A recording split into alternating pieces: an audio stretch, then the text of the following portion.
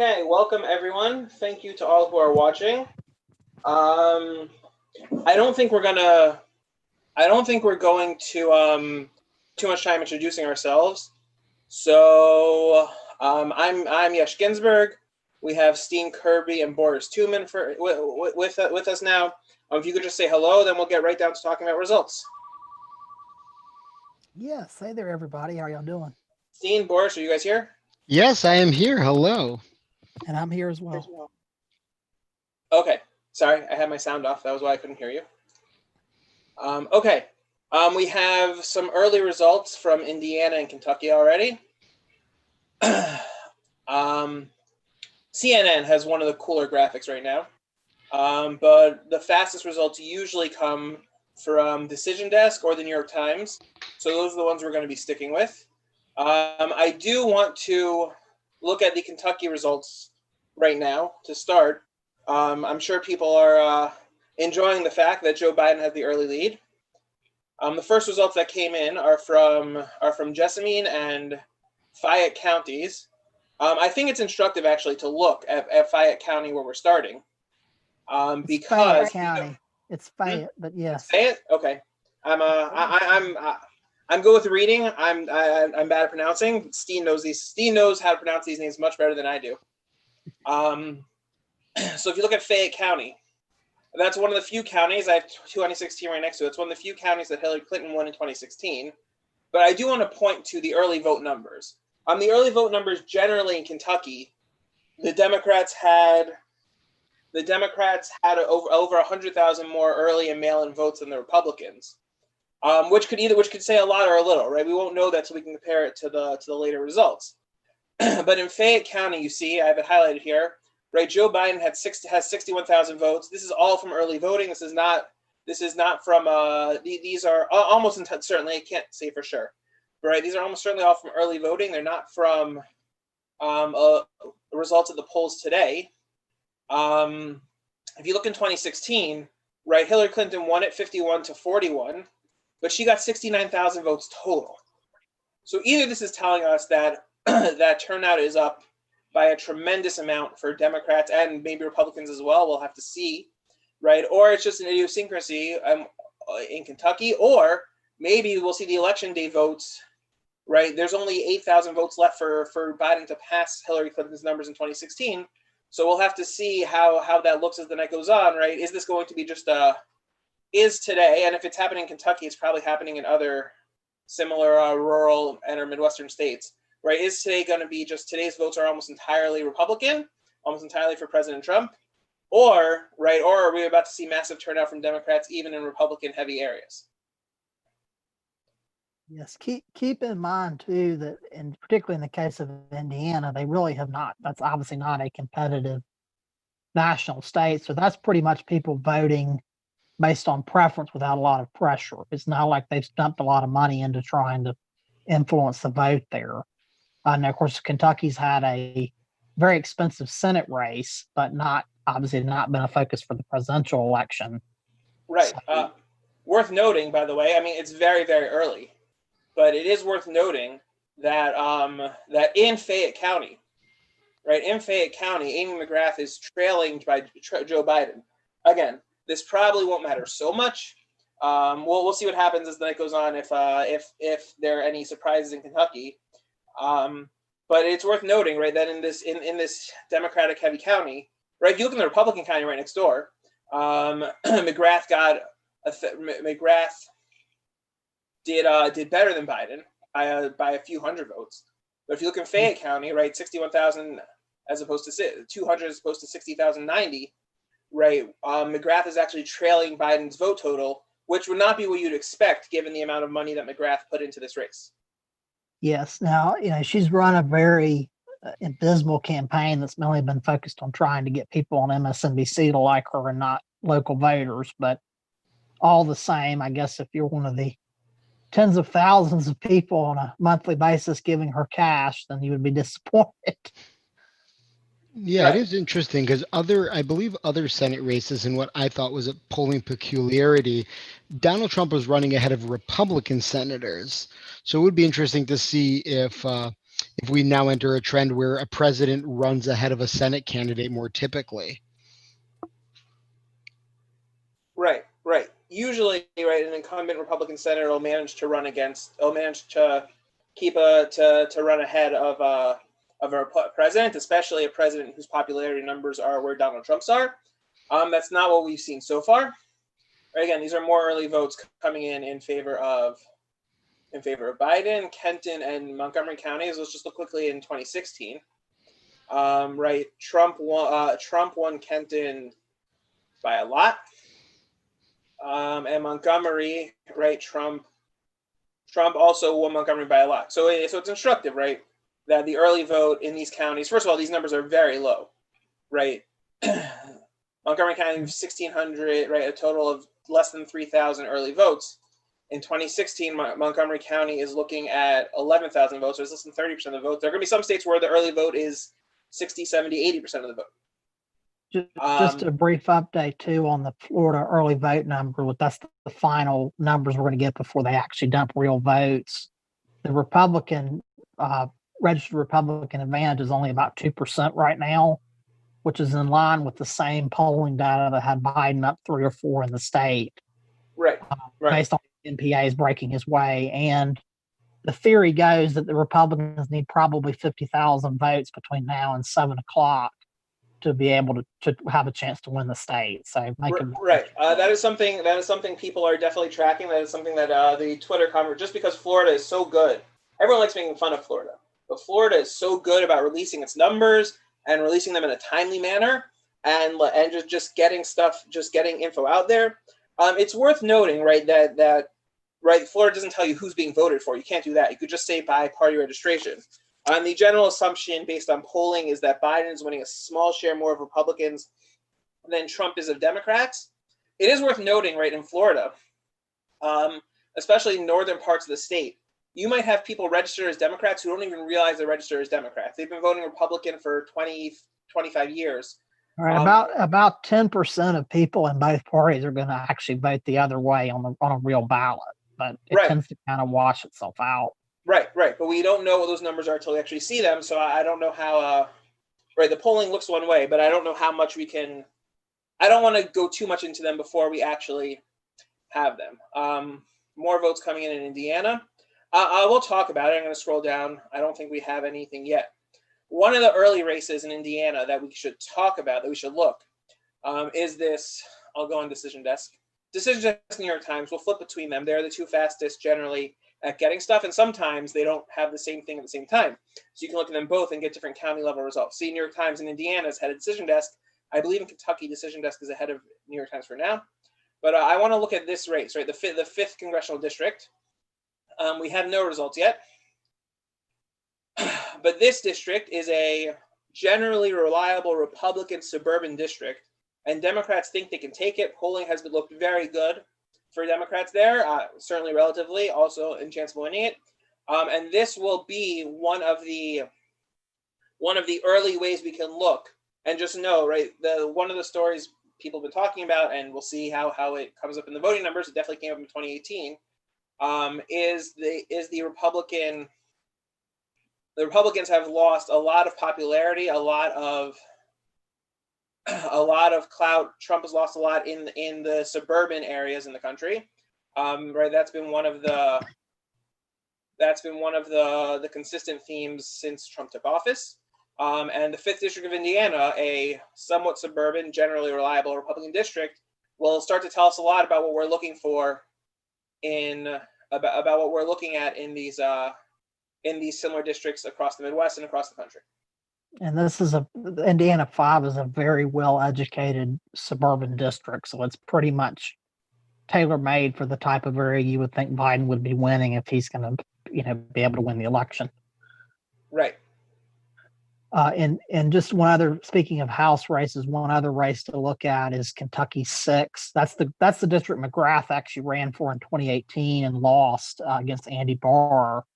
They have another Democrat named Josh Hicks running there now, who's kind of a, moderate to conservative local type, very grassroots, local oriented candidate. And he does have an edge based on about third of the votes in against Andy Barr. So obviously I actually picked Democrats to flip that seat. It's expected to be close either way. But of course, if Democrats were able to win that seat, that would be a really, optimistic sign for their chances overall, in addition to Indiana 5. Right. This was one of the Democrats' targets in 2018. They didn't quite get it. McGrath came up just short. And Hicks had kind of pushed back against getting support from the National Party this time. He felt like that running a more local campaign might give him a more favorable advantage. So we'll see if it pays off. Right. So you'll notice, we shouldn't read too much into this. You'll notice in the presidential race, neither Indiana nor Kentucky has been called yet. You'll see that one House race, right, the Kentucky 6th, there's no surprise there. I'm surprised the 4th hasn't been called yet either. That'll follow shortly. The presidential races won't be called. Indiana and Kentucky close polls in most of the state at 6 p.m. Eastern. A few chunks of the state hold out till 7. Up here in the Chicago suburb area and the southwest of Indiana and parts of the western part of Kentucky. Right. So you won't see states officially called until the last polls are closed in Indiana and Kentucky. We should speak about you. It's hard to know how media outlets, how places are going to do with calling races this year, just because we don't have reliable exit polls anywhere.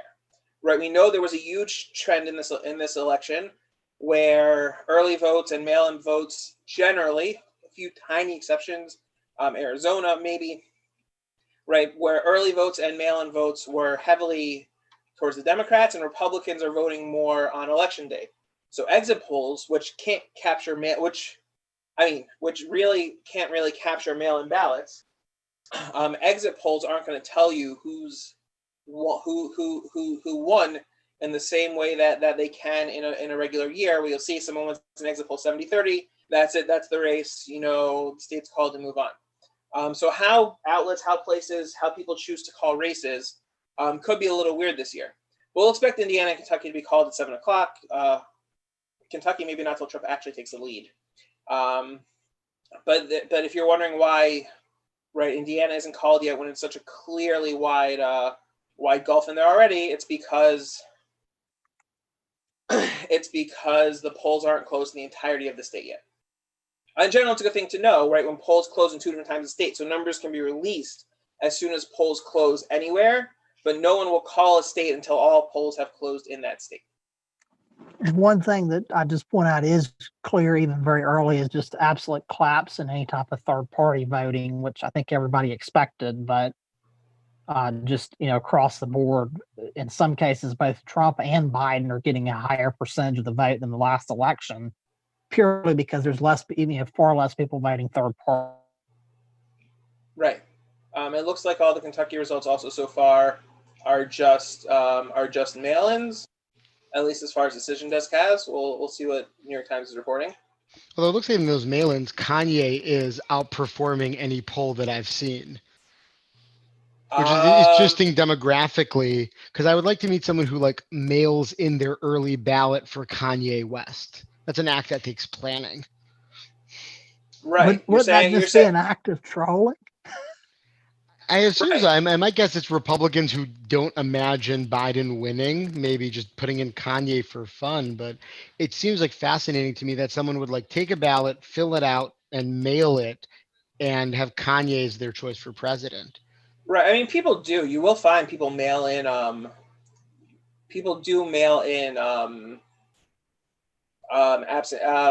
Protest votes or right. So the question is: are people voting for Kanye West seriously voting for Kanye West, or is that their form of a protest vote?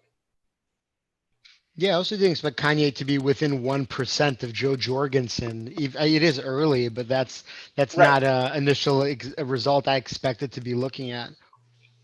Right. Yeah. So the good thing about so in these votes, the New York Times is reporting faster than Decision Desk, but Decision Desk gives you all the candidates on the ballot, and the New York Times does not. But again, this is still very early. These are all still early votes. Yeah, CNN's usually somewhat behind, but they have the cool map. They have the much more user-friendly map. So we'll flip between which places we're looking at for our vote numbers. And again, right, there will be a large number of poll closings in 15 minutes. And once those close, we'll start to have numbers coming in from anywhere and everywhere. And it'll be fun trying to keep up. Right, the states that close at 7 o'clock Eastern are Virginia, Vermont, South Carolina, Georgia, and most of Florida. And Florida and Virginia are going to dump very quickly, along with some rural counties in Georgia will dump very fast in all likelihood. Right. The New York Times has an excellent thing here, an excellent detailed. It's not a map, but details of when every state will release its votes and which votes are released. So, right, in Virginia, right, most counties will put the in-person election day votes. Virginia is well known that the slowest place to report votes are the DC suburb areas. So Virginia is well known in political circles, right, that the early votes are always look strong for Republicans. Republicans build leads, and then, right, eventually they just collapse as the northeast of the state, as the northern parts, as the Virginia suburbs, Norfolk County, and such, the DC suburbs, right, fill in, right, we're going to see that times 10 this year, because the first places that will report will not be the mail-in votes. Florida reports everything pretty fast. Florida is very good. Election day mail-in votes, they all come quickly.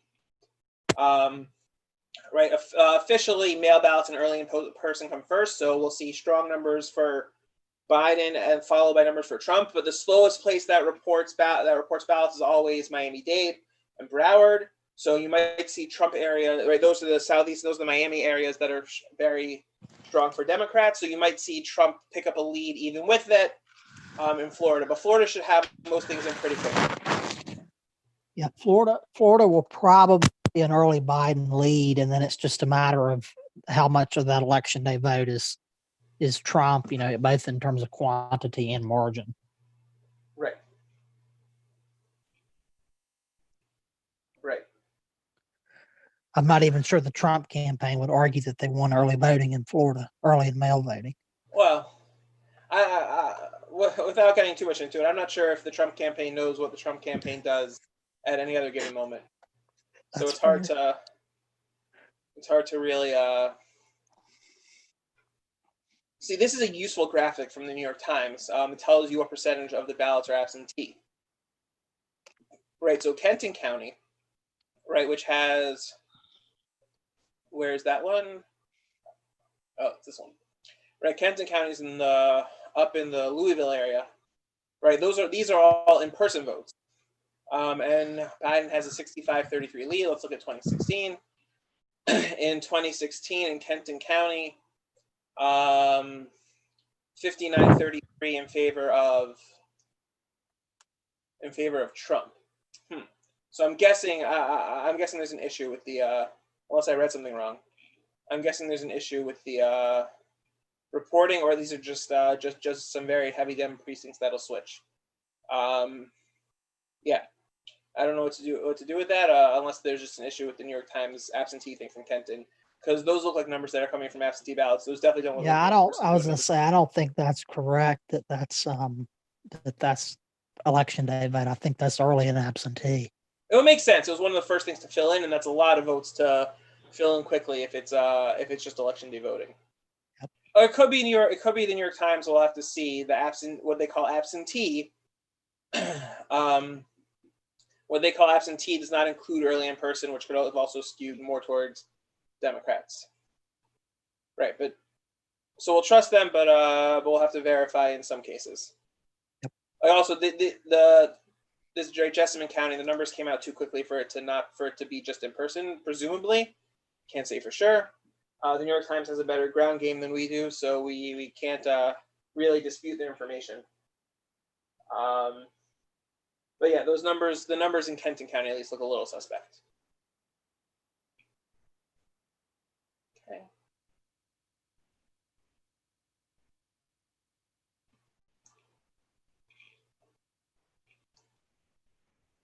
And right, this is the same 25% we have for in the 6th district that we wanted to keep an eye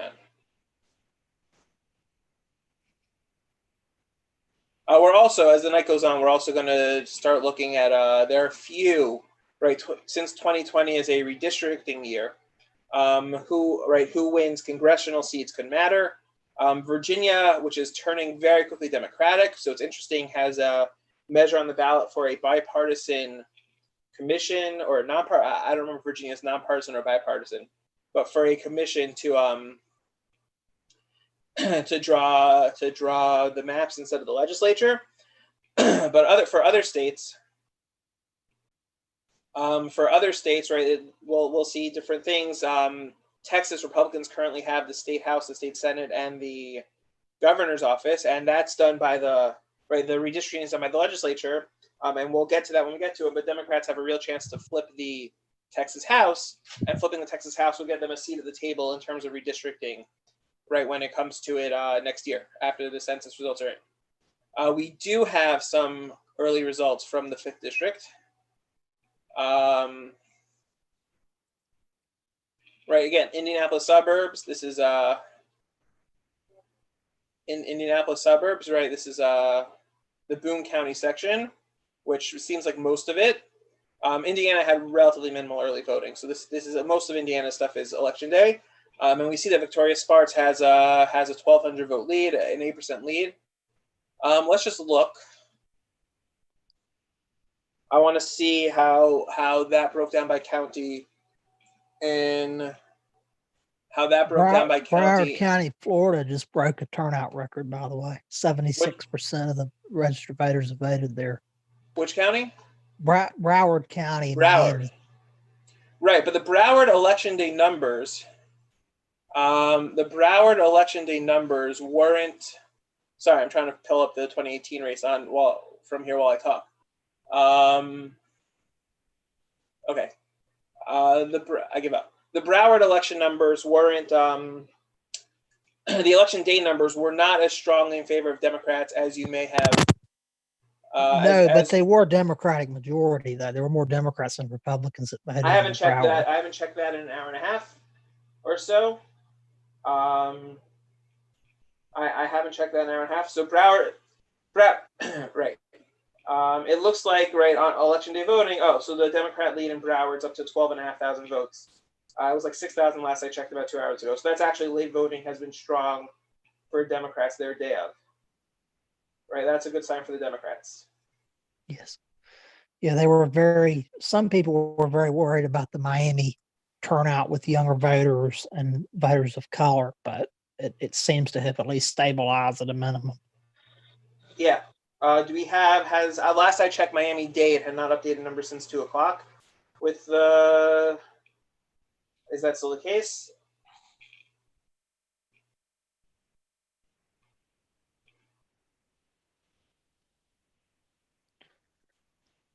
Do we know? Right, Miami-Dade was the worst Indiana. It was the worst Florida county at updating its numbers all day, and it seems. Oh, okay. And it seems like so we won't really know, as usual with Miami-Dade, we won't know so much about their numbers until we actually get them, whenever that is. Correct. Miami-Dade has a lot of that Latin American Republican tilted vote. It's not so much about whether Republicans are going to win the county, but how little or how much they're going to lose it by. Right. Okay. So here let's go to 2018 general Indiana. In the 5th district, right, which Susan Brooks carried pretty well. So I just want to compare the county results to what we have already. We have 2 counties filling in for the 5th. Oh, that's not really filling in. That's 25 votes. Right, in the Boone County section, so Victoria Sparks is up 52 to 44, 52.5 to 45. In Boone County, right, this was 60-39. So that's a 12-point swing in favor of the Democrats. Again, this is not all of the Boone County votes in this race, but that is a much stronger number so far than what they showed 2 years ago. Yes, basically, even if Trump is still coming out and voting for him, he's not exactly winning over the wavering at the moment.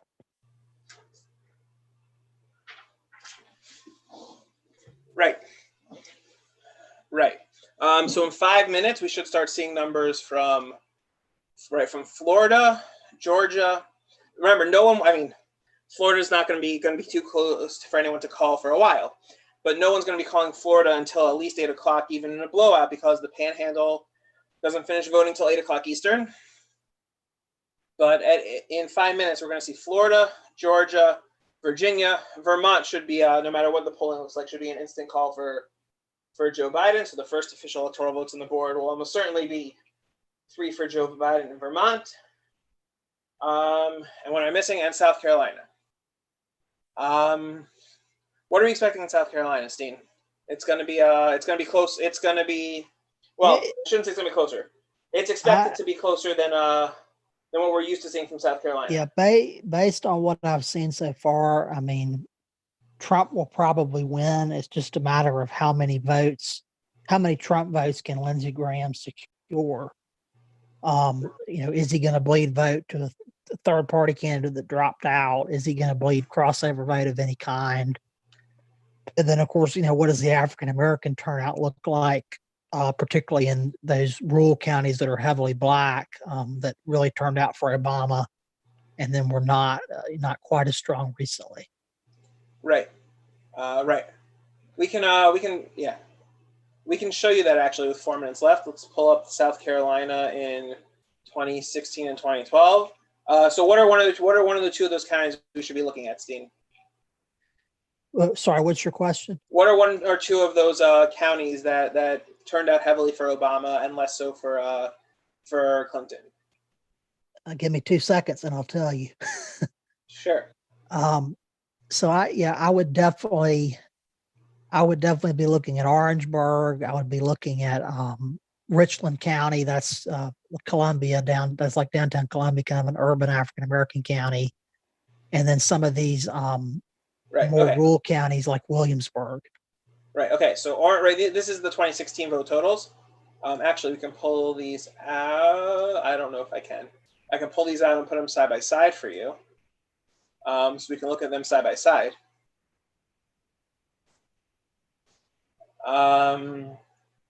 Results by county. Where'd I go? Oh, I pulled out the wrong tab. That's okay. We'll fix this. South Carolina, 2016. Results by county. So you said, right, Orangeburg, right? In 2016, Clinton won that by 37%. That's 15,000 votes, right? If we look on the left-hand side is our 2012 map, right? Obama wins that by 18,000 votes, and by I lost the other one, by 18,000 votes and by 44%, right? You could see that's a much bigger. Here we go, right? You can see it's a much bigger number, right? You said Richland. Right, Richland in 2016, we're looking at Hillary Clinton winning by 56,000 votes. Obama won it by 50,000 actually, so that might not be one that fits the trend. And the left is 2012. Right, Williamsburg again. So Obama wins it by 6,500 votes. Clinton only wins it by 5,100 votes. And again, these aren't enough to flip a state at the presidential level. Obama didn't win South Carolina, so you would still need to see even improvement on that. You would need to see real improvement, not just right. But the point is, how much of this support might go to Harrison? How much is Lindsey Graham losing?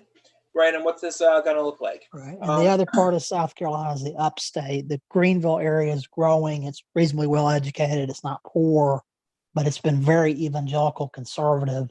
They've also been relatively negative towards Graham in his career. He's lost a lot of primary vote in that area, so that's another area to watch. The upstate region, which is right on the North Carolina and Georgia border. Right, and again, we'll put up the big map to see when results are coming in at 7 o'clock. right? It We haven't is spoken. 7 o'clock, so we Right. should see Florida, Virginia, and even parts of Georgia dumping here really soon, Let's actually. and South Carolina, which we just discussed briefly. Right. So we should see numbers from these places soon. Right. We 5 didn't discuss it minutes yet. on Florida. Joe Biden's still winning Kentucky, by the way, at 7 o'clock. That's And that'll be one for they did call Indiana for Trump. If anybody's waiting on pins and the needles Associated for that. Press. The New York That's Times my has not yet. understanding. I just saw a tweet, so I'm not. I'm sure obviously not someone watching has, all right? the Well, networks. it'll happen eventually. Kentucky will probably happen in a few minutes after. Kentucky will probably happen very, very shortly. CNN just called Indiana for Trump. That's the entity. CNN's one who called Indiana for Trump. And the AP just called Trump Kentucky as well. Associated Press. That makes sense. Well, I'm looking at CNN's map. There we go. Indiana went red. MSNBC just also called Indiana for Trump. Makes sense. Kentucky also makes sense just with the vote numbers we're looking at, that it takes a drop longer. Right. CNN just has this nice, friendly, big map. It's not the most user-friendly for the down ballot races, but it's this nice, friendly, big map. So, okay, we have our first call in, which is Indiana's usually the first call. Trump wins Indiana, Trump wins Kentucky. And we'll see what happens, right? The 7 o'clock races are the ones we're keeping an eye on, because these are some of the bigger swing states going, coming up, right? Florida and Georgia. Georgia's a swing state this year, according to most. Trump campaign says they're not too worried, I think. But according to most, that's one to keep an eye on. They just called the Virginia Senate race for Mark Warner. Not that was necessarily competitive, right? But so in the Senate, we'll just very quickly give the overview. Republicans control 53 seats. So Democrats have to gain. They just called Virginia for Biden. That also makes sense. That also makes sense. It wasn't. I wonder who called this, right? Because I wonder what exit polls they're looking at. I get Fox called Virginia for Biden. Well, Fox calls Virginia for Biden. It'll be interesting. People will be wondering why, right, when Virginia starts filling in red a little, and Vermont has been called, obviously. When people start filling in, right, seeing Virginia fill in red for a while at the start, people wonder why it's been called for Biden. Again, I don't know what exit polls people are looking at, but I guess if Biden's winning an exit poll in a state now, right, with the assumption that the early vote was even more heavily in his favor, so you can extrapolate based on that. But we'll see. We'll follow the numbers as we get there. Right. First votes from Florida. Oh, here we go. Decision desk is this is why the decision desk is our friend. These New Hampshire votes, by the way, ignore that in red. Those are the midnight voting from last night. Right. Those are 26 votes total. I think there was one third party vote, so it's 27 total. Florida just dumped over 1.4 million votes. 58 to 41 for Biden. Now, that's early vote. Keep that in mind. Right. That's Florida, the Broward dump. That's the Broward dump that we're talking about. That's going to be 80% of Broward's vote, probably. And right. Then some. This is decision desk estimating that's most of Broward's vote. So this is Broward's early vote. And the vote today should add, right. So that is a 266,000 vote lead for Biden in Broward County. Right. Right. Expect a few thousand to add to that today. Let's look in 2016. Right. How did Hillary Clinton do in Broward County? Because now we can start comparing numbers to numbers. We know this election is higher turnout than it was 2 years ago, than it was 4 years ago. So these numbers should all be bigger. And the question of how much bigger, right, is going to be what matters a lot. So we have, right, this is 293,000, give or take. I'm not just the thousands. I'm not worried about I'm not for the last three digits in my head. All right, a 293,000 vote lead for Hillary Clinton in Broward County, right? And we're looking at 200 and basically the same. Oh, more came. We're looking at 285,000 for Biden, adding the rest today, and he's going to win that by over 300,000. So he outperformed Hillary Clinton. More Florida counties just dumped, well, mostly just up in the north central part of the state. Right. Oh, Sumter's a county that Dave Wasserman, he's the best in the business at this. Dave Wasserman of Yeah. Decision Desk, And based on that number, that's a good number for Biden. I believe he said if Trump was around 66% with the early vote, then Biden would be happy. Right. He said Biden would be very happy with Trump at 67% or lower, and Trump should be looking at 66.4. So right, and Trump should be looking at 72 or higher to feel really good. So that is an early number that is not great for Donald Trump. I want to pull up the voting statistics from Sumter County by party.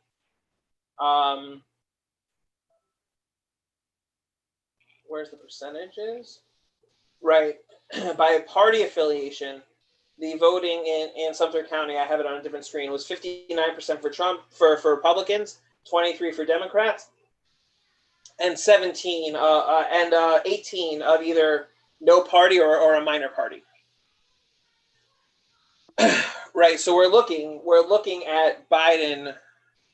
We're looking at Biden performing better than the average, right? Better than even with we're looking at Biden performing better than even with other parties. In fact, right, there are of the voters today. Now, not all of these votes are in yet, right? This is mostly just the early vote, but 54,753 registered Republicans voted for today in Sumter County, right? And Trump only has 55,400 votes, as opposed to Democrats, where 21,500 registered Democrats voted in Sumter County, and you see that he has 27,000 votes. So at least and again, these might be early votes, which are skewing more towards Biden supporters, but from the early numbers in Sumter County, which is one of the counties that tends to tell us how the state does as a whole, right? In Florida, what they're called NPAs, no political affiliation, right? The no political affiliation votes are skewing seemingly much more heavily towards Biden than Trump. When the numbers fill out, when the rest of the numbers fill out, we'll know this for sure. Right, we're still missing in this state about 7,000 votes. In this county, about 7,000 votes, and when we see those, we'll know where they're at. But from the looks of it early, this tells us, at least in Sumter County, right, that Biden got a lot more of the nonpartisan voters. Pinellas is a county that was running even. MPAs break his way, then he would be in decent shape, you would imagine. Right. This is one of the counties that Obama won in 2012 and Trump took in 2016. And by party, Republicans somewhat outvoted Democrats. Right. By party in this county, we have 213,000 Republicans who voted and 206 Democrats who voted and 133 people with no party affiliation. Right. So sorry for the screen toggling a little. There we go.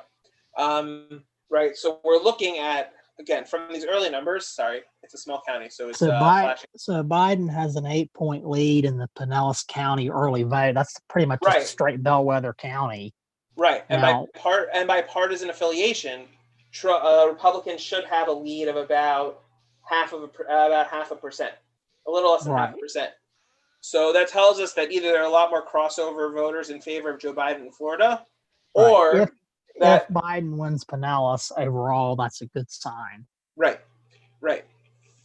But also tells us that a lot of the nonpartisan voters are swinging towards Joe Biden. The exit polls in 2016 found that Trump won those voters by about 4%. Found that Trump won those voters by about 4%. So Joe Biden winning those voters, as it seems from the early results in Florida, would be a very strong sign for him. Yes.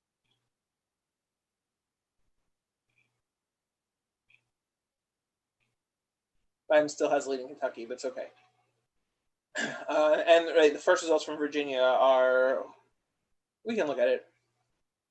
We'll look at the early results in Virginia, small county, Richmond County. But Virginia's been called, according to most things I've seen, which would explain. There are actually a bunch of down ballot races in Virginia that we should keep an eye on. I'm looking, seeing if Decision Desk gives us here. So this is interesting, right? In an area that Donald Trump won by a bit, the redistricting commission, right, which is that they'll have a nonpartisan commission to decide districting in the future, and not the state legislature, which I believe Democrats are expected to have a trifecta after today. Am I wrong on that? What's your question? I'm sorry. What are you asking about? Democrats are expected to have a trifecta in Virginia now. Do they already have one? Yes, they do. They control Virginia. There's no local legislative elections in Virginia in a regular year. All their stuff is. Oh, they're not number year one. Next year they'll have more state level elections like governor and all that fun stuff. Right. So the Democrats have the legislature and the governor's office.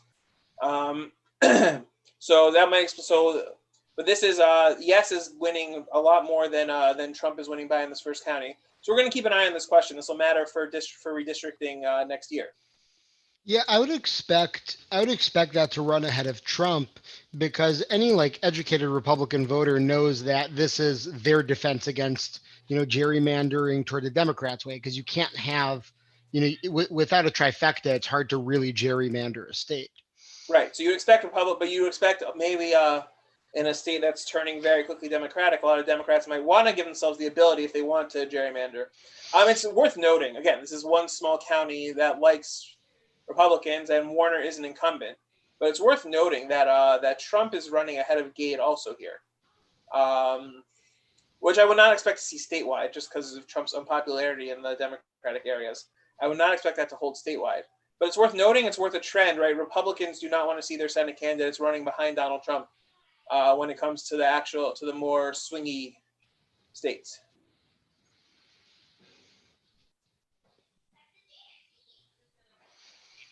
A lot more votes coming from Florida. Everyone's going to be focusing on Florida. We'll keep an eye on Florida for now. Surprised there's not more Kanye votes in Florida. Was Kanye on the ballot? Oh, that might have been a great oversight. I believe Kanye was on the ballot as Rocky De La Fuente's running mate. I believe he got on the ballot in some states that way. He was not on the ballot in Florida. He was a write-in candidate. Now, the candidate who was on the ballot was Don Blankenship. Don Blankenship. Well, we don't have to discuss him, but 0.03% seems like a high level, a high water number for him. All right, so Trump is catching up. Trump is leading here. I'm going to refresh because their national map has Trump behind by a bit. Okay, here we go. Oh, because Hillsborough filled in. Hillsborough County, right? This is 593,000. So this is more than just early vote. Which is Tampa. That's Tampa. Right. Hillsborough is Tampa. Hillsborough County is Tampa. That's a good point. Right, and in 2016, this is Kentucky. This is not Florida. This is Florida. That's a vast majority of Hillsborough's vote, and right. So Hillsborough, right? We're seeing similar turnout numbers already. Hillsborough, Hillary Clinton won by about 40,000 votes, right? And we're seeing Joe Biden lead in there by about 70,000 votes. Turnout's higher in Florida, but not that much higher, right? 40,000, 70,000 is about 142%.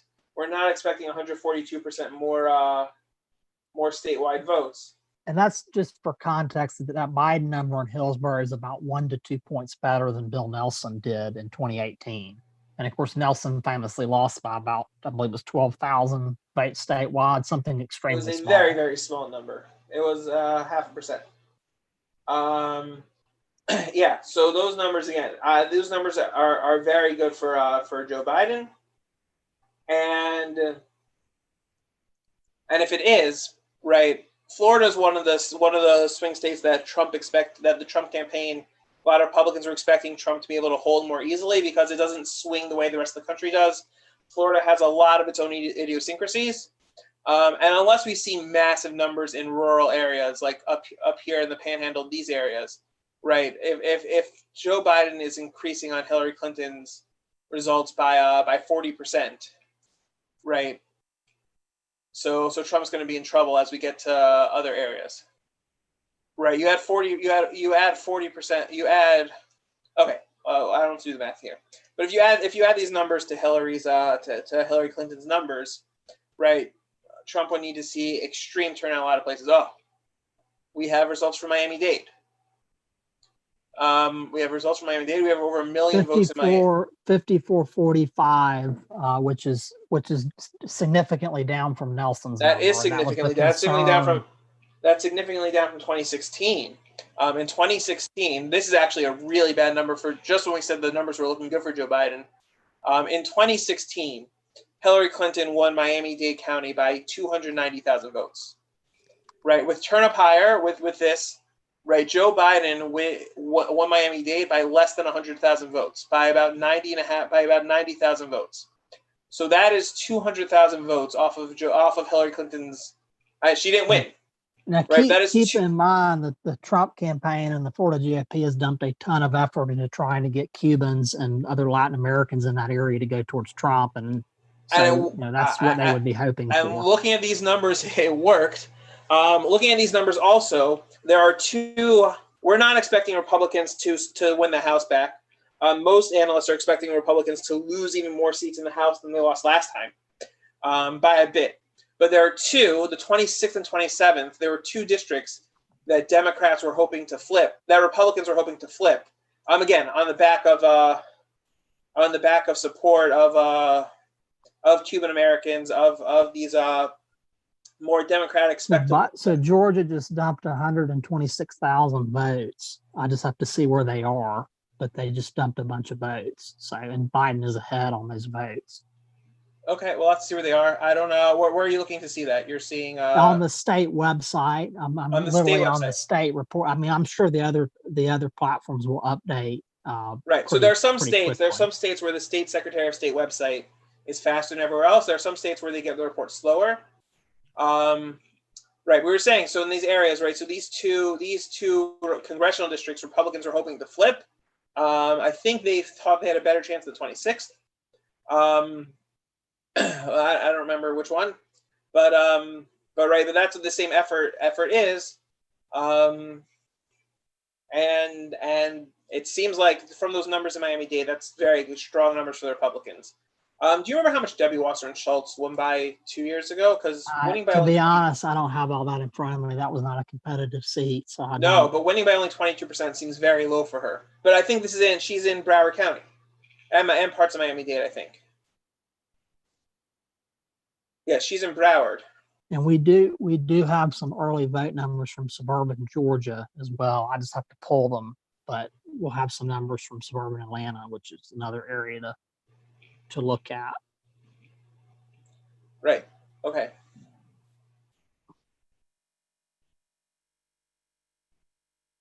Just need it to dump. Yeah, Florida, it's 5.5 million votes already. Florida is getting its votes in very quickly, as I would expect them to.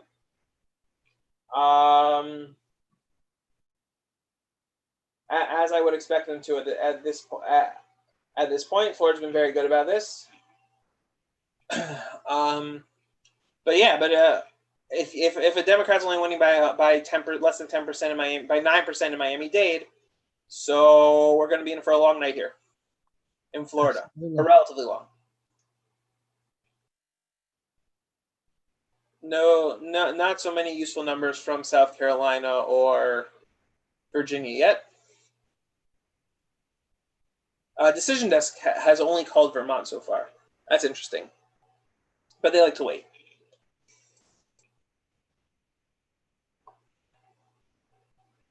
Oh, here we go. CNN will, if we don't have it. Okay. CNN has the Georgia numbers up, so let's look at the Georgia numbers we'll look at the Georgia numbers here. Okay, where are the votes? I think Georgia is coming in at 7:30. Oh, that's the CNN map, right? The big map. I got to step away briefly to make a phone call. Okay, we'll keep talking. Right, the CNN map says there are 120,000 votes here, but the mini map isn't telling us where they are.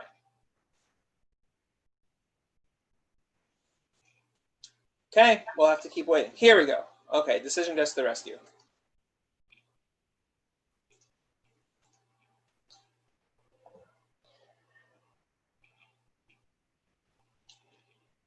Okay. So which of these Cobb County? Okay, Cobb County is expected. It's a Democratic stronghold. Right. Decision Desk tells us is about a third of the vote in Cobb County, and we have a 33,000 vote lead for Joe Biden. Let's look at how Cobb looked in 2016. Again, just see how these numbers are running against each other. In 2016, right, Cobb County, Hillary Clinton won by 8,000 votes. Cobb moved away from Republicans as a lot of suburban districts did in 2018, right? But this is a huge shift. Now, Trump won Georgia by about 200,000 votes, by over 200,000 votes in 2016. Right, so there's a lot of room to make up if you want to flip this state. But winning again with a third of the vote in, winning Cobb County by, but again, a third of the vote, this is an estimate, it's hard to know. We don't know which precincts these are, so we don't know which areas of Cobb County. So we can't say anything definitively. But that's a big lead compared to a county that Hillary Clinton won by 30,000 votes last time. And if you look, right, that's the majority of these, that is definitely the majority of the votes in Georgia that we've seen so far.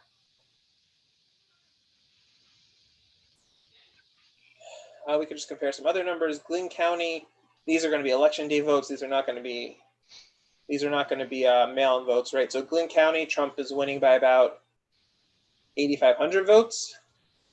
In 2016, Trump wins Glynn County by about 9,800 votes. So that's but again, turnout's higher across the board. So that's a number he wants to raise. But this is again 60 to 72%, so a little over half, between half and 2/3 in. So there's a chance to get those numbers up. These are the smaller counties that aren't going to have huge impacts. It looks like at least so far, John Ossoff is he? I'm totally blanking on this. Is it Ossoff that needs to make it to over 50% to avoid a runoff, or is that the other race? No, that is every race in Georgia. Oh, every Senate race in Georgia, it's either 50% or runoff. There are 2 Senate races. You either get to 50% or you get to a runoff. The Georgia Senate races are going to be two of the races with more focus than anywhere else.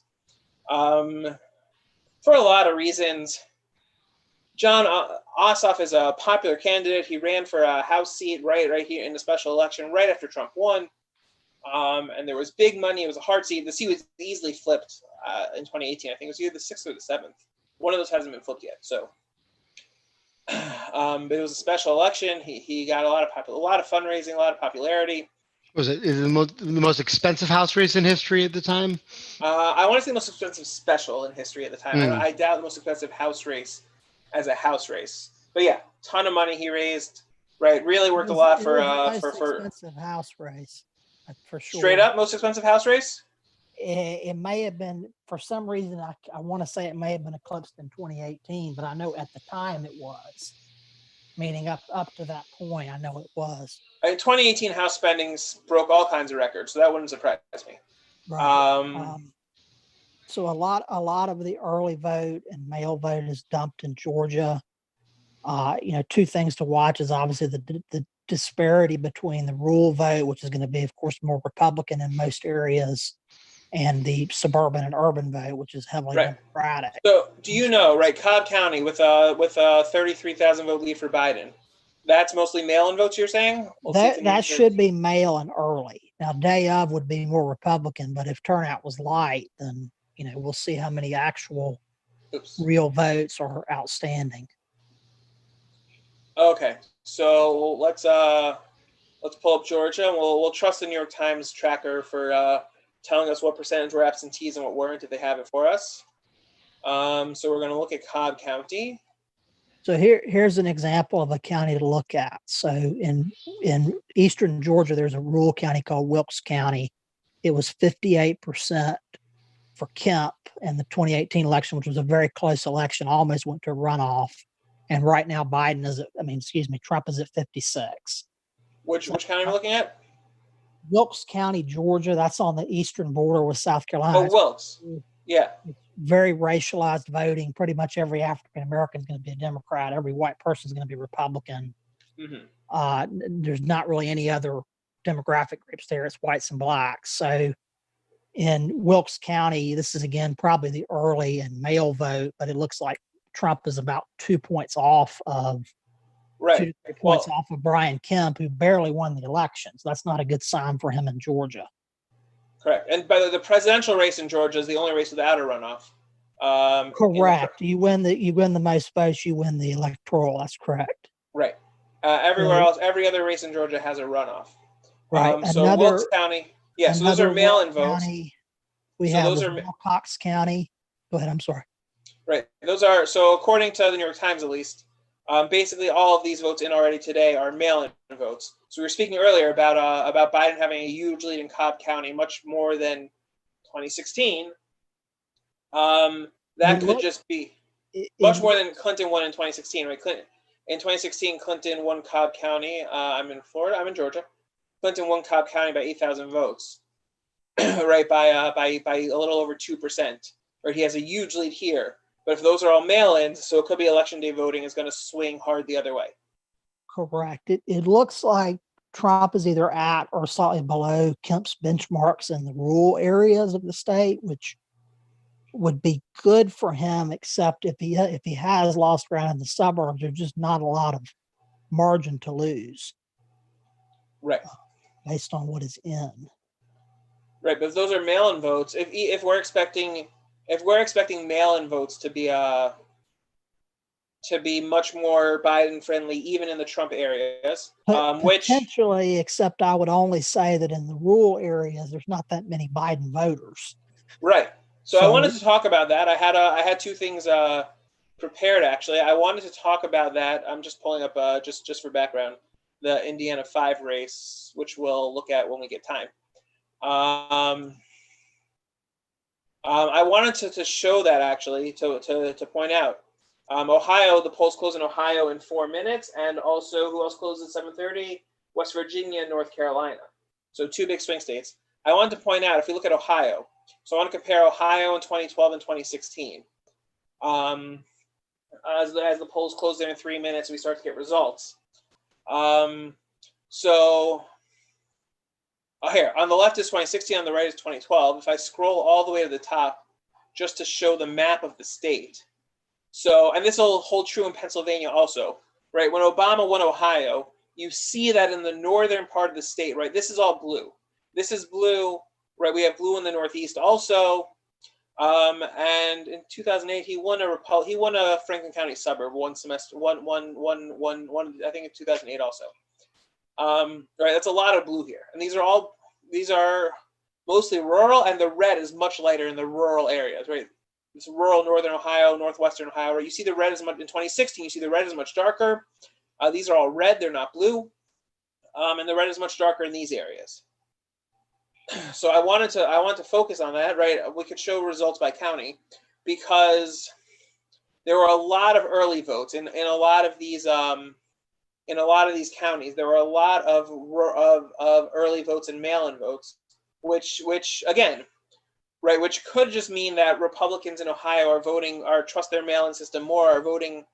There were drop-offs for mail-in, that they're more using mail-in voting, absentee voting, and early voting than in other states. Or it shows that those areas of the state, I don't want to go county by county so much, but it's worth watching, right? It shows that those areas of the state, it might show that those areas of the state are swinging back more towards, right, what Obama managed to do. I'll pick on a few counties, actually. I'll just pick on a few counties. Let me pull up my numbers here separately. Right, Marion County. Marion County is towards the northeast of Ohio, right? So in 2016, you'll see, right, Trump wins Marion County 64-30. Right, Hillary Clinton got 8,000 votes. In 2012 in Marion County, right, Barack Obama is looking at 12,000 votes. And so far, and not so far, right, we're done. In early voting in Ohio, Marion County had almost 19,000 votes. So those are going to be probably, I won't say mostly, I can't say mostly. They're going to be more Republican. They're obviously not all Democratic votes. But unless Republicans are outvoting Democrats by mail and early voting in Marion County by a 2-to-1 margin, that already tells me that Joe Biden is closer to a Barack Obama-like performance than to a Hillary Clinton-type performance, which would just be, I mean, and that's a story, if that's true, that's probably a story we would see repeated across the country. If that's true, that's probably a story we would see repeated across the country. And that would just be bad news for Trump and his chances of winning in Ohio. Ohio should release its vote numbers very, very quickly. So we'll keep an eye on that. Okay, let's we haven't spoken about Florida in about 5 minutes, and you can't ignore Florida. What else came in from Florida? So there is. Go ahead. Sorry. Leon and Gadsden, those are mostly, these are going to also be mostly mail-in and early voting. Florida counts election day voting a little later. And 2016 in Florida, right? Gadsden, Trump only got 6,700 votes, right? It's 15,000 for Hillary Clinton. He's running, looks like a little bit ahead of his percentage. So a little, oh no, that was bad math in my head. I apologize. He is running a little bit ahead of his percentage actually, but you see there are almost no third-party votes so far, right? So Biden's also running ahead of Hillary's percentage, and Leon County is a 46,000 vote lead for Joe Biden. In 2016, Hillary Clinton won it by 39,000 votes. So again, those might come back in and pull more towards Trump, but the numbers so far are better for Biden. Oh, and I missed it. Palm Beach is in. Right after most of the vote in Palm Beach is in. This never happens that this southeast corner of Florida fills in so fast. 2020 is a strange year. Right, Palm Beach County, we have a 130,000 vote lead for Joe Biden. And how did Palm Beach do in 2016? Hillary Clinton won it by a little over 100,000 votes. So other than this far closer Miami-Dade than we've ever seen before, right? Other than that, Joe Biden is outperforming the 2016 numbers by a decent margin in the blue state, in the blue counties. And let's see how the red counties. Sarasota trumps up by 6,000 votes by about 2%.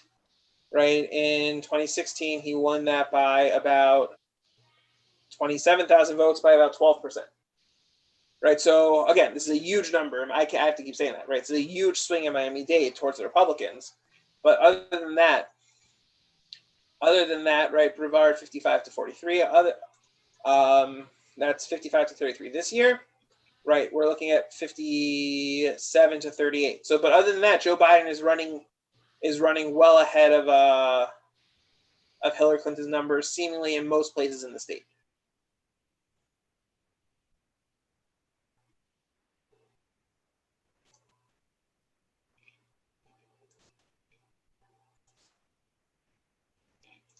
I keep on using my tabs. Oh, these are my two for the Indiana 5th race, which we just don't have enough info in yet. Okay, well, we'll keep an eye on that as the night goes on.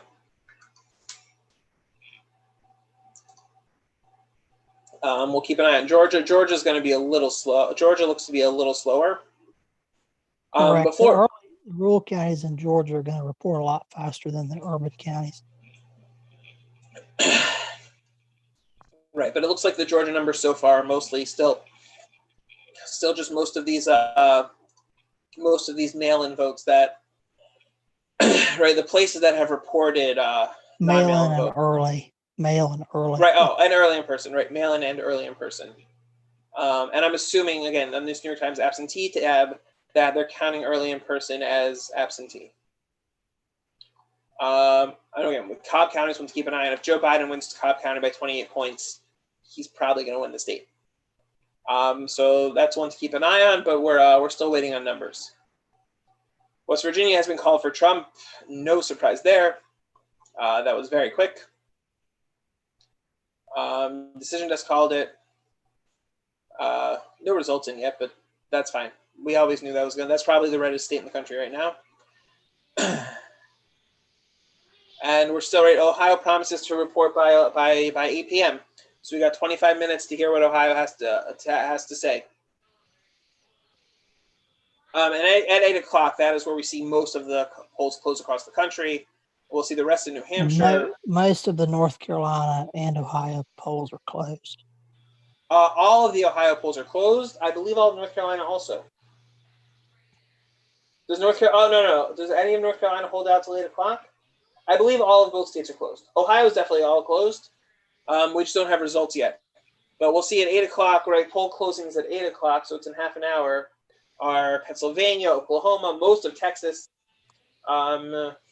Alabama, Mississippi, Tennessee, but Pennsylvania, Maine, right? Those are the big ones. And we still, right, we seem to have slow updating numbers from, we have new numbers from Virginia. We can check on Virginia.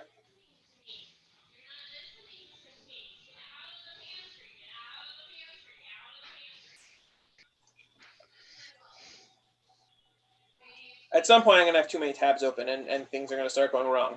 But that until I do, we can keep on opening them.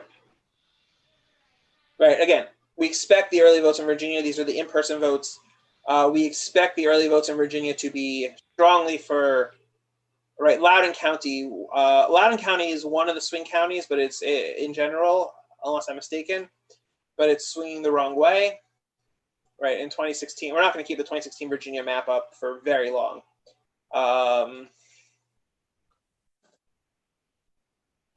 Right. Oh, sorry.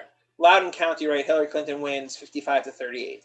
Right. So these are day of votes, right? Donald Trump is not winning Loudoun County. If he wins Loudoun County, we have a lot to talk about.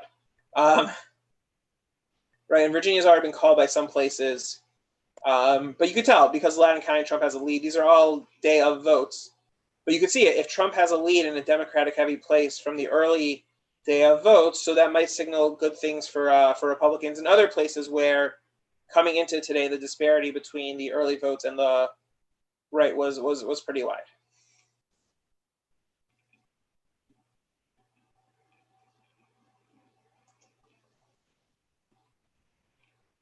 Right, no results in from Ohio yet.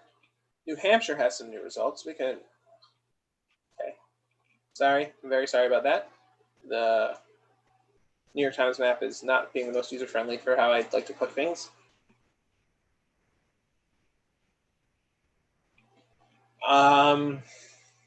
Right, New Hampshire was once a swing state.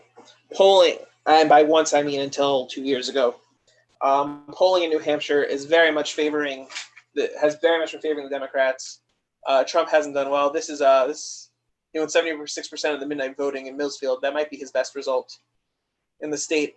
We see some of these areas, right? We see some of these areas where, yeah, strength, Concord's general Democratic strength.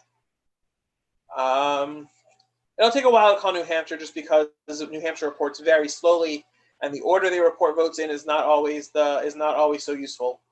I shouldn't say so useful. Is not always so consistent. It's worth noting there is a Senate race in New Hampshire also, which is not expected to be so competitive. But it's worth noting, right, that Biden has a 14% lead in the presidential voting so far, and Shaheen has a 24% lead. So for some Republicans who are hoping to maybe make New Hampshire close in the Senate, it's not looking good, right? Trump's probably not winning the state, and ticket splitters And are the already. Republican governor's going to get reelected, though. Sununu. Chris Sununu is going to get reelected, although I think we're expecting a much wider margin than 58 to 41. Oh, but again, Concord's one of the only places in so far. As this fills in, the governor's race will be right. Sununu, they'll keep their Republican governor for whatever that's worth. Right. Right. Once upon a time, the second district was considered potentially competitive. We're not expecting much of anything from that, but we'll keep checking in on New Hampshire. We'll check in as the night goes on and see what there's there. Okay, the New York Times just gave Virginia to Biden also now, even though he's trailing. But that happens. We know where the votes are coming from. We know where they're outstanding. Florida, as always, is very close. New York Times has what? New York Times has 8 million votes. Where's our decision desk Florida tab?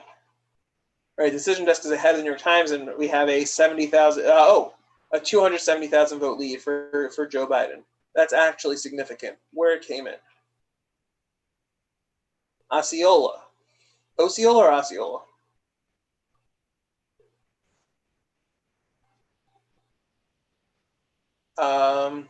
Right, in 20, right, Hillary Clinton wins. Steen, is it Osceola or Osceola? It's Osceola County. So I thought. Hillary Clinton wins Osceola County by 35,000 votes.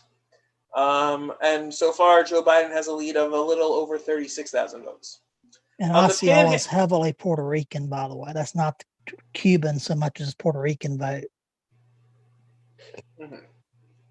Right, so what's left in the state, right? These are also, again, most of these votes that have Panhandle, come, because they're not closed. right, the panhandle doesn't close till 8 o'clock. That's worth noting. The panhandle doesn't have that many votes in it. If we'll go to the top of our 2016 map, it doesn't give us numbers. The panhandle is all red. There are a few 100,000 votes in here. Maybe not even a few 100,000, maybe 200,000. Right, there are votes in the panhandle. So, right, so the later areas should fill in for Trump a little better. 270,000 is a pretty large gap to overcome. But also, right, if most of these are the early votes and the election day votes were not super in favor of, they were more towards Joe Biden a little. But if the day of votes are what's missing, right, each of these counties, the estimate is most of these counties, the estimate is 80 to 90%. So what are those last 10%? Right, those last 10% might be more Trump. I believe our handy guide tells us for Florida that it depends on the county. So I don't know how helpful that is. Right, early in-person and counting mail ballots are And usually.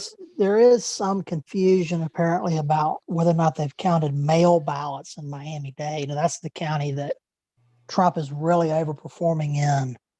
But there's some discussion among credible people that there may or may not be a lot of uncounted Democratic-leaning mail ballots that would not. To be clear, I think Trump's still probably going to overperform there. Well, there are over 1 million votes already in Miami-Dade.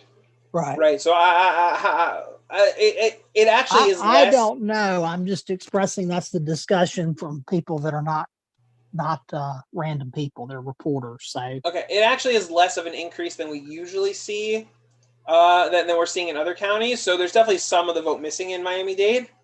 How much though, I don't know, and whether they're mail. Right, the lead is still 200. Now we're down to 259,000. Right, but so all of these, right, these little percent left in, right. Lee County, right, up anywhere from 20 to right, Lee County, anywhere from 20 to 5% left, right? How much of that is day of voting, right? And how heavy is that day of voting skewing towards Trump? Right, the lead, again, we're down to 243. The lead is slowly coming down. Florida's doing a very good job reporting them fast. We'll just have to see. Ohio has votes in. Georgia and South Carolina are still very low numbers. Okay, we'll get back to those. Ohio has a lot of votes in, so let's see where those came from. Ohio, I believe, counts in-person early votes and day of votes first. The absentees take a while, but they started processing them when they came in. So anything that came will be counted. Right, so absentee ballots cast in person or mail or by mail before election day. Early in person apparently gets counted with the regular in person. So, and Columbus, that's where I am. My vote's in here somewhere, probably. Columbus, Ohio is what reported first. So that would make sense for a huge lead for, that would make sense for a large lead for Joe Biden. Columbus, I think when I mapped this out before, I was assuming that to really win, Joe Biden would need a 250,000 vote lead in Columbus. 150,000 votes, I have my number somewhere. I should have them on me. But right, if we look, it's 76 to 22 in Franklin County, right? In Franklin County and Columbus, right, the final margin was 60 to 34. But again, these do not include today's vote. When I saw places, the lines were not super long today, but I'm also more in the Democratic heavy areas. And this is all anecdotal. I did not canvass the polling places so long today, so I can't say for sure. That's a good number for Biden to start, and we'll have to see if it comes down as the day vote comes in. Most stuff should be in by 8:30. Right. Pick away again. If these are early votes, this is a good number for Trump, right? He's doubling Joe Biden. pick away in 2016. Trump won 69-23, right, by 11,000 votes. He's up 5,000 votes with maybe half, so but if these are early votes and they're skewing more, okay, we'll have to keep an eye on it. I shouldn't not so clear. Lorain County early voting is blue, with Biden up by about 17,000 votes. Right, Lorain was barely blue. Lorain's basically dead even. In 2016, Obama won Lorain by a bunch more than that, right, when we compare the 2016 side by side. So again, we'll just have to see. These are early votes, so maybe the rest of the election day vote could swing it back towards Trump somewhat.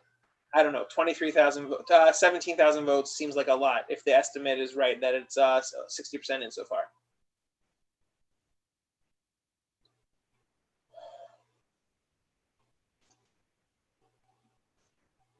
Florida, the lead is still steady at about 240,000 votes. Nothing new in Miami-Dade. I guess we'll just have to keep our eyes and ears open.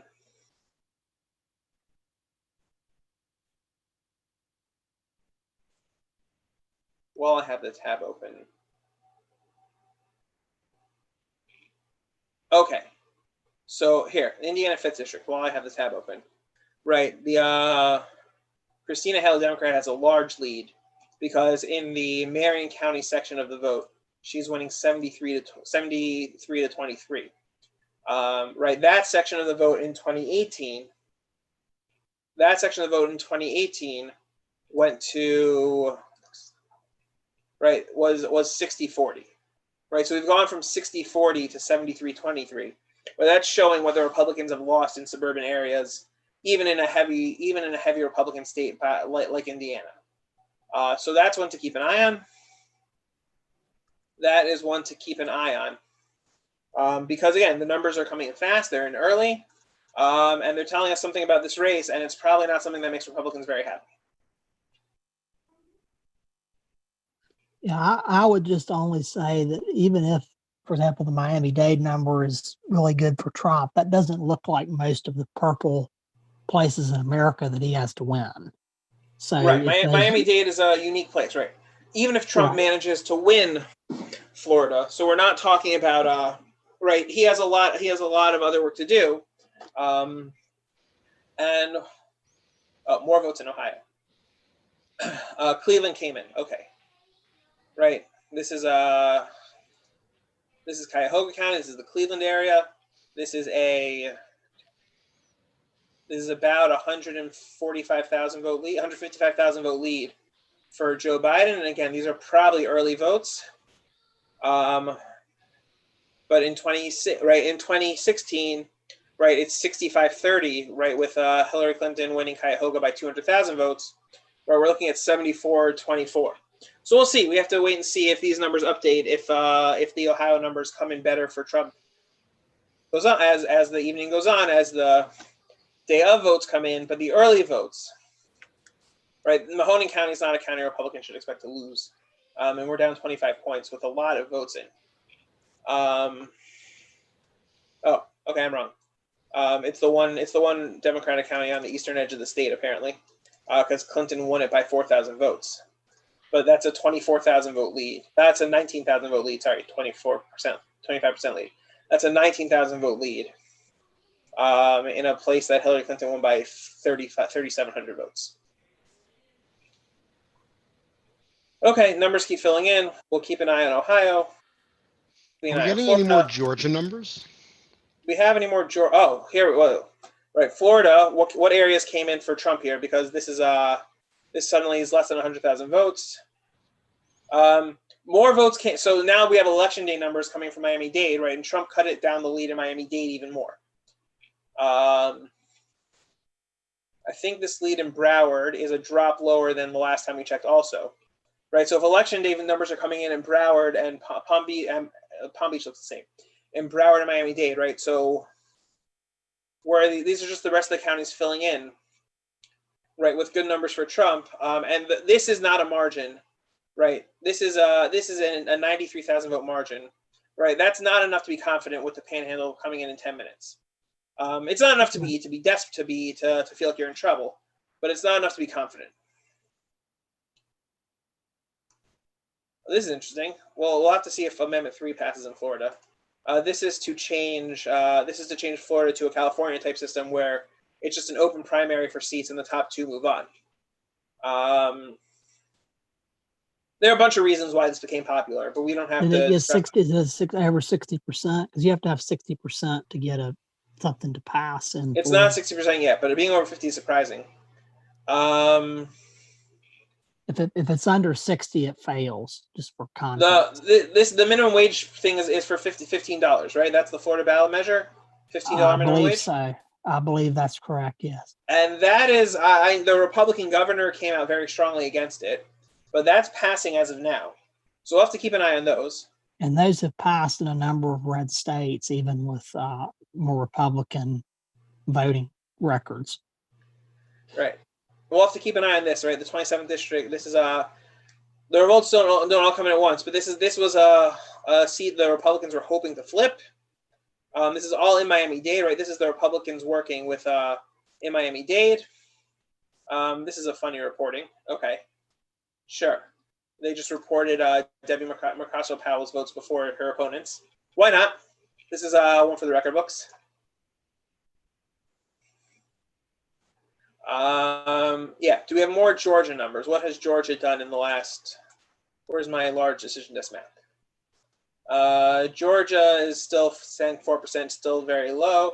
South Carolina, almost nothing in.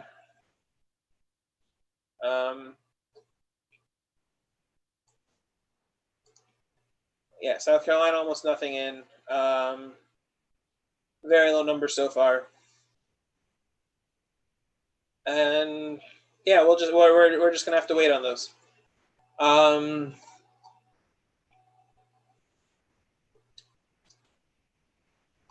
I'm not going to go through and add up yet whether there's more blue or red in the Georgia State House, but and Ohio has about almost a quarter of the vote, and now Biden is way up. To be clear, he's not going to win by that margin, but he is ahead in Ohio.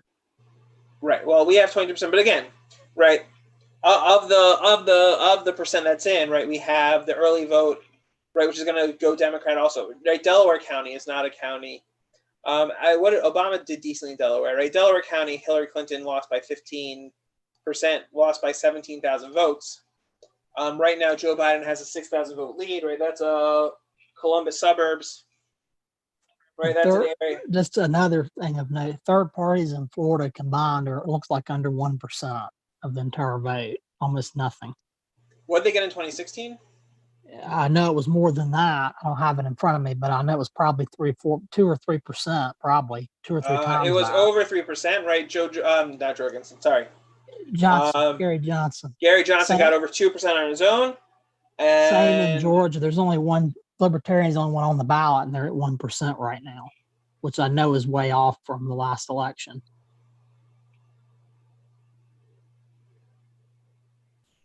Right. So, but Gary Johnson also had much more clout than. And it looks like in some of the rural Georgia counties, the Democrats are actually doing better in election day than they did in early vote, which is not the trend nationally, but like I said, there's except the country. Which counties are you looking at for that? That's interesting. Well, like Wilkes County, Biden's in Georgia. Doing better. Yeah, Biden. Yeah, I'm talking about in Georgia. I'm sorry. In parts of Georgia, not the entirety of Georgia, but in parts of Georgia. So what's Wilkes County sticking out to you? So Warren County, Ohio has over 70% of the vote in, and Biden's numbers look a lot better than Clinton's did. Now, of course, Trump won Ohio by a lot. So if Ohio is even competitive, that's what you would have to see. Right. Warren County is over here somewhere. I'll find it. I thought I knew all my Ohio counties, huh? We had to memorize them in like 4th grade, but haven't done since. Okay, I don't see the vote on Warren County on decision list though. Where did you see it? That's on. Hold on, I'll tell you where I saw it. I just saw it on New York Times. On New York Times. Oh, okay. Right. So as we said at the beginning, some states the Times is ahead of decision desk. Lorain County, Ohio, 2/3 of the vote is in. Biden's Right. up 19 points off Clinton. Right. So those are the kind of numbers, and that's even outperforming Obama in some ways.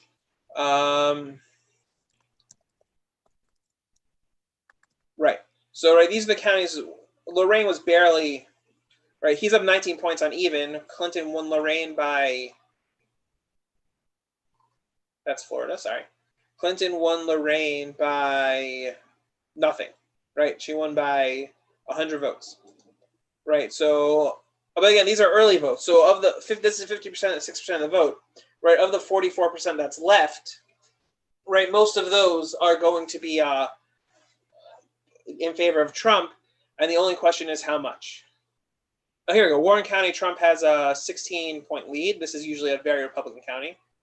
So like the early vote is in Delaware County, which is suburban Columbus. You may Right. actually know more about that than I do. It's just a Right. straight flip. So Trump won at 55-39, and now Biden's up 54-45. Right. So but even if again, that number drops, he's clearly improved. Right. So we have to see, right, once the votes are in, we have to see just how much it's by. But remember, Trump won Ohio by about 8%.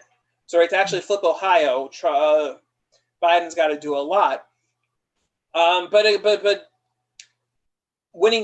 doing 5% better in Ohio probably signifies doing Much better in Wisconsin, Wisconsin, Michigan, and Pennsylvania. to flip Wisconsin, Michigan, or Pennsylvania, it takes a lot less than the 8% it takes in Ohio. Right.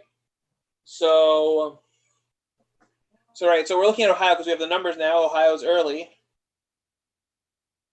Right. Ohio is one of the earlier states, right? We closed the polls at 7:30. This is interesting. We closed the polls at 7:30, right? So, but these numbers are right. Wisconsin, Pennsylvania, Michigan, those are all about to close. Actually, Wisconsin doesn't close till 9. Wisconsin's another hour. Pennsylvania, Michigan are about to close, and these will give us some hints as to how these are going to go. Steve Chabot, right? This was considered a potentially competitive seat, and if in the mail-ins in Warren County, right, we have a 20-point lead for Chabot, so I don't see that as flipping. I know Republicans were a little worried about that. This is also early vote, but this is much earlier than you'd expect. This is much closer than you'd expect in this section for Jim Jordan to be winning by only that margin. So this is also interesting that this has been called already. I don't know who called this. We're on decision desk, but Balderson Scheer was again supposed to be a theoretically competitive district. Scheer's running up the margin that she would like to in the Franklin County areas. That's the Columbus. This is the Columbus suburbs, but in the Columbus areas of this race. So I'm sure Decision Desk knows something that we don't. But I guess she needs a bigger lead in early voting if the day of is gonna come the other way. The same thing, right? The same thing. The 16th is not going to be so competitive. Right? This is just the Cleveland area. The rest of this is going to be very red. And they called that already. Okay. Before the polls close there, let's talk about Pennsylvania for a minute. 300,000 vote lead still looks nice for Joe Biden. He's got to be happy looking at this, even if he knows that it's going to come down when the election day votes come in. As an aside, it looks like Biden is ahead in a county in West Virginia, with the largest county with Morgantown in it. So he's trying to win a county in every state, which did not happen in 2016 for Clinton. Did Obama win any West Virginia counties in 2012? I think he did in 2008. I don't know if he did in 2012. I'm not sure, honestly. I just know that there was a couple of counties, I think Oklahoma and maybe West Virginia and Wyoming. Clinton didn't win any counties in. So. Okay. Florida's still coming in. Florida's still close. And the Panhandle. Texas is going to dump a bunch of votes in about 5 minutes. I mean, millions of votes. Right. And the Texas votes are going to be mostly early voting. And that'll give us, we're going to look at Harris County, Texas, and we're going to know a lot immediately. Texas had huge. Is it going to look more like Beto Cruz, or is it going to look like Abbott and the other lady, Valdez, I think was her name? Texas had huge turnout in in all the suburban areas. Right, and is that just huge turnout, or are those right? The Biden camp is hopeful that those numbers are very, very good for Biden, and we're going to see. Georgia, South Carolina are still slow. North Carolina, that's nothing significant, 234 votes. New Hampshire is not so close. There's not so much looking now, especially with the Senate races not being particularly competitive. We can see in Georgia, actually, we have enough. We could see, right? Huh. Okay, the New York Times has more from Georgia so far than Decision Desk. So we'll look, right? What areas filled in here? Okay, Cobb is still the absentees with a huge lead for Biden, but a bunch of the rural areas of the state filled in. Bryan, right? Savannah. This is outside Savannah. You were looking at Wilkes County earlier, Steen. Yes. Go. Right, Wilkes County. Okay, actually, that came back a little toward right. So the New York Times has okay. Oh, okay. They got Atlanta area votes coming in. 5,000 vote lead for Joe Biden. Let's just see how that's tracking in the Senate race, just to compare them. Right, 50 to 49, a 5,000 vote lead for Joe Biden. We'll scroll down.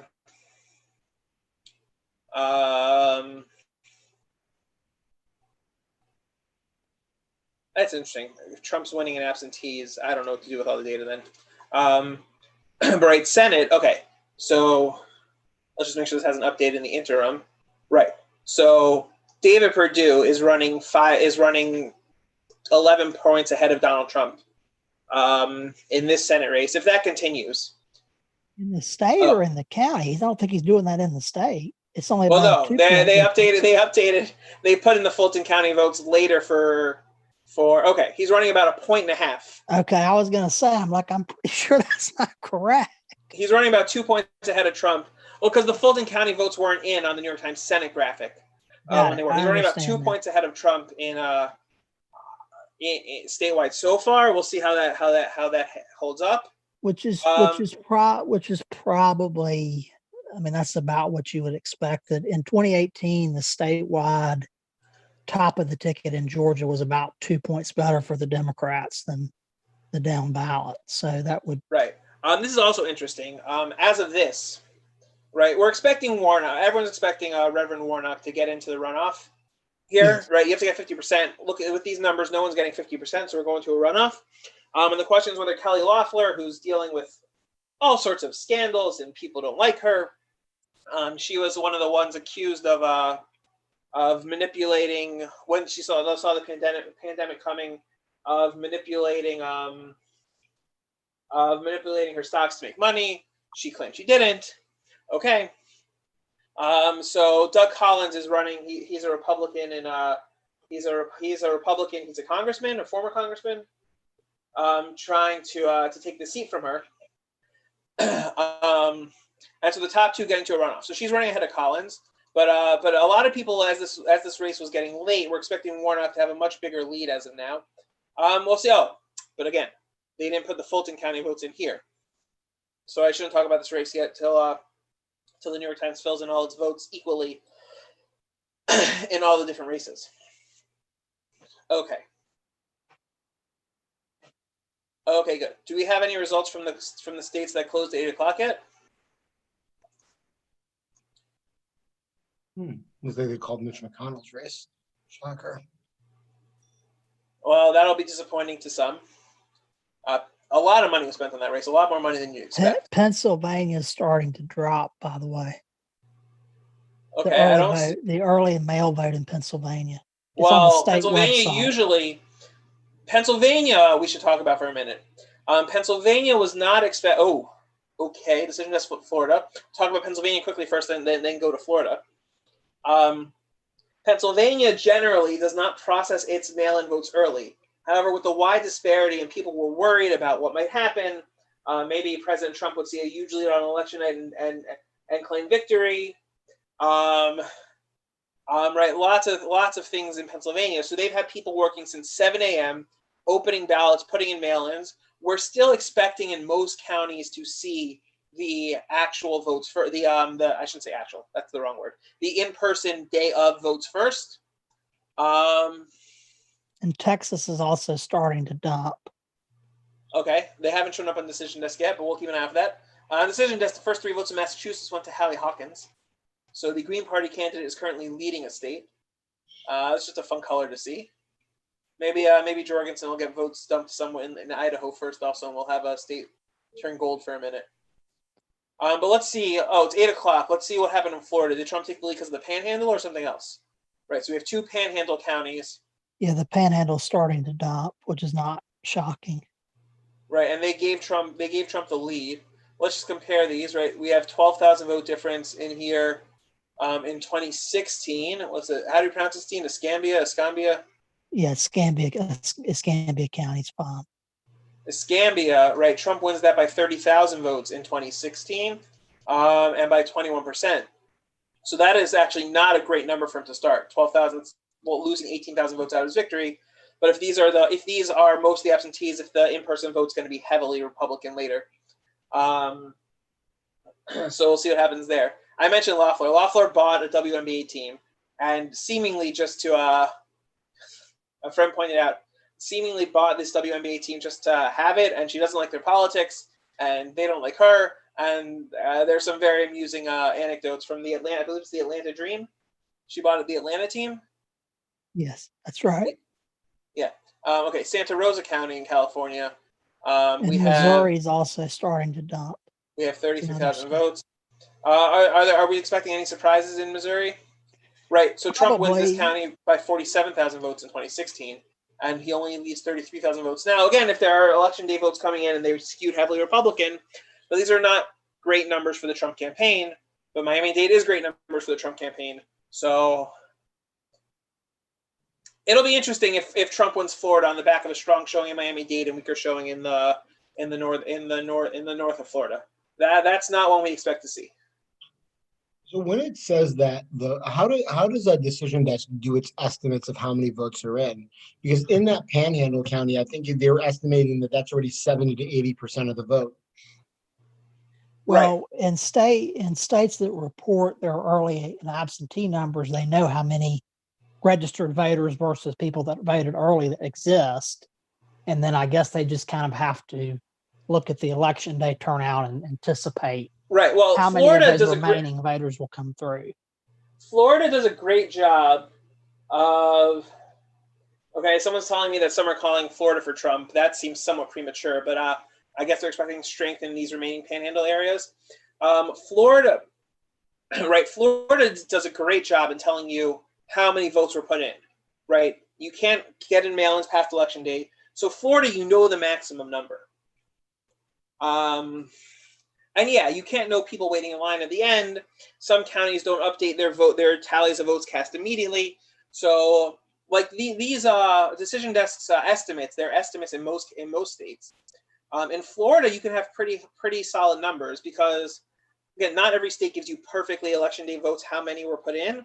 But a lot of counties tell you we had this many mail-in votes, this many early in-person votes, and this many election day votes. They tell you by party also, by party registration also.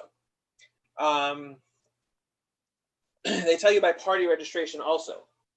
But Miami-Dade did not do that, actually, did not update that today, except for at 2 o'clock, as we mentioned earlier.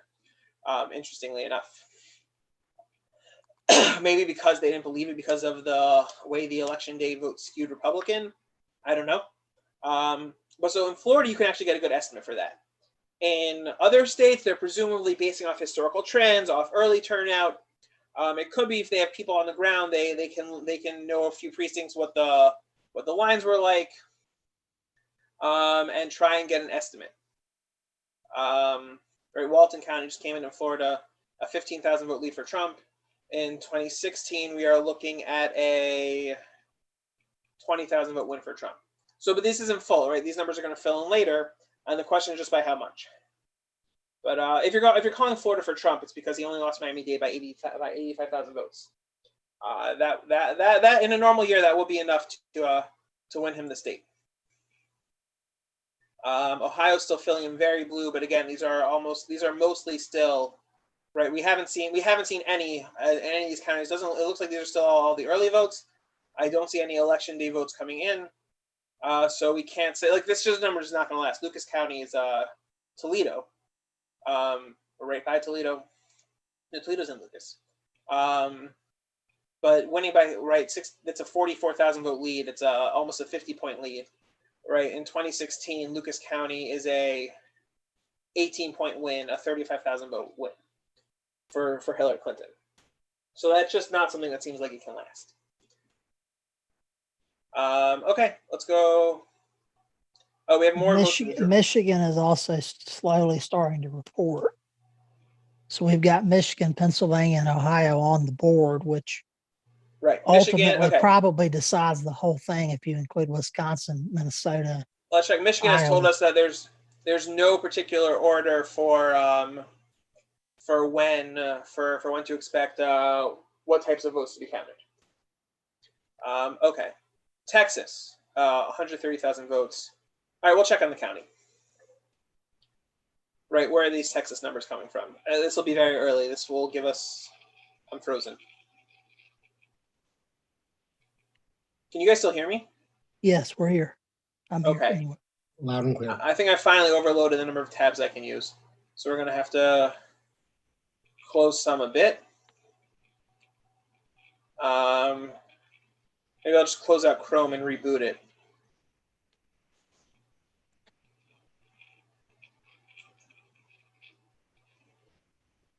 Sorry, guys.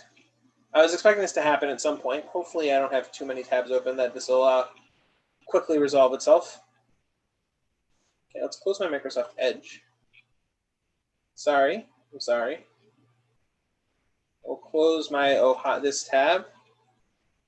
We'll close my tab. Oh, this is the GitHub tab. It's probably drawing a lot. Okay, and now hopefully my computer can handle this from here. If not, we'll reboot Chrome and start over. Hopefully we don't have to do this too much. We'll close our Indiana 5 tabs. I'll open them back up later if I need. Okay. Oh, here we go. While my computer was having trouble, we have a few million votes. So it's time to look at Texas votes.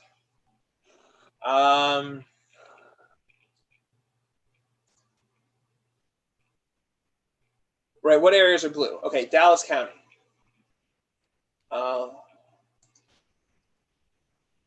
We'll open these back up later if we need. Very sorry. This is I don't have a big board in my. Okay. Right, Harris County. Harris County, Biden's winning it by 14 points. These are mostly early votes, but this is big. Right, Harris County is, I believe, the biggest. It's going to have the highest vote total of any county in the country this year. Right, it's going to have the highest, and it turned towards. Harris turned towards where'd my Texas go? Yes, Harris County is expected to have more votes than Los Angeles County. That's what I've been seeing. Harris County is going to have over 1.5 million votes. Right, in 2016, Hillary Clinton won Harris County by 12 points and by about 150,000 votes.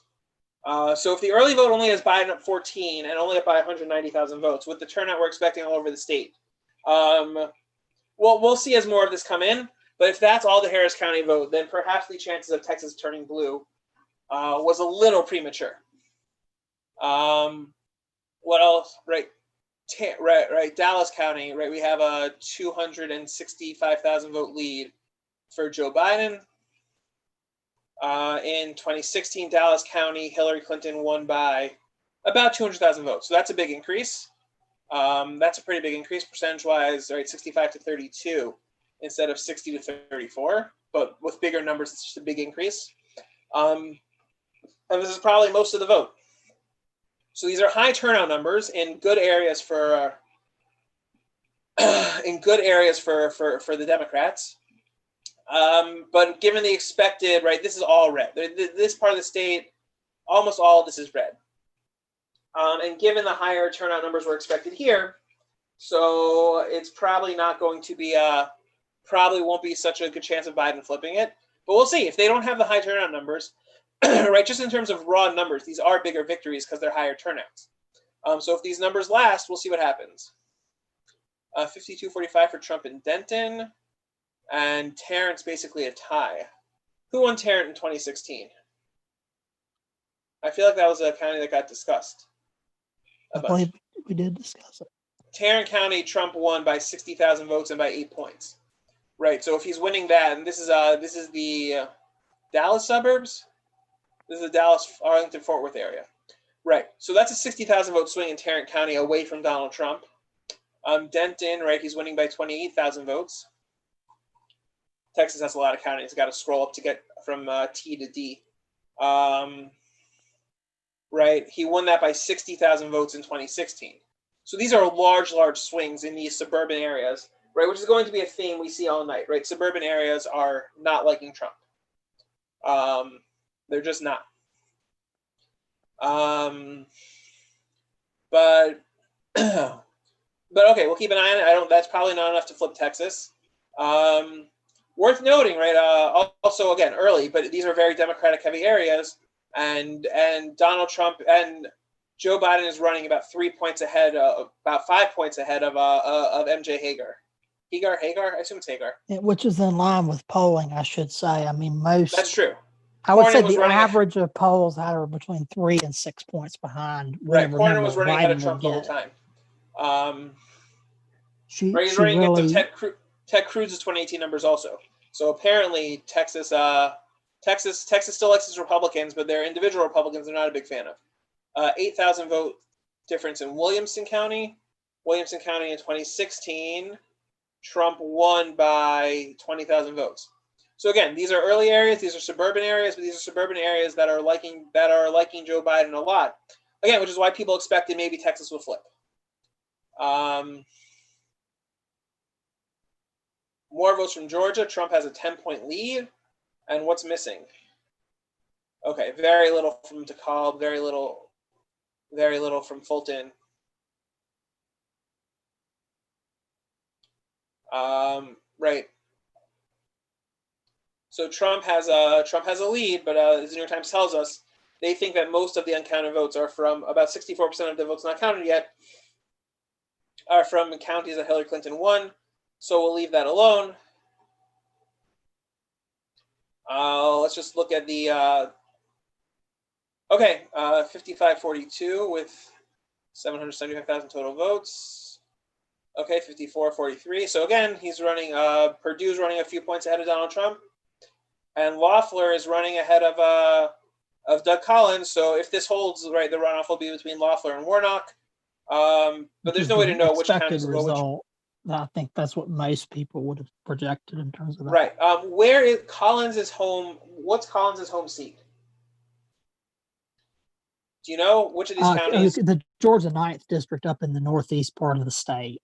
Okay. The red northeast part of the state. So some of these counties, Towns, Union, Lumpkin, that haven't filled in yet. Right. Are these areas we're talking about, or are we talking about these red areas that are already filled in? And they just called South Carolina for Trump. Not that that's terribly surprising, but obviously, right. Well, we're going to wait for that. Harrison. Right. The question about what's getting called for Trump about what's getting called in South Carolina, of course, is the Senate race. Right. The Senate race, I don't think has been called. I'm just referring to the presidential race. That's Associated Press. Associated Press. Okay. Very few votes in so far. Oh, so Decision Desk has called Florida for Trump. Yes. We noticed some people did that, right? 170,000 vote lead. These are red areas not filled in. So Florida is one of the first states called this year. That's a new one.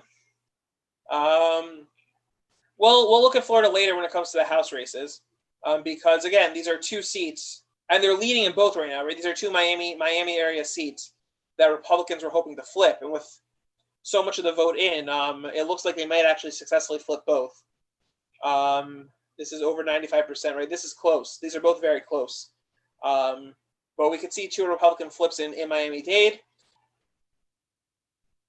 There are going to be a lot of things people talk about moving forward from this election. But Republican strength in Miami is probably not what most people expected to be dealing with. But Trump's winning Florida, and Republicans are flipping those seats. It looks like I'm on the back of relative strength in Miami. And you wonder, is this something, right? There are two phenomena with Donald Trump moving forward, right? Some people really like him, and some people really don't. So whenever you see Republican strength in there, you have to ask, is this because of Trump, or is this in spite of Trump? And I guess we'll see moving forward what Republicans have. But okay, we can close the Florida tab. Was not expecting that to happen, but it's good. I need to close tabs. We need to be able to have my computer not freeze. Okay, Ohio's filling in. Let's go check out Ohio. Butler. Okay, Franklin County is still just the early vote. But it looks like Ohio looks like still mostly just the early vote. And what we see filling in is just mostly these red areas, right? Defiance County in 2016. Trump's winning this by 4,000 votes. Right, what's Defiance County in 2016? Trump wins it by about 6,000 votes, 64-29, and this is 61-37. So it looks like concern maybe about mail, right, what we discussed earlier, about mail-in being huge for Democrats here is not completely founded, but not completely unfounded. They're winning the mail-ins by a lot. And we'll just have to wait for Election Day votes to show up in Ohio.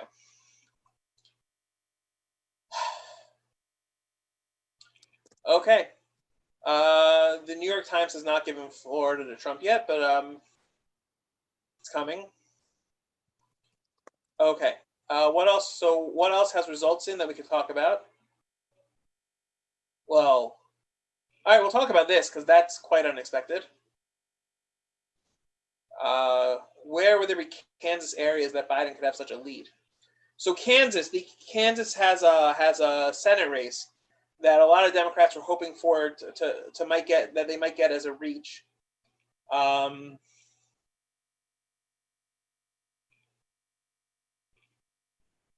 Okay, it looks like the vast majority of the Kansas vote is Johnson County.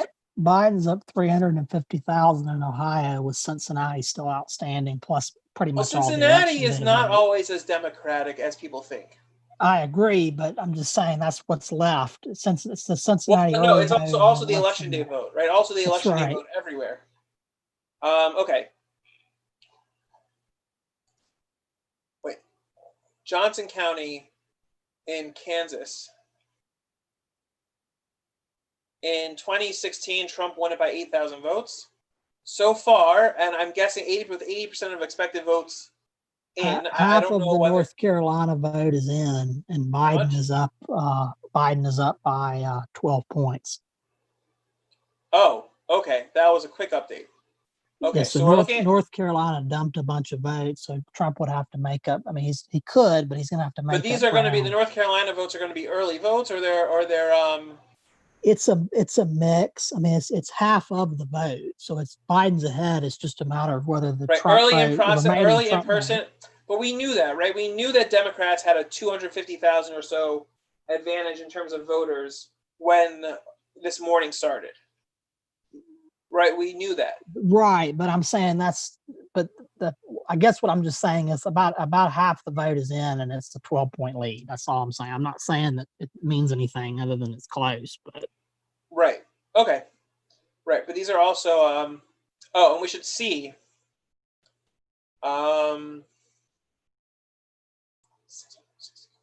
see the numbers aren't the same, right? They give us 3.2 million votes in the presidential election, and the Senate election they give us 600,000.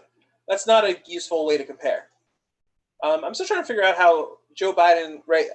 I don't know what Johnson County in Kansas looks like, but that is a very, very wide swing from, right? That is a very, very wide swing from what Trump did in 2016 to what's happening there now.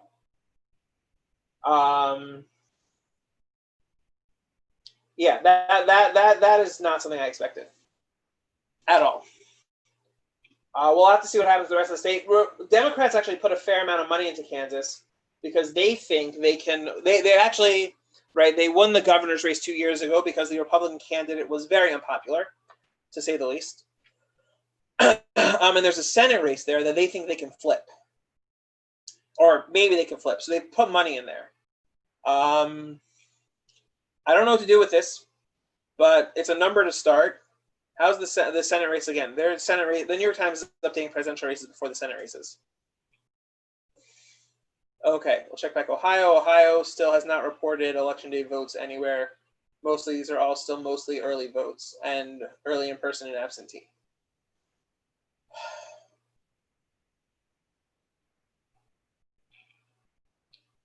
Okay, Georgia's coming in slowly.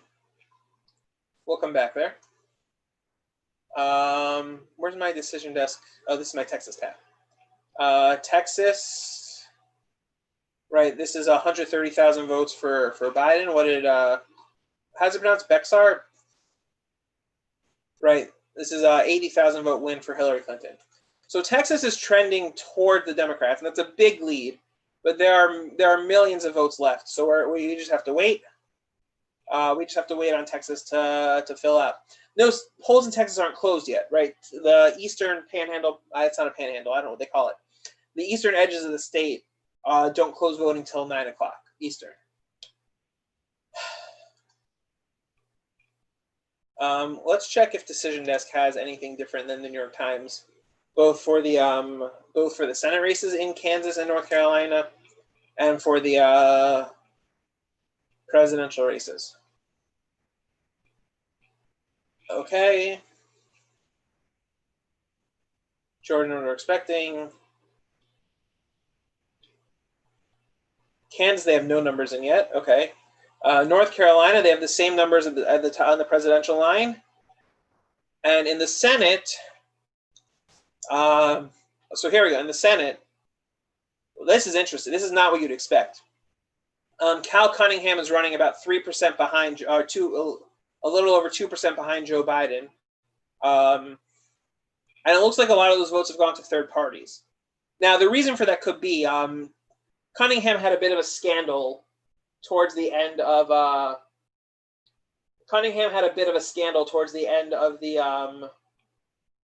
this campaign. He was having an affair with someone. Okay, it was a bit of a scandal. So that could be why you're seeing a significantly higher third-party vote share in the Senate race than in the presidential race, right? Because people who weren't going to be voting for Tillis just didn't want to vote for Cunningham. But these look like basically the same amount of votes, and Cunningham is running a few points behind Joe Biden. If Republicans want to hold on to the Senate, that is something worth keeping. That is something worth keeping an eye on. It is also really noteworthy. We'll have to see this. This is also not expected. Roy Cooper is a relatively popular Democratic governor of North Carolina. He's expected to win this race easily. He's polling 10, 15 points ahead of Biden and Cunningham. And right now he is running about 4 points ahead of them. So that either says something bad about Cooper or something pretty bad about what's going to happen with the rest of the state as the votes fill in. Anything else in North Carolina we should be looking at? Did I lose you, Steve?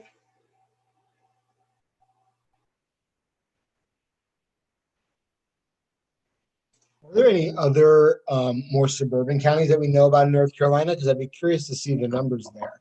Just because I would expect at least the Georgia and the North Carolina suburban, maybe even correlating with Texas. Like I expect those all to correlate together if Biden can have a strong showing in the South. Right. I honestly, that's a great question. That's something that we should look into. I don't know. There are some states that I know the breakdown of very well. There's some states I know a little well. North Carolina is not one of them. I know that the Mecklenburg and Wake, the Raleigh area, the Raleigh-Durham area is very, very Democratic. I don't know what the suburban areas look like. Steen, I think, is on another call because he muted himself. But when Steen gets back, so maybe he'll be able to say something more about North Carolina. But Steen, what do you know about suburban North Carolina? What counties are we looking for that if we're looking for suburbs to be swinging from generally Republicans to Democrats? So do you know what North Carolina county? Mecklenburg and Wake look better for Biden unless the election day vote is really for Trump. It looks better for Biden than 2016. Uh-huh. And then look at Western North Carolina looks a little bit better, but then also Trump is doing somewhat better in some of the rural counties. He flipped Scotland County. It looks like he's won Robeson, which is an interesting county. It's a Native American heavy county in North Carolina, which you don't get a lot of those, of course, in the South. Mhm. Well, where in the state is that county? Robeson County is on the southern border, one of those counties on the border with South I Carolina. got it. So Trump is up by about 2,000 votes there, and you're saying that's not a general. What in 2016 he won it by about he won that county in 1,700 votes. Right, he So won he's that doing- county in 2016, but that's a Right. So, that's a county with American Indians in it, and they want federal recognition for their tribe. They don't have national recognition for their tribe. So Biden had competed there along with Trump to try to win over their support, and it looks like they did. They stuck with Trump from the last election. That's like a more rural county to look at. right. He's doing better. He looks like he's doing a little better than he did in 2016 so far. If we're correct that the early vote here was that this is the early vote and that the later parts of the vote will skew Republican. We haven't looked at Ohio in a while. Do we have anything new in Ohio? Still the same numbers. Still waiting on Cincinnati. Decision just has Cincinnati in with the early vote, with Joe Biden winning the early vote by about 92,000 votes. Okay. Right in Clinton won that by about 40,000 votes. Butler County also, right? Butler County, Trump won by almost 50,000 votes right now, but these are very low numbers. And we're assuming low early vote numbers means high election day vote numbers, which means more Republican on election day. But again, assumptions can always be wrong. Ohio usually has stuff in by 8:30, so they're a little slow this year. Well, okay. At some later point, we have to come back in check out the some of the House races in Arkansas. We should at some point check in on the House race in Maryland. Republicans, there are about New Hampshire's getting closer. We'll have to check in on that also at some point. There are about 4 or 5 African American Republican candidates running very aggressive campaigns against longtime Democratic in districts that are long time held by Democrats. So Republicans, Maryland 7, Kimberly Klacik had a campaign ad that went viral. Republicans are hoping for some results there. I'm not expecting to see anything major, but it's noteworthy. We'll see if any of them, how any of them show up. Right, she lost that special election 2 years ago, about 75-25. Right, this was what's his name? I'm blanking on his name. Representative Cummings, Elijah Cummings' seat. Right, which was taken over in a special election. She lost last year 75-25. And she and Republicans are hoping to do better. French Hills in Arkansas, right? The Arkansas 2nd District Democrats are hoping to flip. They have a very strong candidate, Joyce Elliott. That's another one of these suburban candidates. these suburban area seats that could be flipping. Yeah. Okay. Georgia. Okay, we'll look back into the Georgia races. They haven't updated votes much recently. Oh, they just updated a lot of votes. Okay, Trump has a 14% lead in Georgia. Still plenty of votes remaining in the Atlanta area. Or these Cobb County numbers can't last. If they do last, Biden probably wins the state. But the Democrats not winning Cobb County by 30 points. Right, we still have to kind of wait on that. Right, Purdue is still running 2 points ahead of Trump, give or take. And Warnock's in second. In theory, we could see. I do want to point out. I'll go to all candidates. Deborah Jackson, right, is not expected to get 5% of the vote like this. 6%. She is running very much stronger than expected. There was a lot of voter confusion with that ballot. It was like all those names were on it. You can only pick one, but it was a double column race.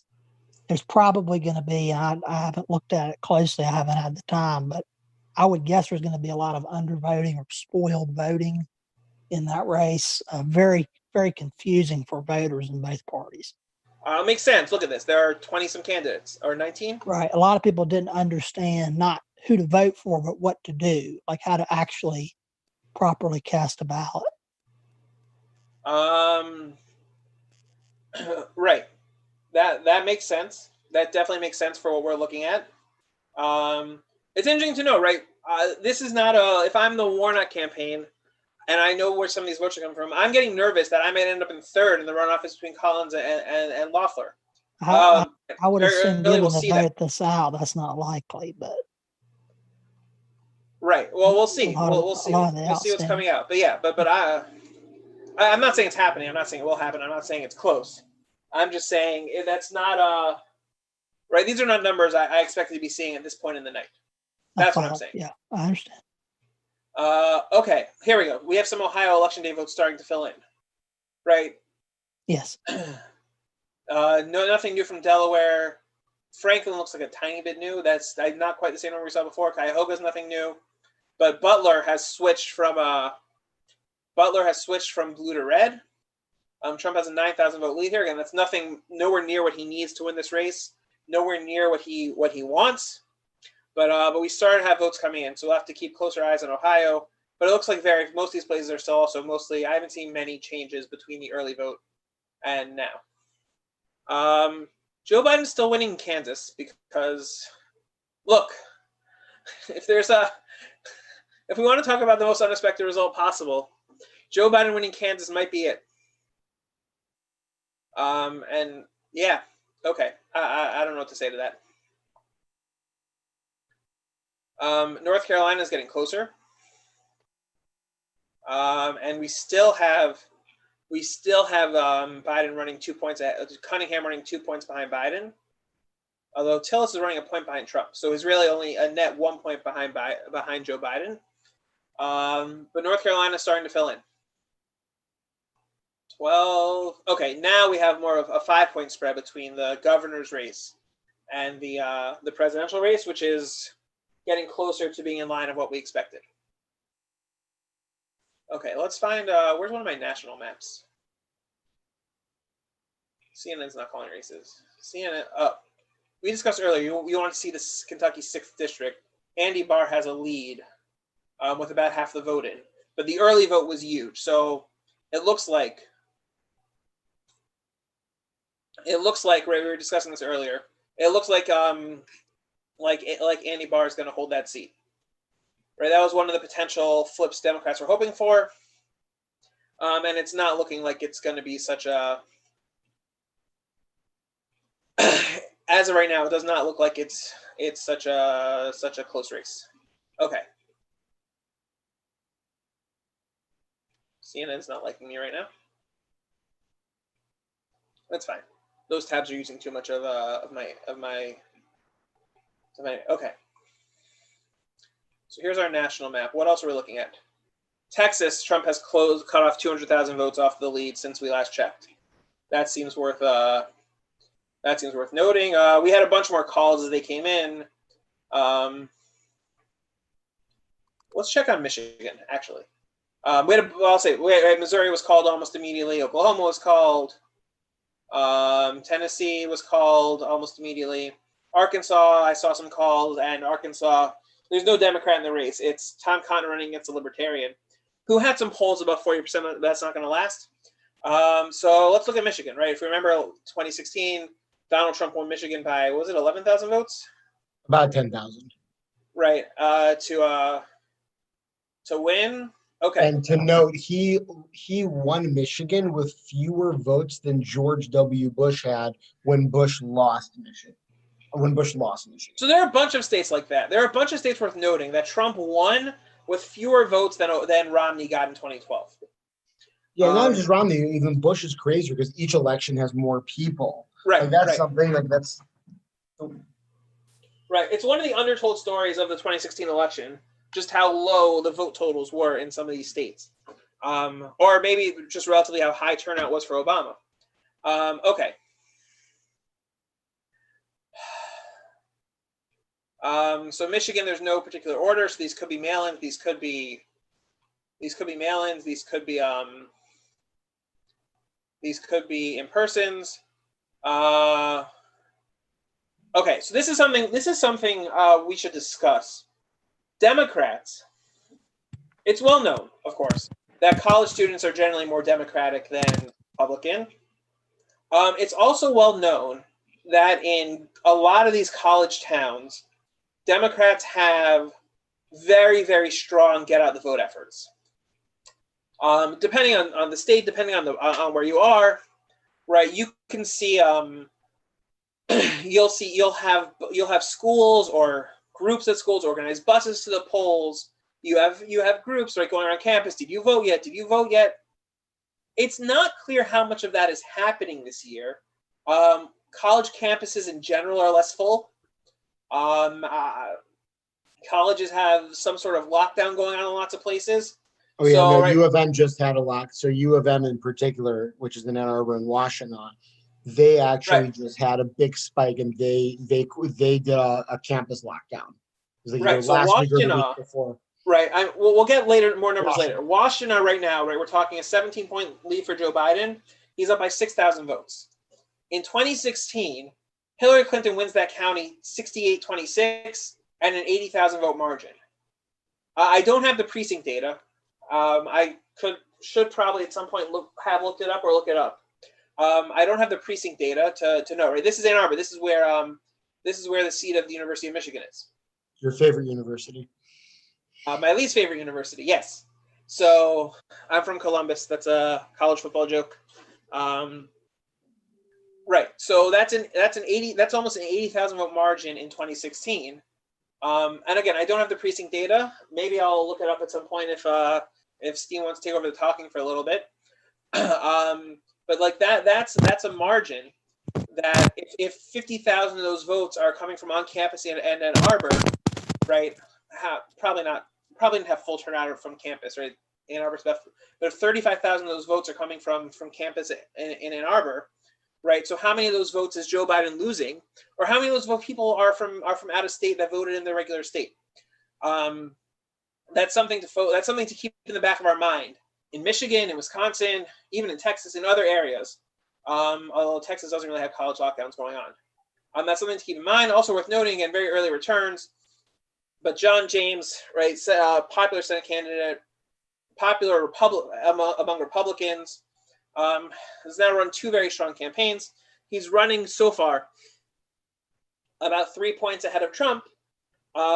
This race is expected to be potentially close, but not necessarily very close. But that is something to keep an eye on. It is also right. The third district is expected to potentially be a swing district, that Democrats can flip. This was Justin Amash's district. Peter Meyer, if you're in the Midwest, of the Myers grocery / it was like Walmart before Walmart was really a thing in the Midwest. So he's running for that seat. Again, it's early, but he has a big lead. Yeah, but even with kids out in Ann Arbor, I would be very I would throw out my notion that polling has any value whatsoever if Michigan went red this year. Just looking at Gretchen Whitmer's popularity, she's much more popular than Trump is in the state. She won by a much bigger margin, and that compared with how much Okay. Biden has been leading Trump. I know I wouldn't take too much stock in these early voting numbers at all. Okay, well, I wouldn't take stock in those voting numbers because Detroit is red right now. I mean, it's almost nothing. But the first precincts that reported from Wayne County, right? This is not something you ever see. Is a Republican Detroit. Oakland County is one of the swing counties, one of the biggest swing counties in the country. It's a county to keep an eye on. And right now, Trump has a 40,000 vote lead in Oakland County. I'm looking at the wrong. Am I looking at the wrong state? Where's O? Oh, I forgot my alphabet. Right, in 2016, Hillary Clinton wins this county by 55,000 votes, right, by 6%. So again, right, these early numbers are clearly not representative. But if that's it, look, if that's the final number, it's not the final number. If that's the final number in Oakland County, Trump wins Michigan.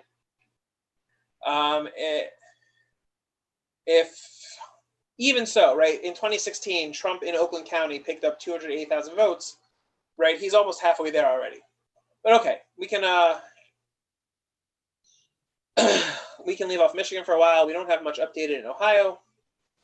Let's pull up the big map again and see what we've been missing while we've been discussing the state up north. The state up north is an Ohio reference for people who don't want to say the name of the state of Michigan. Again, early numbers in South Carolina. Georgia hasn't seen much updates since we last checked. North Carolina has seen updates since we last checked. Let's go to North Carolina. About 70% of the vote is in.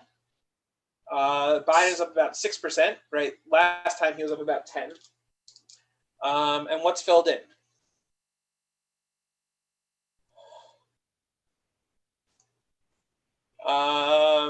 Mecklenburg's still a huge lead here, right?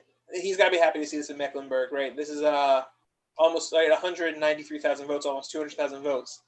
In 2016 in Mecklenburg, right, it's 140,000 votes. That's a 50,000 vote difference. But yeah, he has a lead of about 250,000 votes. Cunningham has a lead of about 207,000 votes. And now, now the governor's race is about running 6% ahead of Joe Biden in the presidential race, which is what we expected to see. Okay. Okay. At 9 o'clock, we're going to see Wisconsin close. Minnesota reports its votes very quickly. We know the Trump campaign was hoping for Minnesota. The polling did not bear out much potential success there. Iowa closes an hour later, actually. Iowa doesn't close till 10 o'clock Eastern. I'm pretty sure, yeah. But we'll get Wisconsin, Minnesota, New York. I'll take 2 minutes to speak about the ridiculousness that is New York. New York State, we'll show it on the New York Times, so I'm not editorializing. New York State, they're only allowed to report in-person votes on election day, tonight.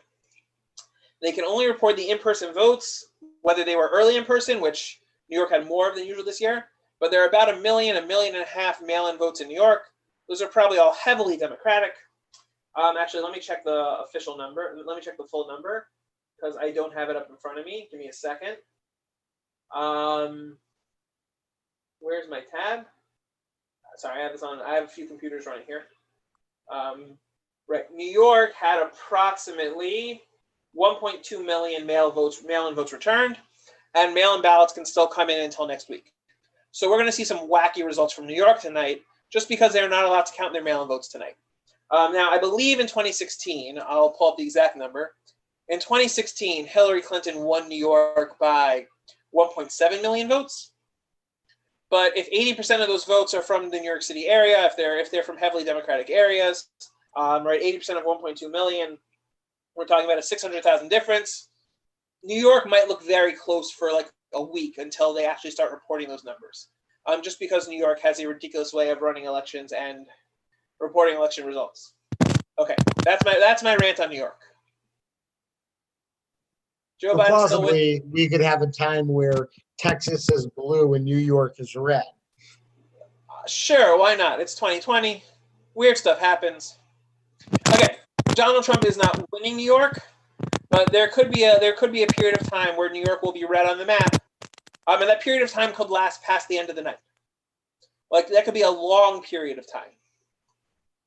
More Trump votes coming in Michigan again, as long as Michigan's winning Wayne County, and his experience in Oakland County, Macomb County also. Right, these are not counties you expect to be. That last one is Macomb, just for Macomb. Yeah, Macomb County. Right. Okay, he won Macomb by 50,000 votes in 2016. Right, he already has that's not 50, it's 40. That's 55,000 vote lead in Macomb so far. So again, it looks like whatever votes Michigan is reporting currently are probably election day votes because there are just too many Republicans. But we'll see. We'll see what happened with early. We'll see what happened with voting. Those numbers will come in eventually. Okay, I'm going back to Kansas because I don't understand Kansas. Right? How many votes were in Kansas in 2016? In 2016, Kansas had a total of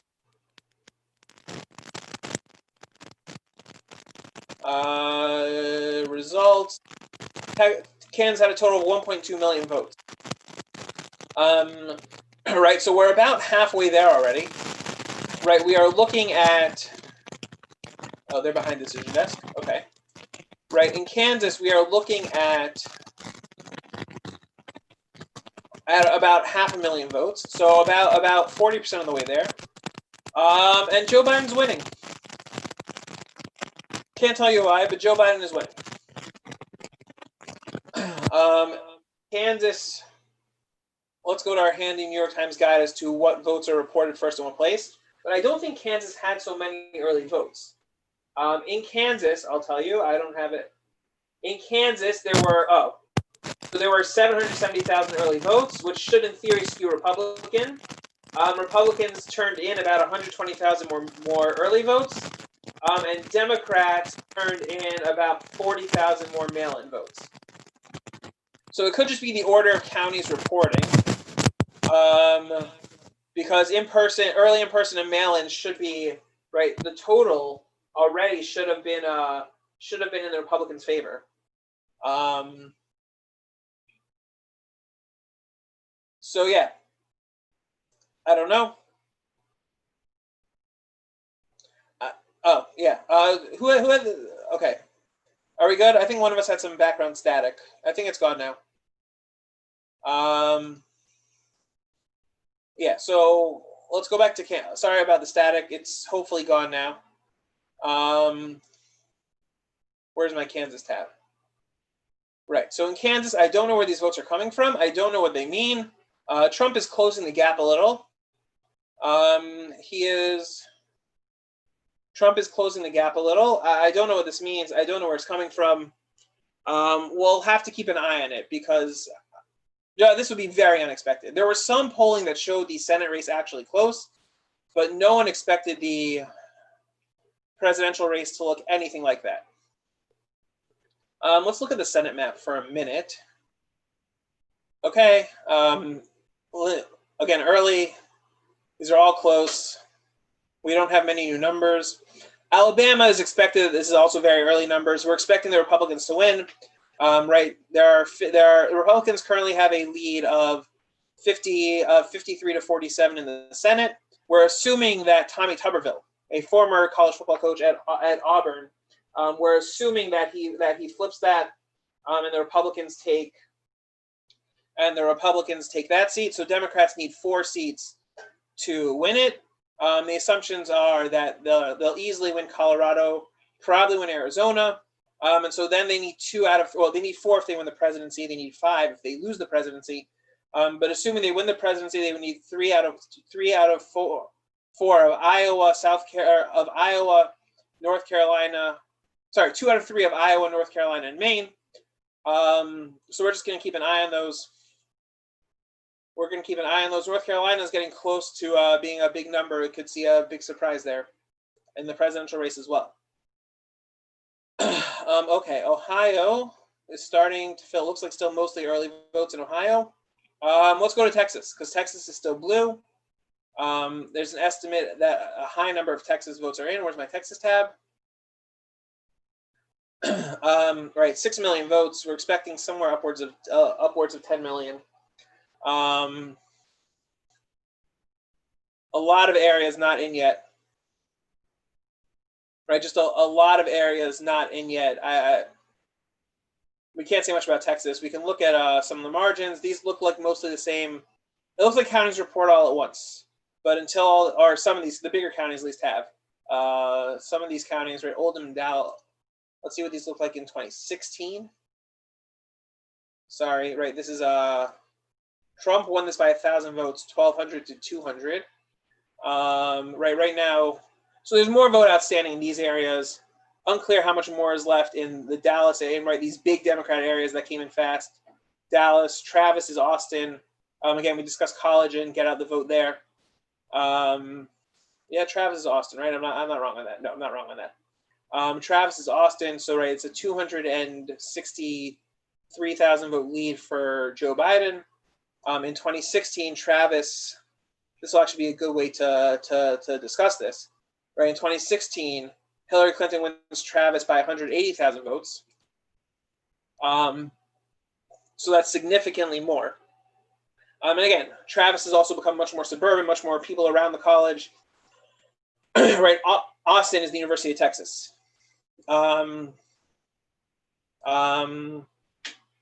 Yeah. So again, we just have to wait and see what's in Texas. This lead was over 600,000 votes at one point. It is now down to 270,000, and Cornyn is in the lead in the Senate race. There were a bunch of potentially swingy House races here. And we'll check a little later in the night. It's too early. We'll check on the Texas House, not the U.S. House of Representatives, the Texas House for redistricting. This is actually noteworthy. This is in Harris, and this is most of the vote is not most of the vote is in. Right. This is a Republican reach. Republicans wanted this seat. It was not clear they were going to get it. This is a seat. This is a seat Democrats wanted. Again, not clear at all. These say 13% in, so they could be that the presidential races report faster than the down ballot races here. Anything else? Anything else? This is a seat that Democrats really thought they could win. This is one of those suburban seats moving away from Republicans. It's becoming more Hispanic. And Texas Hispanics actually vote much more Republican than Hispanics do across the country, outside of Cubans in Florida, as we discussed earlier. But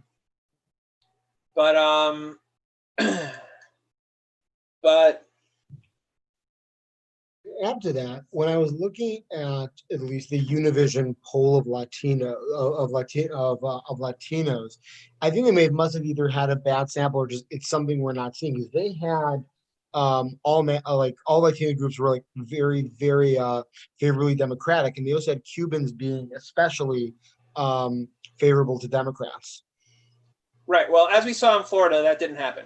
Yeah. So I might have a bad sample all around. Texas is still getting closer. Texas is still getting closer. Kansas is still Kansas is getting closer, but still Democratic, because why not? Ohio doesn't look like it's updated in a while. Pennsylvania. Okay. This is what everyone's here to watch for, right? Pennsylvania is the most likely state. It is very difficult for Donald Trump to win without it. It is very difficult. Not very difficult. It becomes somewhat difficult. Okay, Trump hasn't really in Rhode Island. Why not? It becomes somewhat difficult for Biden to win without it, depending on what else happens. If he wins Texas, it's easy for Biden everywhere. But so this early vote lead, we're talking. So Allegheny County is one of the more interesting counties you see. Right, we'll compare to 2016. I'm getting too many tabs, right? My computer might slow down for a minute again. I apologize in advance if that happens. Right, Clinton wins Allegheny by almost 100,000 votes. But it is, for a big city county, it is not as Democratic as you would often see. Sorry, she won by 108,000 votes. And it's a 56,000 vote lead. Again, we don't know. Maybe we'll see if the New York Times has a graphic on it. How many of those are absentees and how many of those are in-persons? Because that would seemingly make a big difference at this point. Pennsylvania is supposedly reports in-persons first, but as we mentioned, because they want to avoid confusion, potential confusion, people have been working in Allegheny County in Pittsburgh. People got up at 7 a.m. to open envelopes, and to start to get them ready to be counted. Right. So, okay. Can I do this by alphabetical order? Oh, I can. Oh, so okay. So this is different with the decision desk, right? So I'm not buying that Trump's winning absentee ballots in Allegheny County by 80,000 votes. So I don't know what to do with the New York Times graphic here. I just don't know what to do with it. So we're going to ignore that. But statewide, can I get both of these on the screen at once? Not really. Okay. Statewide, Biden has a significant lead. On the back of votes in Philly, Montgomery, right? This is the Philly and the Philly suburbs. And where are all these votes coming from? Okay, Luzerne County is a very Republican county. So I'm assuming these are mail-in votes, and not in-person votes today. Where's Biden's usually coming from? Did I just 70, 140, 200? Okay, I don't think these numbers add up, so I don't think the New York Times map matches its top line numbers yet. So we'll leave them alone. We'll go back to decision desk.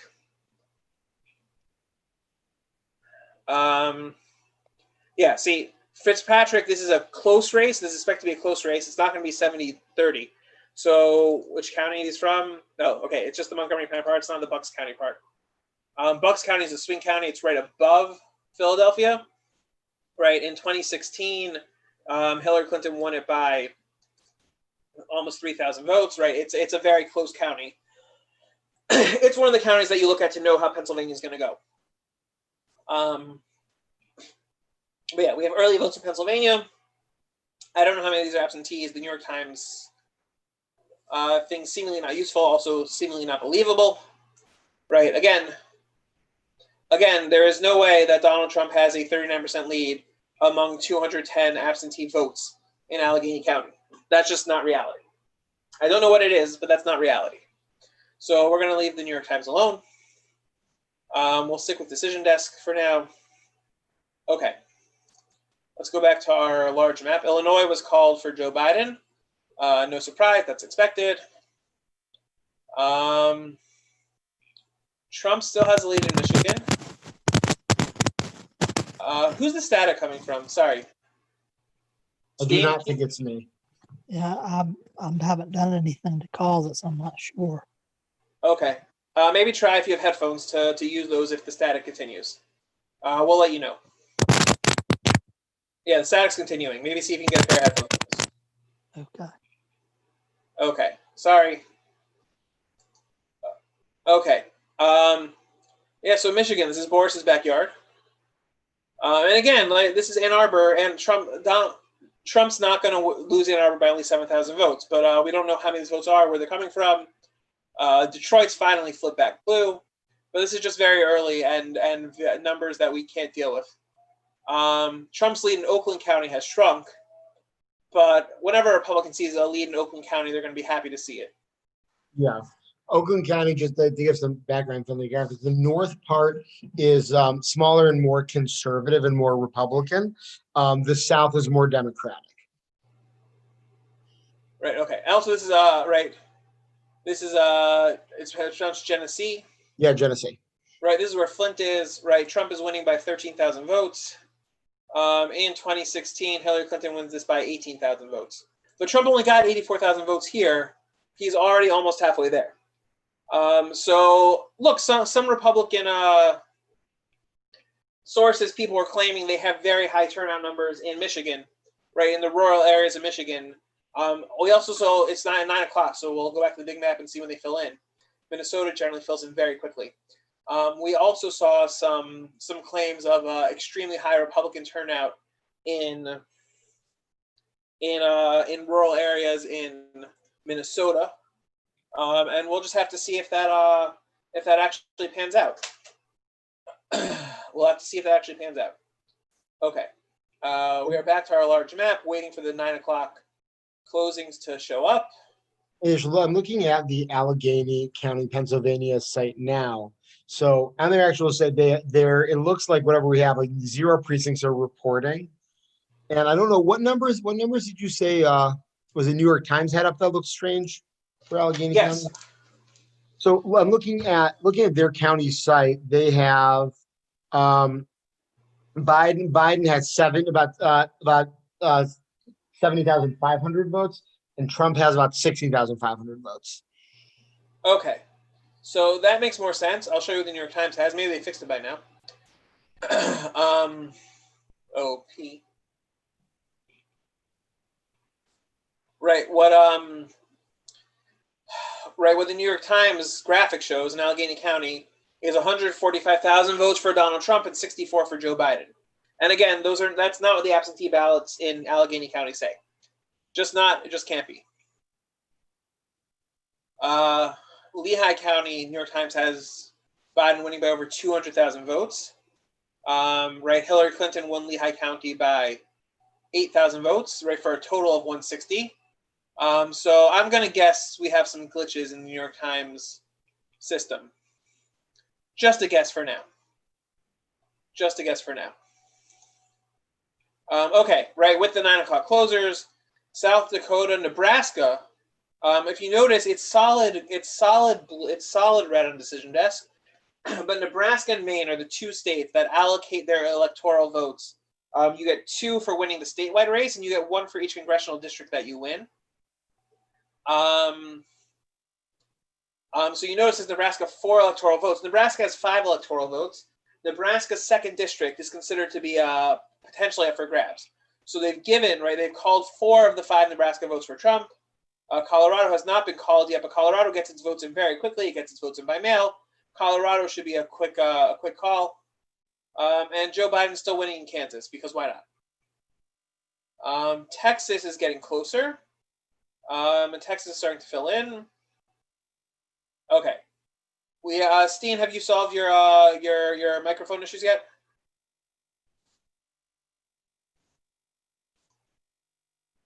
Steen, you with us? Yeah, can y'all hear me? Yeah. Still Hello? a bit of static, but not as bad. Nope, Okay, it's good. almost as bad. Oh, hold on. Can you hear me? We can barely hear you, and you're coming in staticky. Do you have a pair of Okay. headphones or something? You might want a pair of headphones. I'm using them. I'll get some other ones. Hold on. Okay, because we're gonna go back to Georgia as soon as you come back, as soon as you get back in. Okay, North Carolina with as it's filling in, it's getting closer. Some of these areas are going to be red. And the question is, how much of these? I keep going back to Mecklenburg County, right, which is a huge. Can y'all hear me?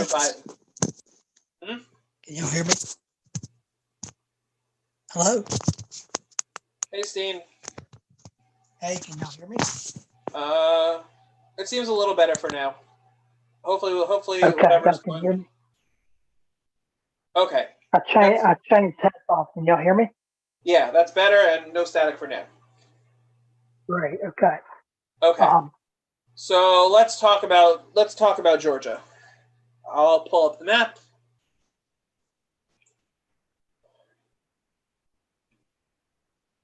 I might be coming close to my limit of how many tabs my computer can handle. But it's getting rid of CNN seemed to help. Okay, let's talk about Georgia. Which map are you using? Which company? I'm on the Decision Desk, right? It's on the screen. So Decision Desk, right? We have the Atlanta area in here, Fulton County. So Trump has a big lead. Cobb is still just the mail-ins, right? Cobb County will not be that wide at the end of the night. DeKalb is going to be a big Democratic county, right? Fulton, these are the Democratic areas. So those areas are filling in much more slowly, and we'll see when they fill in, right? I mentioned that that Warnock would be getting a little nervous. Now he'd be getting a little more nervous. But again, we have a lot to fill in. We can't really talk about Georgia and know what's going to happen until we see more in the Atlanta area. So,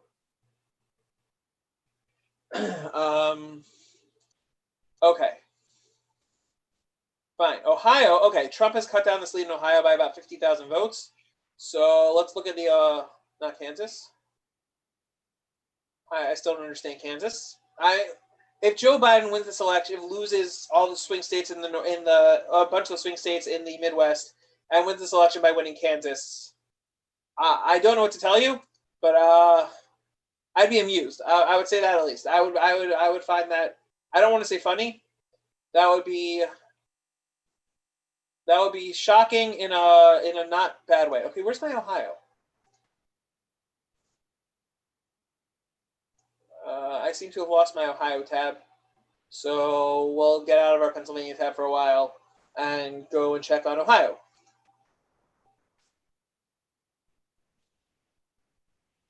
Okay, Trump has cut the lead in Ohio down to 200,000 votes.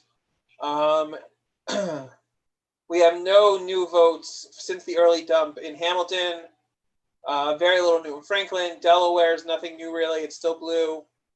Lorraine is a little new. I think that's a little smaller lead than it was before. Cuyahoga is still just Cuyahoga. That's Cleveland is still just the original numbers. Okay, Summit County. Where's my Ohio? I lost my Ohio tabs. Oh, here's Ohio. Okay. Is this Ohio? This is not Ohio. This is Texas. This is Kansas. This is Kansas. Okay. I'm sorry about this. Here's my Ohio. Okay, let's get rid of my other Ohio. Okay. So we're gonna look at Summit County, right, which Joe Biden has a 58,000 vote lead in. These are Cleveland suburbs. Right, in 2016, Hillary Clinton wins these by 22,000 votes and by 9%. So that is a much, much wider swing. But also, look, Joe Biden has 110,000 votes, right? In 2016, Hillary Clinton's 134. He needs 24,000 votes to catch up to Hillary Clinton's number. Trump needs 60,000 votes to catch up to his own number already. So, again, it could be that we have all the election day votes waiting to come in Ohio, and they're going to come in big and swing towards Trump, and Trump will be fine. But these numbers, right? We can't deal much with them because they're clearly all early vote, and they are very much in Joe Biden's favor. Yeah, this is still the second round of early vote. There's still plenty more to come in here. Ohio is usually faster than this. I'm sure Governor Mike DeWine is not happy with the slowness of reporting. He told us we should know basically everything by 8:30. Okay, so we're going to leave Ohio alone. Not much more we can do with it now. Wisconsin reported its first batch of votes, and okay, let's just see where that's from, because okay, Washington County and Wisconsin. This is almost certainly, I don't even know what this is. 28,000 to 134. That's either a glitch or the system they just put in the Trump votes before they put in the Biden votes and then updated. I don't know what that means. All right, that is a huge number to start. Trump won this county 67-27 in 2016. Okay, fine. We're gonna ignore Wisconsin for now. We don't have enough votes to talk about it yet.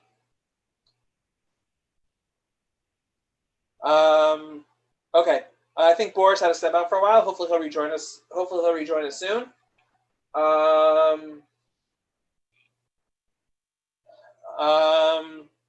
Yeah. Okay, Steve, what else do we have to talk about for now? North Carolina is getting closer. Well, still more votes in. Yeah, in North Carolina, Cunningham is underperforming Biden. So it looks like, it looks like either way, North Carolina will be close at the top of the ticket. But Tom Tillis should be happy with the position that he's in, being a little bit ahead of Trump in terms of the right. He is 90. He is down by 90,000 votes, and Trump is down by about 120,000 votes. But Republicans are running a bit out of time to catch up. Some of these areas will be red. Ohio, Michigan, Pennsylvania, Wisconsin, Arizona look like the ball game nationally right now. That is correct. Although we have to wait a little while for the West Coast to see if anything happens. And of course, Trump hasn't closed out the lead in Texas yet. Plenty of time, right? Plenty of time. Plenty left to see in Texas. Again, a lot of these areas are almost all red. And Harris, right? Biden's big areas have mostly put in all their votes. But it's just a question of how much vote is left outstanding for Trump to cut this lead. Oh, okay. He just cut the lead a lot. He actually just cut into the lead. It's only 180,000 votes now. It was over 200 a minute ago. Both Tillis and John James in Michigan are both running ahead of Trump. So if nothing else, that clearly implies that the Republican Party down ballot is having probably a better night than even Trump is having. It's not right. Like although James currently is running 1 point ahead of Trump, so it's hard to read too much into that. And also, we don't have any of these votes from Detroit yet. So we can't really discuss Michigan yet. Trump's catching up in Kansas. I don't know what's going on in Kansas. Wisconsin still at 28,000 to 134, just the early put in. Colorado, right? You would not usually expect Colorado to be called this quickly. Colorado has been called, right? They've given Colorado to Biden. It's usually a relatively swing state, right? The Denver area is very Democrat. They're very Democratic. The rest of the state's very Republican. And it looks like I'm sorry, my cousin's leaving funny comments on the YouTube feed. It looks like Colorado, right? It's very blue for now. The Senate race in Colorado has also been called. So we officially have one seat flipped. Cory Gardner was always going to have a terrible time holding that. And it looks like he did not succeed. So we have one seat flipped.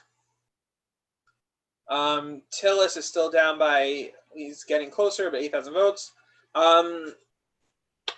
Sure, why not? Let's look at Alabama.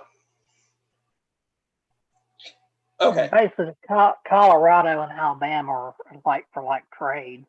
Right. Well, Alabama currently has.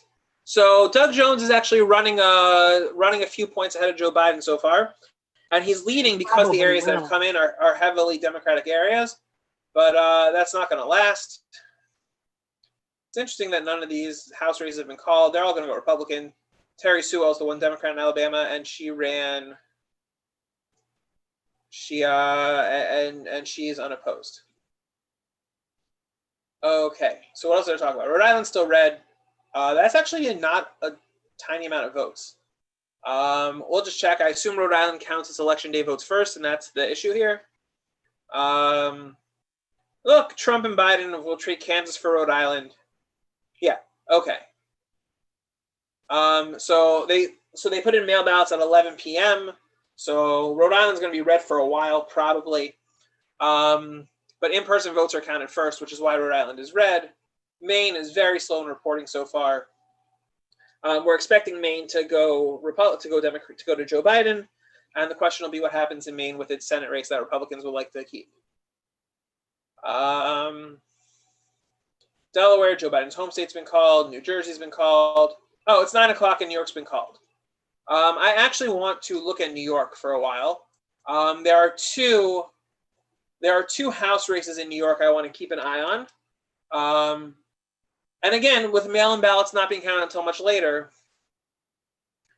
So actually, there are more than 2 House races in New York I want to keep an eye on. MSNBC just said Ohio looks good for Biden. Make of that what you will. They called it? So they didn't call it. They said it looks good. Oh, it looks good. Okay, I mean, Trump has cut the lead down to 150,000 votes. There's still more votes out left in Columbus. Montgomery County, right? That's the Dayton area. Joe Biden's winning by 45,000 votes. In 2016, Donald Trump won Montgomery County by almost 2,000 votes. Right. So that's. Look, if that number holds in Dayton, so that tells us something about suburban areas, but that's got to be early votes. Look, if I'm Joe Biden and I'm looking at these numbers in Montgomery County, right in Dayton, Ohio, I'm very, very happy. I'm thinking I have a real shot at this, at winning Ohio. But look, these are still all the early votes. We have to wait for the election day votes to come in, which we're all expected to be much more in favor of Trump. Yeah, by the way, with the call, Joe Biden just took the electoral, he did not take the electoral vote lead yet. But with New York called, he should be close. He has a big lead in New Hampshire, but New Hampshire is very slow in counting.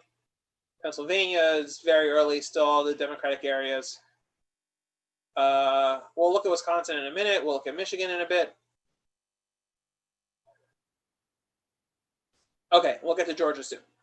Okay, fine. I'll get to my pet House races in New York a little later. New York City's not reporting anything for a while anyway. New York has a few swing House races, plus some weird ones. Okay, we have more votes from Georgia, but still very low numbers from the Atlanta metro area, so we can't do much with it. Right, we know Trump's going to run on margin. Fox News just projected Democrats will hold the House.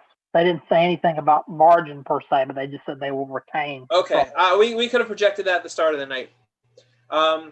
Oh, it's interesting they projected that before any of the. Well, to rephrase that, they're apparently projecting a 5-seat gain for Democrats, which is about half of expectations from some, but it's still a Right, gain. although if we go back, it is worth Okay, we'll have to go to Wisconsin soon. It is worth noting, right? Most projections did not have. Let's see if they've been called. Most projections did not have. The Florida minimum wage is down to might not pass, and looks like the top 2 state primaries also might not pass. Right, most people, and look, these are too close. Salazar looks strong. Jimenez, close, right? If we're talking about flipping the House, right, most we're not projecting Republicans to flip either of these seats, though Republicans wanted it. It looks now like they're getting at least 1. They might get 2. So any House projection has to take that into account. Any House projection has to take into account that a few a few unexpected Florida seats flipped. Anything else while we're here worth noting in the Florida House? Democrats wanted this seat, wanted the 15th. They thought they had a shot at it. It turns out they didn't get it. Republicans thought they could get the 13th. It looks like they're not getting that, which is interesting because what happened in Pinellas? Biden won that county by 2,000 votes. It's not. I don't think it's the entire county, but it's Chris. He pronounces it Chris, right? Yeah. Chris did much better than Biden. Chris ran well ahead of Biden in that county. Okay, this is probably one of the last times looking at Florida for the night. How often do we get to say that? Yeah, not much else to talk about in Florida. But if we're talking about the House, right, we have to point out Republicans picked up a few seats in the House that you were not expecting them to win. The gap in Texas is down to 140,000 votes. The gap in Kansas is still at 40,000 votes. We'll look at it in a minute. The gap in Ohio is down to 135,000 votes. Okay, North Carolina.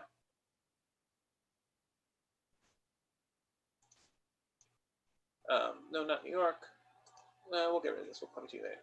Okay, Trump has cut the lead in North Carolina down to 80,000 votes, but he's running out of votes to catch up with.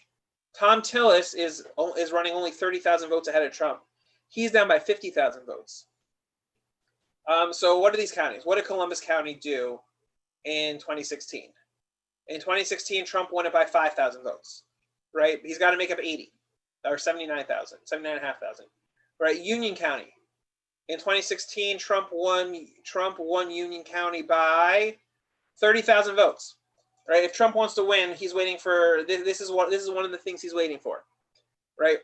If Trump wants to see this it's interesting, they say to 99% in. Definitely not 90%. Definitely not 90%, 99% in, because that's a lot of votes missing in Union.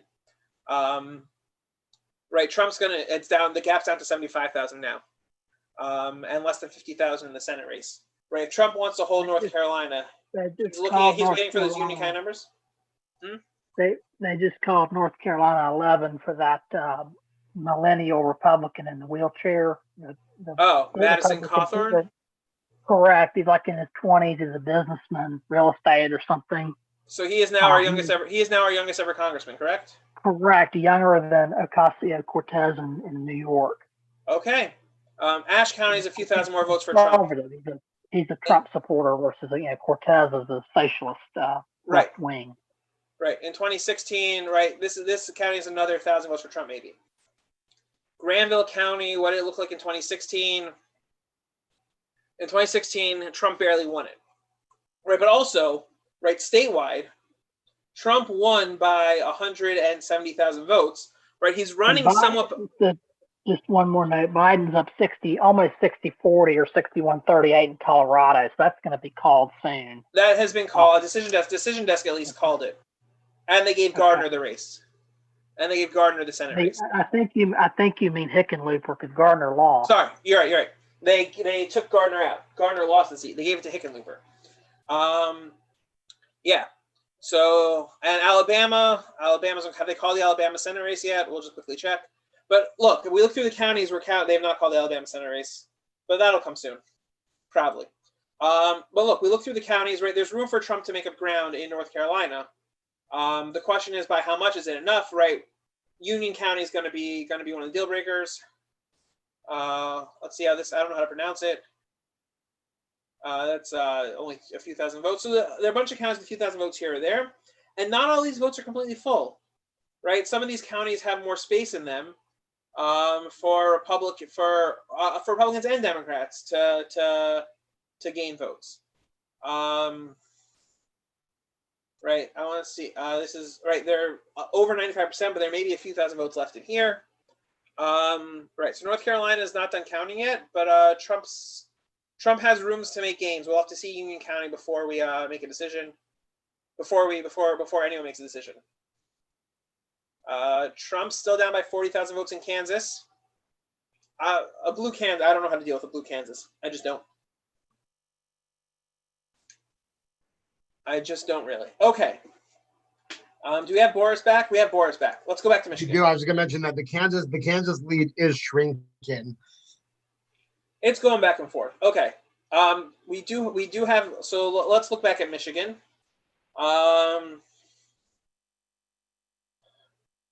Few new counties have come in.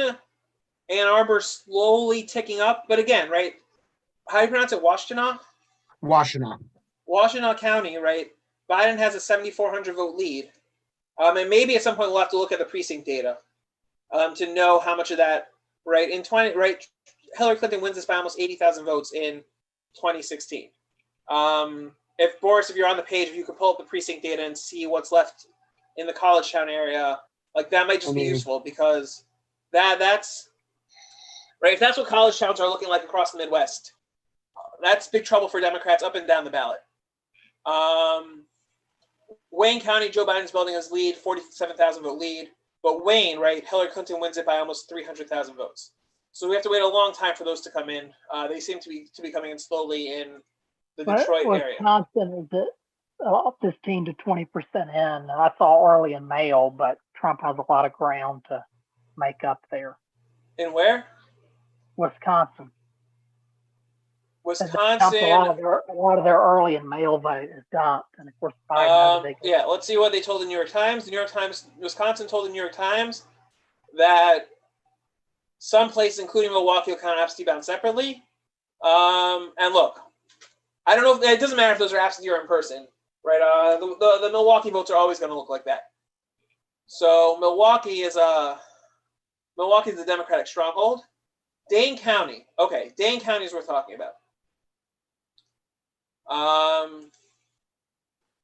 Right, Dane County is one of those counties where you can judge the state based on it, or you can know how the state's going to go. It's usually heavily Democratic, but Republicans have sometimes managed to pull it back a little. I think about the right county. Clinton won it by 140,000 votes, and right now that's not enough. It's 14,000 votes with 10% in, which would track to 140,000 vote. With expected higher turnout, that's not the number you actually want.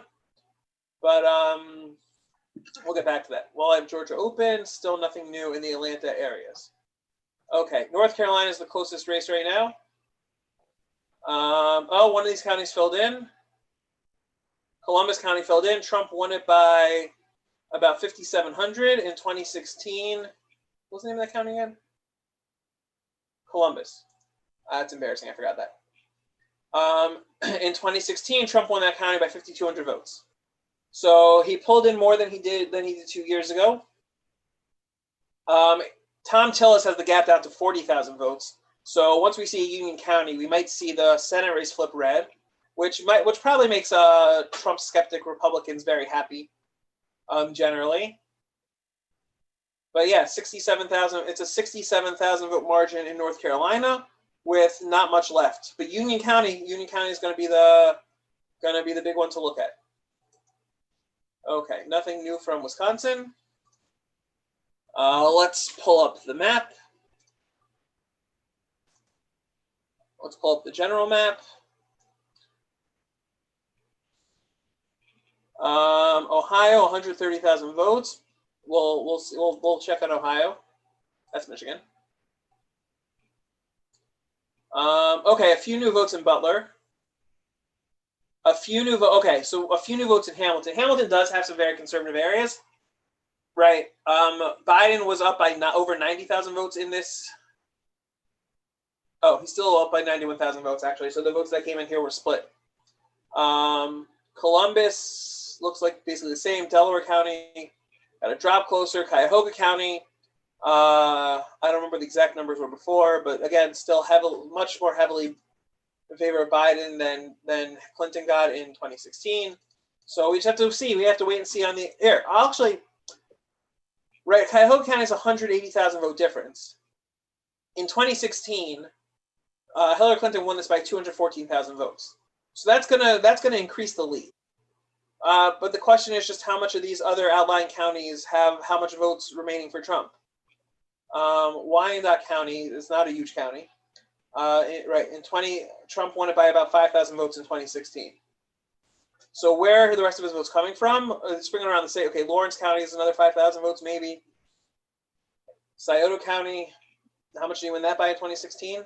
In 2016, Trump won Scioto County by 11,000 votes, and right now he has a 9,000 vote lead with.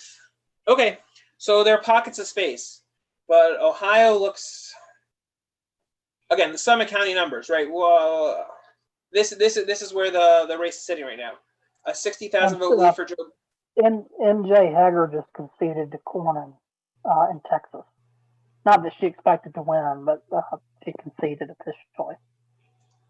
Okay, so I don't think Republicans were really scared of losing that race, but it's actually it is noteworthy that she conceded down only 200,000 votes. Right, there's a lot of this area to fill in. Right, there are conservative areas in Texas are giving Republicans all around the country, making them nervous right now. Fletcher Hunt's still close. McCall Siegel's still close. Just scrolling down the House races at what the different parties we're looking at.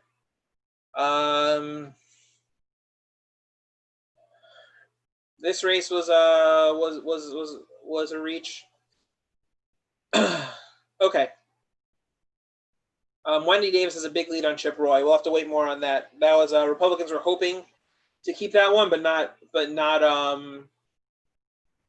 too confident. And this race is also expected to be close. Republicans were hoping to win it, but also not super confident. Okay, we'll have to check back in. Oh, okay. Here we go. Some parts of the state are filling out red. Texas is now a 27,000 vote gap. And El Paso County filled in for Biden, right? That's expected. And still the gap is only 27,000 votes. Look, there are definitely some pockets of Biden space left out here. And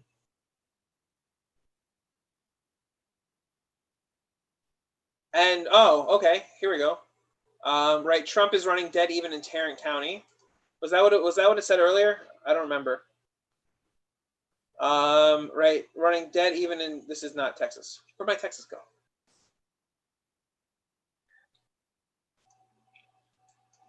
Here we go. Here's my Texas. Right, Trump's running dead even in Tarrant County. In 2016, he won it by 70,000 votes. But it's becoming more suburban, and Democrats have a chance. So there's a lot of red left in here. Hager conceding Texas. North Carolina's now Biden by about 1.5. Obviously, they just keep counting votes. Yep, and Tillis is down by 22,000 votes. But again, we're looking. Union County has no votes yet. Tillis is going to take the lead. Now the question is going back, right? This filled in, the blue areas filled in first, and Trump's just whittling away. Trump and Tillis are whittling away. But how many of these blue areas still have more votes left?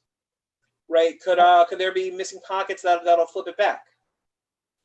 And Cooper is holding safely. He's going to win that race. People pointing out to me. I appreciate everyone in the comment and everyone who's commenting on the YouTube feed. I'm trying to keep up.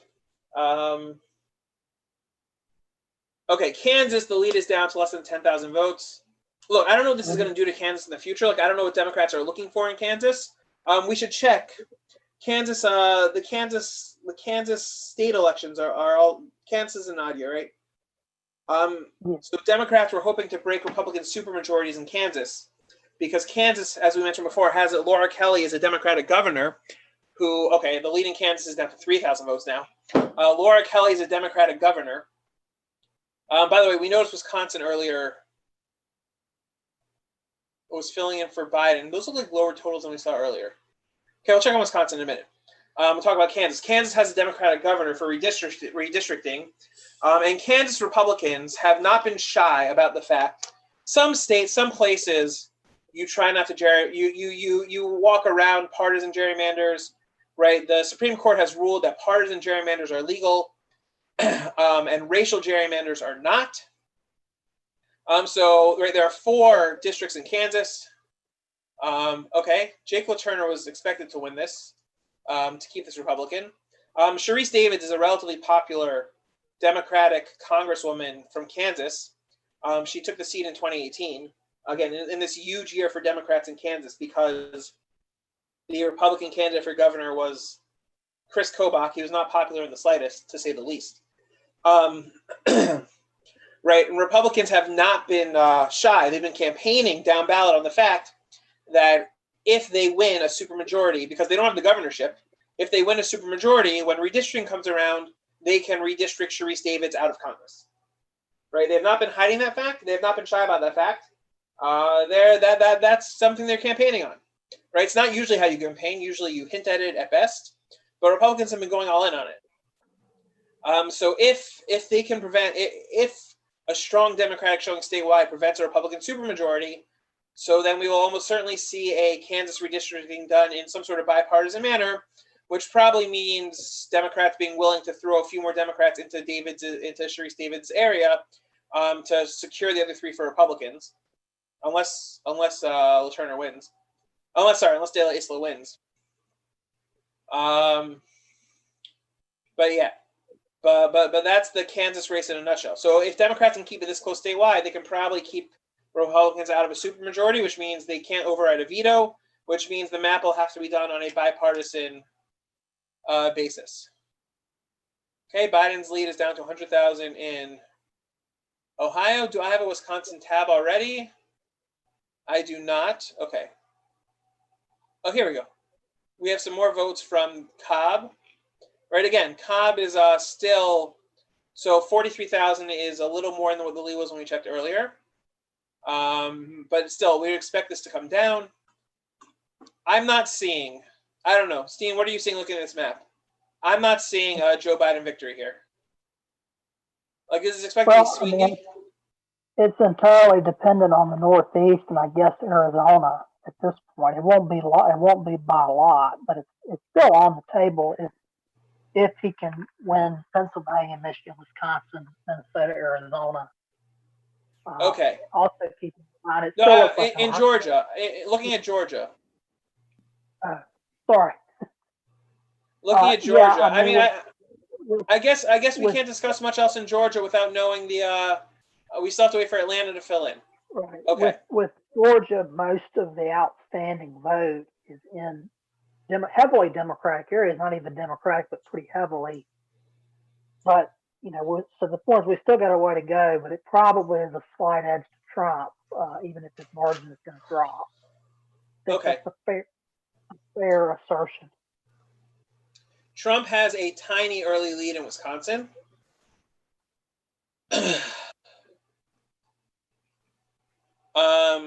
Let's look at the map. Right, in 2016, right, the biggest Democratic areas are Milwaukee, Dane, and I'm blanking on this county. Right, Milwaukee, Dane, and it's this county here, I think. But anyway, but Milwaukee again, right, in 2016, Milwaukee, right, we're looking at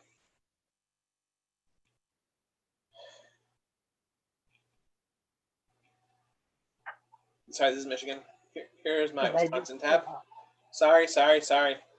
Too many tabs. I need like a map I can point to.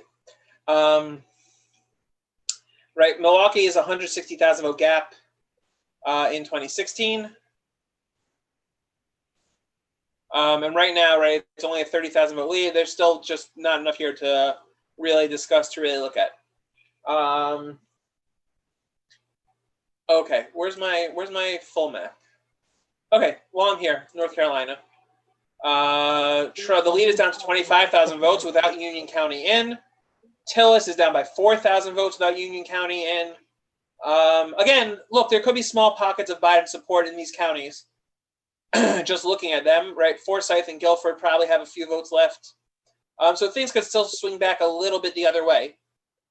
But with the way this has been trending, with the way counties have reported, it looks like Trump will survive in North Carolina, and it looks like Tillis will survive as well. He's been running ahead of Trump all night.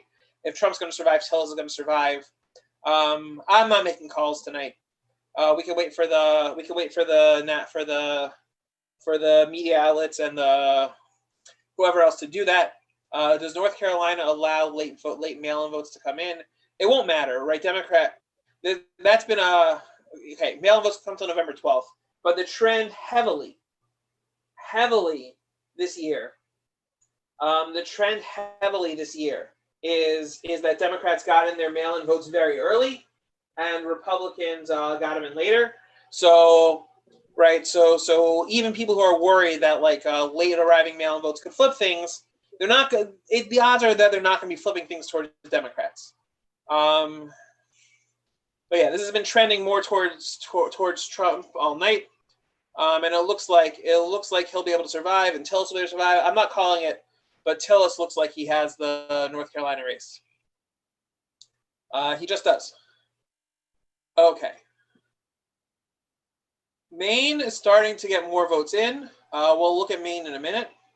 Let's go to. Decision Desk claims that almost all of the North Carolina voted in, and Biden is up by about half a point. Who's claiming that? Decision Desk is claiming almost all the North Carolina voted right, but in. Almost all of the North Carolina does not include Union County. Union County is reporting no votes. In 2016, Trump wins. In 2016, Trump won Union County by 32,000 votes, right? So that's more than the difference already. Yeah, right? I know. Again, Wasserman knows more than what I do by a lot. Like my dream is to be Dave Wasserman, but I don't pretend to be him. So if he knows something I don't, so definitely worth keeping an eye on. But if almost all the vote is in, and what we're missing is Union County, Tillis is for sure safe, and Trump should feel very, very confident as well. Okay, what do we have from Minnesota? The Hennepin area reported first. Those are going to be early mail-ins. Those are going to be mail-ins. Minnesota reported its primary much quicker than this. Hennepin was done. Yeah, not too much to talk about in Minnesota yet. We mentioned earlier that there are Black Republicans running in a bunch of seats trying to argue against the Democratic Party. Lacey Johnson was not quite in the same boat as one of them, but he got tens of millions of, I don't know if he had 10 million actually. He got millions and millions of dollars to spend because he's running against a very well-known candidate.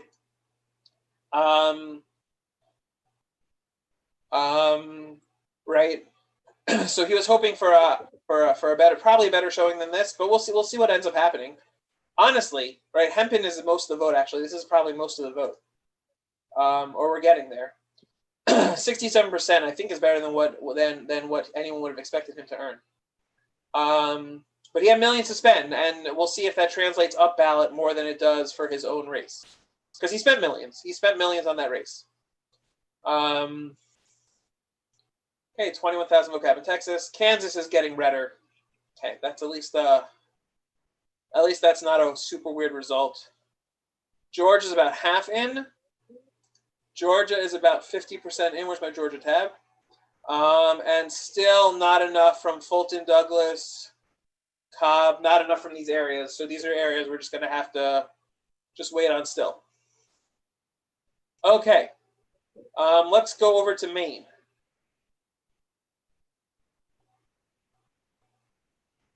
It's going to be funny with Trump's winning Rhode Island at the end of the night because they're not counting on mail-ins. Actually, how many mail-ins were even in Rhode Island?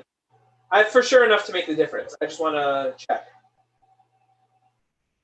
Rhode Island only had 150,000 mail-in votes.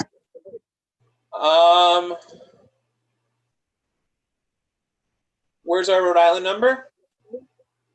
Yeah, okay, 150,000 mail-in. So that's more than enough to cover the difference. But seeing Rhode Island in red is weird. It's just as weird as seeing Kansas in blue was. Okay, so it looks like most of these main towns so far are coming from. Okay, all small areas. None of the big ones. Not much to talk about yet. Okay. So these are the in-person votes. I guess there were 150,000 early in person. So these are probably the in-person votes. Trump's not winning Rhode Island. It's not even worth worrying about too much, which is weird. And Trump just took the lead in Ohio. Trump took the lead in Ohio. Oh, well, Yeah. Would you look at that? Let's go talk about Ohio.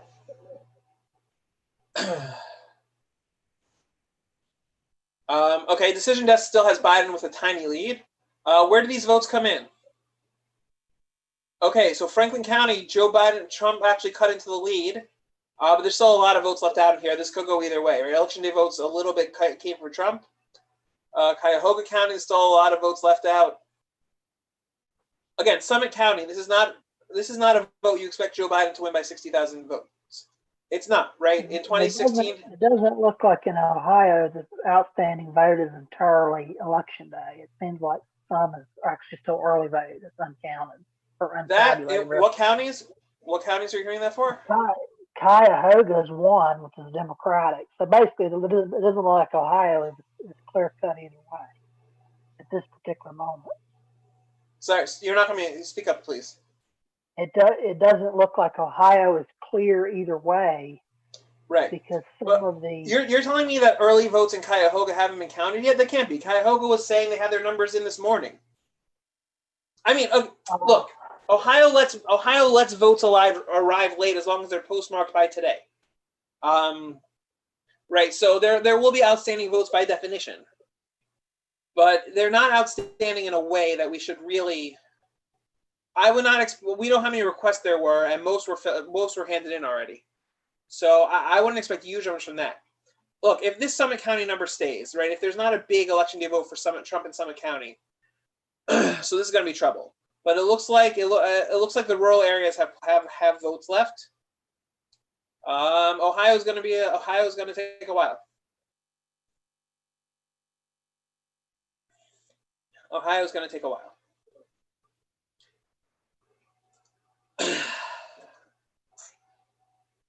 Wisconsin, again, we still need more Milwaukee votes to say anything for sure. Look, if Trump pulls in 37% of Milwaukee, he wins Wisconsin. Like that's right. In 2016, he got 28%. Right, if he raises his number by 10% there, he's in good stead. But we just have to see more votes before we can say anything like that, right? We could check the precinct data if we had it to know which precincts these are coming from. Yeah. Okay. Michigan, we have very little from Detroit. Ann Arbor's up to Washtenaw up to a 13,000 vote lead. So Ann Arbor's in right. So their county site right now. And what I don't know is not clear is what they report from partially counted precincts. They've not completed counting any precincts in Ann Arbor at all. Okay. Yeah, some they haven't even started counting with. All the other areas in Washington are showing turnouts in the lowest I see is a 72. It's like 70s to 80s for turnout. Okay, and those and those aren't quite as high as Republicans would like in the outskirts. They were hoping for mid to high 80s in some places that I saw. Okay, so we're still waiting on Michigan. Michigan's still coming in slowly. Here we go. Ohio flipped to Trump on Decision Desk also by 2,000 votes. Where'd those come in? Here, he cut into the lead in Summit County a little. Right, Summit County. This is Akron, right above Akron. Right, this is around Akron. Right, this is the county that is going to tell us about the rest of this race. Okay, Trump has a big lead in Kansas. Things are normal. And okay, this is worth keeping an eye on, right? Democrats thought they had a chance at flipping the Senate seat. They're only down 10,000 votes, and Libertarians are pulling in a lot of votes. Let's go back to the decision desk. Union County is still not in, and the lead's down to 21,000 votes in North Carolina. And Tom Tillis has taken the lead. So I would expect North Carolina start seeing calls in North Carolina soon. Georgia, we still don't have stuff. Cobb County is still. Trump cut into that lead a little since the last time we saw that in Cobb County. It's up to 40,000 votes. It was a little more before. But we still need the Cobb. We can't do anything in Georgia without knowing turnout in those areas. Okay, Maine is very slowly filling in. New Hampshire is about where expected, 10%. Tillis is taking the lead in North Carolina. Tillis. Yes. Yeah, we saw that by a very small margin. And look, the next polls close in 10 minutes. In 10 minutes, we start getting to talk about Iowa. Expect immediate calls for North Dakota, Montana, and Idaho. So Idaho might not close for another hour. Yeah, Idaho doesn't finish closing till 11 Eastern. Neither does Montana. Idaho, Utah, Nevada. Nevada is a state that I've been. And Arizona should dump. Arizona polls are closed. They dump all their votes basically at 10 o'clock. All their mail-ins. So that's a ton of votes. Right? We should find out about Arizona at 10 o'clock Eastern. Nevada is a state I've been tracking for a while. Basically the numbers in Nevada for Republicans have been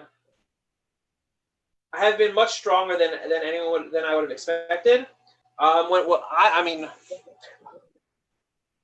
thought, and I haven't checked on the election day vote actually since we started this at 6:30.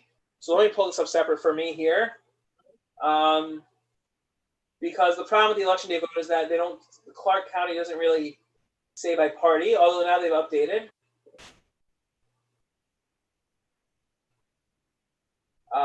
Right, okay, so on the election day vote, there's a 35,000 vote partisan difference in Nevada, right, which is not what you'd expect. So Nevada could be a very close race. 13,000 vote gap in Texas. Minnesota is starting to fill in, but we'll wait.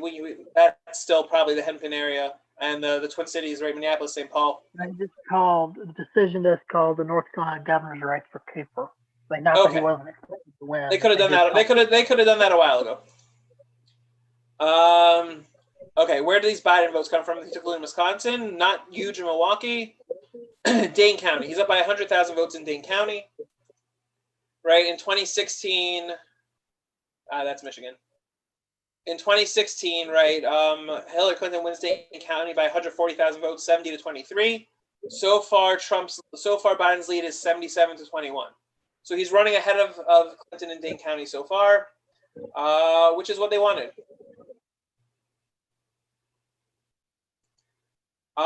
This La Crosse and Eau Claire. So this county, we'll wait for those numbers to come in. This is one of the places that some people thought Republicans might have a chance to swing a hugely unexpected win in because of lower turnout from college students, because of the lack of get out the vote effort for the University of Wisconsin system.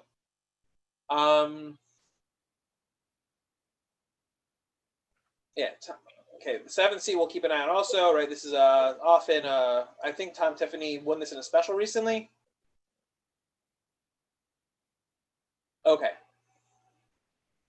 Good. Back to the national map. Trump has cut the lead to 9,000 votes in North Carolina. Where's my North Carolina tab? Okay. And again, 9,000 votes without Union County. At some point, we're going to get calls in for Union County, for North Carolina. This is just, again, this is a 30,000 vote difference in 2016. We'll see how it comes out this time. But the more Trump catches up while this stays gray, right, the better chance Republicans have to think they have overall. Okay.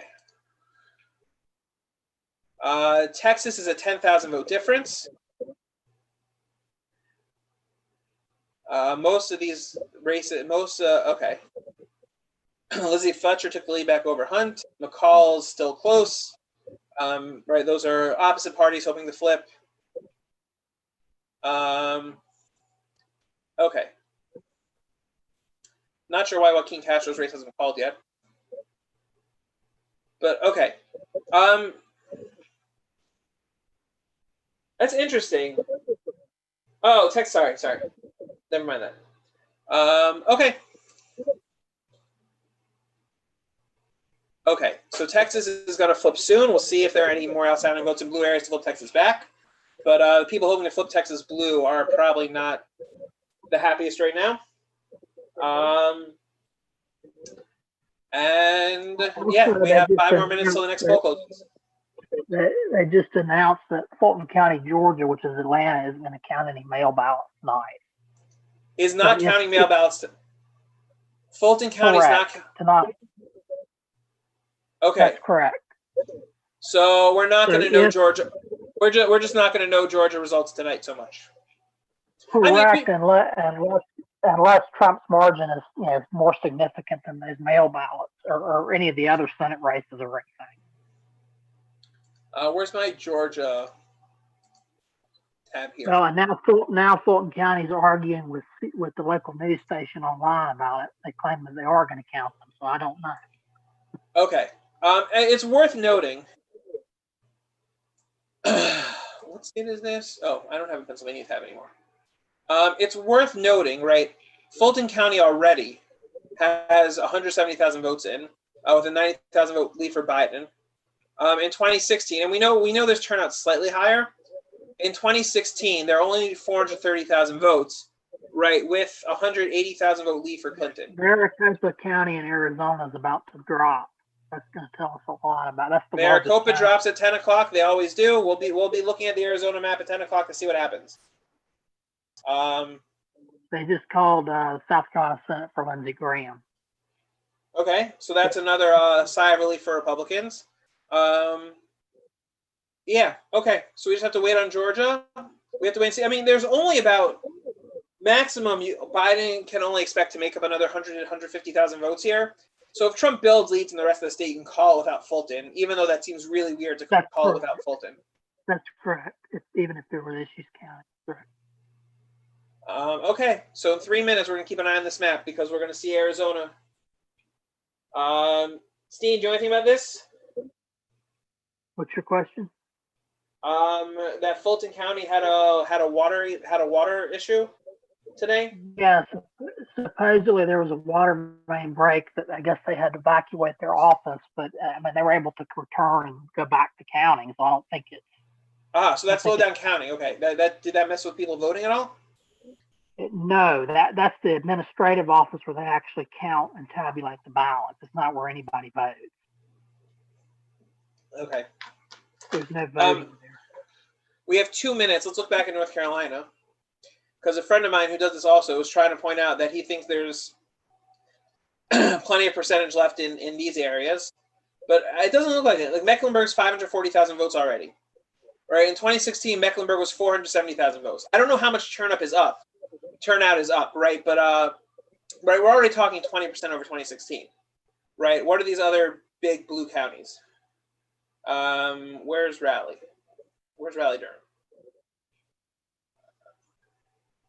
Here. Right, Guilford and Forsyth, right? Guilford has 260,000 votes. In 2016, it had 250,000 votes. So there could be more votes here. Right, there could be a bunch more votes here for Biden. Forsyth County again. A lot of Iowa votes are going to drop in about 2 minutes as well. Right, 10 o'clock. We'll be back on the big map by 10 o'clock. What county is this that I'm looking at? Forsyth, right? Forsyth had 178, and now it's got 177. Okay, so there's some Biden vote left in North Carolina also. We shouldn't write it off as if the rest is coming in completely Trump. But I think Trump still has the advantage here, and Tillis for sure has the advantage here. He's up 11,000 votes already. And again, this Union County is a big red hole waiting for numbers to come in. Okay, it's almost 10 o'clock. Arizona is usually excellent about giving the Maricopa results almost immediately. Nevada usually has results pretty quickly. And Trump just took a big lead in Texas. Okay, Ray's ready for 10 o'clock. Let's very quickly find my Texas tab. Here's my Texas tab. Okay, I chose a bad time to do it. Yeah.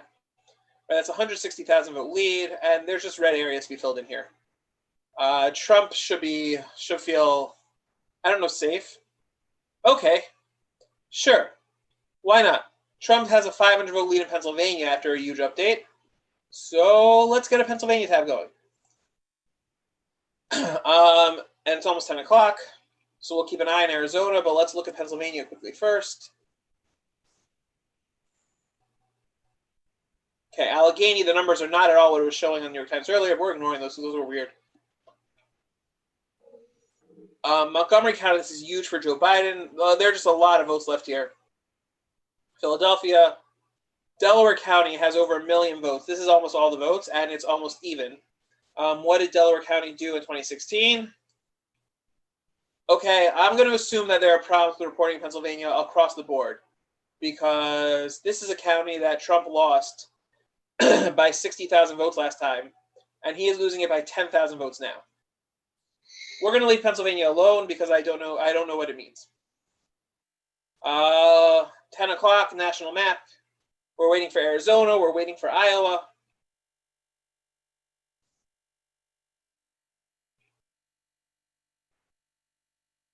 Yeah. Well, like I said, and Trump has a large lead in Ohio. Okay, we'll look at Ohio in a second. Like I was saying with Ohio earlier in some counties. Maricopa just dropped Biden plus 10. Biden plus 10 in Maricopa County? And that's their drop. I mean, that may not be every ballot in the county, but that's most. Yeah. That is generally most of it. Arizona is expecting. Okay, so these are probably mostly mail-ins and early in person, but Arizona does not have so almost many. Everybody in Arizona votes by mail. Right, most people in Arizona vote by mail. So most people in Arizona vote by mail and vote in person early. So if Biden wins Maricopa County by 10%, Trump's got to try. Biden has to feel confident about flipping Arizona. But then again, and by the way, it's 144 vote difference in Pennsylvania right now. Look, if this number is legit, if Trump lost Delaware County and Pennsylvania by 10,000 votes, does that make sense? No, it doesn't make sense at all. There are 300,000 total votes. There are 1 million total votes here. Okay, we're going to forget Pennsylvania. We don't know what it's doing. There are clearly some issues with how they're reporting and which counties they're claiming to come from. So we're just going to leave Pennsylvania alone. Okay.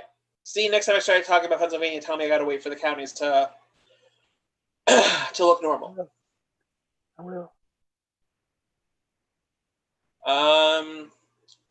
Trump has a 200,000 vote lead in Michigan. In Michigan, right? Okay, we're expecting well over 5 million votes, and we're nowhere near there yet. So it's early it'd be very premature to say anything. Detroit, Wayne County, okay, we can't do anything without Detroit votes coming in. We just can't know anything about it. And again, Oakland County, okay, Oakland County's filling in. 308,000 votes in total. Trump with a 7,000 vote lead. In Maricopa, Mark Kelly exceeded Biden by half a point to a point. So that is good news for Democrats who want to flip the Senate. But again, most people are counting on that one flipping. Well, again, Oakland County. Some people thought there'd be deviation, but. Well, there was some movement late in the campaign. People were worried about claims of Kelly having a conflict of interest with China, but I don't think any of them really stuck. So I don't think that ever really happened. Okay, Decision Desk doesn't have the Arizona votes in yet, so we're going to hold off on them. Where are you looking? The Maricopa County website, or you're looking at I'm looking at the data guru for Maricopa County, who basically, he's the one who reports all the vote himself. It's the guy who works for the county. Did he give numbers, or did he just give Yes, and they posted it on their website too. It's Garrett Archer from ABC 15. Okay. You want to drop the? Do I have a chat here? You want to drop the link in our Zoom chat so I can pull it up on the? Oh, never mind. I don't have it. Okay, here. They just showed up on Decision Desk. We're good. Yeah, they'll upload it. He just dumped it first. So Biden is obviously has a lead in Arizona. It's just a matter of whether Trump can recover. Right. And Okay. they also had, it looks like they had 100,000 drop in Pinal County as well, which is just north of FEMA. Okay, we're just gonna hold this over here. Okay, so we'll hold off on that. Trump's lead in Texas is growing. I think if I don't remember off the top of my head, Clinton had a lead or was very close in Texas for a long while also, right? Like Texas was blue for a while and the red areas reported in later, if I recall correctly. I do not recall that at all. I don't remember ever like looking at seeing Texas blue. I don't know if it was blue. I think it was close for a while. We were talking. Okay. Union I also County. just put Union County. Their results on their county site. I just dropped it in the chat. Okay, let's pull that up. So it's not on Decision Desk yet, but the Union County has put in their results. And Trump only won by 23,000 votes. Okay. That's a total of 110,000. Where's my North Carolina? Right? How many votes did Union County have in 2016? 105,000. So turnout is up, and Trump won by 32,000 in 2016. He won by less now, but that's going to be enough when that. Sorry, too many tabs. When that it's actually he's in a slight lead now. When that pops up on Decision Desk, so he'll have a much larger lead. Tillis won by 25,000 votes. So Tillis is running a drop ahead of Trump. And Roy Cunningham is running a little behind Biden, right? Which again is expected given what happened at the very end of the campaign. It's expected given what happened at the end of the campaign with what happened with Cunningham, right? He had some issues. Cunningham had some issues. Okay. Yeah. I'm curious, actually. Let's check. So a few more votes dropped in these counties. We'll check once we have the North Carolina site open. We'll check. That's pronounced Guilford. Right, the official is 161 to 98 in this county.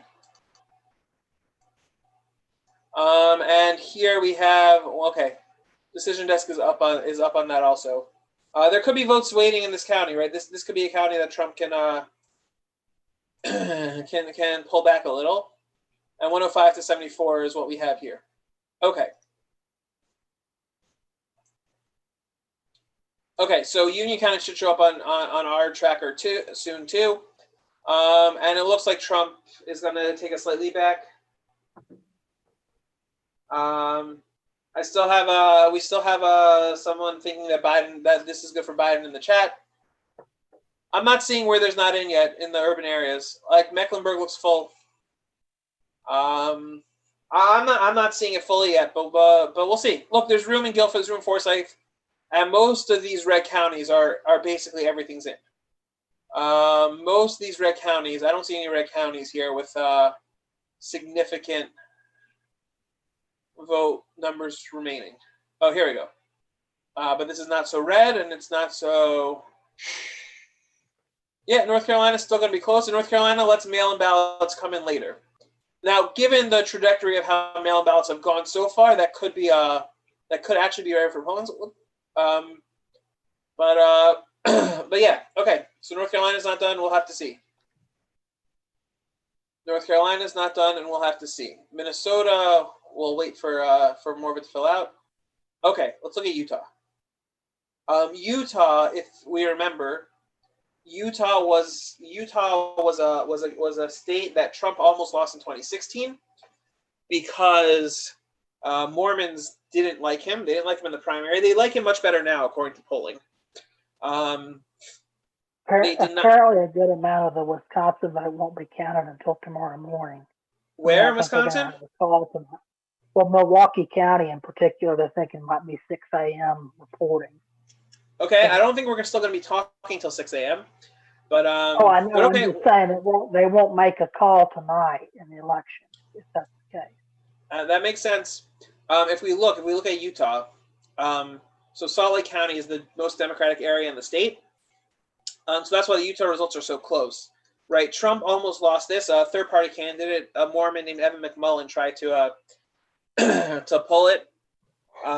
He got over 20% of the vote, but there's no such candidate this year. And so a lot of the Trump skeptic Mormons have come back to Trump. A lot haven't. So Biden will overperform for what we would usually see from a Republican in Utah. But with Salt Lake in already, and Biden's still down by 30,000 votes, this is the closest it'll get all night. So Trump's only up by 4.5 points. This is the closest it'll get. In the 4th district, so this is one race to keep an eye on. But this is actually not great for right. Ben McAdams, he took Mia Love's seat 2 years ago, right? He's a Democrat. Mia Love was a Republican who didn't like Trump enough. So Trump tweeted about her, and it seemingly cost her the election in this district in 2018. McAdams is probably the second most conservative Democrat in the House, and he is trying to hold on to this seat from Burgess Owens, a very, very Trump-friendly former NFL player. Yeah. So he's trying to win the seat. So that's a 20,000 vote difference. That is something to keep an eye on. But we're going to step away from Utah for now.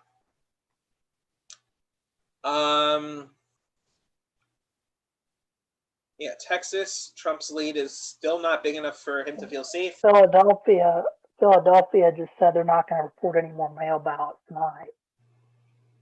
So they've counted around a third of the mail ballots. They just said they're not going to count any more tonight. Right. Okay. Pennsylvania's been going back and forth on this because they're very nervous about what happens if it looks like Trump has a huge lead at the end of the night. And they're also very nervous about getting it right, and it's a lot of people, a lot of work.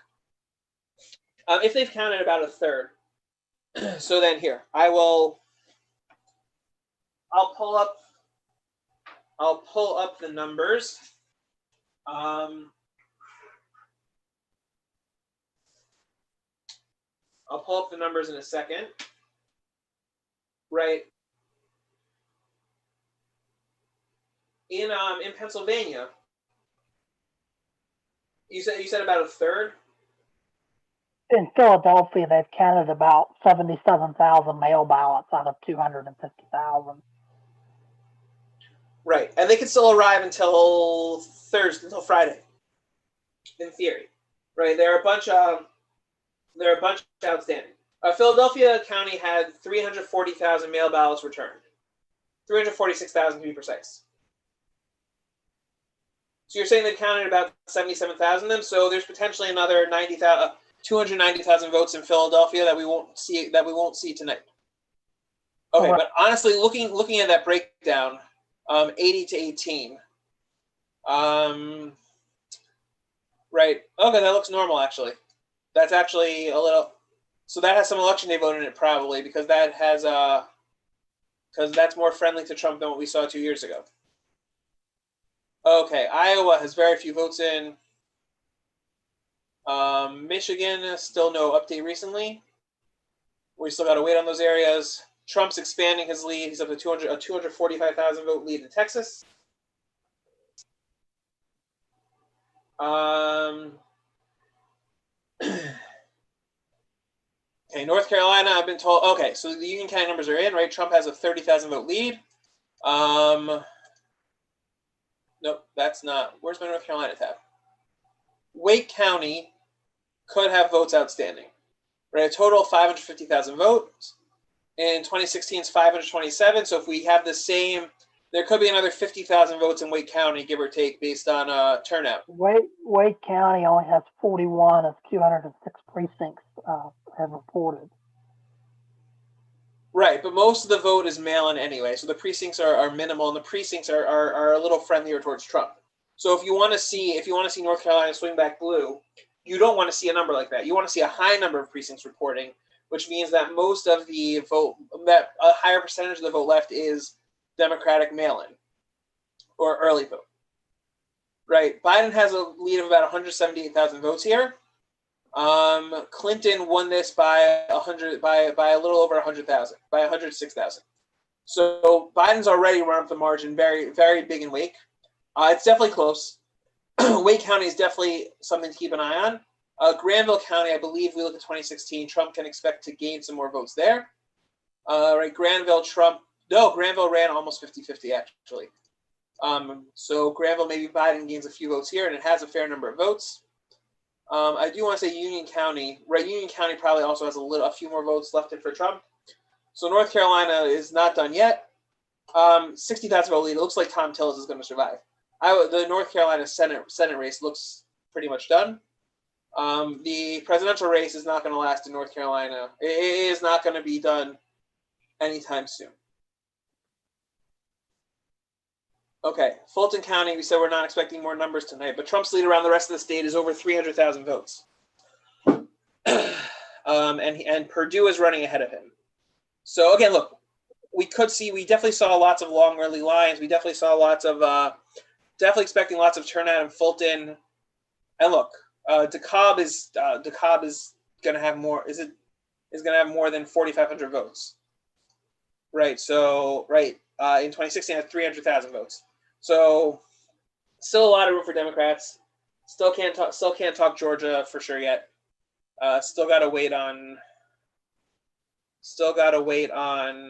these on the Atlanta area coming in. But also there's a lot of Trump friendly areas left in the state also. I don't know a lot. There's a bunch of Trump friendly areas left in the state also. So a few thousand votes here, a few thousand votes there. Stevens County what left here is big that Trump should like. Right, Stevens County is probably 5,000, 6,000, 7,000 votes. But yeah, we just have to wait on the Atlanta area, unless I'm missing something. Anything in Georgia I'm missing that we should be talking about while we have it open, Steen? Which state are you asking me Georgia, about? your state. We're just still waiting on a lot more vote from Atlanta to be able to have any determination. Lowndes and Mitchell. Okay, barely Republican and slight Republican 4 years ago, and those are, so this looks like this is early vote. This isn't an election day vote counted yet in these counties. Okay, so fine, not enough to talk about Georgia yet. Arizona is getting closer. We're gonna wait till there are millions of votes in. Arizona is we can check on the Senate race in Arizona. McSally is expected to lose, or not is likely to lose, and yeah, Mark Kelly's running 1.5 points ahead of. And they don't have, Decision Desk doesn't have the Maricopa votes on it actually.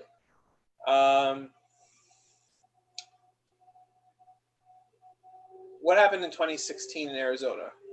I feel like oh, okay. The blue counties were blue. Santa Cruz. Okay. We're fine. We're just waiting on the Arizona numbers to come in. Right. In 2016.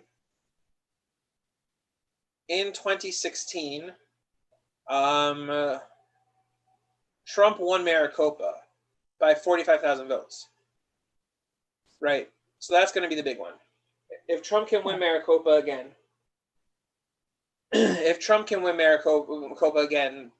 so he has a chance in the state. But if you saw the early numbers are that he's not, so then he's in trouble. So we just have to wait. We just have to wait on Maricopa. Nevada has not put any numbers yet. New Mexico is slow in reporting. Iowa is still very early. Let's just see which sections of this it is. But Montana's blue for now. That's probably the early vote. Well, today's vote should come in, right? If we check our Handy New York Times tab, I think they said that Montana, the early vote is counted first. So no surprise to see it start out blue. Yeah, mail and other absentee ballots start to be reported first.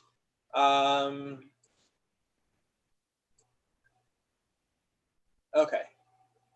Lynn Johnson and Dubuque. What did Iowa look like in 2016?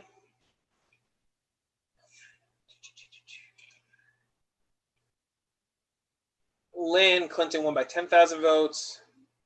Where's Dubuque? Okay, but these are clearly mail-in votes also because of the swing. Right, Trump won it barely. And what was the other one I said? I'm passing. Johnson. Right, Clinton won by 29,000 votes. So these are just the. Biden has big leads, much bigger leads than Clinton had last time. But these are clearly mail votes. We'll see if Trump can claw them back, and if Joni Ernst can claw them back when numbers come in after. Yeah. Republicans are hoping all four of these are somewhat swingy House races, so we just have to keep an eye on them as things come in later.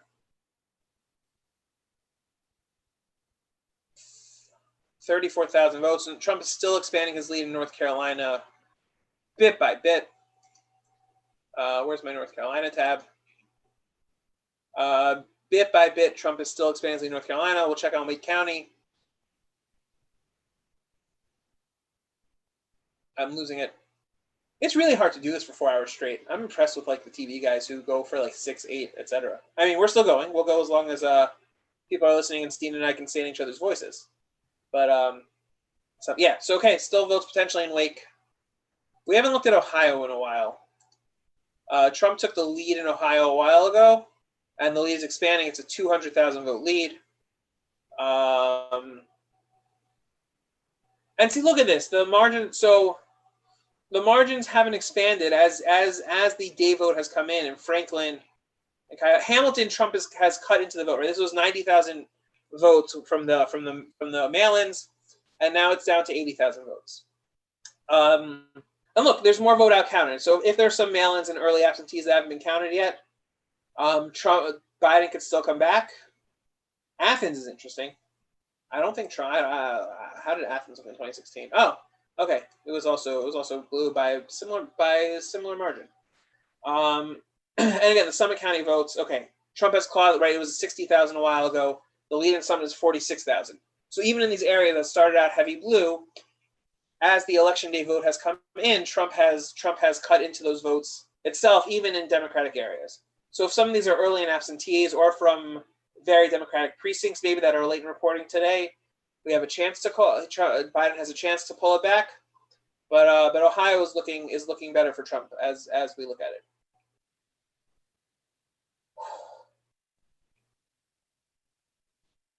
Okay, we have new votes in North Carolina, so let's see if we can figure out where they came from, or if they came from Wake County, because that seems to be Biden's best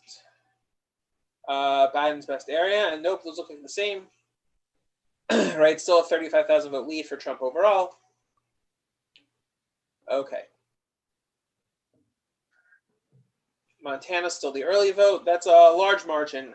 So Montana, we'll check on Montana, not because, right, this is one of the hopeful Democratic pickups in the Senate. And it is noteworthy, right, that at least in these areas, right, Missoula is a college town. Lewis and Clark, I think, is also one of the better Democratic areas in the state. But look, these are over 95% in, so this is almost everything in these counties. It is worth noting that Bullock, right, Democrats hope maybe they can flip the seat. We could actually have 2 Democratic senators in Montana, and this would make up for, if they want to control the Senate, this would make up for losing North Carolina to Tillis. Okay, this is also, but look, it's worth noting that right now, 22-17, right, Bullock is running a full 5 points ahead of ahead of Joe Biden. We'll see if that lasts. We'll see what happens there. But if Democrats want in the Senate, so Montana is definitely one to keep an eye on for now. We have to wait till more of the state fills in to say anything. Okay, this looks like we're getting close to Arizona's to full Arizona votes. Maricopa County, right, which Donald Trump won by a few thousand votes last time. He's trailing by 140,000 votes by 10%. And Mark Kelly's running a point ahead of Joe Biden, about 1.5% ahead of Joe Biden. Oh, it was very funny that the Robert K had 0 votes. Did his votes get disallowed? Did I not know about that? Is there something missing here? Steen, do you know about the Arizona special election Senate race? Yes. Well, I mean, Kelly's still ahead. Right. I'm saying Robert Kay. How does he have 0 votes? Were his votes did he withdraw and his votes aren't going to be counted, or does he just actually have 0 votes? I don't think he actually has 0 votes. That seems like It's worth noting there are about 15,000 fewer votes in this race than in the presidential race. So it could just be that his votes aren't being counted. Right. Okay. Look, we'll see what happens. We'll see if this comes back closer. But if Donald Trump is losing Maricopa County by this much, if Martha McSally is losing Maricopa County by this much, then Arizona's blue and Arizona is flipping that Senate seat. There's not much else to talk about there if that's actually what happens. New Hampshire is, as always, pretty slow to come in. Trump has added 9,000 votes to his lead in North Carolina. 4,000 votes. It's up to 39,000 votes. There's a reporting issue in Gwinnett County, Georgia, which is a big Atlanta suburb. They have 80,000 votes that they're apparently sitting on because they're having a software issue. Okay. Did they say how they're going? I mean, they just said that there's 80,000 ballots that they're unable to report right now because of a software issue. That makes sense. They've reported very little. Trump has about a 330,000 vote lead in the state, which is probably not enough if just for the Atlanta area. There are other red areas that have to fill in also. So right, Georgia's pretty slow in reporting. Right there. Okay, we're being told to look at Nate Cohen's feed on Twitter, which is what we're going to do.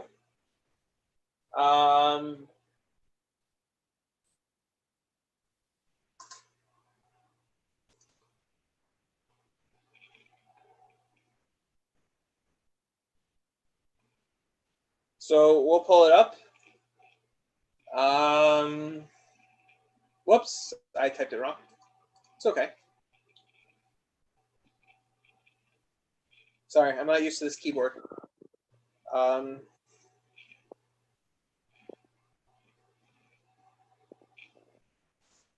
Okay.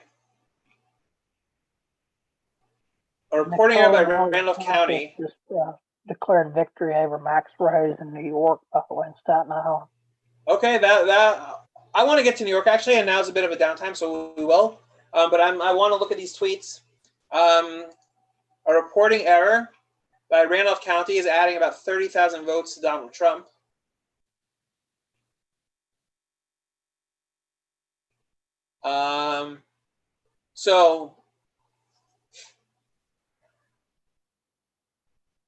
Okay, I see.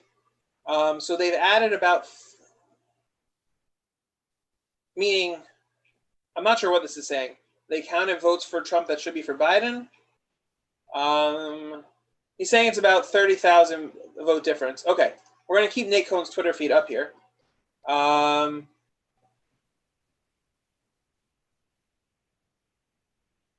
Yeah. Okay, we're gonna leave that open. We're gonna leave that open. We're gonna.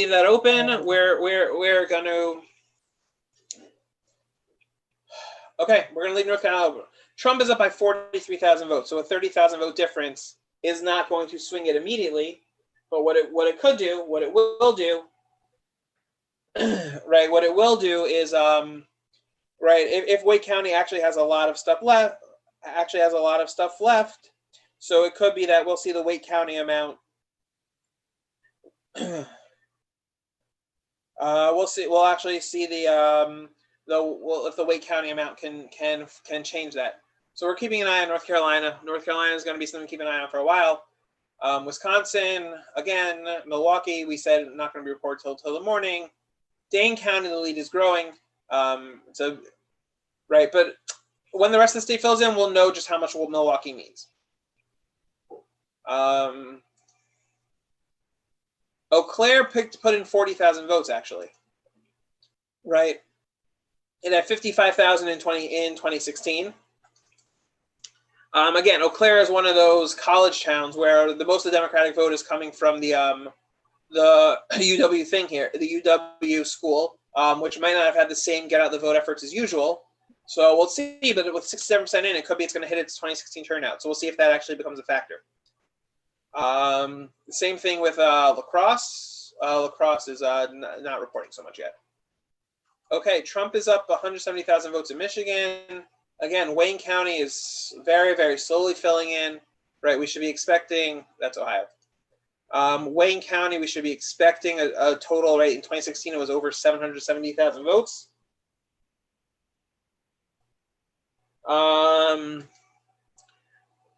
Right, so Wayne County, right, there's still a ton left to see. It's hard to talk about Michigan, right? It looks red. People like that it looks red, but it's hard to talk about Michigan without seeing the full numbers. Okay. More errors in North Carolina.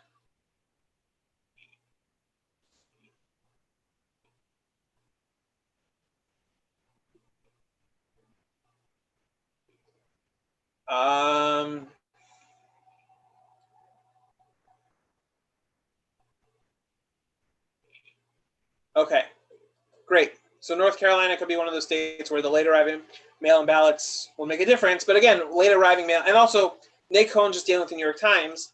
I don't know whether we should assume that Decision Desk is dealing with the same reporting errors.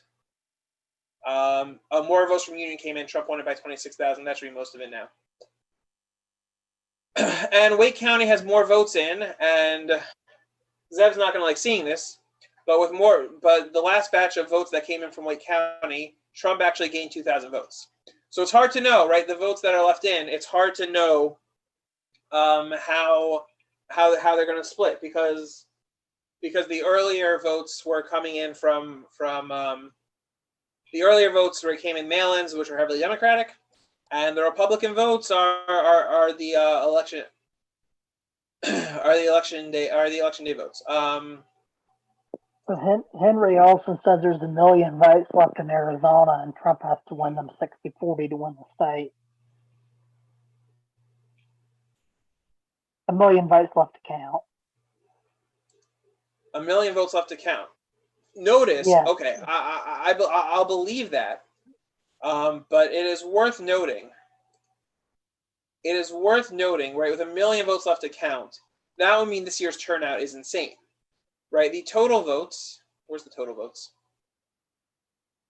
Right, we had 2.6 million votes in Arizona in 2016, right? So far, we have 2.3 million votes, right? We're talking 130% of last year's, of 2016's turnout in Arizona. And Arizona got a lot of people from California, right? California has been losing people for a few years now. But that's just, if there are 1 million votes left, that's just a very, very high turnout. And look, this is a high turnout election. It's believable, but that's just a lot. We haven't seen, and if there are 1 million votes left, those are most likely election day votes, and not early votes. 250,000 unreturned absentee ballots in Ohio. Okay, but note that 250,000. First of all, Trump is winning by more than 250,000 now, and second of all, unreturned absentees in Ohio don't mean anything necessarily, because you can, if you request an absentee, you can still go to your polling place and vote. So if you haven't returned it yet, right, 250,000 is the maximum of what can come in, and there's still plenty more. Right, and plenty of those could have been counted already because they voted already. The lead in Summit County is now less than 40,000 votes. The more votes that come in from Ohio, the more Trump takes the lead. He won it by 8 points last time. I don't think he's winning by 8 points this time. But Trump has to be feel okay about Ohio right now. Trump has to feel okay about Ohio right now. Yeah, Balderson's race was called. He won by 50,000 votes. Yeah, Trump has to feel pretty okay about Ohio right now.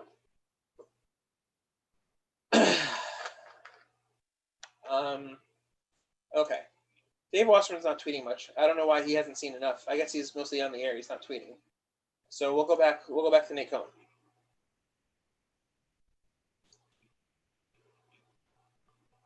Well, that's not something Donald Trump wants to see. That's a lot of blue in Maricopa County.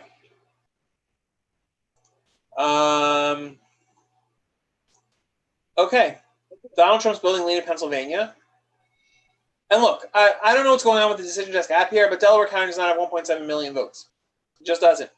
I assume Delaware is a placeholder in their system that's somehow coming out otherwise. So we're just gonna leave Pennsylvania alone until we can figure out the glitches. Because without knowing where it's coming from, what the total votes are, I don't know how much we can trust any of these county level results. Trump's lead is up to almost 50,000 votes in North Carolina. Right, more North Carolina votes coming in slowly, and more votes in from Wake County. Biden's lead in Wake County has shrunk by another few thousand votes as more votes have come in. So Wake County is Biden's best county here. Well, after Mecklenburg. Wake County is Biden's best county here, and the more votes that are trickling in, the better they are for Trump. Trump's lead has eclipsed 50,000 votes. Tillis is up by 75,000 votes. Hard to see where the room for the comeback is in North Carolina. If it is, it could be they're waiting to call it because they know there could be more mail-in ballots that are waiting to come in. In theory, what's the maximum number of North Carolina mail-in ballots that could be returned?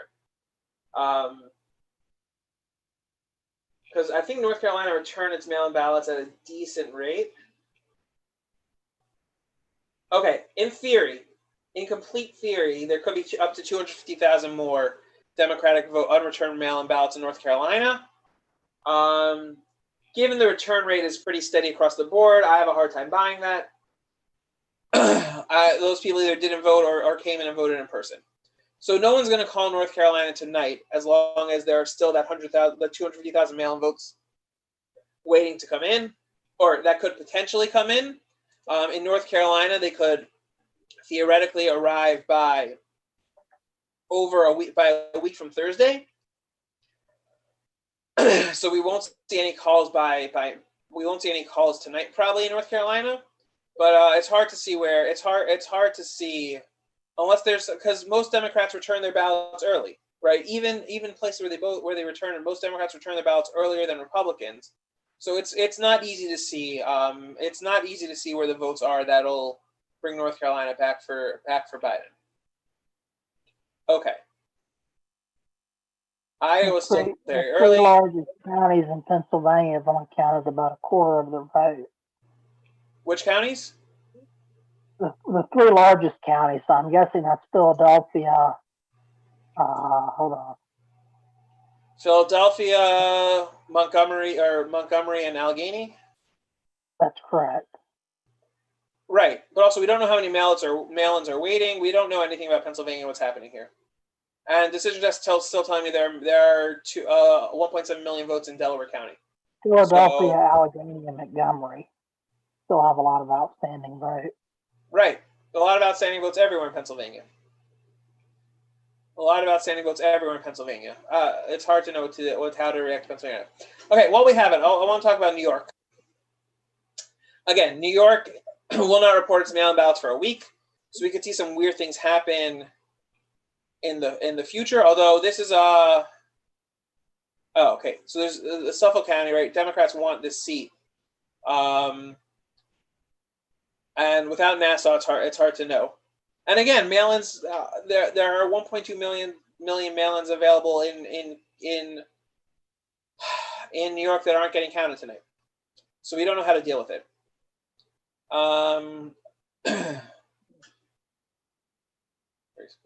Okay, this is, I don't know why this isn't called yet. This will be done tonight. These will all be done tonight. We've got Clark. Okay, so this race was one I expected could potentially have been looked weird. So if you notice, so far, we'll see what happens. There are a lot of votes left standing. Jerry Nadler's not going to lose, but this is something you never see before.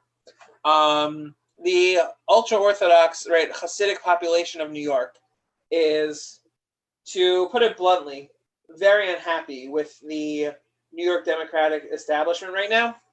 They're not happy with what Governor Cuomo and Mayor de Blasio are doing with the response to COVID outbreaks in general and in the Jewish community. So Kathy Bernstein is outright winning so far in Kings County. That's the Brooklyn areas of Borough Park. She is outright beating Jerry Nadler in this section. not by enough to swing his lead on the Upper West Side. But there's going to be a lot more vote coming from Kings County.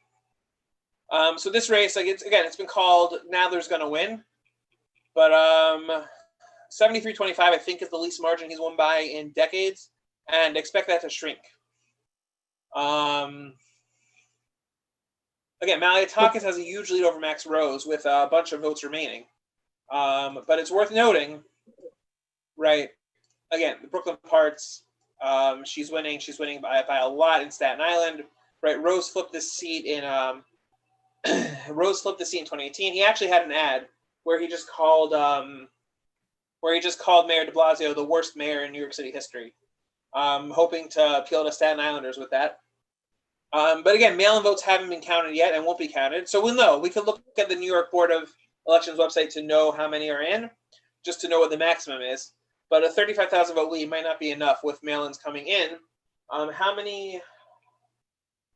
Let me check how many votes this district should expect. Sorry, give me 1 minute. Steve, you want to fill in while I look this up? Yes. So it looks like there's still a lot of mail ballots in Pennsylvania. Arizona's up to probably 3/4 of the vote in, and it's Biden still plus 9, more or less the same as the Maricopa number. Biden looks like he's going to win Salt Lake City, Utah, which is an interesting one. A lot of Mormon voters and things there. Right, but how's it looking? How's it looking down ballot? What's going on in the race with Owens and McAdams? McAdams is up by 9 with half the vote in. Now, of course, that remaining half could be overwhelmingly Republican election day. But okay, so it's interesting. It's interesting that we're seeing potentially Republicans swinging back some of the Democratic gains in the wave that we saw last year. But not a lot of the suburban areas, like Colin Alred in Texas, and is ahead. It looks like Wendy Davis is in a very close race with Chip Roy. That she's famous for. She ran for governor, didn't do very well, but she had kind of taken a stand on Republican efforts to pass strict abortion measures, and then now she kind of has resurrected her career running for Congress. There's a few other down ballot races in Texas where the Democrats won the last election. It looks like Jones ahead in West Texas. In 2016, actually, this district had about 216,000 votes. So it looks like we're approaching that number. I don't know how many votes turnout's up this year, but it has to be up by at least 30% for Rose to even be able to come back. So it looks like Rose is losing the seat. Yes, I think a number of people have called it for Malliotakis. I mean, a few people are waiting on mail ballots, but that, to your point, doesn't seem very likely that he would be able to overcome that kind of margin. Okay. This is another Mondaire Jones. This is another. Rockland County has a large ultra-Orthodox Jewish population, and all of Rockland County is in this district. And you see that of the votes in so far, Mondaire Jones is trailing Maureen Schulman. It's actually really interesting. The Republicans messed up in this district. They wanted Schulman on both ballots, but she could not win the conservative. She forgot to file. They didn't file her in time for the Conservative Party primary. So an ultra-Orthodox woman, Yehudis Gottesfeld, is on the Conservative Party line. And again, this shouldn't be close enough for it to matter, but this is also closer than the 17th is ever expected to be, because the generally reliable Democratic ultra-Orthodox Jews are not so reliably Democratic right now. And you see that, right? 39, they're being Schulman, and also only 4,000 votes are in. So I want to keep an eye on this one. Again, I can't imagine it will flip, but it's worth keeping an eye on to see how close it gets once we have New York open. Tenny Brindisi, right? That's what Republicans are hoping for. But a 15,000 vote lead with mail-ins left to come in might not be so strong. Katko Balter. Okay. So this either could be a sign of mail-ins or a sign of of stronger Republican strength, right? This race was being polled both in Trump's race and in this race was being polled at basically even. Both sides released internals saying they were winning, but this race was being polled at even. And right now, Katko has a 15-point lead. That would make Republicans happy. They're clawing back the House a little bit from what, for them at least, for Republicans at least, was a disaster 2 years ago. Okay. Michigan still doesn't have enough votes from Detroit, from those areas to really talk about. Rhode Island, Trump still has a lead. It's just weird. Oh, Kansas has been called for Trump. Okay. The Florida minimum wage referendum has probably passed. It's at 61% with pretty much all the vote in. Okay, so Florida's going to pay the minimum wage even with Trump winning the state. Florida's going to have a $15 minimum wage. That is interesting. That's worth noting. Trump's lead in North Carolina is up to 60,000. That's about 11. That's like a 15-point overperformance from Biden because it takes 60% to pass those. Right. Right. So Trump people decided they wanted a higher minimum wage. Trump's lead in North Carolina is up to 60,000 votes. It's just slowly ticking upwards. We'll check on Ohio. Ohio, his lead is now over 300,000 votes. Ohio is going to be called soon. See, these areas, right? Even if they're so, no one's going to call before outstanding votes. A lot of the Detroit, Michigan vote is still out, which is why nothing's been called in Michigan. Right, but Hamilton County, right? This is right at the end of early voting. Joe Biden had a 90,000 vote lead. Right, he had a huge lead. And Trump is actually, he's not just changing the percentage number. He's not just outperforming his early performance. In-person voting, he's outright winning. Cuyahoga, the lead is 190,000. I think it was over 200,000 earlier. Right, so Trump is outright winning the day of vote in these areas. So yeah, there might be some absentees that'll arrive later or being waited to count. But Trump should have Ohio. Trump just should, right? He only has a 180,000 vote margin in Columbus and Franklin County. It's more than what Hillary Clinton did, but not by enough. It's hard to see a comeback in Ohio here. But we'll wait. We're not making calls tonight. We'll wait for other people to do that for us. Still no update in Arizona. In New Mexico, the Democrat running for Senate's only up by 4. With a lot of the votes in. It's not all in, but a lot of it's in. So there were some weird polls in New Mexico a month or so ago. I was wondering about that, but we didn't get any good polling in New Mexico since then. So it's hard to really talk about New Mexico and know quite what's going on. But yeah, it's worth noting. It's also worth noting, right? Forget percentage-wise.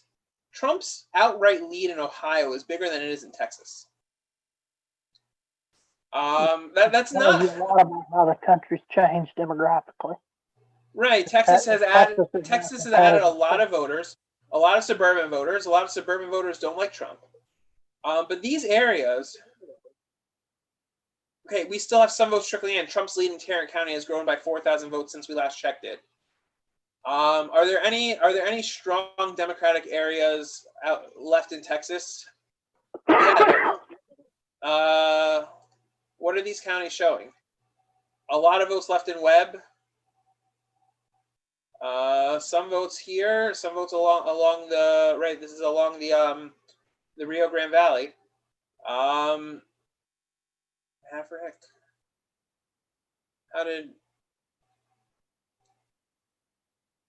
Maverick and Webb, how did these go in 2016? Maverick, Clinton won by 8,000 votes. Webb, Clinton won by 30,000 votes. So look, there's some votes here left in Texas for that should be friendly to Biden. So it's too early to call Texas, and a lot of the red is pretty much filled in. But I don't see any major sections where, you know, you can pull in 300,000 votes at once.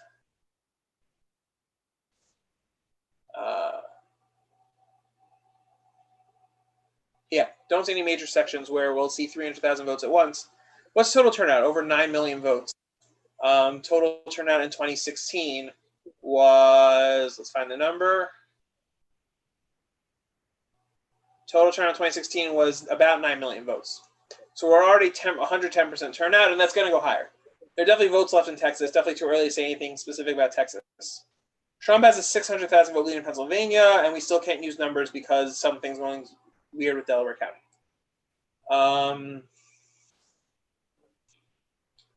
Trump is catching up in Montana. Okay, let's look at Montana now. Right, Biden had an early vote lead. Very little of the state is filled in. Okay, Trump caught that. Missoula is a 17,000 vote lead. Trump has caught these back up. But look, if Democrats won the Senate, so Steve Bullock is still running almost a full 5 points ahead, more than full 5. Which might be enough to get him over. I mean, there's no guarantee. He's still look. Democrats. Oh, okay. And for governor, Greg Gianfort's not super popular. He's the one who assaulted the reporter. Right, he assaulted a reporter while running for Congress 2 years ago. And also this is interesting. Everyone's running ahead of Biden in Missouri. Rosendale is relatively popular, even though he lost the Senate race 2 years ago. Rosendale should be able to run ahead of everyone.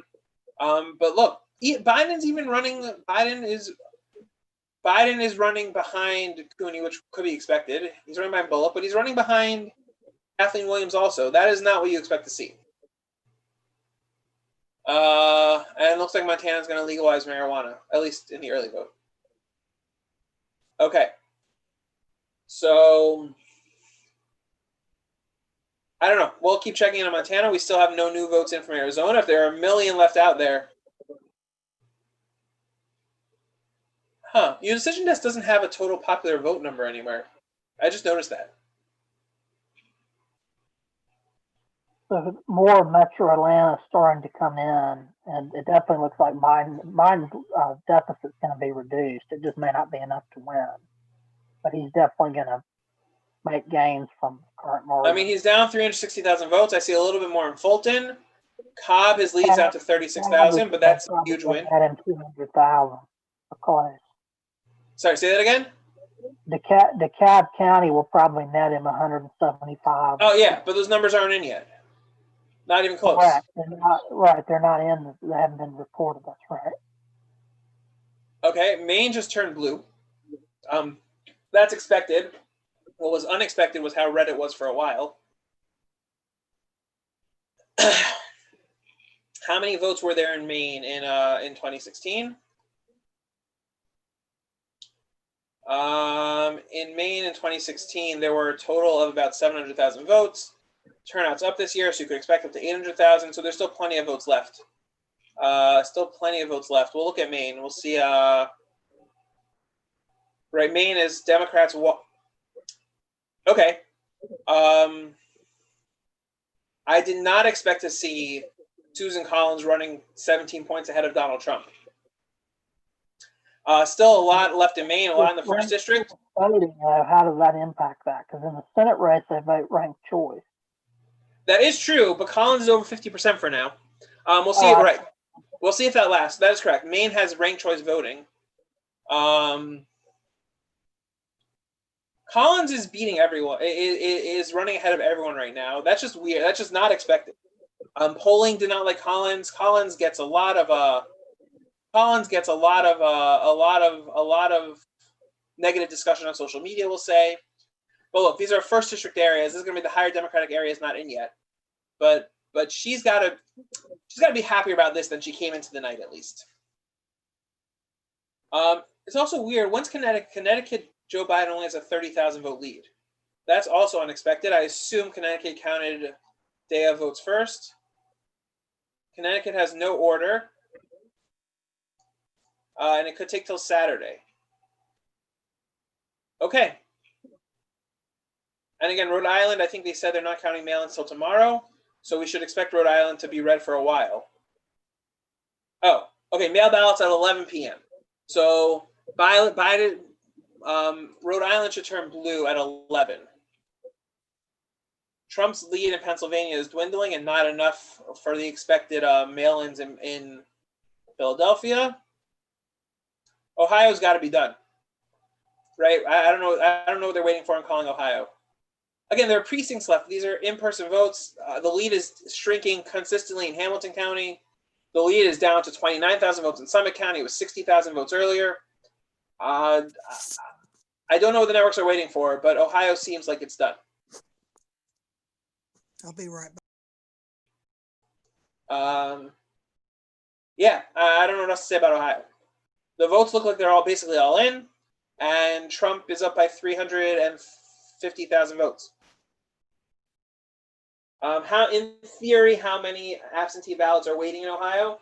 Let me just check the number. In theory, Ohio could see another 200,000 votes. So Trump's lead is higher than the total number of mail ballots outstanding. And again, a lot of those people could have voted already. So I think it's time to close our Ohio tabs. Chabot looks where Hamilton's coming. The rest of Hamilton's coming in, swinging towards him. Chabot looks safe. That should be called. Yeah. I don't make calls, but I think it's time to close the Ohio tab. Trump looks like he won Ohio by less than he won it in 2016, by a few points less. By more, do you remember how much DeWine won Ohio by for governor 2 years ago? I'm not sure now. Okay. Are you coming in a little faintly? You might want to speak up, Steen, at some point. Yeah, I'm gonna reconnect. Okay, I'm gonna leave and come back. Okay. Hope to see you again soon. Yeah, but Ohio looks done. I think we're going to close the tab. Oh, I forgot I had the New York Times thing up. Okay, the New York Times hasn't given Florida to Trump yet either. Hasn't given Ohio to Trump yet. It has given New Mexico to Biden with only a 50,000 vote lead. Hello? Yeah, hey. Hey, I'm back. Okay, coming in much more clearly. Trump's lead in Texas is expanding a little. They've called Rhode Island, even though Trump is winning. But that's okay. I expect to call Rhode Island in 4 minutes. And they're behind. Okay, we can close out the New York. I have a bookmark if we want later. We can close out the New York Times tab. Okay. Oh, New Mexico's in on decision desk, and that looks pretty safe for. Oh, so it's only the Albuquerque area. Actually, how did Albuquerque go in 2016? I mean, it went Democratic. How much Democratic did it go in 2016? What's the name of this county? I don't remember. CNN has a lot more votes for New Mexico than Decision Desk does for whatever reason. I mean, not CNN, New York Times. Yeah, I just saw that. But also, it was closer. Also, yeah, look, Decision Desk has votes in from the Senate race that isn't from the presidential race yet. That's a little weird, but it's okay. We can roll with it. Santa Fe, yeah. So 50,000 votes in Albuquerque is about the same margin as last time, as 2016. It looks like. It looks like turnout's a little higher, right? Santa Fe, Hillary Clinton won by 35,000 votes. We don't have it on the presidential race yet, but in the Senate race, 38,000 vote difference, right? And in 2016, Clinton won New Mexico by over 60,000 votes. So I think New Mexico is safe to put aside for now. We can come back to it later. Montana is almost tied. No new votes in Arizona yet. That's a big lead for Biden in Iowa. We should focus on Iowa soon at some point. Minnesota probably hasn't filled in the reddish areas yet, although that's not a crazy number to look at. Okay, let's check on Montana, and then we'll go back to Michigan and Wisconsin. Forrest, are you still here with us when we get to Michigan? I am still here when you get to Michigan. Okay, you can pipe about other states too, you know. Yeah, so nothing crazy going on in Montana. We're just still waiting for the state to fill in. Again, Biden is still running 5 points behind Bullock, and he's also running behind Cooney and Williams, which is a little more surprising.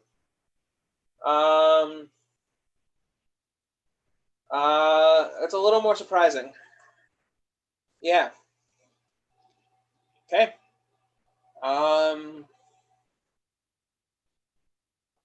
Okay, Biden has a bigger lead in Maine. Let's see if there was some sort of issue earlier, or if. Okay, so Collins' lead is shrinking a little, but she has a 47,000 vote lead. This is mostly her district, right? This is mostly the more Republican district areas filling in. So we just have to wait till the top of the map fills in. But look, she's winning section, or she's leading in sections at the top of towns at the top of the map. Does this have a town by town map? I don't think so. For Maine, no, it just goes county by county. It just goes county by county. Decision desk should have. That's okay. Yeah, her Collins' lead is shrinking a little, but Collins has to feel good about the fact that she's running. That she's running 18 points ahead of President Trump. It's not something we expected to see coming in, but it's interesting. Okay. Let's see if our Pennsylvania numbers look normal yet. Okay, here we go. They have spread the vote around Pennsylvania normally. Okay, so now here's the problem for Donald Trump. He only has a 300,000 vote lead in Pennsylvania. He probably needs a lead at the end of the night of over 1 million votes to feel safe about winning the state. It's just the mail-in ballots, right? Again, I can pull up the numbers. Right, there are approximately 1.65 million mail-in ballots, right, that Democrats have returned.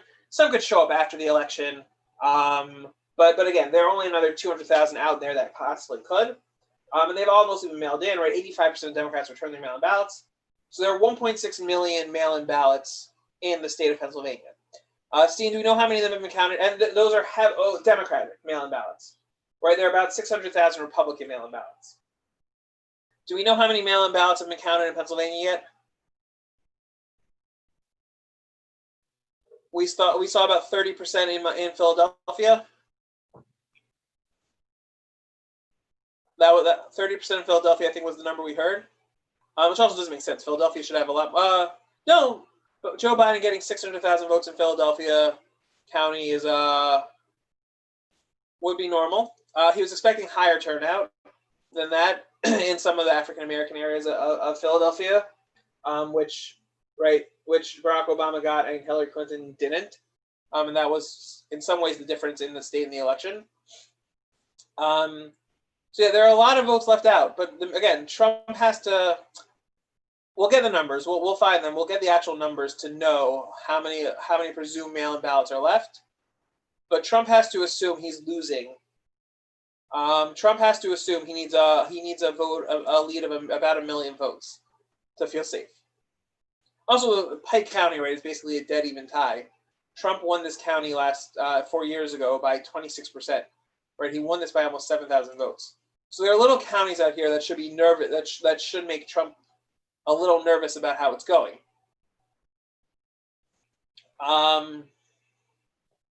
Right, he lost Center County by 1,800 votes last time. But again, we don't know how much of this is in person, how much of this is the mail-in ballots. So it's hard to really judge Pennsylvania. What is clear is that a 350,000 vote lead is just not enough. Right, if Trump wants to win Pennsylvania, he needs a much bigger lead at this point. Montana has finally flipped red. Rhode Island still hasn't flipped blue, although it's after 11 o'clock, so mail-in should be coming in soon.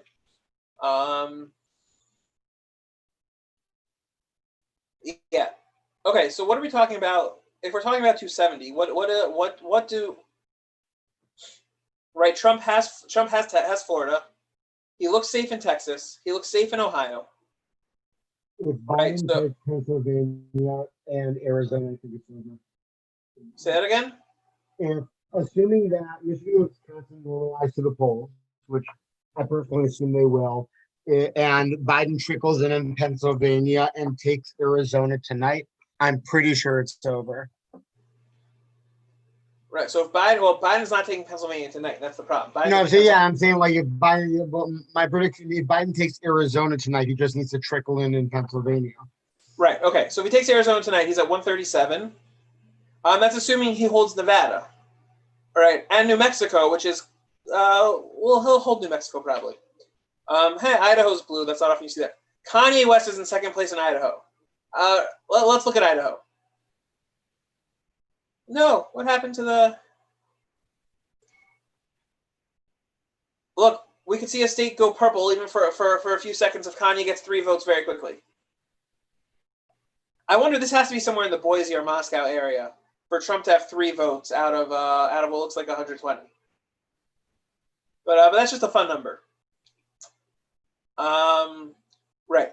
So Biden's at 131. You add in Minnesota. Let's assume he wins Minnesota. He's at 141. Nebraska. Let's look at Nebraska. Does he have? Is he winning a congressional district in Nebraska?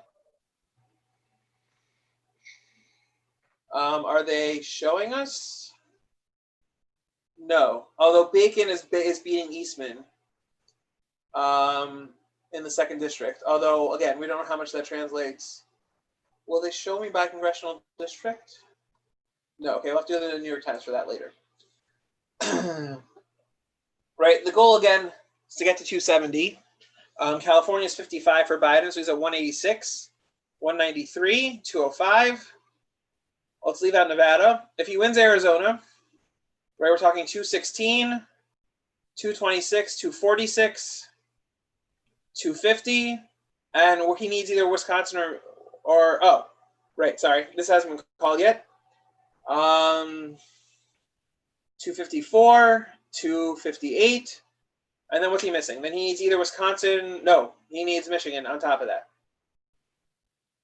or Wisconsin and Nevada, or if he holds on to Iowa, which we're not focusing on yet because it's still too early and the votes aren't coming in places yet.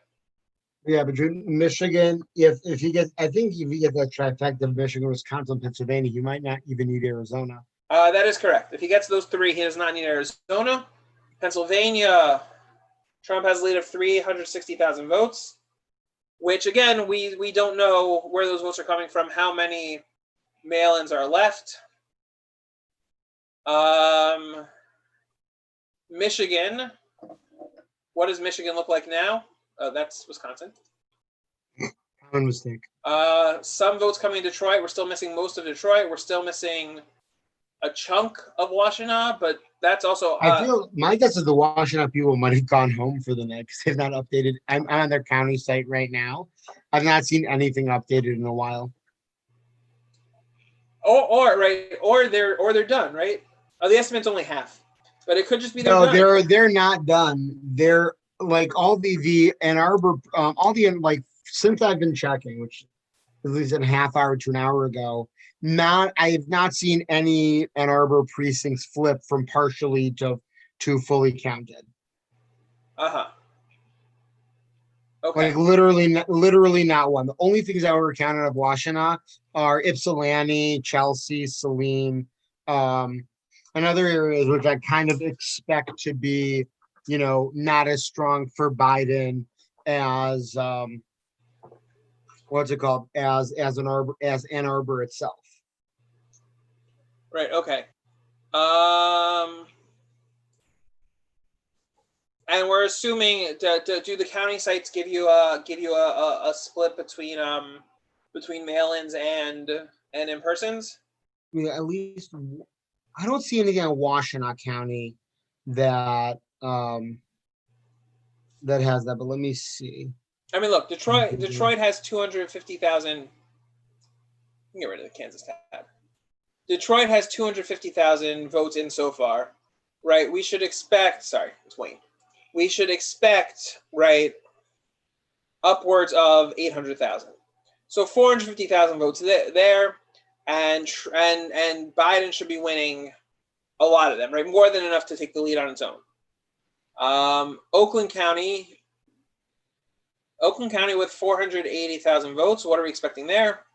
And a 30,000 vote lead for Biden, right? This is one of the swingy ones, right? We should get expecting another 150,000 votes at least. Yeah, and looking at Washenaw's site now, I cannot find any Ann Arbor absentee ballots counted in any of the precincts. Right. Okay. So it looks like Michigan's counting the in-person votes first, not the absentees. So Trump's lead in Michigan right now is probably not the Trump's lead in Michigan right now is probably pretty much is a bit of a mirage. Again, these Yeah. are probably all if you check on Wayne County. Are those also all in-person votes? Is that why Trump's only down by 13 points, 12 and a half, by Let me less take a than look. 13 points? Right, that would make I'm sense if they're in looking it up right person now. and if absentees haven't been counted yet, and it would take a while. Okay, Kanye is no longer in second place in Idaho. Biden's winning in Idaho because why not? We still have no votes updated from Arizona. Since then, although Steam tells us we should expect 1 million more. Georgia, Trump's lead is down to 320,000 votes. And how much of those outstanding votes are in this? Again, those numbers from Fulton, DeKalb, and these are just Atlanta, right? Atlanta, Trump. That's Pennsylvania. Right, in Atlanta, Biden should have advantages, right? Clinton won Fulton County by 180,000 votes. Biden's lead is by 115,000. That's probably another close to 100,000 votes difference, right? Trump's lead of 320,000 votes in Georgia does not seem so strong right now.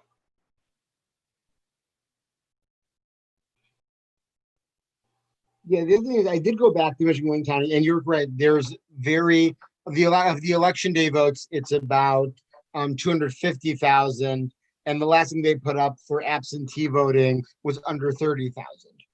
In Washtenaw? No, this is Wayne. In Wayne, okay. Yeah, Wayne is counting more absentee votes than anything I can find in Washington. Okay, and let's check. Right, so Wayne County, so those are all in-person votes. How many absentees are we expected from Wayne County? That I don't remember offhand. We're expecting over 400. We're expecting about 430,000. So there are about 400,000 uncounted absentee votes in Wayne County here, right? That should be 4-1 to Biden at least, right? So that alone flips the state as of now. Again, still a lot to do, still a lot more to count, but that alone flips the state as of now. It'll be interesting, right? I think in 2018, although it's not showing up now, I think in 2018 John James ran a little ahead of what would be expected in Wayne County. If he can keep that margin down, maybe he could keep the Senate race close. But okay, without those mail-in numbers in Michigan, we can't really talk about anything else.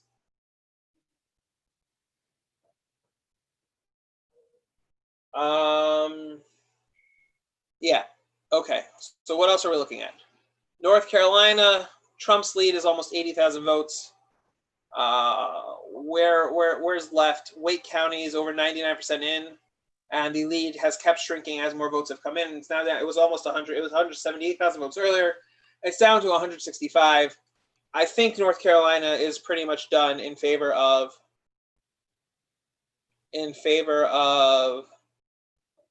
Trump.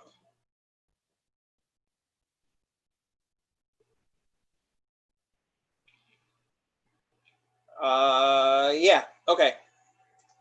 I don't know how to deal with the New York Times reporting of their issues with their needle. But anyway, we'll leave that alone. I think it's time to close North Carolina. We can close the North Carolina tab. But Sorry, speak up, Steen. You're coming in a little quietly. I said I'm back. Oh. Here. Hello. Yeah. So we'll close down North Carolina. It looks like Trump has that. Maybe places aren't going to call it till they see if mail-in votes start coming in a little. Oh, look, California was called almost immediately. Okay, no surprises there. Still no reporting from Nevada yet, and still no new votes in from Arizona. But most importantly, Biden did finally pull ahead in Rhode Island.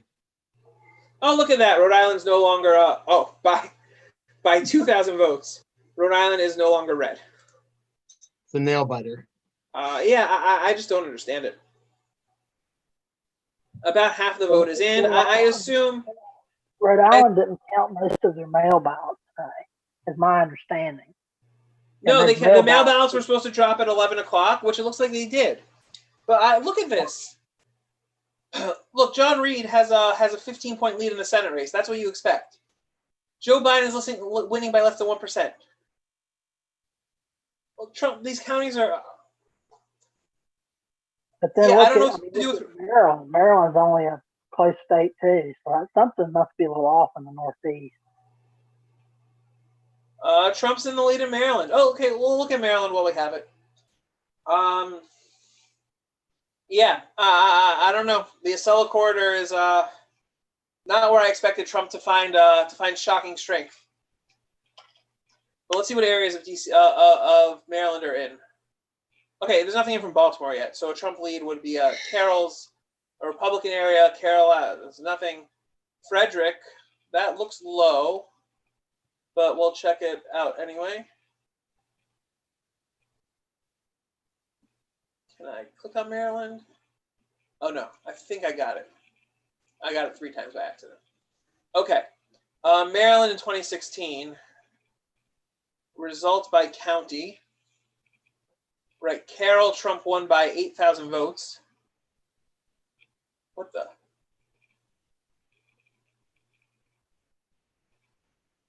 Carroll County, Trump won by 32,000 votes. I don't know what I was looking at.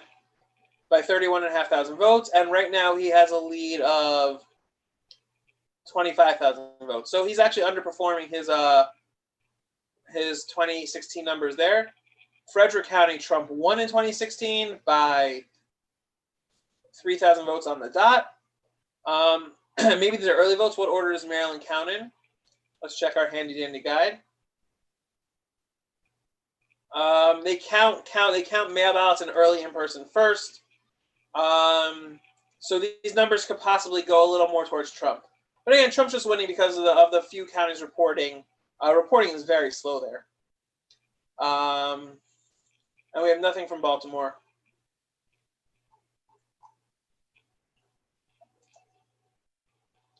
We have nothing from Baltimore yet. Okay. Idaho being blue is also just makes things look weird. Coming in strong. Sorry, say that again. Speak up, please. The Boise vote coming in strong. Boise, Idaho. Oh yeah, is this all the Boise area vote? Oh, look at this. So. Donald Trump got no votes in. Hold on. Well, let's check out this county. This is actually one of those counties with like almost no votes?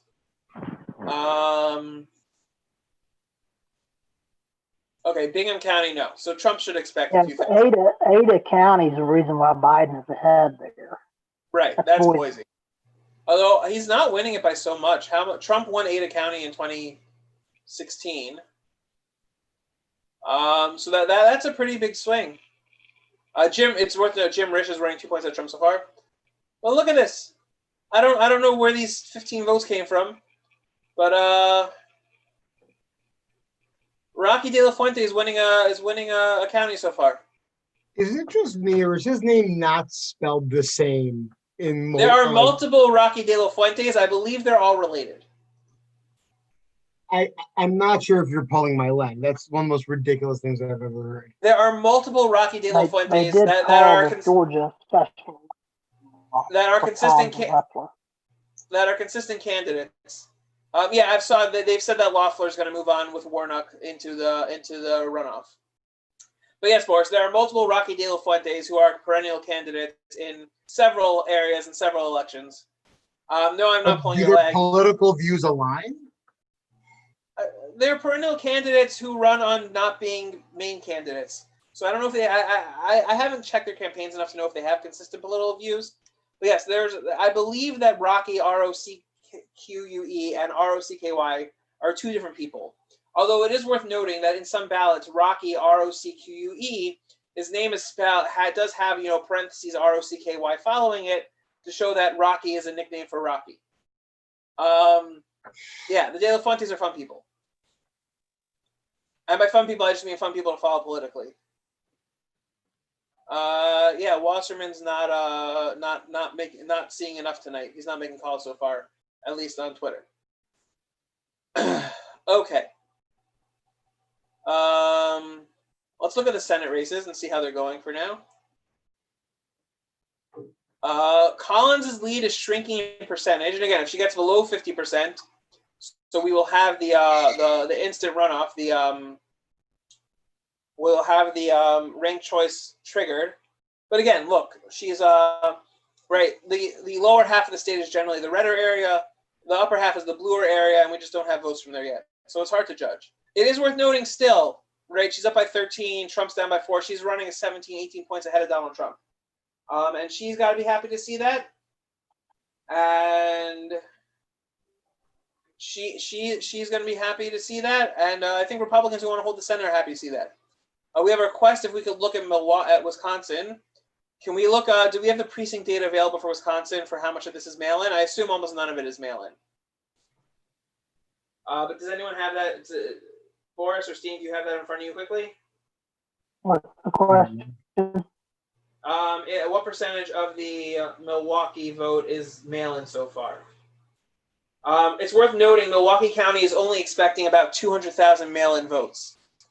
So it could be that a chunk of these are mail-in. The total number of votes in Milwaukee County in 2018 was 400,000. So half of it's expected to be in person, about half mail-in, depending on turnout. So it could be these are all in person. It could be these are a mix. 40,000 vote, 59-39, right? And this one's 65-28 in 2016. So I would assume just based on that, I mean, either that there's a large, either this is a mostly election day or maybe entirely election day, or Trump is just strong in Wisconsin. Neither one, well, no, this latter would be more surprising than the former.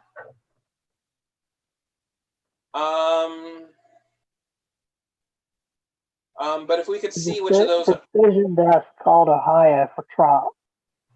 Who has? Decision desk. Okay. We called it a little while ago. The lead is now up to 400,000 votes, by the way. So he might actually, or he's up to a 7-point lead. He might actually pull his 2016 numbers straight. Trump is also up by 450,000 votes in Texas. Then I remember the final numbers in Texas were not as wide as you would expect. Right? Trump won Texas by 9 points, but he only got 52%. Right? So Fox News called Arizona for Biden and for Mark Kelly. Okay. That's noteworthy. Biden and Kelly. You said you heard they were expecting 1 million more votes in Arizona. They haven't come in yet. If they come in, so we can see them as they come. But if Fox News is calling it, I assume they think it's not going to happen.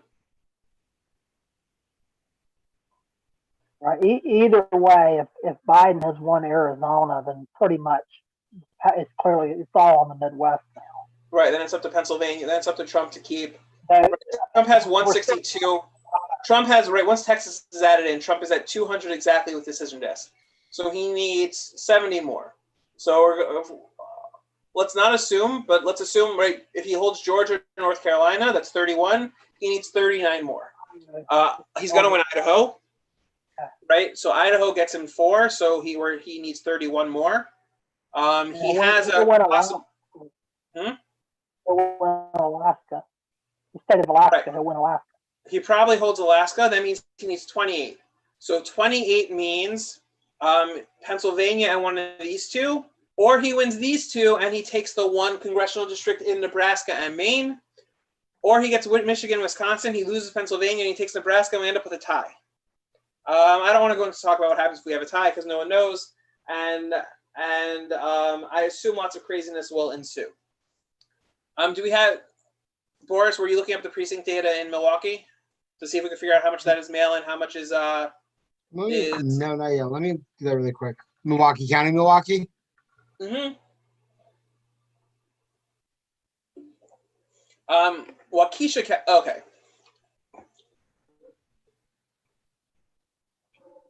So Waukesha, and after that, look at what I think it's pronounced Waukesha or Waukesha. Waukesha County is interesting. Trump is winning it by almost 50,000 votes right now. In 2016, right? Trump won that. Oh, actually, sorry. Trump won that by 62,000 votes. Where's the? What am I thinking of?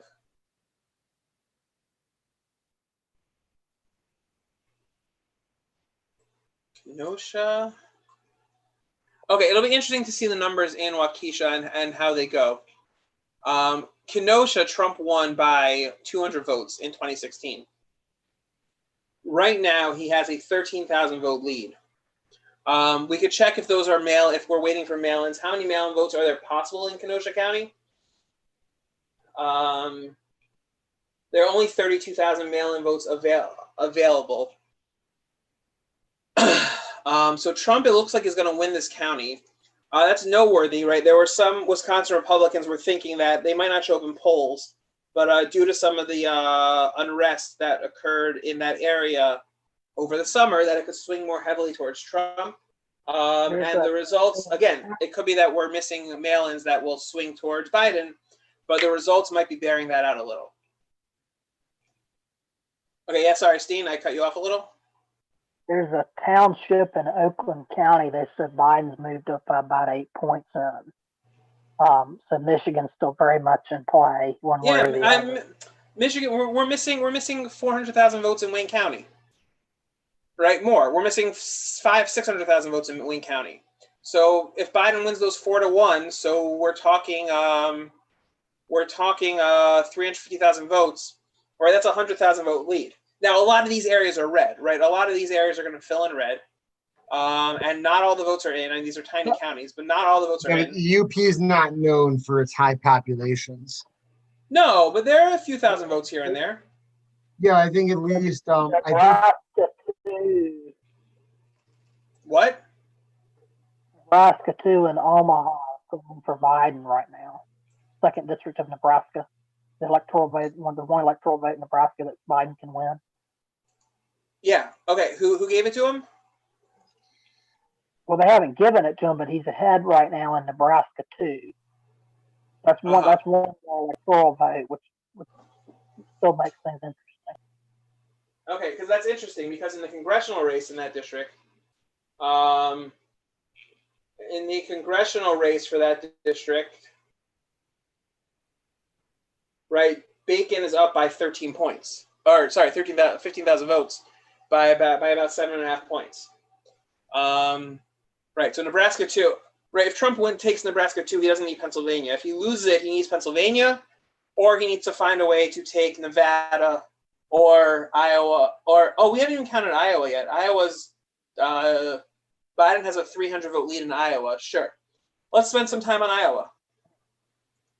The people that I trust on Iowa say Trump's going to pull ahead there, though. That would make sense. It would make sense that Trump will pull ahead in Iowa. He was polling pretty well there, or relatively well. It was close, and the polls were moving towards him at the end.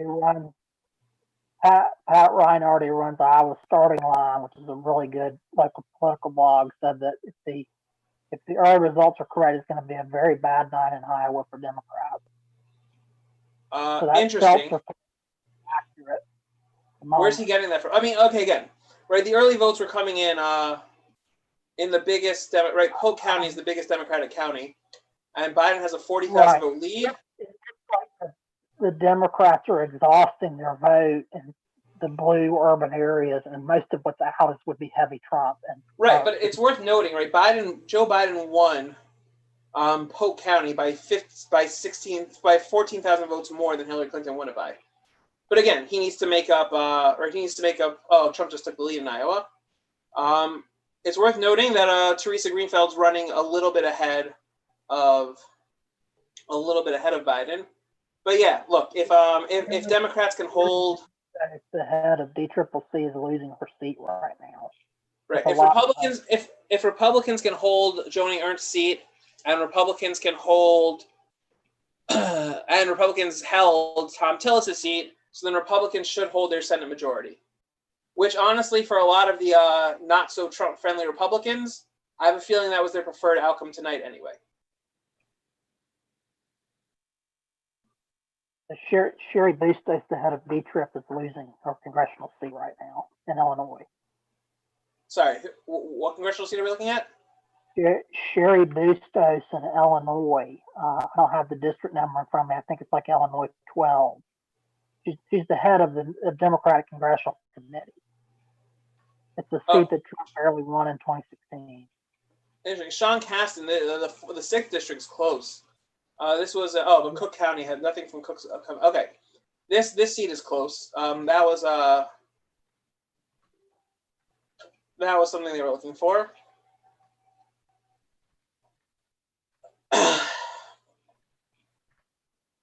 Ronnie Davis has a 40,000 vote lead. Still a lot of vote left.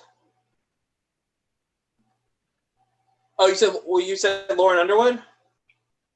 No, not Lauren Underwood. I was talking about Sherry Bustos. Oh, Sherry Bustos. Oh, sorry. Bustos is down by a drop. That was a seat Republicans wanted. Democrats thought they could hold because Bustos is very popular on social media. Right. But Lauren Underwood. And Wagner is winning next door in Missouri. That's the seat that Democrats have targeted in the Missouri suburbs. Looks like Wagner is going to hang on.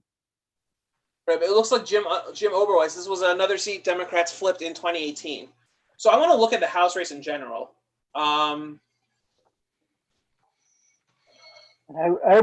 is a dairy magnate. Oberweis Dairy. They have a lot of ice cream and.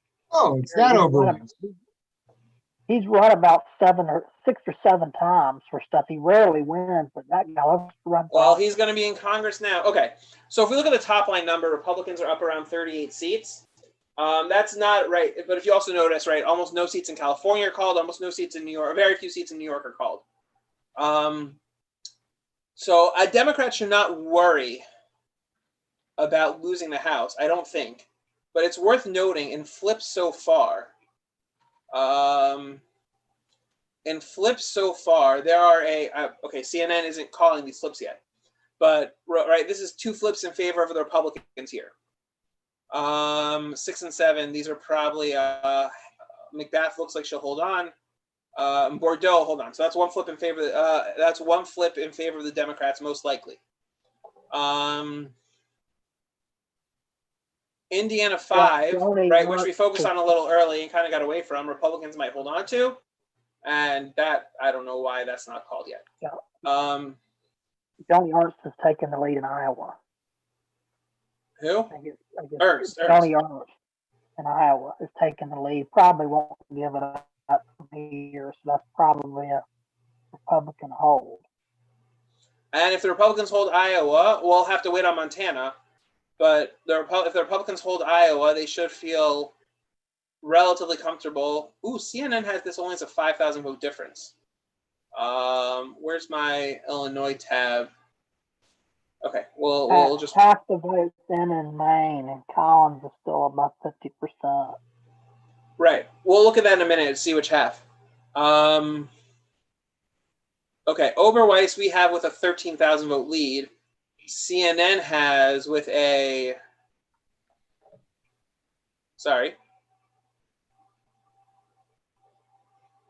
CNN has with a 5,000 vote, 112 to 107, and this is okay. So CNN is just behind. But look, that's 4 or 5 flips in favor of Republicans already. Kansas, LaTurner's fine, right? I don't think was this seat blue already. I don't remember. Yes, that seat was Republican. The only blue seat in Kansas is Sharice Davis, and she won. Oh, this is Marshall's seat, right? But they almost lost it in 2016. None of Maryland's called. Maryland doesn't matter. Massachusetts is all called. This is all going to be Democrats. I don't know what they're waiting for. That's right.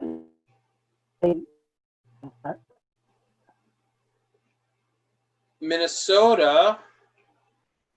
Fishbach looks like take out Peterson, right? So Republicans, we were expecting Democrats to pick up seats in the House, and so far we're just not seeing it.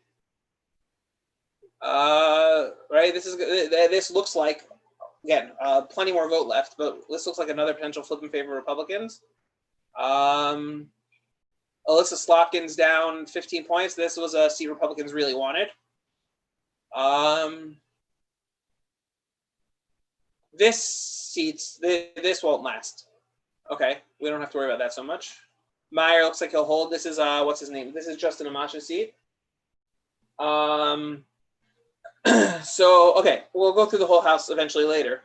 But in a night where Republicans were expecting to lose seats. They look like they should feel decent about maybe even gaining, but definitely not losing. Right, this is going to be another Republican flip. Yeah,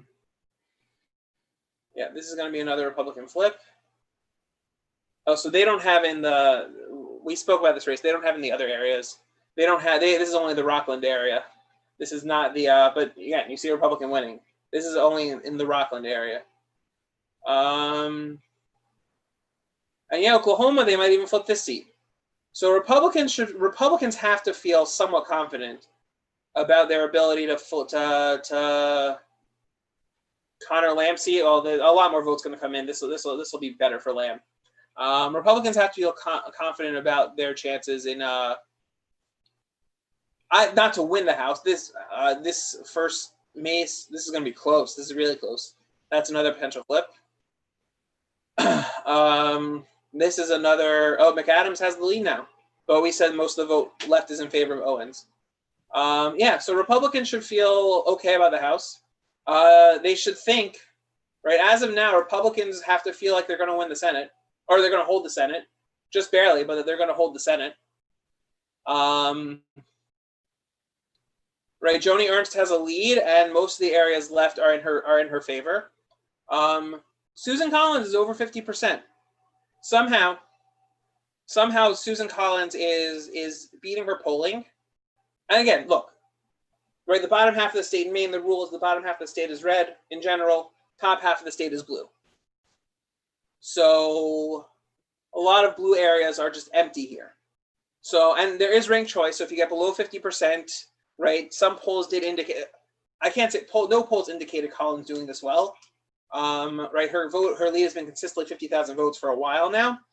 But polls did indicate that she was a less popular second choice than Sarah Gideon was. So it's too early to say anything for sure about this. But again, she's up 11.5 points. Donald Trump is down 6 points. She is running 17 points ahead of Donald Trump. If she runs 17 points ahead of Donald Trump once the top half of the state comes in, she is going to hold on to her seat. Yeah. Arizona, Mark Kelly's probably going to win this. Yusuf Fox has already called it. If there are really a million votes outstanding, we can't say anything. But just looking at it, at this, right? These numbers haven't updated in a long while. So the Democrats are going to pick up 2 seats for a net 1. Has Alabama been called yet? Yeah. So Tommy Tuberville upset Doug Jones. It's okay. Doug Jones is probably with a Biden victory hoping for the attorney general slot. It's definitely an option. I don't know what's going on in Rhode Island. I don't. But Tillis is up by almost 100,000 votes. Tillis is going to hold his seat. And Trump might win North Carolina, but this is almost entirely for sure. Right. Trump, actually, 75,000 as opposed to 94,000. Tillis is running 20,000 votes, or Cunningham is running. Look, Tom Tillis is running 100,000 votes behind Donald Trump. Donald Trump is more popular than Tom Tillis. However, Cal Cunningham is running 110,000 votes behind. Sorry, Tillis is down 90. Cunningham's running 110,000 votes behind Joe Biden, right? And this is on Tillis's issues that came before the election. So Republicans look like they have a shot to hold the Senate. If Biden wins the election, they need 51, and it looks like they're probably going to get 51. If these numbers hold, no need for a runoff in Louisiana. Georgia, we'll see about Georgia. We haven't looked at Georgia in a while already. All right, so Decision Desk has called that Loeffler and Warnock will go to a runoff, which, look, Collins and Loeffler are 50% already. Unless the Collins voters are people who won't vote for Loeffler in the runoff, so you got to think she has a good chance at holding this seat.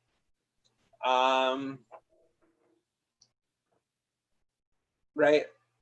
Perdue is running a little bit ahead of Trump, but Perdue has to hit 50%. Trump does not. Something to keep in mind, right? Or this goes to a runoff also. How much of the vote? Again, we're missing a lot of votes from the Atlanta area.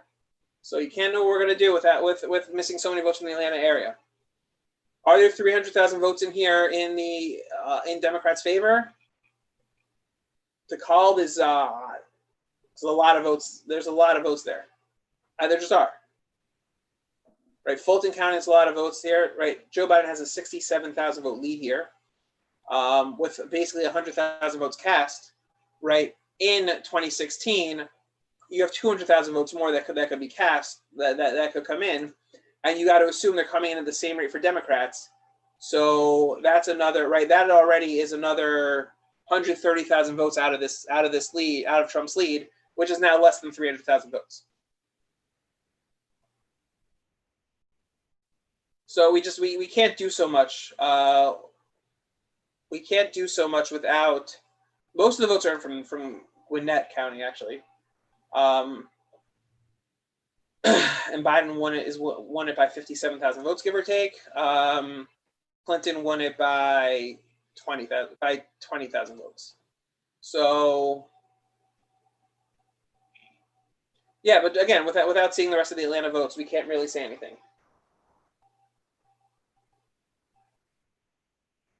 Okay, we're going to check out Nate Cohen's tweet on North Carolina. Okay, so Nate Cohen is assuming Trump won, but maybe of the 250,000 potential mail-in votes that are left, if half of them show up within the next 9 days, so that could flip the state. That seems very unlikely at this point.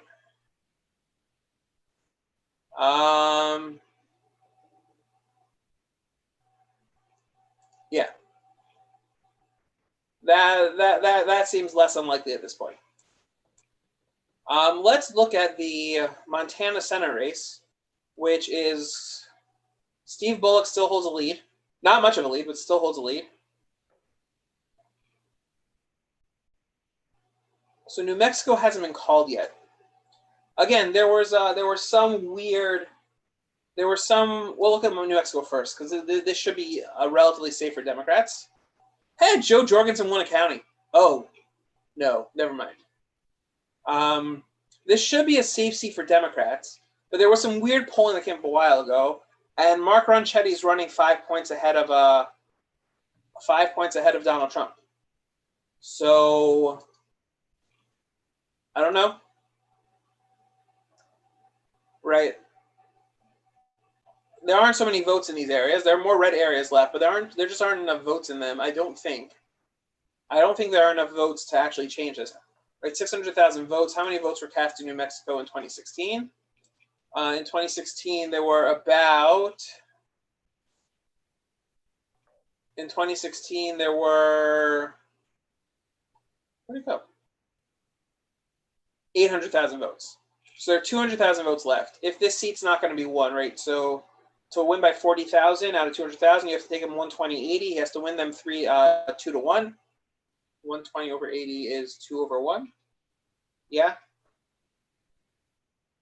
Is 1.5 over 1. I don't know. Ben Forstad is a Pennsylvania political blogger, so he thinks Biden has a small edge in Pennsylvania in terms of outstanding votes. Do we know how many votes aren't counted yet? At least half. I mean, a lot, and a lot of it's mail. I'm saying, do we know how many of those are mail-in? Not most of what's a very large portion of what's left is mail.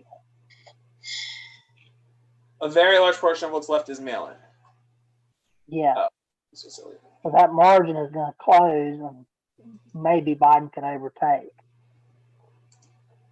Okay, yeah, well, we know the margin, right? Trump needs a 75% of the precincts left in Georgia are in Democratic counties in Metro Atlanta. Right. The precinct left to report. It will not come out till tomorrow. So Georgia and Pennsylvania are both going to tighten, even if they may not flip, but they're going to tighten. Right. Again, Pennsylvania, Philadelphia County, right? Biden has a lead of 170,000 votes. And we're just expecting, right? We just need another 400,000 votes from here. right? And what are these areas? These are mostly in. Trump is actually getting good margins in them. I don't think he won Erie County by 14,000 last time. What did he win Erie County by last time? He won by 2,000. So Trump is actually putting up good margins in the western part of the state. Crawford's a 15,000 vote lead, and he won it by 14 in 2016, although 24 to.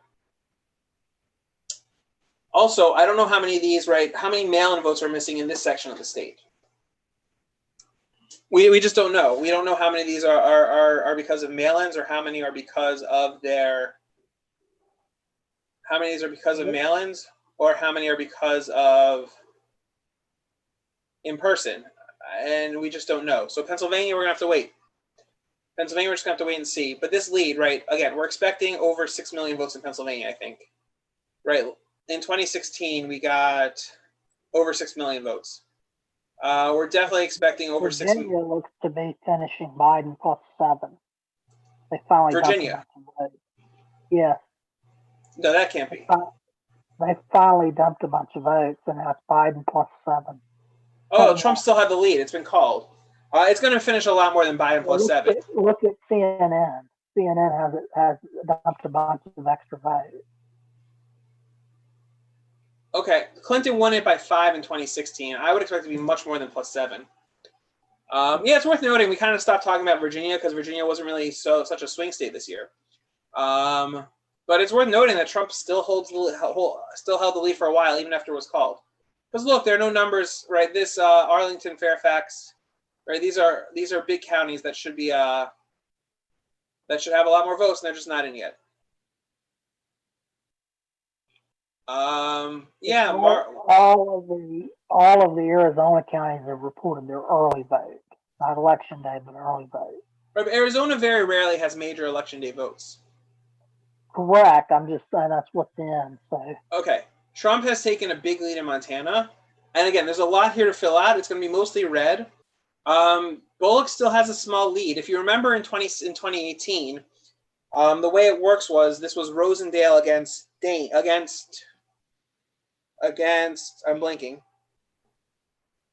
Who's the Democratic senator from Montana?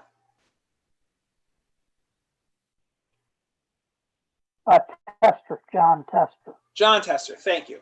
Right, so Tester started with a big lead in the early areas. Rosendale caught up and pulled ahead. And then the late-breaking areas all came in for Tester at the end. Right, and Tester held that seat. And look, Bullock is running. He's up by 1%. He's running a little less now, about 3.5, about almost 4 points ahead of Joe Biden. He has a shot at swinging the seat. I wouldn't say a good shot right now, but he has a shot. If Republicans want to hold the Senate, so they're managing to survive in Maine. They look like they're going to survive in Iowa. Ernst has a lead and it's increasing, and the areas coming from Iowa now are all look pretty Republican. They look like they held on to South Carolina by a lot. Looks like. Georgia, they should feel relatively safer.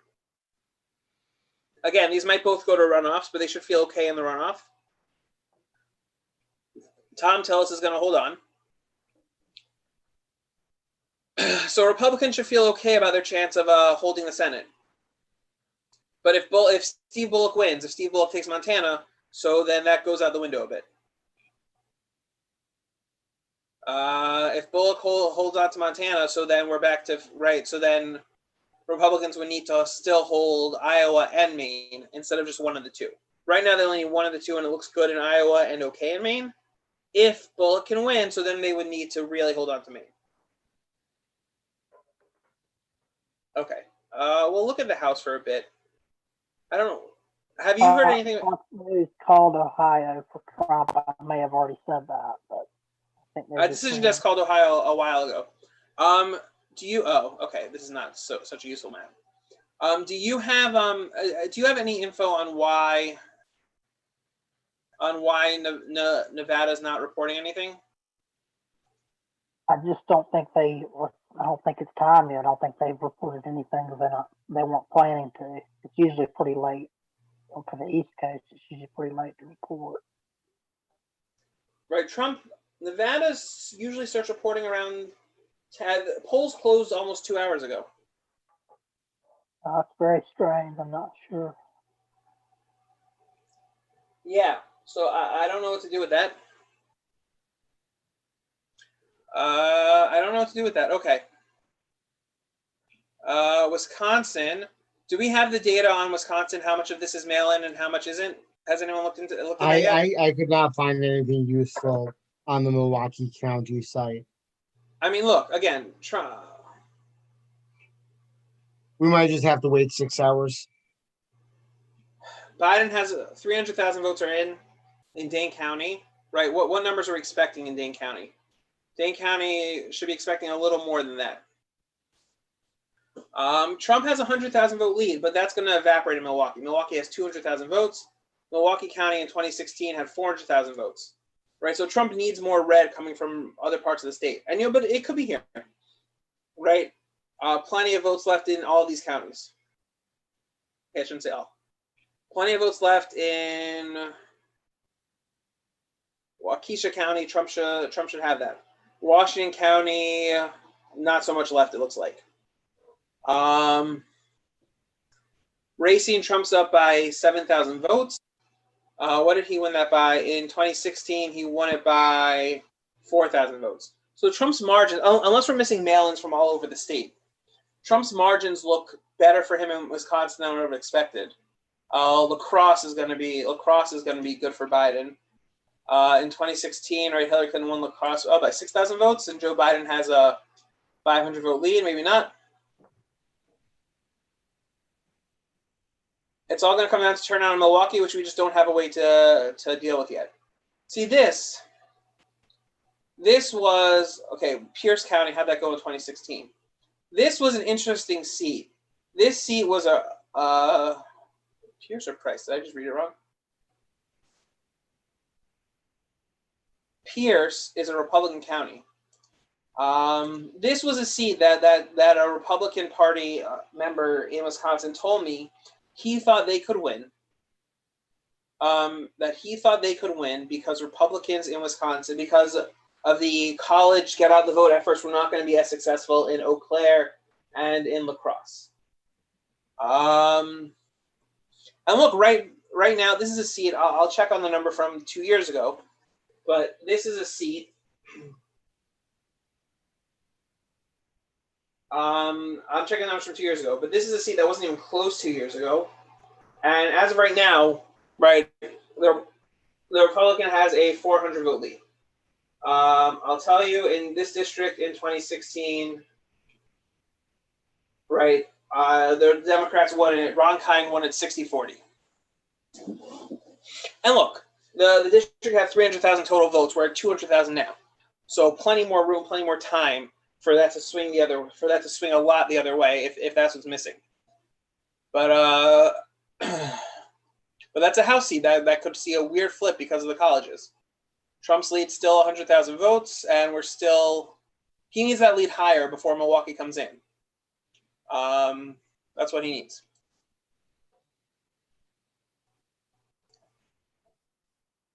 Especially because those Milwaukee area votes are either really low or, right, either Trump did really well in Milwaukee or those are all in-person votes and we're still waiting on the mail. Okay.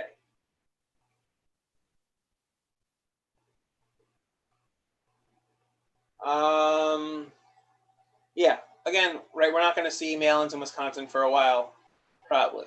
Trump's lead in Michigan is growing. John James' lead in Michigan is growing. And we have more votes from Wayne County. I believe, again, we're still expecting another 400,000 or 500,000 mail-in votes. That's enough to swing the state on its own. We can't discuss Michigan without them. We just can't. Texas. Another fun question is whether John James will run in the next election for governor. He might do better for governor than he has for. He probably has a better chance of winning a governor race than he does a senator race. Yeah, well, this will be his third race in 6 years. Look, Republicans want him to do well because they think he's a future face of the Republican Party. To put it simply, Republicans need black people. Like the Republican Party as a whole needs to have prominent black people in the party because they currently don't have any. I should note, right? There are currently no black Republicans in the House running for re-election. I think it's Glenn Grothman, right, who is a black Republican. So Republicans will keep their streak of having at least one black person in the House. But like Republicans know they need this, and that's why they're behind John James. It's politics, but it's that simple. That's why they keep running him. Also, he has a picture with Rosa Parks. That's just cool. The Trump campaign is protesting Fox News calling Arizona. Just FYI. Classic. Oh, we have some new votes in from Arizona, and the lead has shrunk a drop. That is not very useful.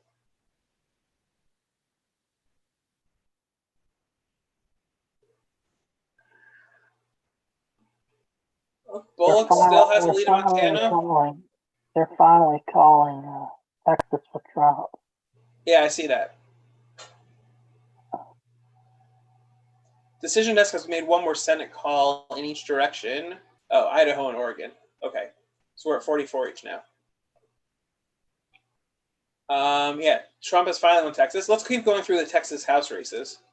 Anything crazy stand out here? This is a pretty early call, but okay, that's fine. That was expected. Fletcher Hunt is close. It's still close. It's been close the whole time. I don't know if there are enough votes out there for Hunt to try and take the lead. Republicans wanted him to win. McCall is pulling away. Republicans are going to be happy to see that McCall is pulling away. Philadelphia is now claiming they're going to report more mail ballots tonight. Without getting too much into the weeds, Pennsylvania Democrats are terrified that if they don't put out votes tonight, Donald Trump's going to claim he won the state and sue. Now, I don't know if that's feasible. I don't know if that's practical. I don't know what would actually happen if you would try. No, we do. Nothing would happen if you would try. It will. They let them keep counting the votes, which is probably why he wouldn't try. It's just like the kind of thing. They're calling Iowa for Joni Ernst as well. Who's calling? Who's making that call? The local news in Des Moines and probably some other people. The local news in Des Moines endorsed Ernst, right? Well, this is NBC.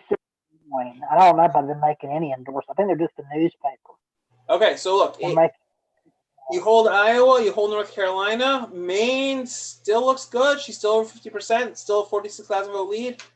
If Republicans can hold those three, they said that Ashley Henson has upset Abby Finkenauer in Iowa 1. She's the Republican newscaster beat the young Democrat, two women. Wait, they think Finkenauer lost? Finkenauer, yeah, according to WHO 13, they're saying that Finkenauer has lost to Henson. She was leading earlier. She still has a 2,000 vote lead as of now.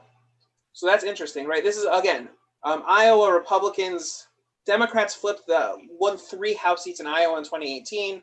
Again, because some of these areas don't like Trump. They voted dumping Arizona. Right. Some of the election they voted dumping in Arizona. Right. Also because Steve King was on the ballot, and Iowa Republicans didn't like it and kind of took out their frustration on him. He almost lost. Also, we almost had a 4-0 House result in Iowa. But look, Randy Feenstra, this is what you expect to see in the 4th district. Feenstra beat Steve King in the primary, and yeah, if Hinson takes out Finkenauer, and look, these are all close, right? Iowa was 4-0. It was 4-0 or 3-1 coming into 2018, and Republicans are trying to claw that back. Tonight has been a relatively strong night for Republicans in the House of Representatives. Taking the lead according to the New York Times. Hinson's in the lead now. Hinson in Iowa. Ashley Hinson over Finkenauer. Okay, that should show up soon. Yeah, but we're starting to get some Nevada results now. Yeah, I've been waiting for those. So I have thought, this is my personal, just looking at the early vote tallies and looking at a few random things, I thought that Nevada was nowhere near as safe as it usually is. Nowhere near as safe for Democrats as it usually is. I'm just waiting on results to see that. There's 83% in Omaha, Nebraska's congressional district, and Biden is still up by 9. How much is he up by? He's up by 9 with 83% in. Oh, and Democrats look like they'll be able to flip David Schweikert's seat. That's a good number for them so far. They were hoping to. Their polling looked good on that. Schweikert had some ethics, has had some campaign finance issues. Yeah. 5 in Pennsylvania, with a lot of the outstanding vote being Democratic. Well, Trump has a lead of over 500,000 votes in Pennsylvania.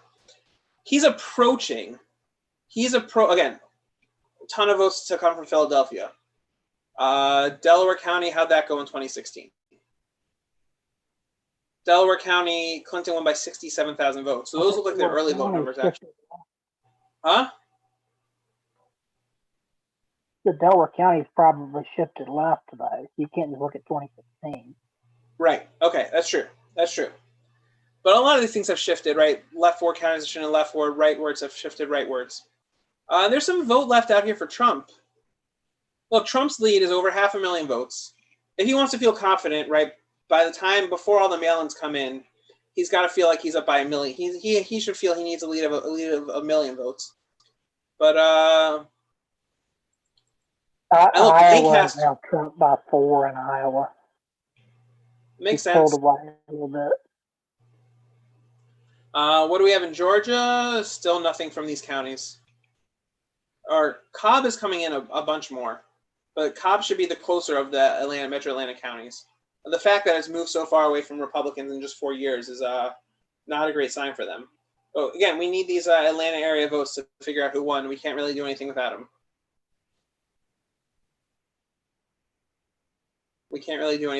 Yet. We're still going through the Texas. Anything here stand out? Chip Roy. Chip Roy looks like he's holding his seat. Most of the votes look in, and he's got a 25,000 vote lead. Republicans doing that, and Beth Doyne. Okay. So Republicans in the House are having a much better than expected night. And then again, I think in general, right, we're looking at a better than expected showing for Republicans, right? A lot of people were not expecting Trump to get to 200 electoral votes. He's over that.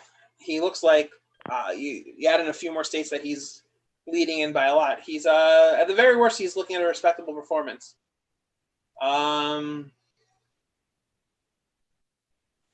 He's got leads in Wisconsin and Michigan. Right? We should keep an eye on these. And again, we don't know, right? Have more votes come in from Milwaukee? No. Trump's lead is 110,000 votes. That's not enough to offset what we know is coming in from Milwaukee. Michigan, Trump's leads up to 270,000 votes. And nothing's in from Wayne County, right? 270,000 is not enough to offset what we know is coming from Wayne County. So again, we can't say anything for sure. We don't know anything about these states until we see those results come in.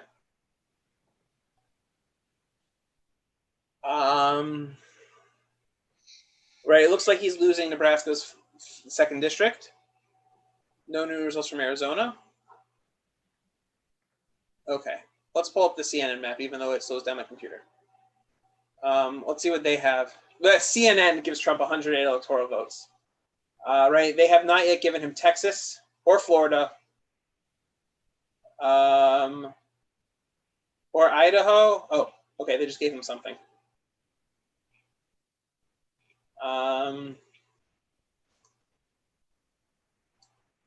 Yeah, they have not given Texas or Florida. What else has? Oh, they haven't given Biden Rhode Island yet either. Those Rhode Island votes, I don't understand them. There's a lot I don't understand tonight. How's the Kansas Senate race looking? That was close for a while. Has that been called yet? That has. Marshall's going to survive by a fair amount. Okay. Fine. Nothing crazy there. It's a big. Yeah, I'm probably gonna turn into him, but it does look like tomorrow if we find out that Michigan and Wisconsin go for Biden, which is my suspicion, the the map very much narrows for Trump. Right. If Trump loses Wisconsin and Michigan, right, Biden's at 205. Wisconsin and Michigan puts him at 231. Hawaii puts him at 235. Right. Maine and Nebraska too are gonna put him at 240. Biden needs 30 more. After that, Minnesota puts him at 250. He needs 20 more. Pennsylvania will do it. Georgia, Okay, Arizona, but 261. I missed Arizona because CNN hasn't given Arizona yet, right? 261. So Pennsylvania will do it. Georgia will do it if the Atlanta area carries it. They have him up by 300. What do we have in Georgia? Oh, same basic numbers. Right, 340,000 votes or so. Right, Georgia would do it. North Carolina would do it if it comes through. It doesn't look so likely at this moment, at this time. Iowa, Trump looks like he's going to win. Yeah, so he needs one of them. He needs Pennsylvania, he needs Georgia, or he needs Nevada's not enough. So it's either Pennsylvania or Georgia. If Biden flips those numbers in both Wisconsin and Michigan, right, so then he needs Pennsylvania or Georgia. And again, we can't know, right? We just don't know. Wisconsin looks more tenuous than Michigan right now, right? Because right, Trump has a lead of 110,000 votes. And yeah, maybe there's stuff missing otherwhere. Oh, Iowa County, I don't know what's the expected turnout of that. Not so high, right? Half of it, right? We're expecting another 200,000 votes to come in Milwaukee County. But Biden has to win those 3-1 just to overturn this lead, which is possible, which is not impossible. A 3-1 win there, would not be crazy.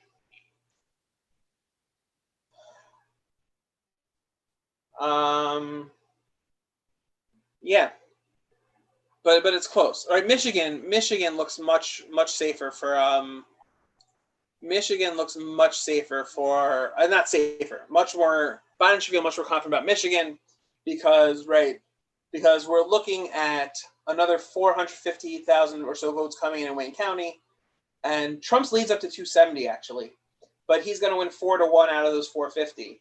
So you're talking 360 to 90 or so, right? So that's the difference, right? That's a 270,000 vote difference.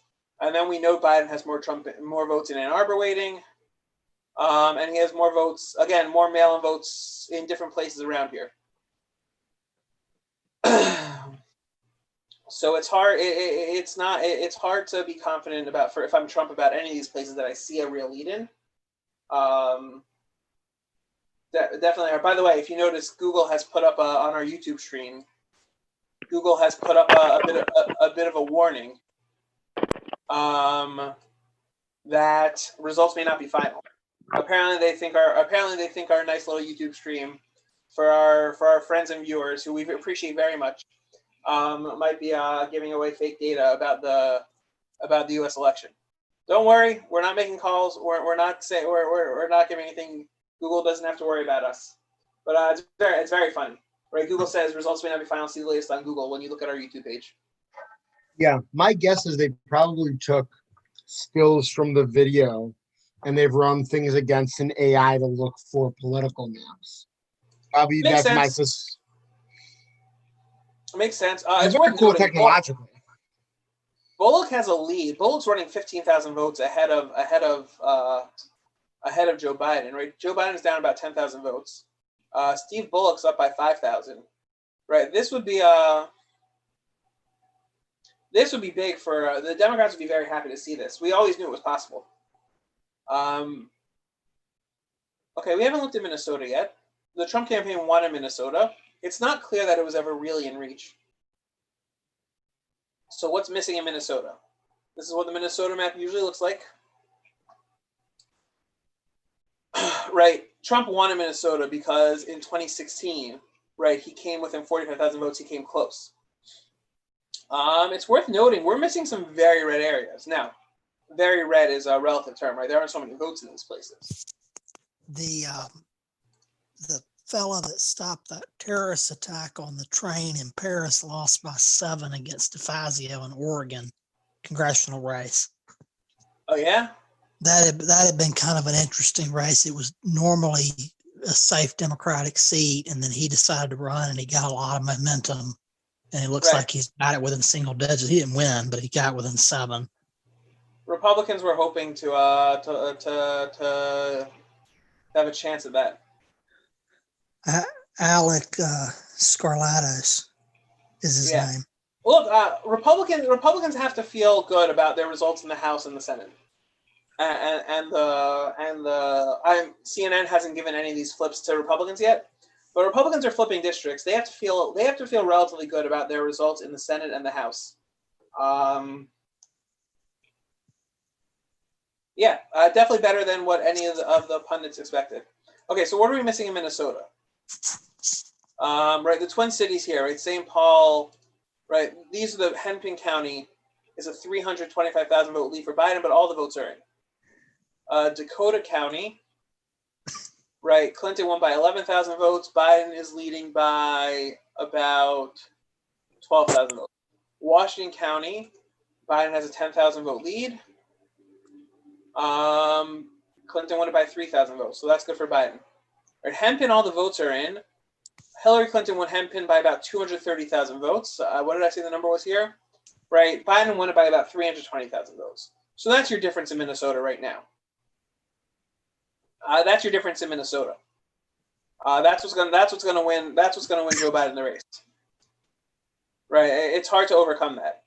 Worth noting, Jason Lewis seems to be running about 3 points ahead of Trump. And there are a bunch of red areas that can fill in.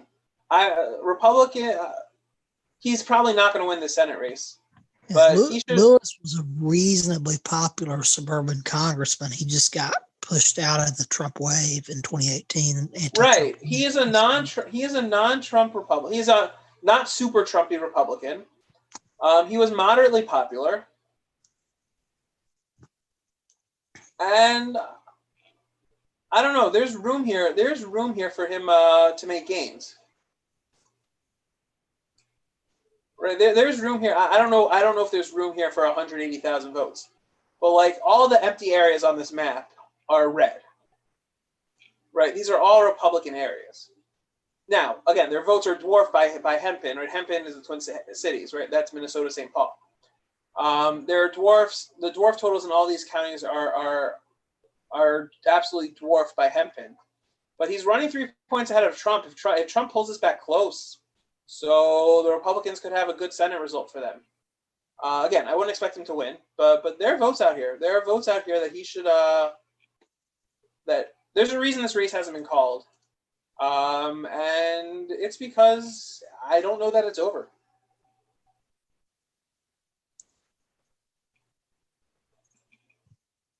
And honestly, right, Republicans will if they lose the Montana race, so they'll take a switch between Minnesota and Montana in terms of Senate if it comes to that. Bullocks leads down to 4,100 votes. Okay, that's going to be a tight one to keep an eye on.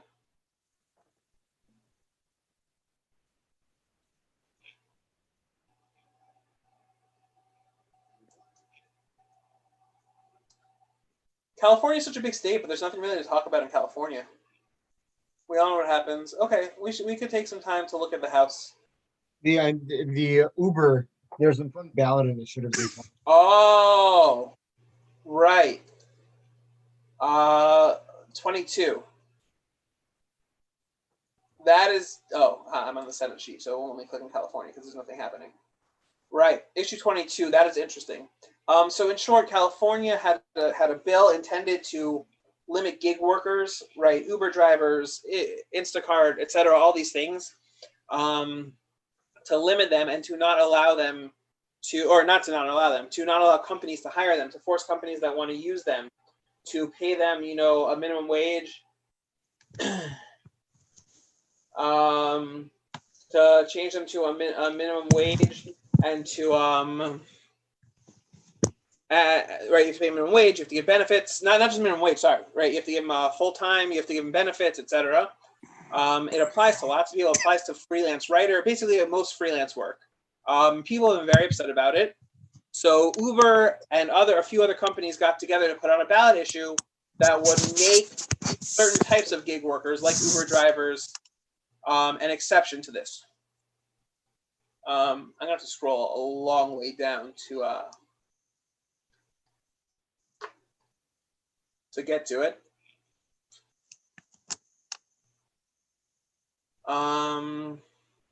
Yeah, California has ridiculously easy measures to get something on the ballot. Like the number of signatures is not challenging for a state with its population. Right. So actually, Prop 16, right? California wants to put back affirmative action, and that's currently losing.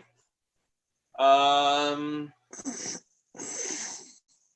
that Prop 16 initiative was supported by the governor and Kamala Harris and a number of Yeah, it's just not passing. Democrats. It's just not passing.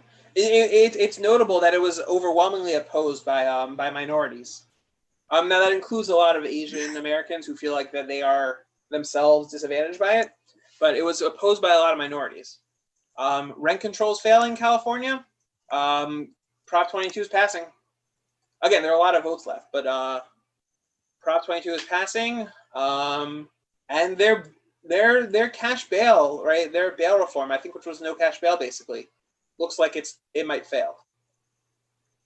Are there any House races we should look at while we're here? Oh, the 50th district, Issa versus Campo Najjar. This was close in 2018, and it's close now. Harley Rowder was a seat that Republicans thought they could flip, and that does not look like it's happening.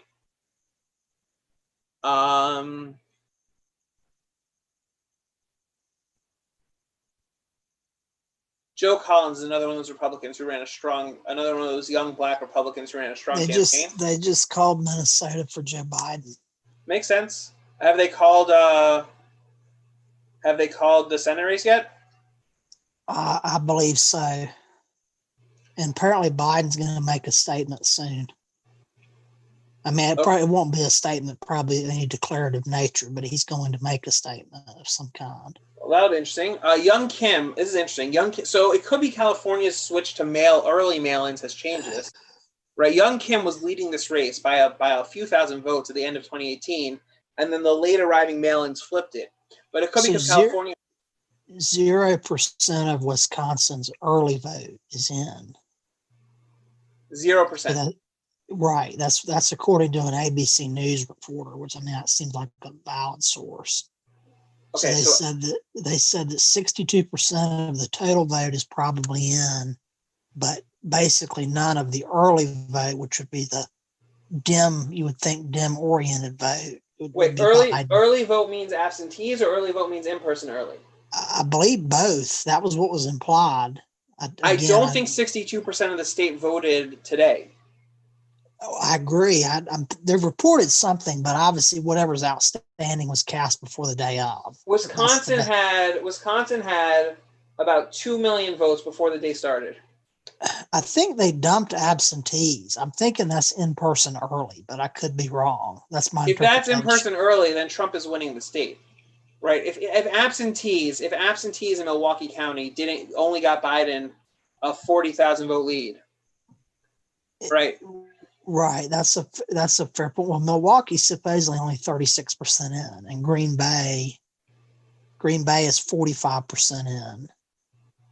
I'm just seeing if there's anything else of any size. 13% of Dane County, that's heavy Dem. 13. Rock Okay, County. So 13% of Dane County. That means they're not. That means absentees haven't been counted yet. Sorry, I'm wrong. Right. So there's still some. Probably, I mean, Trump is ahead in the state, but by the way, who's estimating 13% of Dane County? New York Times. Make of that what you will, but the New York Times. Okay, because here, Decision Desk is estimating we're over 99% in, and we have already exceeded last 2016's turnout in Dane County. So I highly, highly doubt that we only have 13% of Dane County in. That seems implausible. No, I didn't say 13. I said 87. Oh, 13% still remaining. 13% still remaining. That's Got correct. it. Okay, that makes more sense. Your numbers are inverted. Sorry. That makes more sense. So 65% in Minnesota. Biden is up by Where's my Minnesota? 10. Right, And then Biden's up. Clinton. But numbers haven't changed here. There are a lot of ballots left. Minnesota's going to get closer. I don't know how much closer. Minnesota's going to get closer. Well, I was going to say Clinton only won Minnesota by 1.5. Right. So even if it gets closer, that's still probably a swing to the left, unless Right. the remaining But again, vote is it's worth noting, overwhelmingly Trump. we have to know how much of a swing to the left because what did I just say? Because Jason Lewis is beating Trump's numbers by about 2.5 points. Okay, Milwaukee County is going to be dumping vote in an hour and a half or so. In an hour and a half? I don't Or know less. I mean, I'm happy to stay up till then. I'm happy to stay on till then. I don't know if we'll have any listeners till then. And I also don't know if I have anything to say to fill up the next hour and a half. Do you want an amusing thing to look at? I'm going to drop off soon. But So take a in, look at the link I in Pennsylvania, in this chat. of the 7 largest counties in Pennsylvania, five of the 6 are heavily dim, and only one of the 7 counties is over 60% counted. So Right. Pennsylvania is going to tighten as well. Well, with about half the vote in, Devin Nunes is losing his House race. California, everything is looking strong Democrat so far. We will see if that lasts through the rest of the night. Everything has clearly shifted further towards the Democrats in California in the House races. Tom McClintock looks like he might lose. Doug LaMalfa's up by 11,000 votes. And in Georgia, pretty much all the Republican vote has come in. So whatever's left is going to be clear majority Biden. It's just a matter of how much Right. how much he can gain. The New York Times needle has shifted Georgia towards Biden. Yeah, right. Republicans want to know if they can hold on, and if Perdue can hold on to the seat, even if Trump loses.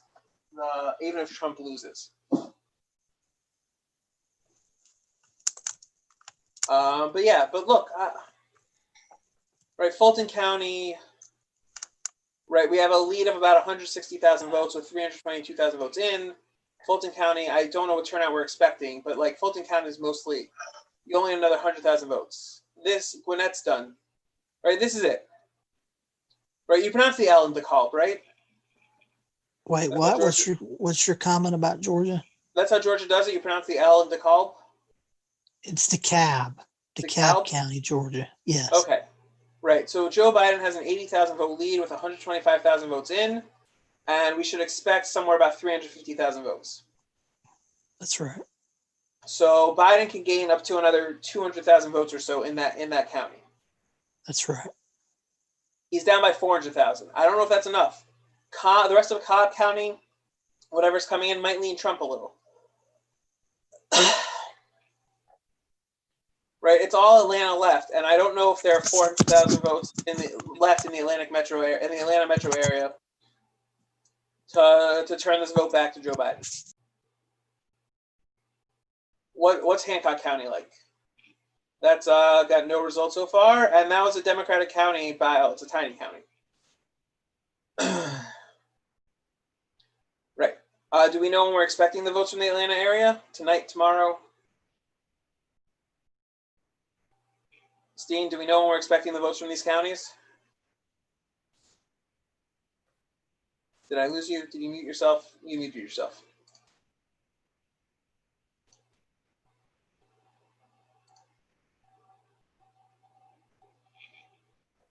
Okay. And we're going to look at the New York Times forecast, their needle for Georgia, while we wait for Steen. But there's a 400,000 vote. Right, 400,000 votes is a lot to make up with what we're looking at, what's left. Worth noting that the gap for the New York Times is 300,000 votes. Sorry. Right, Trump is basically the same number. Oh. No, Biden also jumped here. Okay, so we have a 300,000 vote gap. Right, they're expecting 20% remaining. And the needle puts it towards Biden. They think Biden by 0.5%, maybe. Yeah. So is it just a more sophisticated model than like others? Like, are they like? Do we know if it actually looks at these counties and tries to make guesses based on that? Yeah, that's exactly what it does. I don't know where it's getting its expected turnout from. I don't know what it's looking at. Look, it'll all come down to DeKalb because we're looking at 200,000. We're looking at Trump's up by 300,000 votes. If 308,000 votes. If Biden takes 200,000 of them out of DeKalb, so then the rest of the state, the rest of the Atlanta area could be enough. What's Douglas County look like in 2016? We've hit our turnout numbers there. Right. We're basically done here. Right, a 48,000 vote lead for Biden with 330,000 in, and maybe a few more votes here. Right, maybe a few more votes left to come in. So yeah, we're waiting on Atlanta, and we're waiting on DeKalb. We'll be able to see once we see DeKalb. That's basically it. Like, that's all there's left in Georgia.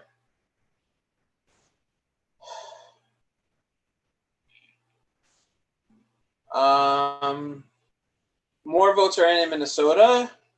Trump has cut the lead down. Jason Lewis has cut the lead down. Don't know if it's enough to win, but right, Trump is down by 9.5 points or so. Lewis is still running 2.5 points ahead of him, and most of the areas remaining in Minnesota are red. So the question for Democrats is how red, and can Lewis actually take this seat? Okay, Iowa's been called. Ernst is going to win. Hinson has a lead. That should be enough. This one is going to be this one probably won't get called tonight, maybe.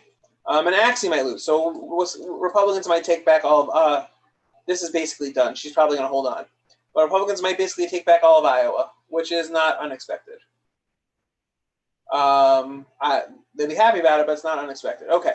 Trump's vote in Wisconsin is increasing slightly. Trump's vote in Wisconsin is increasing very slightly. Again, right, Milwaukee County, that's the question of what's coming in. If we have 13% left from Dane County, so that'd be very high turnout this year, and assuming those are mail-ins, they're coming in big for Biden. Right, we won't know about this we won't know about this for a while. Milwaukee County is going to tell us if Trump can win Wisconsin. Let's just go. Let's zoom out for a second. Trump's going to win Alabama. I'm not sure why this isn't called yet. So he's at 210. Let's leave Georgia alone. Trump's going to win North Carolina, looks like. So he's at 225. He's going to win Montana. So he's at 228. So assuming it was Alaska, 231. And Nevada is way too early. So 231. So at 231, assuming he doesn't take Nevada, he needs 39 more electoral votes. Where are those 39 more electoral votes coming from? If he gets Georgia, then he's in good stead. He only needs 23 more. That means he can do it with any 2 of 3 of Wisconsin, Michigan, Pennsylvania. If he doesn't get Georgia, if the Atlanta areas come in more than enough for Biden, then he's going to need to take all 3 of Wisconsin, Michigan, and Pennsylvania. And again, we're not seeing these until the morning, it looks like. We're just not seeing these till the morning. Right? Do we have any update on when we're expecting absentees to come in Michigan and Wisconsin or Pennsylvania? Not that I've seen. I'm back. Okay. Steve Daines, by the way, has taken a lead in the Montana Senate race. And Susan Collins is expanding her lead. She's up by 54,000 votes. Okay. And look, she is running. It's actually shrunk a little, and we don't yet have it. Again, the top half of the state's blue, bottom half is red. She's up by 54,000 votes. Her percentage has dropped a little, and now she is only running about 15 points ahead of Trump. She was about 17 points ahead of him earlier. So Biden's probably going to win this state, right? He's beating Trump in the more Trump-friendly areas of the state. But Susan Collins might, but 5150 is not good enough for her, right? It's going to go to a ranked choice instant runoff. And I don't know if there's anywhere, is anywhere reporting secondary votes? Do we know straight on the main website? Are they reporting second choices for these things? No, they don't. They have not reported that. No. Okay. Trump is cutting into the lead in Arizona a tiny bit. Seemingly not enough, but again, if there are 800,000 votes left out here, so I don't know. Right, Maricopa hasn't updated since its early vote numbers. If election day votes are 60-40 in favor of Trump, and we're expecting almost another million, so then Trump could flip this. Trump could win the state. Hard to say anything about that till they actually come in. Do you have an estimate on when Arizona numbers might be coming in? They're dumping intermittently, so there's no hard estimate, but they're dumping intermittently. Very, very slowly. Very, very slowly. Biden leads down in New Mexico. Has the New Mexico Senate race been called yet? It has not, and the lead is down to 27,000 votes.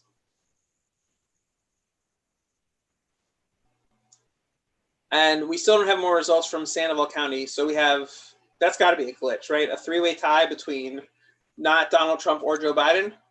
I mean, that looks really cool, but I don't think that's a legitimate vote tally. But yeah, 27,000 votes. Republicans are going to be keeping an eye on this. Republicans are going to be keeping an eye on this race. They have to think, right, if Albuquerque is maxed out, so where are the rest of the votes coming from?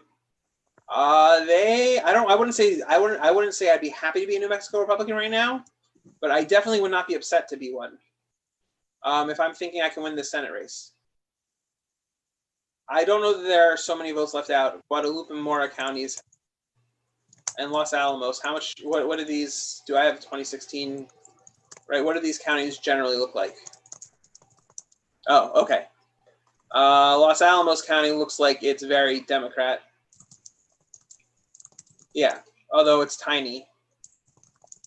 What were the other ones I said?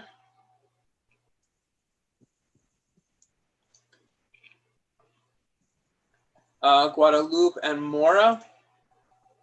Mora is also tiny and Democratic. And Guadalupe is also tiny and Democratic. Okay, we could be expecting up to 800,000 total votes. There are another 150,000 votes here, and we don't know where they're coming from, and we don't know what numbers they are.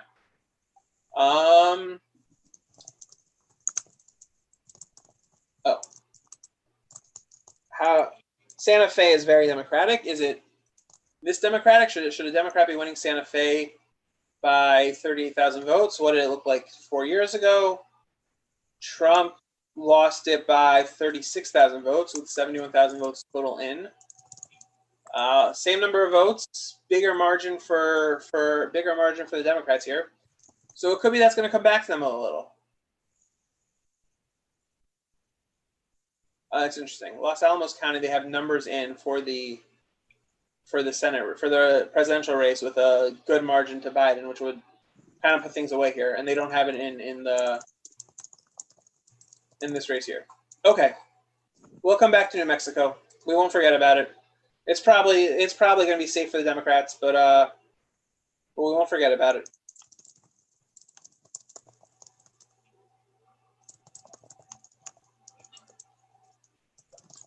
Daines has upped his Montana lead to 5,000 votes. Again, if you remember in 2018, right, this was blue early, came back red, and then blue areas filled in late. About 328,000 votes in. Expected votes in Montana should be somewhere in the 500,000 vote range. Should be somewhere in the, where'd it go? Do I have a total? No. Okay. Right. Total votes expected should be somewhere in the, I think, 500,000 vote range, maybe a little more. So definitely a lot of room left. Definitely not over yet. Not even close to over yet. But it's trending more towards Bullock. It's more towards Daines as we'd expect at this point. But you never know what could happen. I've been told the Associated Press has called the New Mexico Senate race for the Democrats. It makes sense. Makes sense. Something to keep an eye on, but makes sense. Okay, most of these races haven't shifted in a while. Susan Collins is extending her lead in the raw vote total, but not quite in the percentage total.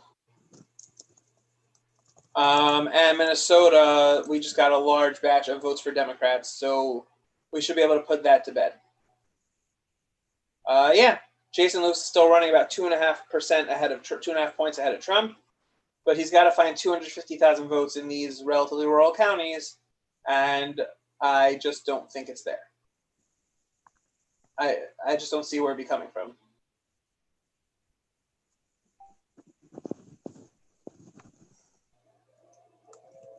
Yeah, if he wants to win this race, I don't see where. There are a few thousand votes here and there. 253,000 votes is a lot to try and make up. Okay, Steen, do we have any update on when Trump's lead, by the way, in Pennsylvania is over 600,000 votes? Who's reporting at 2 a.m.? Pennsylvania or Wisconsin, you said? Wisconsin's going to be reporting some absentee by mail ballots. And have they reported early in person yet? I believe so, but again, there's a lot of ambiguity about this.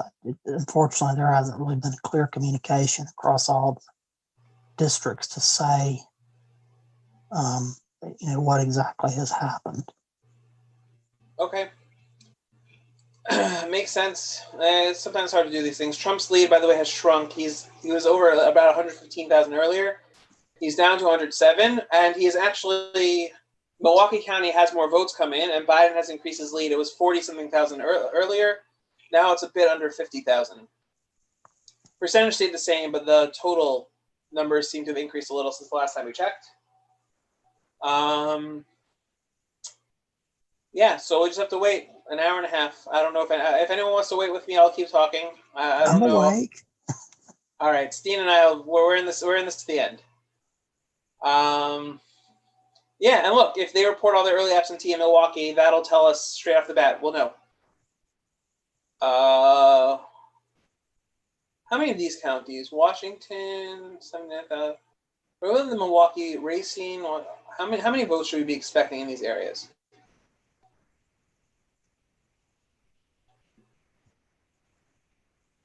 $54,000 in here. Okay, so we're almost at 2016 turnout. There are probably some more votes for Biden here. Washington County, we're at 79,000. We have surpassed 2016 turnout, probably not so much. Waukesha. See, there could be more Trump votes here in Waukesha County. Waukesha? I don't know how they pronounce it. Trump's winning Kenosha County by 12,000 votes now. Right? Again, Kenosha, he won by a tiny, tiny margin in 2016. Right? He won it by 250 votes. 76,000 total. Right? And there are probably more votes in Kenosha. And if they're mail-ins, they're probably going in favor of the Democrats. So Biden probably has room in Kenosha. Fox News is defending their call of Arizona, despite Trump people arguing with them. They're saying they're confident. How's what's his name doing? How's Karl Rove taking it? I don't know if Karl Rove is even on the election coverage anymore.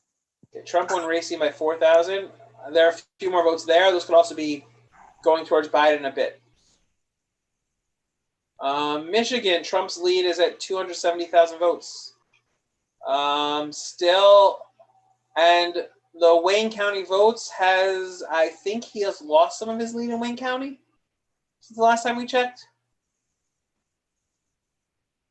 Meanwhile, Washington, Ann Arbor, those look somewhat more normal. Probably still waiting on some Ann Arbor numbers. Oakland County, Biden's up by 45,000 votes, right? Clinton won that by over 50,000. So we just have to wait and see. We have to wait and see what Detroit says, right? Wayne County should be expecting another 400-something thousand votes, right? In 2016, I don't believe their numbers have gone up so much since then, but turnout might be higher. The county clerk was projecting 55% turnout, which would be in line with Obama's 2012 Obama Romney in Wayne County. 55% in Wayne? Turnout. How many registered voters are there in Wayne County? That I honestly don't know. I just saw today that she had projected 55% turnout. That seems very, very low. Fox News says that Biden has an advantage in Wisconsin. That makes sense, right? We just went over those numbers. It looks close, but an advantage makes sense. Okay. Wayne County, Michigan has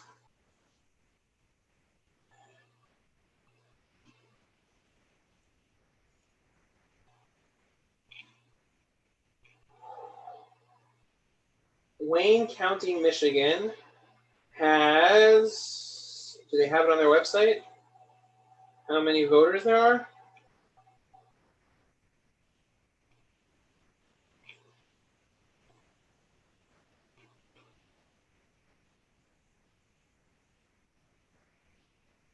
Okay, I have their unofficial results. Wayne County has about 1.4 million. And they're finally calling Florida for Trump officially. Now, I know everybody paid attention to it hours ago, but right, decision just did hours ago. Wayne County has about 1.4 million registered voters. So 55% of that, 55% of that will put about 770,000 voters. That would be basically the exact same as 2016. Right, that means there are only 430,000 votes left in Wayne County. Let's assume, I assume Biden's going to win them by at least a 4-1 margin. But I don't know if that's enough at this point. Right, a 4-1 margin at this point from a 4-1 margin at this point from Wayne County, right? Again, we said we're having 450,000 votes more. 4-1 means you're winning 450, about 360 to 90. That's a 270,000 vote difference. That is basically the gap. But Trump's got some, they're not huge areas. They're not huge turnout areas. But Trump has some red areas left throughout the state here. Right? If we look at the overall state map from 2016, right, this is mostly red. This is all red. And this area is still blue. That's probably just early votes. That's probably not, although let's see those numbers in 2016. It could have been a very close red area. Okay, Trump won it by 500 votes. Biden might take it back by 800. Right, this is all red. Is that enough to counteract Detroit just bringing it up to that? So no, Biden's going to need more than 4-1 in the Detroit votes if he wants to pull that off.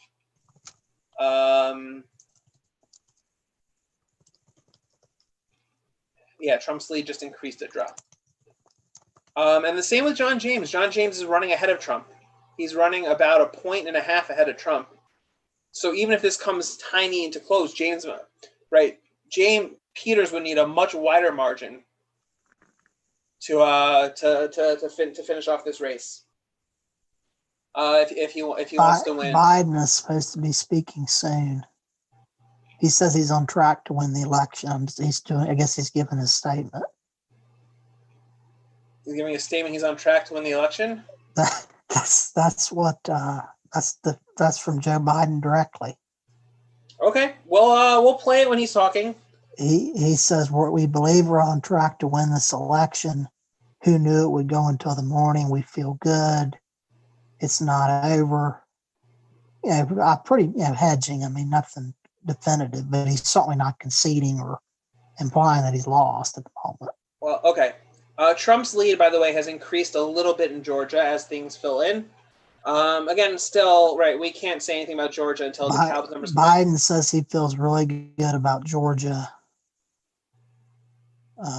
Okay, the New York Times needle, another percent ticked off.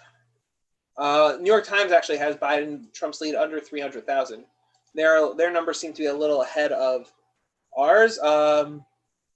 Their expected margins are still the same. They think Biden has a 67% chance of winning. That seems high. Oh, Biden's and speaking now. Oregon voted to decriminalize basically all drugs, all narcotics. Okay. Oh, I don't know if sound will work coming out of my computer. Okay. If anyone wants to stop listening to us and wants to listen to Joe Biden, we won't be offended. But we'll just keep talking. We'll keep looking. We'll keep seeing what Biden's saying. Biden's speaking now. I didn't realize. In the main Senate race, Biden says he's confident about Arizona. He feels good about Wisconsin and Michigan, and he's still in the game in the Georgia. And Pennsylvania will take some time to count. Yeah, I mean, look, Arizona. Okay, but in the main Senate race, so Collins is now under 50%. I'm assuming we're going to see Northern. We're going to see. Nope, still no blue areas up here in this district. Oh, yeah. But her lead was about 50,000 votes a little bit ago. Now it's down to 36,000 votes, and now she's under 50%. Again, with 49.63, you're still going to get she's still going to win it in the instant runoff in the ranked choice. A Trump campaign staffer said they're worried about Georgia. That's from a Washington Post reporter. That is interesting. Look, Georgia flipping would not be unheard of. New York Times seemingly ahead. Do they have what's the? Meanwhile, Donald Trump just tweeted they're trying to steal the election. Okay. So clearly a change in tone from a few hours ago. Yeah. Okay. I mean, the results are the results. I don't think he can claim anyone's stealing Georgia. I don't think he can claim anyone's stealing Georgia with him. The entire statewide apparatus is run by Republicans. Be interesting, right? Brian Kemp is probably the most Trump-friendly governor in the country. It would be quite a turnaround for Trump to claim that Brian Kemp's trying to steal an election away from him. Oh, I agree. I'm just saying that's his statement. Okay, I will see. We just have to see numbers, right? We don't have numbers in DeKalb or in Fulton's getting close. We have to wait for the numbers there. Trump's lead is over 300,000 votes, and we just have to wait till whatever comes. Whenever they come.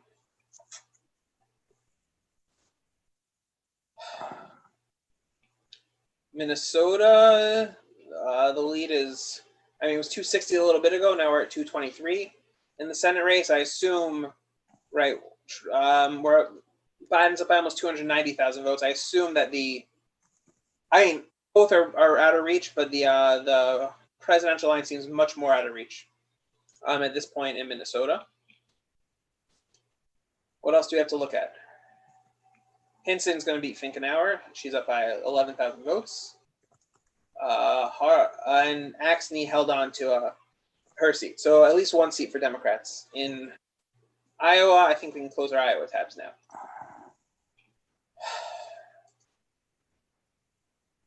In Wisconsin, Trump's lead is now below. Biden is telling people to be patient. Makes sense. Trump's lead is below 100,000 votes in Wisconsin for the first time in a long while. Not much more came in Dane there. That just seems to be sprinkling in from around the state. Maybe it was one of these northern counties. But yeah, it'll all depend on Milwaukee. Right, we have about 200,000 absentee ballots left in there, and it'll all depend on what comes out of Milwaukee. They called the Montana governor's race for Jan Ford. That's a Republican pickup. Okay, I mean, I don't tend to view governors' races as pickups or losses. How much is Daines running behind?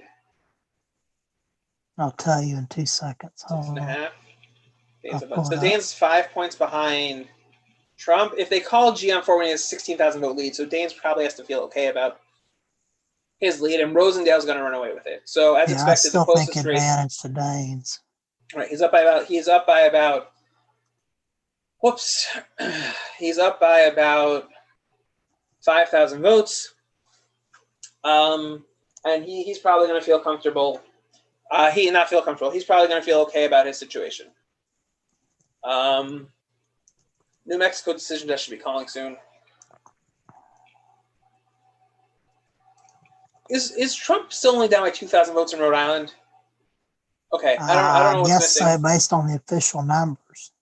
Okay, I don't know what's missing. Trump's down by less than 2,000 votes in Rhode Island. I am sure we will find out as they come in the rest of the night that it's just all that there's just a lot of mail-in ballots, so they didn't count yet, even though they said they were going to. That's what I figure.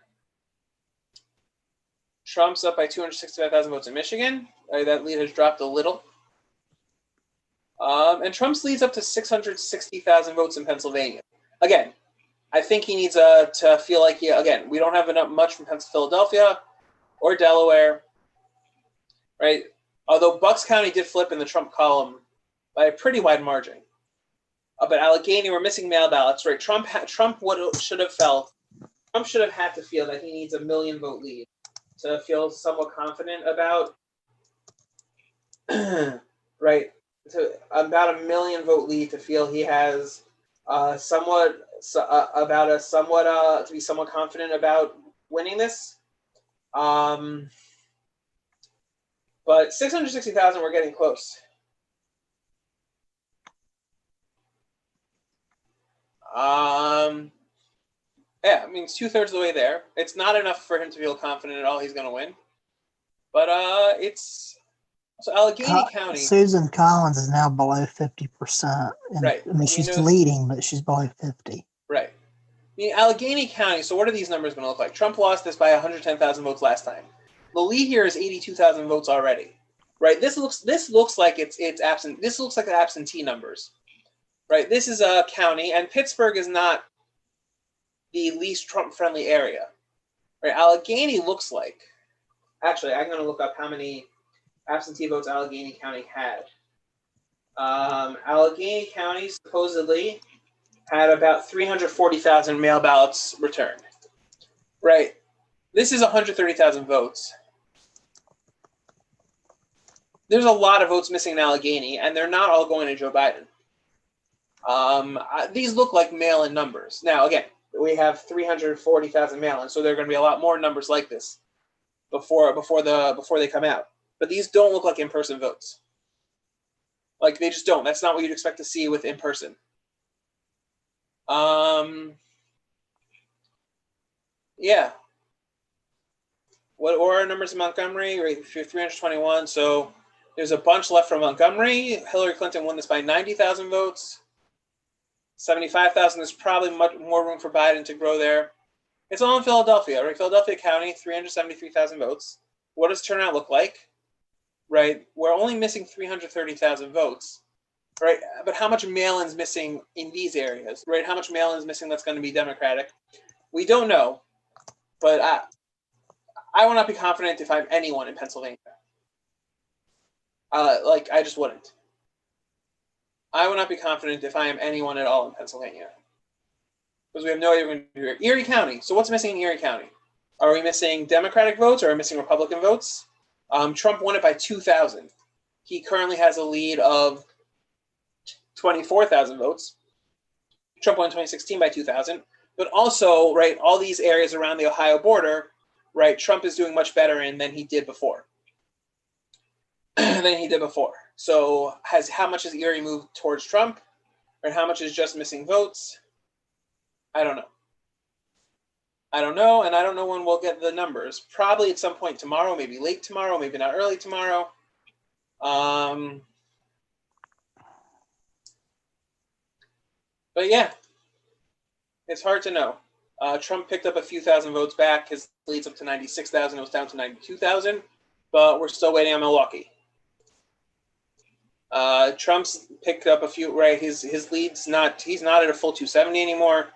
His lead is down to 264. I think that's a bit of a drop from what we saw before. More votes in from a few more votes in from Wayne County, and these votes are Biden votes, right? He had a 50,000 vote lead in Wayne County before. The lead's now up to 60,000 votes. So that would explain the shrinking lead. That would explain the shrinking lead in Wayne County. Okay. More votes just came in somewhere. Trump's lead's back up to 268.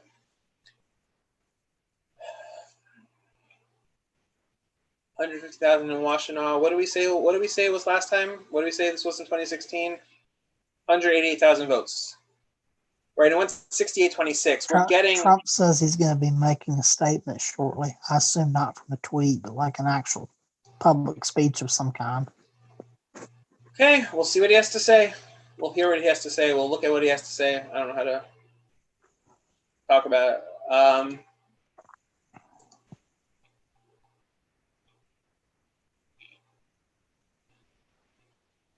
Okay, so Nate Cohn explained that the needle has turned blue in Georgia because we see, although if you notice, the needle has turned from 0.4 to 0.2.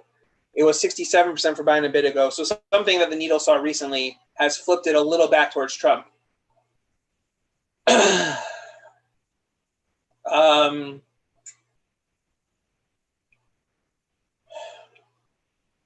Yeah. So it's getting closer, right? Nate Cohn explained, right? The early votes in the Atlanta area are good for them, and they think there's enough, and the numbers look like there's enough votes to barely push them over the line.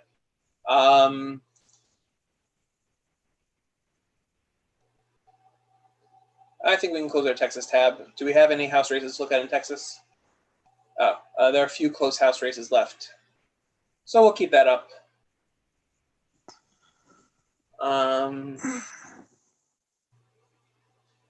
Yep. It's a long night. Been a fun night. I think Fletcher's going to hold on over Hunt. Republicans were hoping to take that back. Okay. Yeah. Oh, okay. Trump's lead is down to 260,000 votes, 257,000 votes in Georgia now.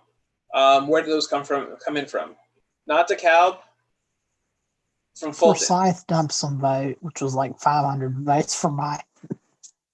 No. Okay. No. We have new Fulton County votes in Georgia, and a few new Cobb County votes. Right. Biden has a lead of about 180,000 votes in Georgia, in Fulton, which is about what Clinton won by. Clinton won 68-27. Biden's lead is a little more than that. So where's the rest of the votes in? Right, Fulton should be expecting at least 460,000 votes. Gwinnett has probably 20,000. It's hard to say, but probably 20,000 more? Something like that, yeah. 20,000 more Biden votes or 20,000 more votes? Well, there were 338,000 votes, I believe, in the 2018 election in the county. They've only reported, I believe, about 329,000 votes so far. So there's at least 11,000 just based on 2018. But we know. Right. What did TQ pull up? What did Fulton and DeKalb have in 2018? I can tell you really quick. Hold on. And 2018 in Georgia had really high turnouts. So. Right. That's why it's probably better approximate than the 2016 election. Right. So in the last election,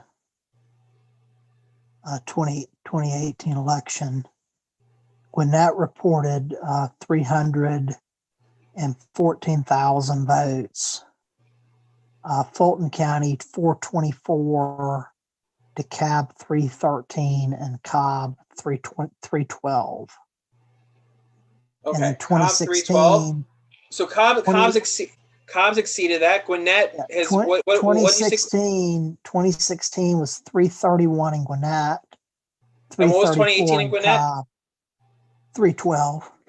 So Gwinnett's exceeded its 2018 votes. DeKalb has about half left, a little more than half left. If they keep it the same margin, right, that's another 100,000 for. I don't know why, Joe. I don't know what we're missing in Georgia here. but I don't see where all the numbers are for Joe Biden to.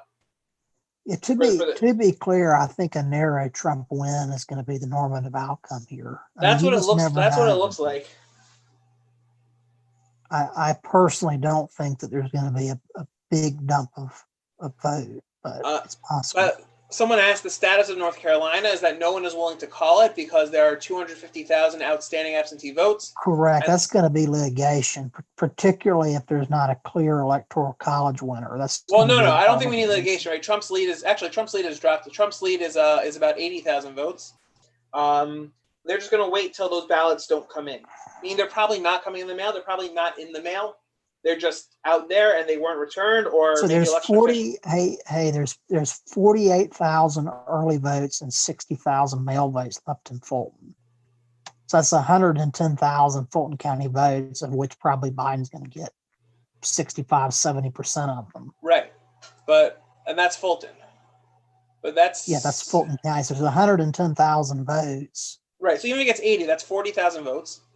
Right. He's down by 245. He needs 205,000 more. And DeKalb barely has 200,000 more on its own. Even if we win in this range, even if Biden wins in the same range as he's won so far, it's hard to know if he has more votes left in there. Yep. Arizona's up to 113,000 election day votes. Trump's winning them 64% of the vote. If Trump wins 64% of the election day votes in Arizona, It's going to get really tight. yes, it will get really close, and maybe we'll understand why he's suing.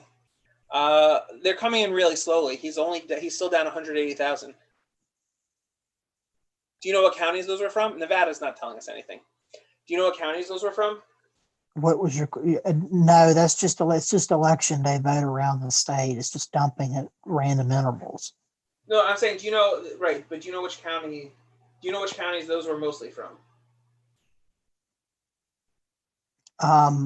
No, I don't, to be honest. I could look at it, but I don't have it in front of me. Okay, that's, let me see if we're just slow in updating. What's the... Kanye West says he's going to run in 2024. Oh, so this is all set up for his next run. Okay. That's right. See, look at this, by the way. Look, we discussed this well earlier, a bunch of hours ago. New York will not count. New York will not count its absentee votes until at least tomorrow morning. So the Twitter numbers. Twitter has hidden Trump's tweet about elections, about the fraudulent election. They've hidden the tweet. Okay. That seems par for the course for what's happening now. So right, but look, Biden's winning by less than 1 million votes because there are 1.2 million mail-in votes that are going to be overwhelmingly Democratic that just aren't showing up. That just aren't showing up yet. But Zeldin will probably hold his seat. See, this is where the mail-in matters, right? Kathleen Rice is extraordinarily popular. I think she won in 2018 by, I have it somewhere. New York is not counting their mail-in ballots for weeks, I believe. And correct me if I'm wrong. They said they could start tomorrow. I would not expect it to. I would not expect it to be anywhere near then. But yeah, it could start at some point. But Kathleen Rice is usually much more popular. So again, I think that's indicative of missing mail-in ballots.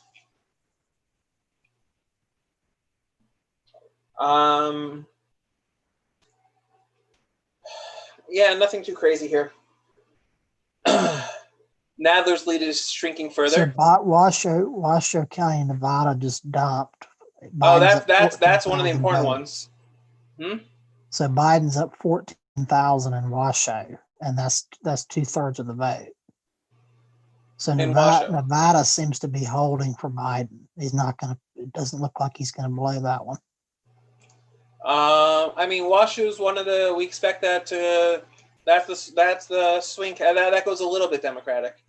Right. Right, And the rural counties are not looking incredible for Trump. I mean, he's I mean, winning. now, they, but they, he's they not. don't. It's all in Clark anyway, right? Right. But I'm saying, I think people kind of know how Clark's going to go. So if Trump's not making up enough ground, then it won't matter. But it looks like Where do you see the Washoe numbers? from John Ralston from Ralston Reports, he's the best reporter in the state.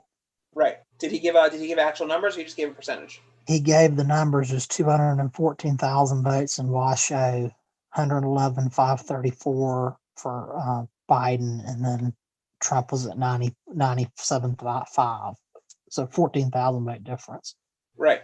Okay, so that's that just looks like much higher. That looks like basically all the third party votes from 2016 are ending up in the Biden column instead of the third party column or the Trump column. Okay. Unless Clark comes with something. Virginia has passed an independent redistricting commission. Oh, so that passed in Virginia, which is again interesting because Virginia is quickly becoming a one-party state, as the Republican Party of Virginia has problems, to say the least. Yeah, as the Republican Party of Virginia has its issues. Some more votes trickling in from Philadelphia. Trump's lead's still big. Oh, here we go. A lot of votes came in from Allegheny. Biden's lead stayed the same. So those are probably some election day votes or some mix. I don't know. Probably mostly mail and left. Hard to know. Hard to really know. They called Texas 21 for Chip Roy, by the way. Okay, so Chip Roy held on. Do we have... I'm going to try and look. I might be quiet for a minute. I'm going to try and see if Pennsylvania... Does Pennsylvania telling us how many votes are mail-in and how many are in person? No, they have not. But we know that most of the remaining vote is mail because of the way that they count. It's not going to be election day. It's going to be mail. Because Right. Bucks County's heavily Trump, and that's got to be election day. He's not going to win the county by that much. Right. But like, how much of Allegheny's? Allegheny's numbers didn't make sense. Allegheny's numbers only made sense if they were mail earlier, because Biden wasn't winning Allegheny 120 to 30 when mail-in votes. It looks like the Allegheny County today votes finally started to drop.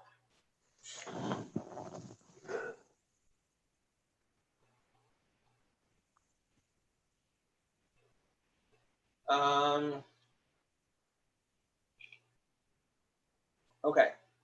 I'm on the Pennsylvania Department of State website.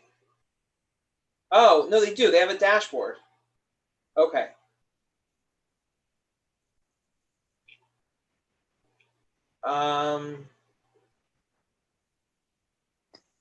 The governor of Arizona says there's 900,000 votes outstanding. Make of that what you will. Look, Ducey's a good guy. If Ducey says it, okay.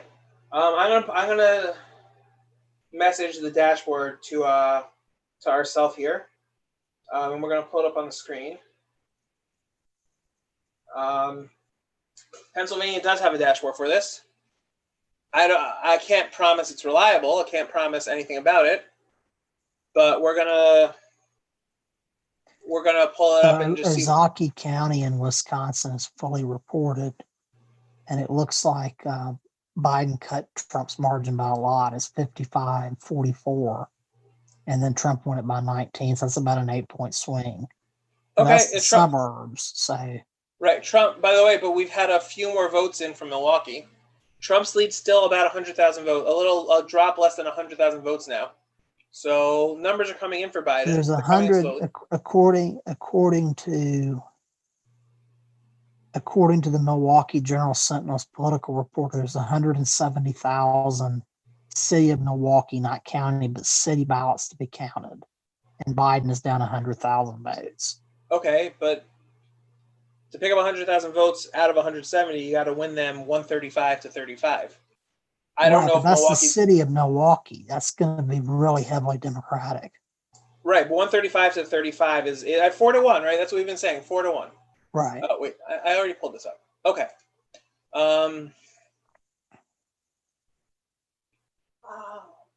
Okay.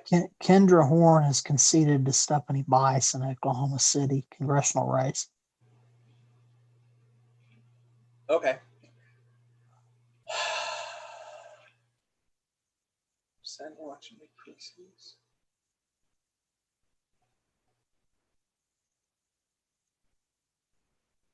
Here. So Oklahoma, okay, so Pennsylvania is estimating that they have not yet counted about 1.6 million mail ballots cast. Right, nothing has been counted in Philadelphia. Oh, this is a very useful dashboard. We should have found this hours ago. Okay, so where are the remaining ballots? Allegheny, 220,000 remaining Allegheny. A bunch have been counted, so those could conceivably not be terrible for Trump, right? Trump could keep his lead. What's Trump's lead currently? Trump's current lead in Pennsylvania is 665,000 votes. 348,000 in Philadelphia. Right, Biden's winning those 4-1, 5-1, possibly even 5-1. Right. So that's right. You could have almost a 300,000 vote difference there.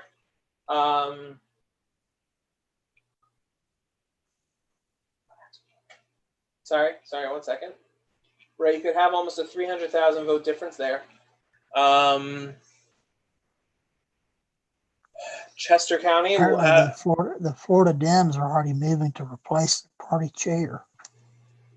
Who's the party chair in Florida? That's not Wasserman Schultz, is it? No. She's the congresswoman. That's Terry Rizzo is the party chair in Florida, but they're already trying to move her out tonight. Interesting. Chester County. Oh, we haven't checked. We should. Now would be a good time. We could check on the congressional, the state level races. Did the Dems win control of the Texas House?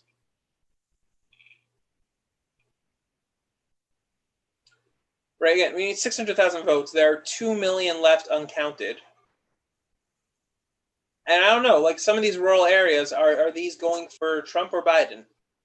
Maybe, but to Biden would need to win of these mail-in ballots to make up 660,000 votes. He has to win these at a rate of 2-1, a little more than 2-1. Is that possible? Is that plausible? Yeah, it is. Right, we're looking at Delaware County. Right, Biden went in person by this much. Biden's up 10 points in Clark County, Nevada. That's Las Vegas. With just 700 votes in or more? No, not 700 votes. It looks like okay. That doesn't mean a good number. Yeah, I mean, if that holds. 74,000, not 700. Huh? 74,000 Clark County votes are in, not 700. I see 700 on Decision Desk. Well, they just dumped them, so I'm sure it'll be updated. Okay, good to see. And that's also from Ralston? So they just called Nebraska 2 for Biden, which means a tie is relatively out of the question. No, not out of the question. Trump would have to win Maine too, which doesn't seem like it's happening. Okay. Right, so what's left? Arizona, Trump is, if there are really 900,000 votes left in Arizona, Trump might win this. Right, Trump has cut the lead down. It was 180,000 votes a little bit ago. Now we're down to 163,000. If there's still a little less than 900,000 votes in, Arizona's tough. Oh, and Biden won Hawaii. Okay, that was expected. Minnesota should be called soon, right? 270,000 votes. That's less than we saw earlier, actually. Only 200,000, right? Jason Lewis has cut about 30,000 votes off the lead since we last checked. But areas are starting to fill in. I don't know. I don't think he has enough. That race should probably be called soon. Yeah, Lewis, I don't see a path for Lewis.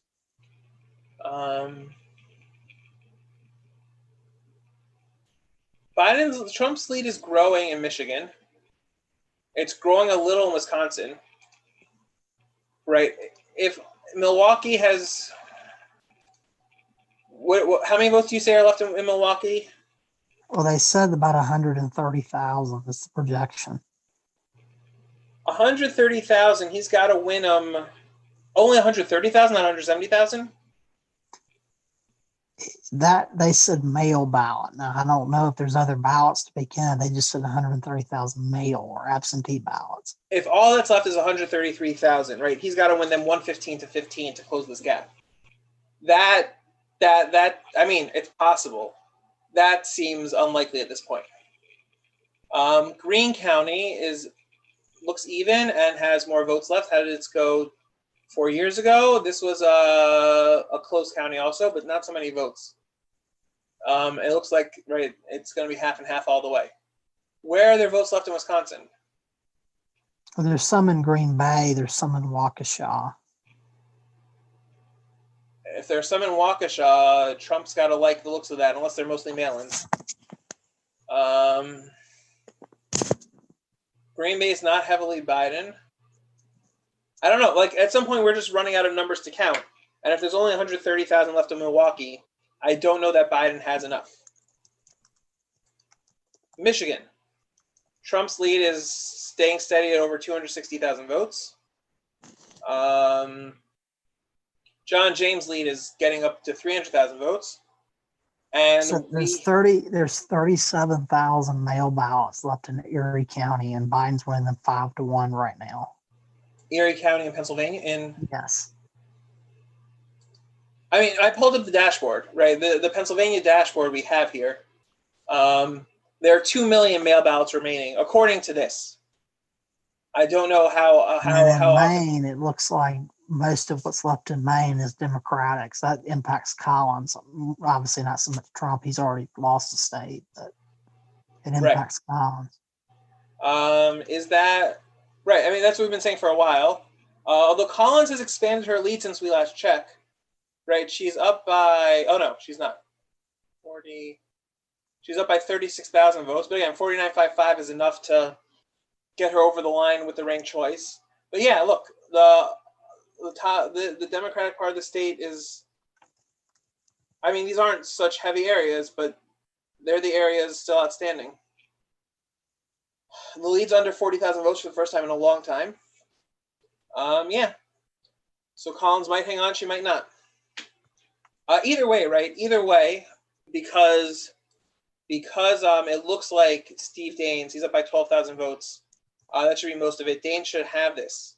So either way, Republicans look like they're going to be able to hold on to their majority, unless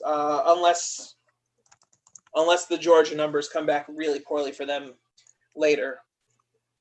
It looks like the Republicans will be able to hold on to a 51-49 majority as of now. We haven't looked at Georgia in a while. Have any votes coming from Georgia? The lead is down to 240,000 votes. Fulton still has the same number of votes left as we saw last time. Where'd these come from? DeKalb still has the same number of votes left as we saw last time. Cobb still the same as we saw last time. So we might see, yeah, we're still at the same place we were in Georgia before, right? It's all when these numbers come from DeKalb, and we don't yet have an estimate when they're coming in. But you see 100, maybe 120,000 votes in DeKalb for Biden coming in. Fulton, there's not that much left, right? Another 50,000 votes. It's hard to get up to 240 he's down. Right? 538 said they think Biden has an advantage in Pennsylvania and Wisconsin. That makes Wisconsin looks close. Again, I don't know what they're looking at that we didn't see yet. Wisconsin looks close. Pennsylvania definitely looks like Biden has a definite advantage. Right, Trump has a 104,000 vote lead in Wisconsin. Trump's lead in Michigan is up to almost 270,000 votes, but still nothing new from Detroit, nothing new from Wayne County, so we got to wait on these. More votes in from Oakland County. Biden expanded his lead in Oakland County a bit. And Washington, he expanded his lead a bit also.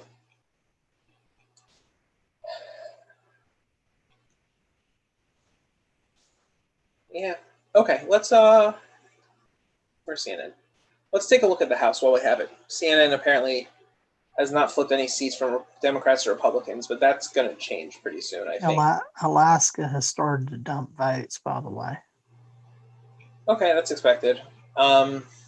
Democrats are going to pick up a seat in Arizona, looks like. They're going to pick up David Schweiker's seat we mentioned earlier. So we're at one flip in favor of Republicans. Arkansas, we didn't discuss this. French Hill looks like he's going to survive. French Hill got a tough challenge from Joyce Elliott in Arkansas second. But looking at this, it looks like he's going to survive. Allegheny County just dumped 160,000 votes in Pennsylvania. So Pennsylvania is starting to report votes. They have not. They haven't delayed. And those numbers came in more in favor of Trump, a bit, I think. That's correct. Trump's lead is up to 680,000 votes. Were those votes in person or absentee? Well, maybe the dashboard doesn't automatically refresh. They're a mix. They're a mix of votes. There's some in person, some absentee. It's not just one or the other.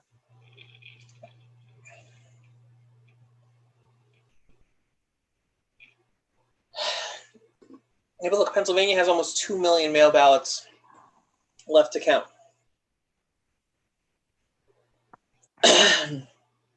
And 17% of their in-person precincts are yet to report. So Pennsylvania is just slow completely. It'll be updated every hour on election night the following day. Okay, this is not... Okay. Oh, here we go. Okay, with 700,000 votes from Clark, Biden has a 70,000 vote lead. Well, that should be enough to carry the state. That should be enough to carry the state for that should be enough to carry the state for Biden. We'll wait till it's official before we close the tab.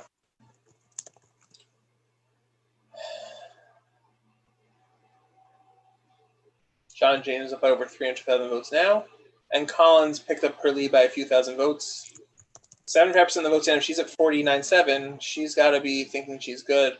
And again, Perdue is running ahead of Trump in Georgia, so Perdue has to feel like his seat is relatively safe. Relatively safe also. We haven't seen Georgia numbers update in a while. Do we know if Georgia, if the Atlanta areas are getting in their votes tonight? Any word? What's the question? If the Atlanta area, right, DeKalb is getting in their votes tonight. Yeah, some tonight, some tomorrow. It looks like they're dumping what they can. Okay. Minnesota, Jason Lewis has cut it down to under 200,000. I don't think there are 200,000 Republican votes in these areas, but we'll leave it up till it's called. We'll leave it up till it's called. Where did Devin Nunes go? He was losing earlier. Off the top of your head, do you know what district Devin Nunes is? Oh, Nunes is 22nd? Yeah, Okay. something like that. He has a 9,000 vote lead. I don't know if that's enough. He'll probably hold on, but California can take weeks to count. So right. There's a number of races in North Carolina honestly, California that flipped after weeks after the election. They flipped the other way. Every Republican in California looks like they're in a bit of trouble right now. Right, we could see Ken Calvert's only up by a bit over Democratic Socialist Liam O'Mara. Sherry Bustos has retaken a 3-point lead with most of the vote in, almost 4-point lead, 11,000 votes. So she'll probably hold on. She might hold on. Prop 22 is going to pass easily in California. Their cash bail reform is going to fail easily.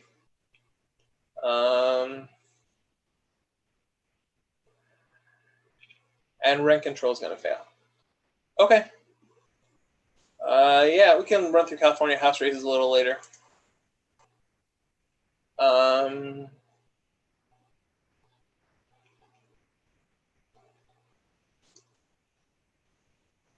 What do we know about when? Do we know when we're expecting any votes in for a few more votes from Milwaukee? Trump's lead still over 100,000. Do we know when we're expecting Trump's lead's up to 270 in Michigan? Do we know when we're expecting the rest of Detroit to come in? No, we don't.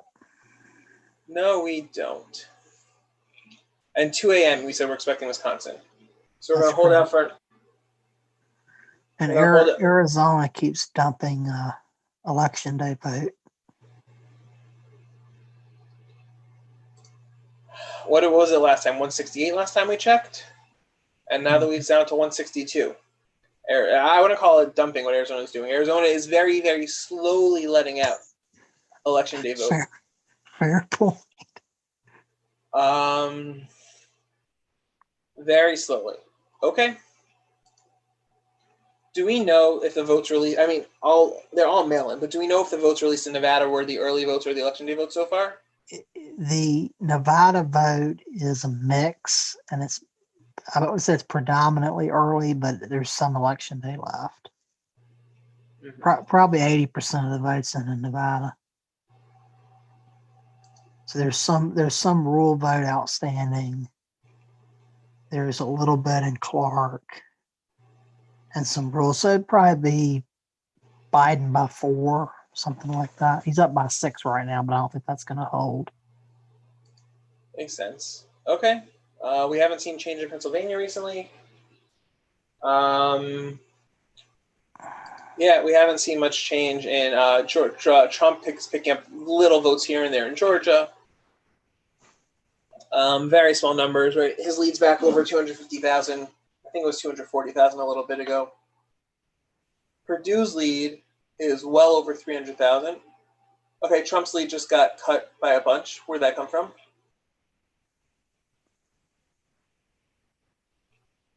So I think Gwinnett County, Georgia just finished dumping. Where? I believe Gwinnett County, Georgia. Yeah, that's what it looks like. Has exhausted itself or come real close. Doing that cut about 23,000 votes out of Trump's lead.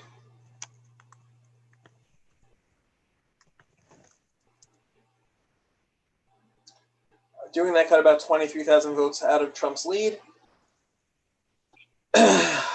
So again, right, 235,000 votes. Does the CAB have 235,000 votes in it to flip this state? Let's see what the New York Times Needle says. Back up to Biden plus point. Back up to 62% for Biden.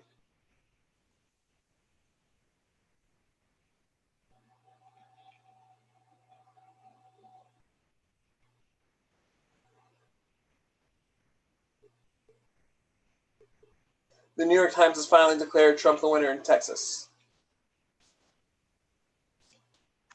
The New York Times has also called the Minnesota Senate race for Tina Smith. That's not unexpected, although I would wait to see more vote numbers before we say anything for sure about that. Trump is up by 103,000 votes in Wisconsin, and we're just waiting on Milwaukee. We're waiting for Milwaukee, and we're seeing if Trump can hold his lead. Same thing with Michigan. Michigan, there are other areas we're waiting on also. But in Michigan, we're waiting on Detroit. And in Pennsylvania, we're waiting on, well, everywhere. But mostly Philadelphia.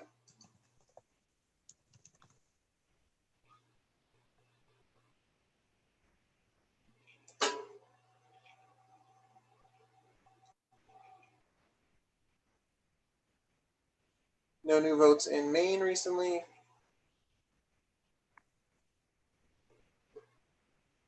Oh, Alaska has a Senate race, a potentially competitive Senate race. Steve Daines, this is going to have to be called. Daines up by 20,000 votes in Montana. That should be over. Michigan election officials said they don't expect most of their vote to be counted until noon tomorrow. That's Michigan. So that would include Detroit, which I know you'd ask me about. Right. Okay. Right. The earlier language was by noon tomorrow, but I guess they're changing that to until noon tomorrow.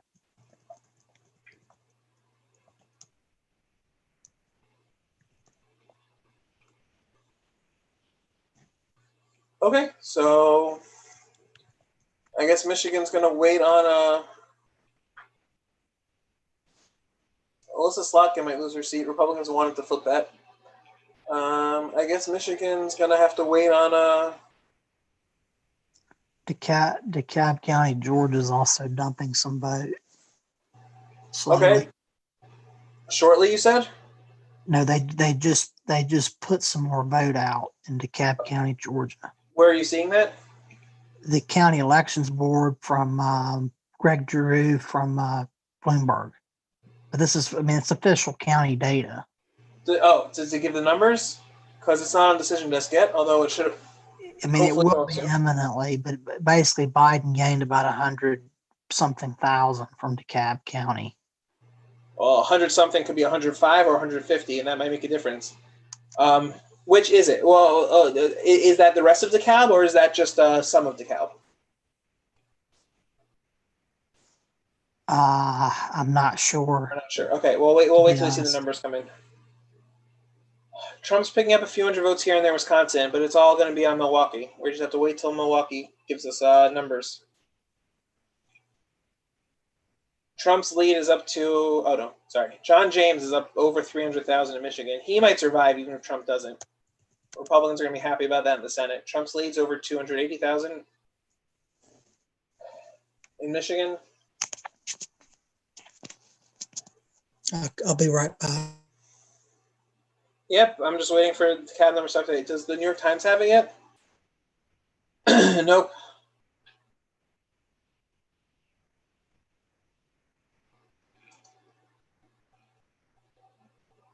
Yep.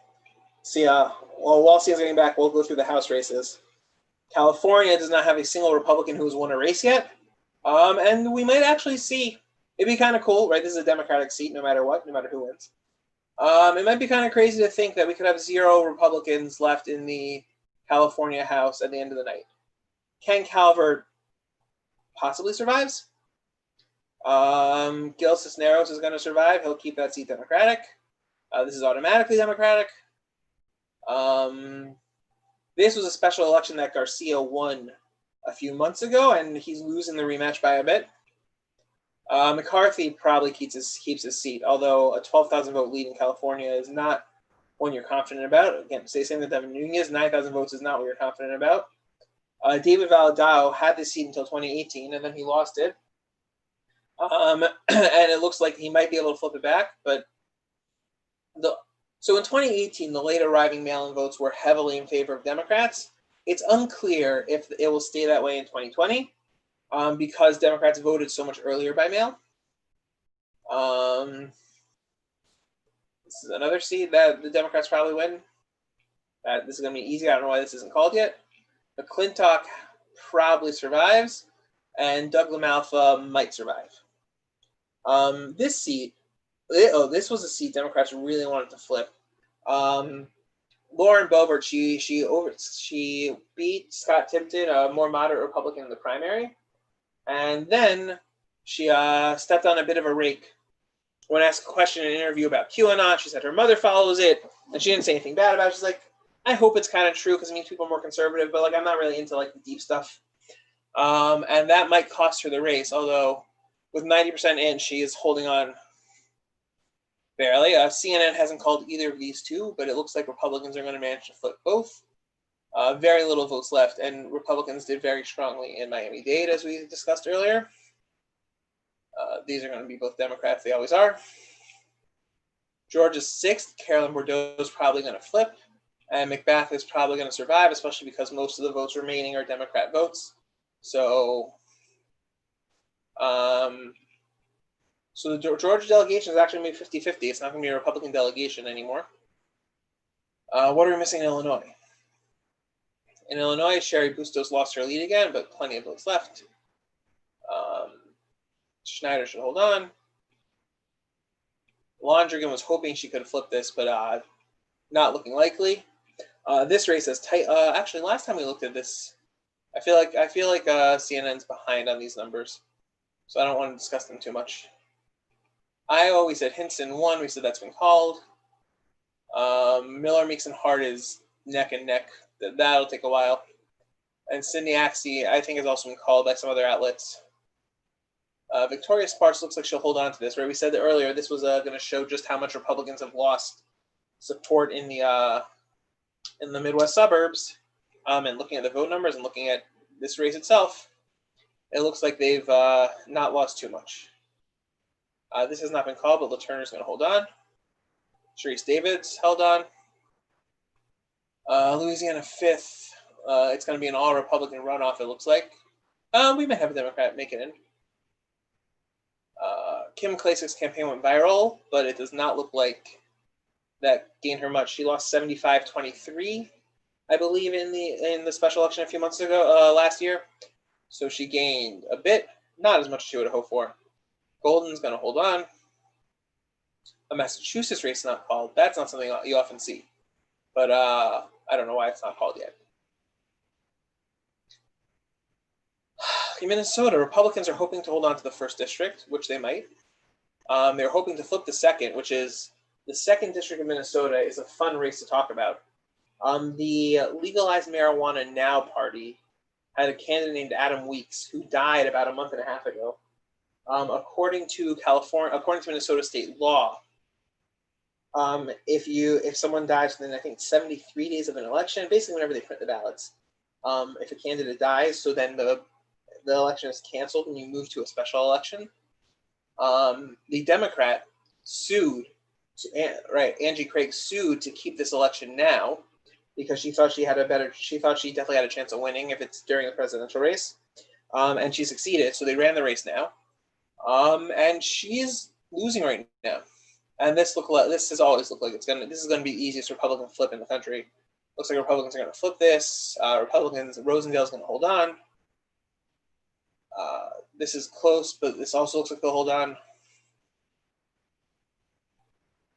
Nebraska too. We said the electoral vote went to Biden, but it looks like Bacon's going to hold on to his seat. Jeff Van Drew is outpouring polling, but New Jersey, I don't know. New Jersey has problems with its ballots today. Basically, New Jersey said you can only vote by mail. Anyone who wants to vote in person today has to give in a provisional ballot. And it is not clear what's going to happen with those and in what areas. But Van Drew is outperforming his polling. He was not expected to hold on, so he might hold that seat. Jeff Van Drew, was elected as a Democrat 2 years ago and switched to Republican in the middle. Republicans are trying to flip this seat, which it looks like they very well might. Torres Small won this seat back in 2018, and Republicans have wanted it back since then.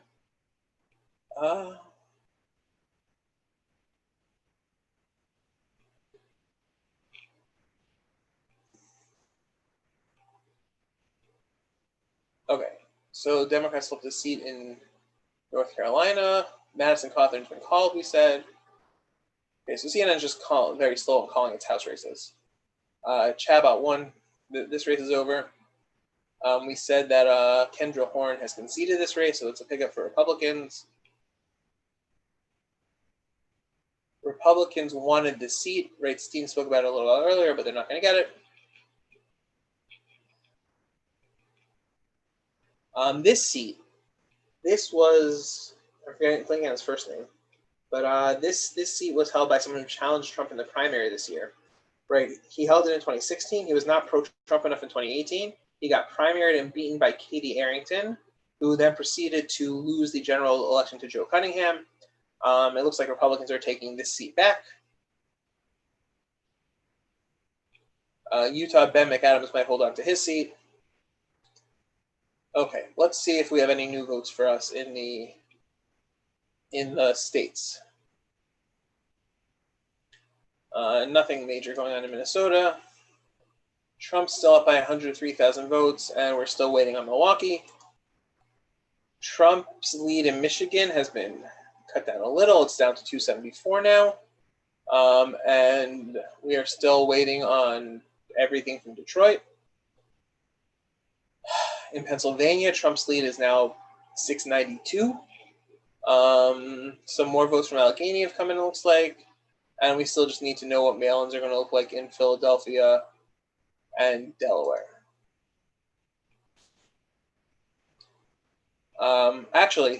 Okay. So there, right, we saw earlier there were 2 million mail-in ballots remaining. We are down to 150,000, including a bunch of mail ballots counted from Philadelphia County and Montgomery and Bucks. And Trump's lead has expanded. Now, these are different websites. I can't tell for sure if Decision Desk's numbers match up with what the state says they're reporting.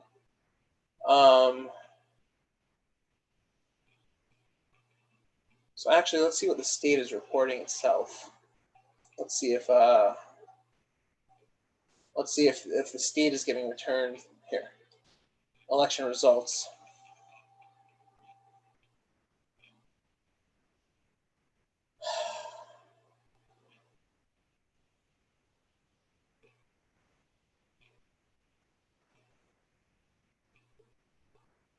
Okay, we're just looking for president, and I want to see, right, total votes. It looks like, oh, here we go. Right, it looks like, well, this is not so helpful because our Decision Desk numbers look to be ahead of the numbers on the official Pennsylvania election returns website, which does happen. It happens in a lot of states because they get their numbers before they're uploaded to the website. But yeah, if Trump's lead is still expanding and we've already gotten rid of a quarter of the remaining mail-ins, so again, right, to make up 600,000 votes, make up 700,000 votes out of 1.55 million mail-ins, so you would need to win that by about 1.125 million to 425,000. The math is getting a little sketchier for Biden in Pennsylvania. The math is getting a little sketchier for Biden in Pennsylvania based on these numbers of ballots remaining, but we're going to wait till it refreshes. Thank you for those of us who are staying with us. We all really appreciate it. I'm still here. Yeah, I know, I heard you. We're still waiting in Milwaukee. We're told to expect stuff from them at 2 a.m. So we're waiting to hear from Milwaukee. Tina Smith's lead is down to 185,000 votes. That's probably too much to overcome still, but we'll keep this up. We'll keep this open. We'll keep an eye on it. We're still waiting on Detroit and Michigan. So there's supposedly 91% of the Georgia vote is in, and now Trump's only up by 2.5%. So it's gotten a lot tighter. I don't think he's gonna lose, but so it looks like okay. So DeKalb, Joe Biden basically doubled his margin in DeKalb. Trump still has a lead of 117,000 votes, almost 118,000. Which again, I don't know, right? Decision Desk is estimating over 99% in, right? These counties, Cobb is done. Biden wins it by 50,000. Douglas is done. Biden wins it by 17. Fulton, how much is left there, right? A quarter of this, Biden has a lead of a 185. A quarter, that's 45. So, right, but we have to make up 117. So maybe max Biden has 45,000 votes left in Fulton. DeKalb, he's winning 82-15. How did DeKalb go in 2016? 80-16. So those numbers make sense, right? There's probably not like any hidden pockets of Trump votes left. But if you assume 20% of this is left, right? So Biden has 215,000 votes. 20% of 250,000 is 45. Even if we go high end between DeKalb and Fulton, that's 90,000 votes for Biden to make up. He's got to find 117. He's got to find 25,000 more somewhere. And I don't know where in this state we're looking at 25,000 more votes. What does New York Times Needle say? 64% Biden.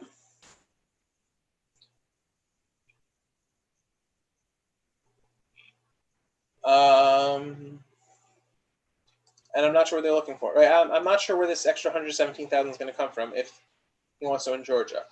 If those numbers come in, or if the gap is cut by 90,000 more, we might see David Perdue pulled below 50 votes, which would mean we go to a January 5th runoff. which could lead to some craziness where Democrats will have a very, very brief, right? If Republicans are holding Montana and holding Maine, these votes are slowly updating, and Collins is keeping her lead. And Collins 49.77 is going to be enough to get her over the line with second choices. Right. If Republicans are looking at a 51-49 advantage, right, we could very well be in a situation where with 2 Georgia runoffs, Republicans only have, right, where you have a 49-49 tie in the Senate. And if Maine flips, right, you could be looking at a Democratic lead in the Senate of 49-48 if Joe Biden was the presidency. Right, you could be looking at a brief Democratic lead until the results from Georgia's 2 runoffs are certified.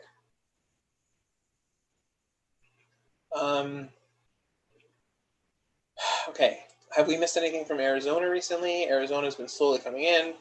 Trump has cut the lead down to 161,000. If these keep breaking this way, if there's really 900,000 votes left, 880,000 votes left in Arizona, Trump could win the state. I don't know if there are really that many votes left.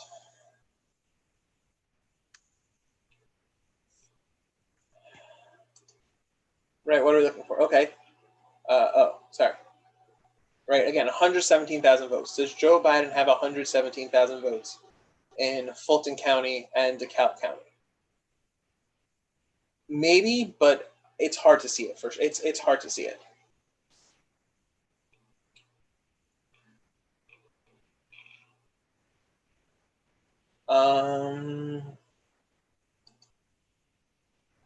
And Wasserman's still not telling us anything, which makes me sad. He's the best in the business at this.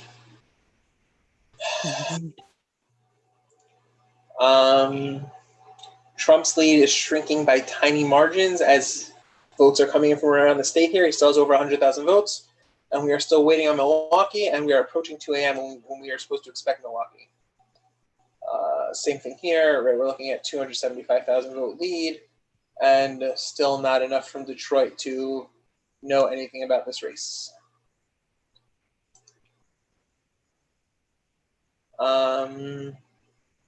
Still 117,000 in Georgia.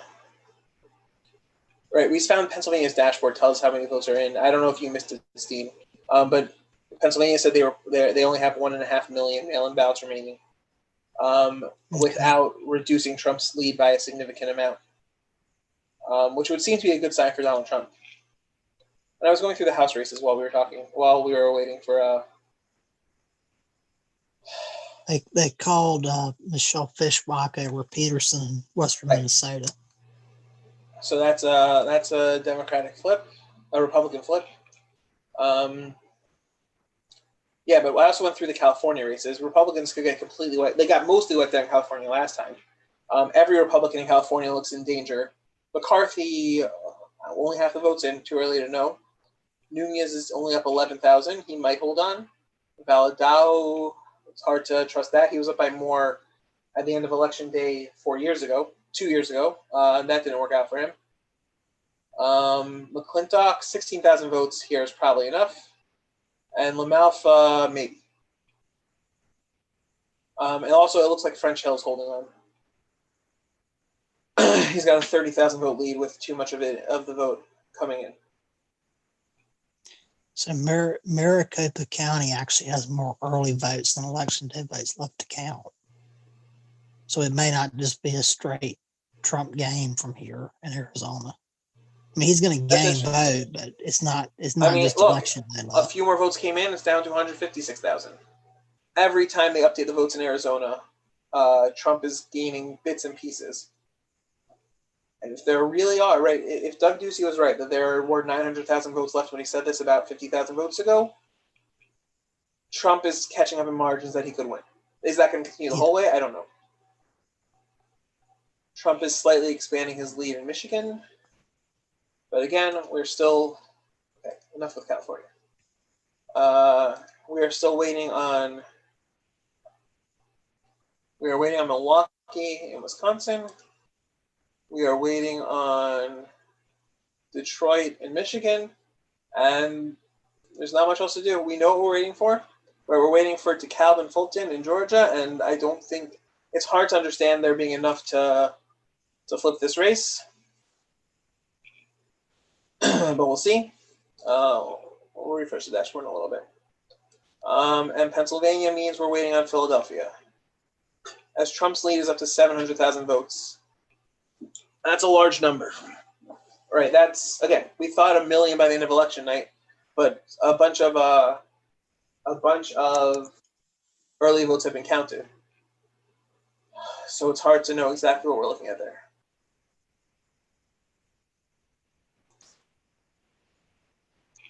By the way, Trump is only down 44,000 votes in Nevada. No more from Clark since the original dump. But I don't think these counties have 44,000 votes between them. But there's a reason Nevada's not being called. Nevada's going to end up pretty close. Right. What counties left in Nevada? Pershing and Lander. Don Bacon won Nebraska too, even though Biden won. Right, even though Biden won. Split ticket. Right.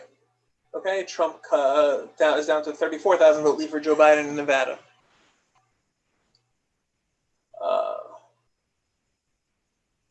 Leon County is probably basically done. That's the question, right? What's left in Washoe? Is that coming to Trump? And what's left in Clark? Does Trump have some margin in Clark that he can catch up? Okay. In Michigan hasn't changed since last time we checked. Wisconsin hasn't changed since last time we checked.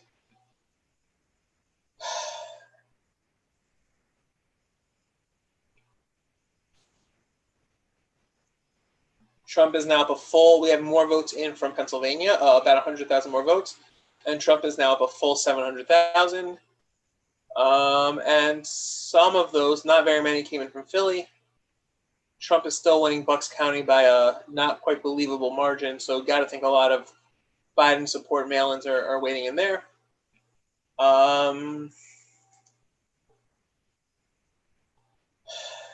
Yeah. Let's refresh this and see if they've counted. See if they have counted more. Pennsylvania's counted more mail-ins. Nope, still 1.5 remaining. Yep, still 1.5 remaining, and still we're looking, again, a lot in Philly, a lot in Pittsburgh. Montgomery, 120,000 in Bucks, which would explain Trump having a lead. Yeah, which would explain Trump having a lead in Bucks County. Right, and if it's all mail-in, right? If we have a 700,000 vote lead with 1.5 million mail-in lefts, with 1.55 million mail-in lefts, so Joe Biden needs to win those at a rate of, getting bad at math as it gets late, right? He needs 1.125 million to 425,000 in that range, right? So well over 2 to 1 margin, but a little less than 3 to 1, which should be doable, right? I wouldn't call him okay. I wouldn't. Okay, so they give me a new link here, right? I would not call Joe Biden the favorite, but I would think that he is in. Okay, I don't know what this did. Right, he is in a range where he should feel like he probably can do it.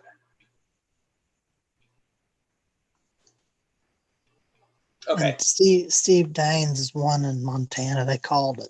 They called that. Okay, so Republicans look like they're going to be able to hold the Senate for now. Again, we discussed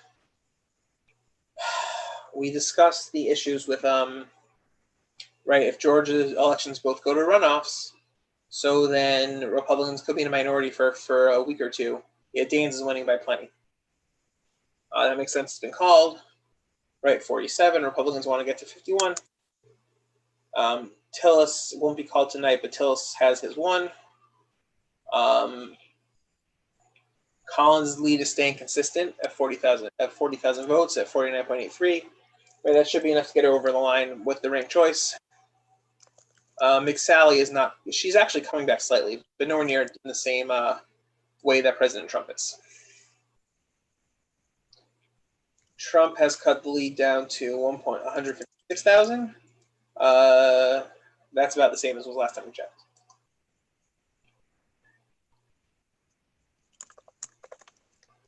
So, okay, this is interesting. Republicans are not going to get to 218, but 169 already is probably more than expected. Stauber's going to win. Fishbach's going to win. Hagedorn's too early to call. Katko's going to win. Tenney is going to flip this seat. We have to wait for mail-ins on this, but Tenney's probably flipping this seat. Chris Jacobs has his race won. Lee Zeldin looks safe. Garbarino looks safe. Although, again, we have to wait for mail-ins on these. Santos is probably not winning this. Suarez's gonna. This is one of those cases where mail-ins coming in very late in New York, right? Not being counted late's gonna make a big difference. In Republican, French Hill. Oh, sorry, that's not French Hill. Let's see. Where's Arkansas? French Hill's been called. Okay. Republicans, I'm sure, feel very relieved that the House is not what the worst projections for them were. Definitely probably think they could have been better. Probably relieved it's not worse. Right, a lot of House seats still left for Republicans to take, and again, right, they need 50 more for majority. They're not getting a majority. I don't think any of them ever dreamed of getting a majority, but they're probably feeling comfortable with the numbers that they're looking at right now. We haven't looked at any of the governor races, but like none of them are surprising. And look, they've all been called, and no surprises anywhere. Jay Inslee won. Let's check Steam. Can you quickly look up how the election for Portland mayor is going? Yes, I can. So Portland, Oregon.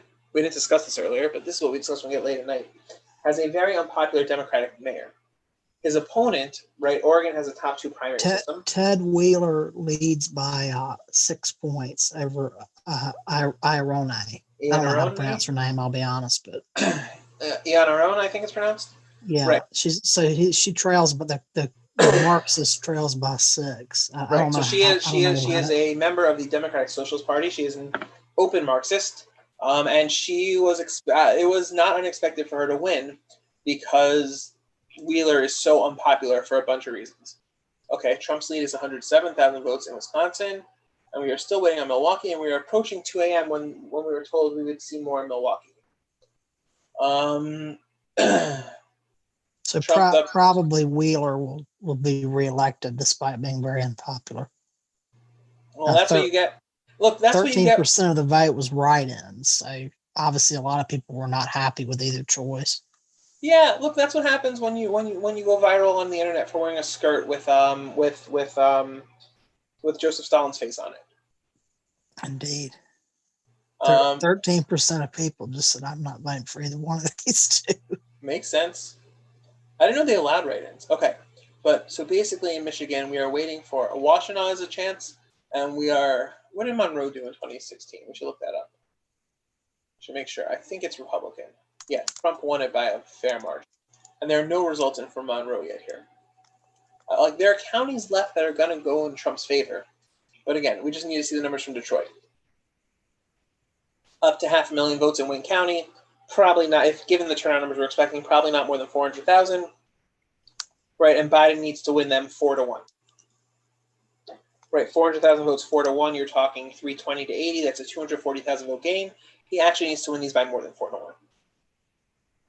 Which is not impossible, right? This is Detroit. Trump's statement is imminent. He's going to be in the East Room of the White House in a few minutes. Okay. Georgia, we're still waiting on DeKalb and Fulton. If there are any more votes coming in, we still don't know. We still don't know. Pennsylvania, Trump's up by 710,000 votes. Again, this will all depend on the mail-ins, but as the margin gets higher, the margin Biden needs to win the mail-ins by also becomes higher, and that seems like an obvious statement, which it is. But the margin is not one that Trump. The margin is not one you want to see growing at this point, when you'd be expecting most of the votes coming in to be the mail-ins. Nevada, Trump is down by less than 30,000 votes. Nothing more from Clark, right? We're gonna have to see the next group in from Clark to know what's going to really have a look at it. And we have votes in from Alaska. Arizona, we have not seen an update since the last time we looked at Arizona.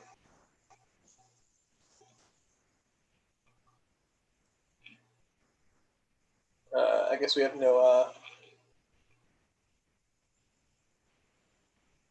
Okay, again, we don't know where these are coming from. Early Alaska results are coming in favor of Republicans. We'll just have to wait for more from the state to say anything about that. Okay. Let's watch Wisconsin. We're looking for Milwaukee votes. We're expecting them around 2 a.m. It's around 2 a.m. If Milwaukee votes come in, we're going to know if Trump is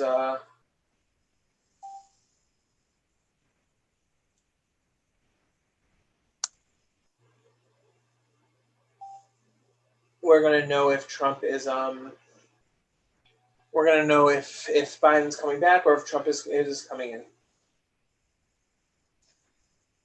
So an update from North Carolina from a local reporter there. There's a 97,000 vote margin. This is in the Senate race. I think it's a little bit less for Biden. There's Right, it is. It's like 117,000 absentees.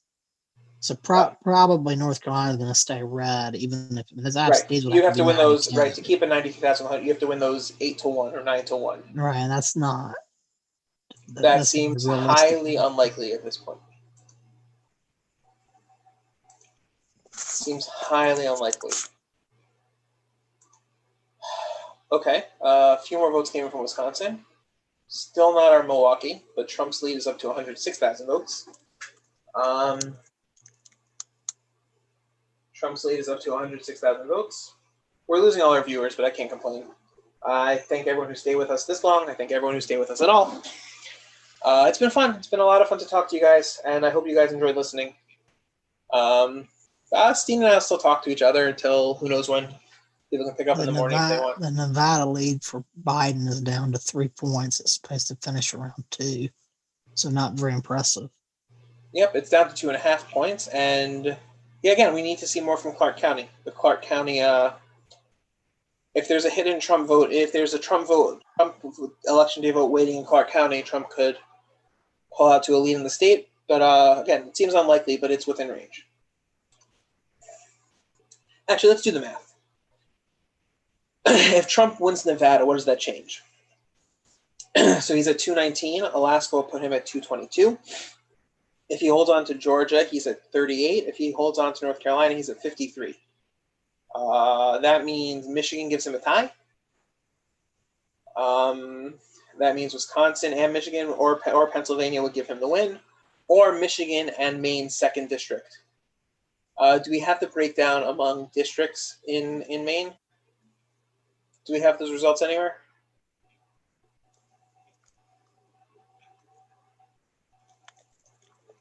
Let me see if New York Times has results by congressional district for us.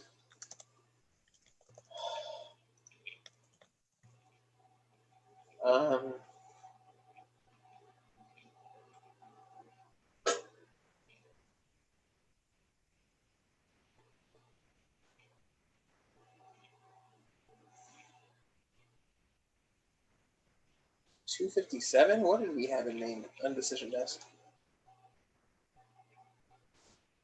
Okay, so decision desk is just way behind. Sorry, New York Times is just way behind with the Maine results, which is not so helpful. And we also don't have this race broken down by congressional district. See full race results, maybe we do.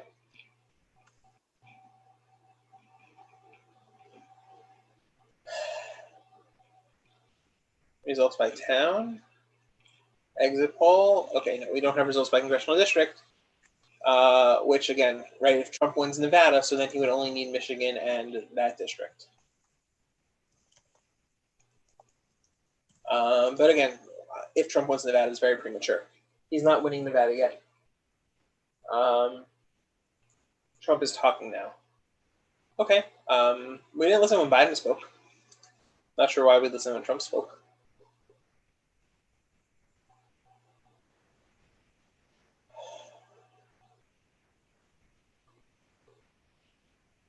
Steve, are you listening to what Trump's saying?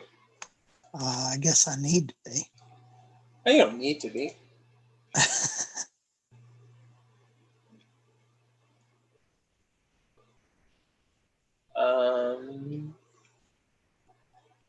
They also declared the Republican the winner in New Mexico 2 congressional race about an hour ago. Right. We saw that. We spoke about that.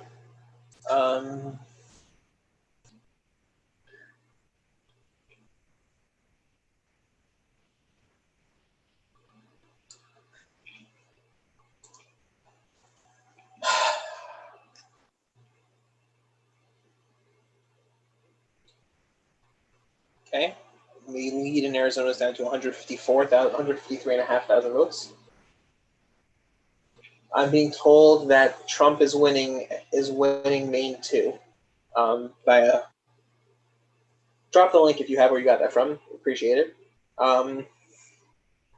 Being told Trump has a significant lead in Maine 2, which would mean if Trump wins Maine 2 and he pulls out Nevada, so then all he would need is Michigan.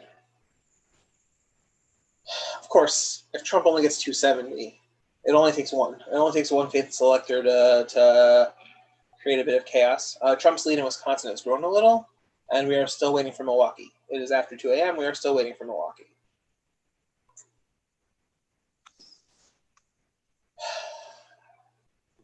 One of the Politico reporters said there's going to be a big Biden dump in Michigan, Wayne County, Oakland, Macomb, Kent, Ingham, and Washita, not just Detroit. I mean, okay, that's Detroit and suburbs. What time did they say? He didn't say. He just said there's going to be a lot of movement. The numbers are about to change, is all he said. Just not going to be as wide of a margin. I mean, Trump won Macomb County by 50,000 votes last time. He's up by 70, so he moved 20,000 in his direction. Okay. Trump's up by 275, so we'll see what happens. We will see what happens. We will see if when those numbers come in. Hopefully they come in soon. What's Nate Cohen telling us about Georgia? Joe Cunningham just lost in South Carolina to Nancy Mace. Right. We spoke about that while you were away for a minute, about how Cunningham won that seat in the first place because of Katie Arrington. Trump, by the way, is up by 712,000 votes in Pennsylvania now. It's slowly increasing. What does the state dashboard tell us about? What does the state dashboard tell us about how many mail ballots have yet to be counted?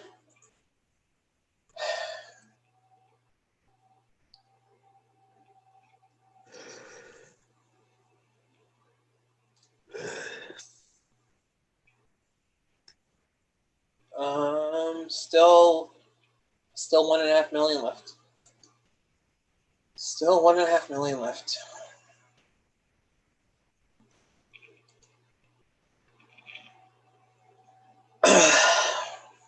See, the Pennsylvania website's just behind Decision Desk.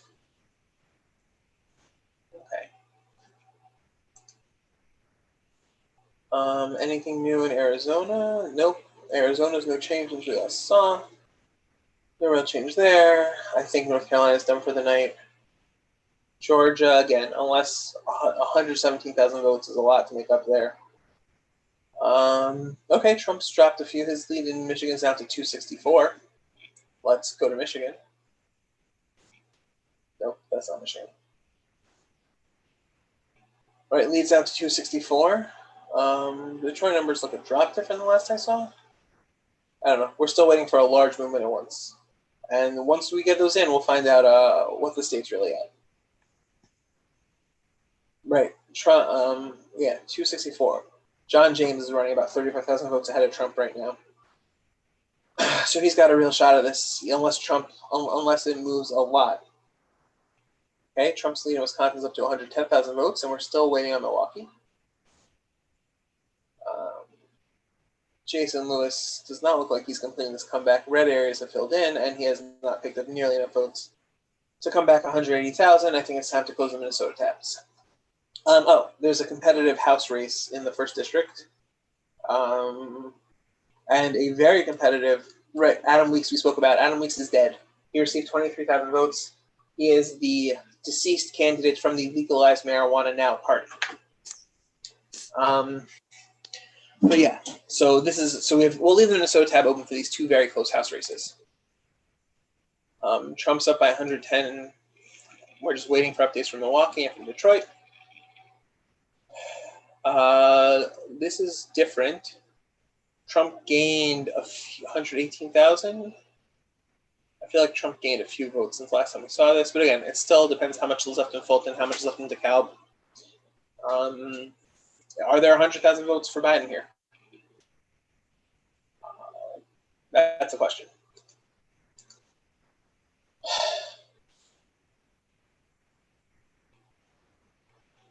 Okay, Pennsylvania is down to 1.528, so they've put in about 20,000 mail-in ballots since the last time we looked. And Trump's lead is still the same. So, all right, this is just like running out the clock, right? The lower these numbers tick without what Trump's lead not decreasing, so the better chance he is of running out the clock. But again, right, until we see big dumps from the Philadelphia area, so we can't say anything at all for sure about this. No new update in Nevada. The main Senate race. Collins is showing up her lead a little. Right, we're running out of time. Again, if she's not over 50%, Maine uses ranked choice voting. So they'll go to people's second choices until someone's over 50%. But it looks like if you're at 49.88, there are going to be enough second choicers, right, coming your way that that'll push you over the line. So Collins has to feel good about this number, but she wants to obviously improve it. Doesn't want to let it drop too much. Did Trump say anything important? Steen? He hasn't really said anything yet. I think he just called reporters to come in the room. Okay, he hasn't. I'm not aware of it. He hasn't actually said anything to the media. Okay, Trump has gained another 1,000 votes in Wisconsin. He's up to 111, but we're still waiting on Milwaukee. Trump has lost another 1,000 votes in Michigan. We're still waiting on the Detroit area. Right, this is what it's come down to. This is what we're down to. We have Alaska. We don't have much since the first vote dump. The lead in. Okay, Biden has actually increased his lead slightly in the most recent vote update in Arizona. It's back up to 157. A little over 157,000. That's a lot. Okay, and it looks like all right, if you can provide the link for that, we'd all appreciate it. For the numbers you're showing out of Maine too. We should look at Collins' numbers if those numbers from Maine 2 just came in. But it looks like Trump is winning Maine 2. So if he wins Maine 2nd congressional district, so again, all he would need is the only real difference it makes at this point is if he can take back Nevada or Arizona. But those aren't changing yet.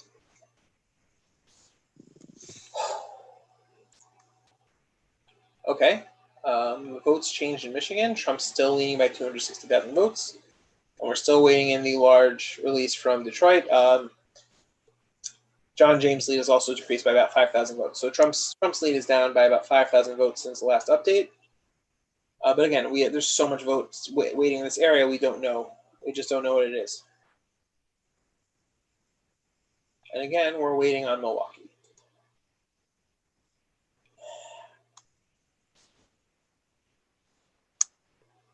LaMalfa might hold on to his House seat. McClintock looks like he'll hold on to his.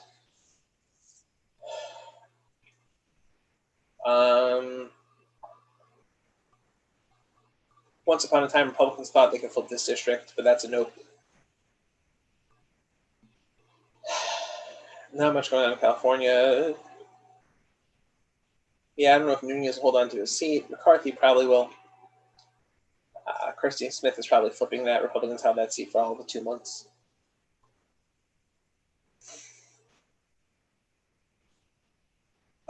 This is close. This race has tightened since last time we looked at it.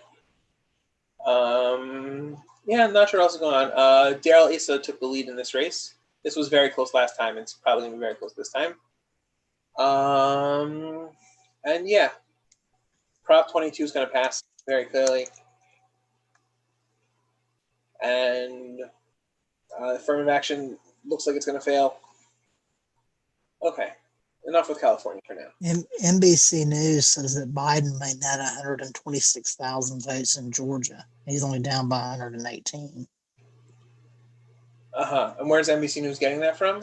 That's their projection based on what's left. They think he might be able to net 126,000. So maybe could win Georgia, but I mean, it'd be less than 10,000 votes.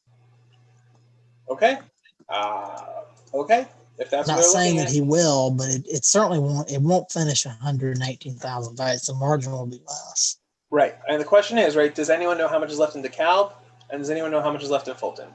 And like no one had the same ground game this year than they usually have, because no one is because you can't really have the same type of ground game with absentees. Almost 7-10 in Pennsylvania for Trump.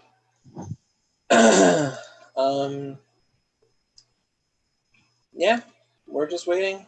Nevada hasn't updated in a while. Maine Senate race has Collins lost 0.07% since the last time we looked.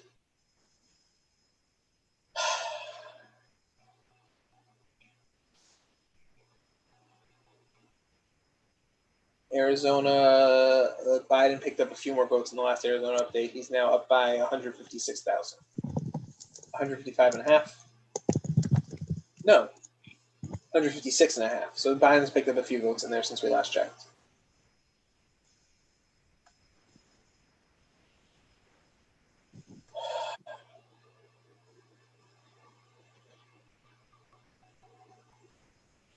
Yep, and now we're just waiting for these to fill in.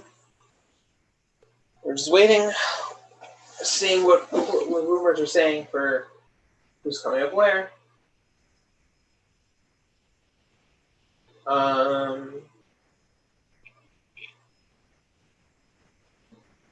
And we're waiting for these votes to come in. Apparently, there was a legislative candidate in North Dakota that was elected despite dying of COVID during the election. That happens sometimes. State candidates have won. Who was the one, I think, from Missouri? Ashcroft in Missouri. Right, Ashcroft. Yeah.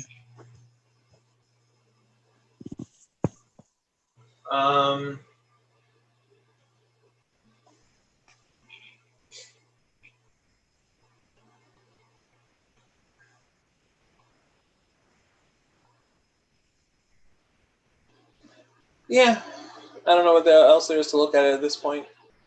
We can go over the New York House races a bit. Garbarino's going to win. Zeldin's going to hold on. Again, this is because of absentees, right? Suozzi's not going to lose this seat. Again, this is also the margin's going to spread back after absentees. Kathleen Rice is not losing her seat. Although Doug Tooman had a very cool proposal. He's a Republican who wants to decrease the cost of college by making college degrees 3-year degrees. He wants to work with licensing boards and with accrediting boards and whatever, and just get it to be get college to be a 3-year degree nationwide. A bunch of us still missing from Kings County here. Nadler's losing to Bernstein there, right? We discussed that much earlier.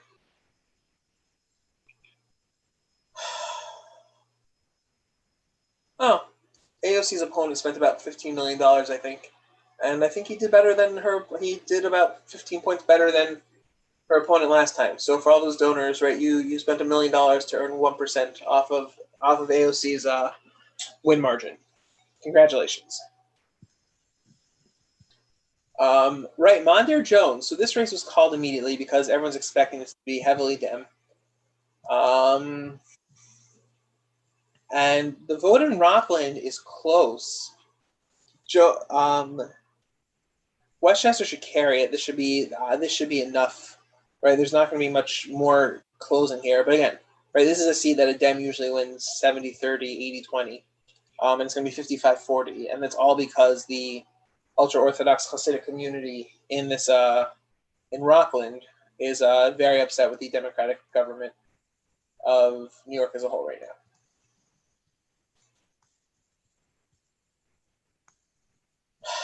Okay. Do we have any news on when we can if or when we can expect results from these? Right, no, it's Milwaukee and it's Detroit. Trump is now 20 minutes late to his speech. That's correct. Okay. It's on Milwaukee and Detroit. Georgia hasn't changed. Pennsylvania, Trump's lead is now 717,000. Again, still need a ton from Philadelphia, but the more this goes up, the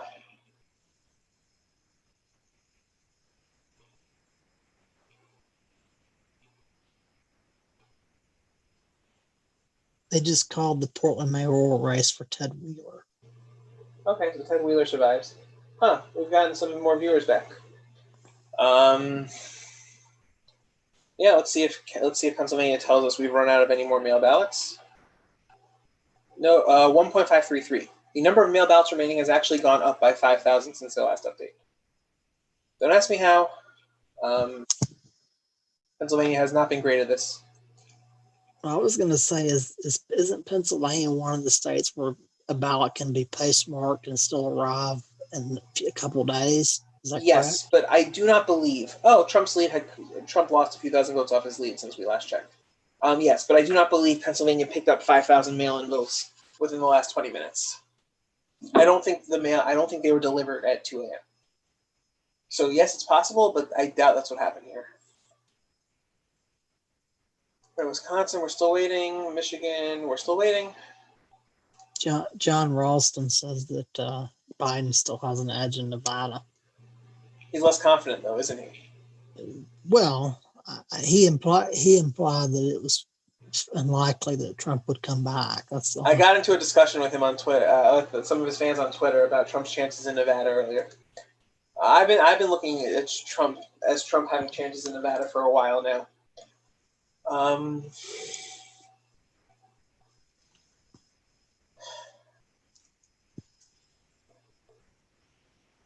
Yeah.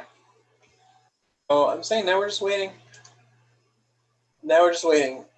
And we have no word on if any of these are coming in tonight. Right, you said we were expecting results in Michigan tonight. Okay, Trump is finally coming out to speak with his family. Okay. Oh, okay. That's what it is. His lead in Michigan is actually below 260,000 votes now. I'm not seeing the results coming in, of course, here from this area, but the lead is down a little. Right. He's at 262. He hit a low of 260. He was at almost 280 for a while. 117.5 in Georgia is still the margin. He was over 710. He was at 710 in Pennsylvania for a bit. Now he's at 708. Yeah, we know what states are left. We know what the results. We know what they look like now. We're just waiting on results. A few more votes have come in Arizona, and the lead is back down to 155.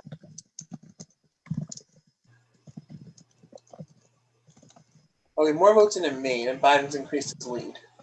What has that done for? Okay, so Susan Collins is down to 49.61.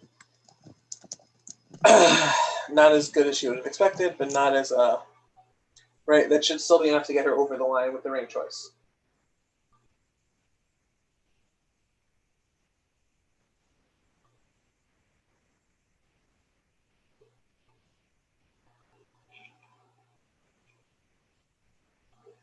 Okay.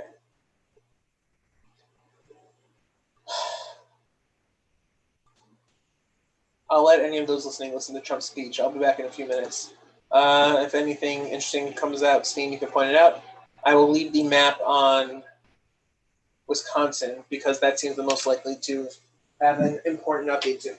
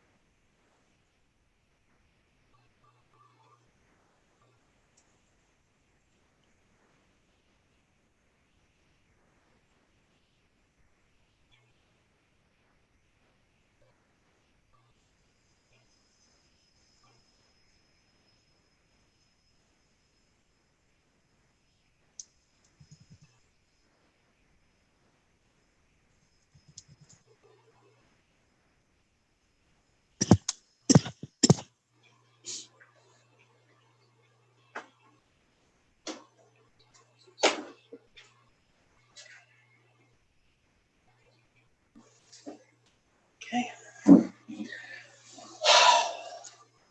Still no update in Wisconsin.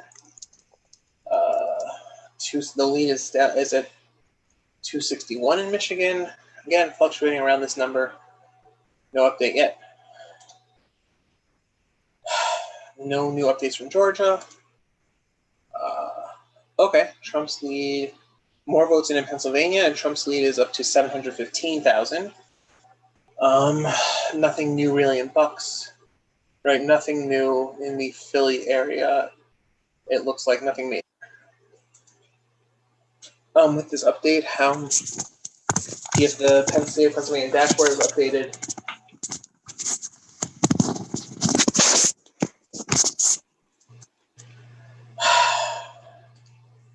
We'll see if they've updated how many mail ballots are left. I hear Trump is claiming he won Georgia.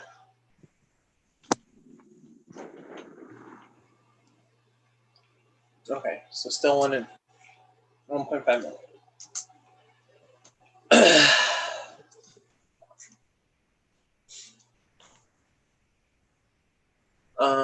Okay, Trump's lead has moved up to 264,000 in Michigan. Again, we're still waiting for these huge numbers coming from the Detroit area, which we might get tonight and we might not.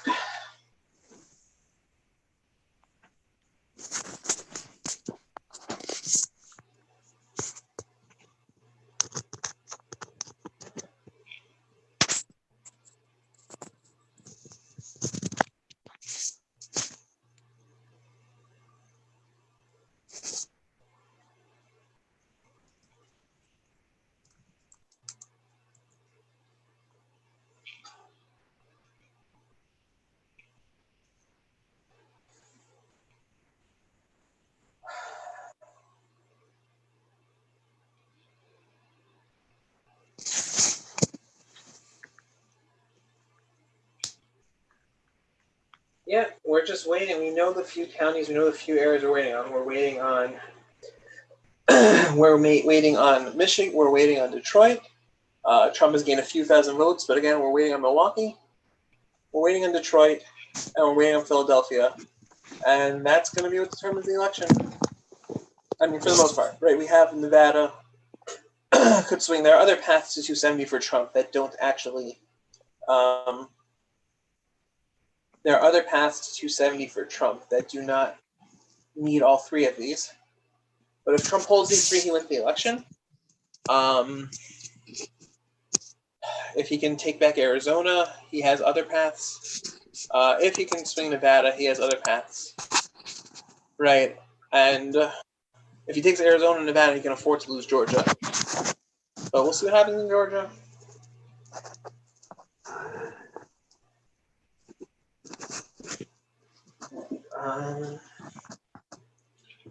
Yeah.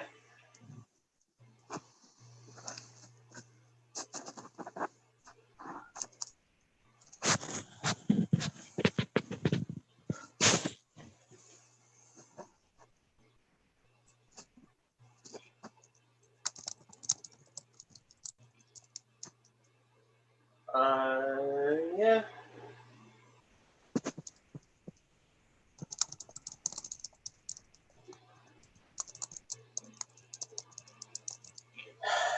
Okay, Trump is talking Trump. That's what we expected. He's just rattling off results and saying they look good for him.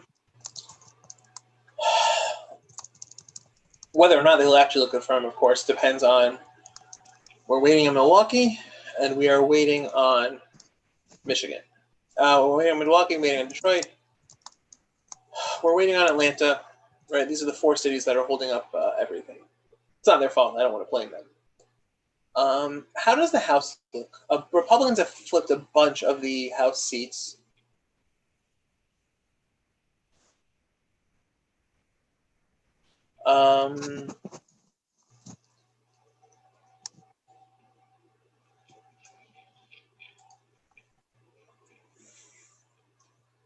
What do we have on the House? It's really right. The popular vote is also much closer than people expected. California also is a lot of it's in. There'll be more. Biden's going to win the popular vote, almost guaranteed. Almost guaranteed. I would say essentially guaranteed at this point. But he might not even win it by as much percentage-wise as Hillary Clinton won in 2016, which would just be shocking. Like no one saw that coming. Right? No one saw the popular vote looking like that coming.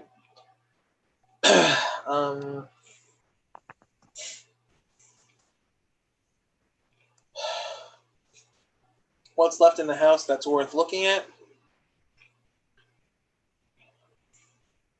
Right, Republicans have gained, again, no one expected, right? We're looking at losses of 5 to 10% for Republicans in the House. That was what was expected, 5 to 10 seats. Losing more. So far, I think California is probably going to have a few flips against them. But so far, they have flipped 3 more seats than the Democrats have. And there are a few more seats also that look like they're being flipped that have not quite been called. In New York, right, Claudia Tenney. They haven't called any of them in Michigan now. Okay, they gave the flip in with Fishbach.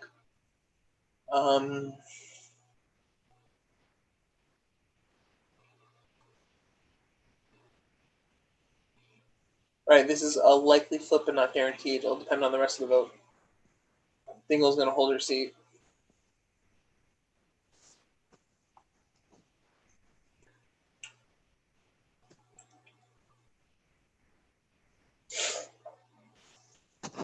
Van Duyn might take this seat. That's a really close race. Democrats are probably going to flip this seat back. So Democrats are going to keep the House almost certainly. I should say almost. Democrats are keeping the House. It's just not official yet. But it's definitely a bit closer than we expected to look coming here. There's probably gonna be some kind of push to, if not get rid of Pelosi, to probably get rid of some of the other members of House leadership for sure. Right, that's true. Bob and Dover vote right. Okay. But these are again, Pennsylvania. We're still waiting on mail-in votes, so that makes sense. Right, that makes sense why we'd be seeing unexpected Republican leads in there. Golden. So it's interesting. Trump is well outrunning Golden. He's going to win Maine too, probably. Okay, no update in Nevada. Arizona. Okay. The lead in Arizona is down to 143,000. But Trump took 12,000 votes off that. That was about 30,000 votes that came in. So that wasn't right. If in 30,000 votes you gained 12,000, that means you won by about 21.9, which is still the same ratio, which is a better ratio than Trump had. And again, if Doug Ducey is right that we're expecting 3.4 million votes total in Arizona, if the comeback continues at this rate, Trump might have it. If it continues at this rate, that of course is the biggest if. Collins' lead is still holding the same. Lewis down 170,000. It's not going to be enough. Although definitely overperforming expectations. I don't think anyone really thought he'd get this close. Okay. So nothing's really changed. 111,000 votes in Wisconsin. Right. Waiting on Milwaukee. Waiting on Detroit.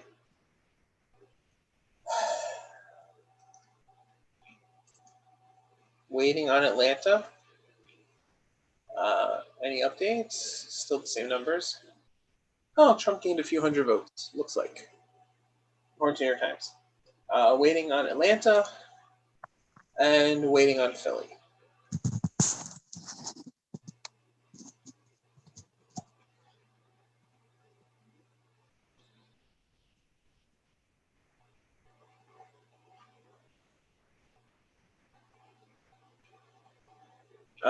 Okay, apparently Donald Trump said that he would like the Supreme Court to cut off counting now so that he wins the places he's winning in. Good luck with that. He can try. That's not quite going to happen.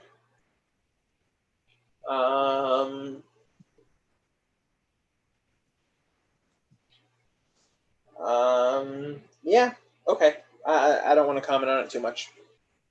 Right. Donald Trump can say what he wants. Right.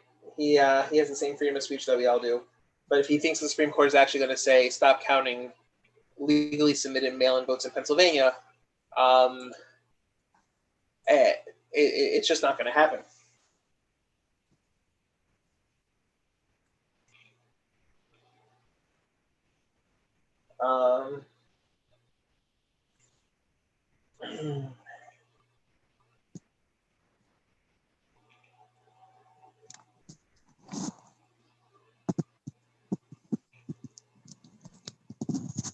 Yeah.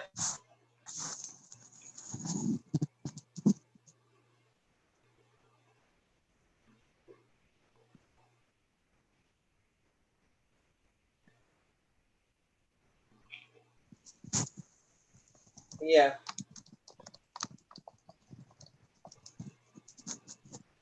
Okay.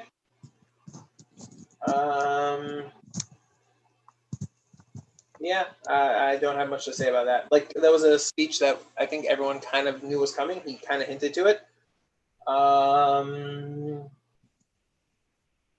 It's going to be fun. It's a weird speech to give when you're actually winning, right? It's a weird speech to give before, it's a weird speech to give before you get to, before you actually have the votes come back and take it and actually flip on you. So it's interesting. People point out that results should be in by election day. It is worth noting that Pennsylvania state law, Trump just gained a few thousand more votes in Michigan. We're still in trade.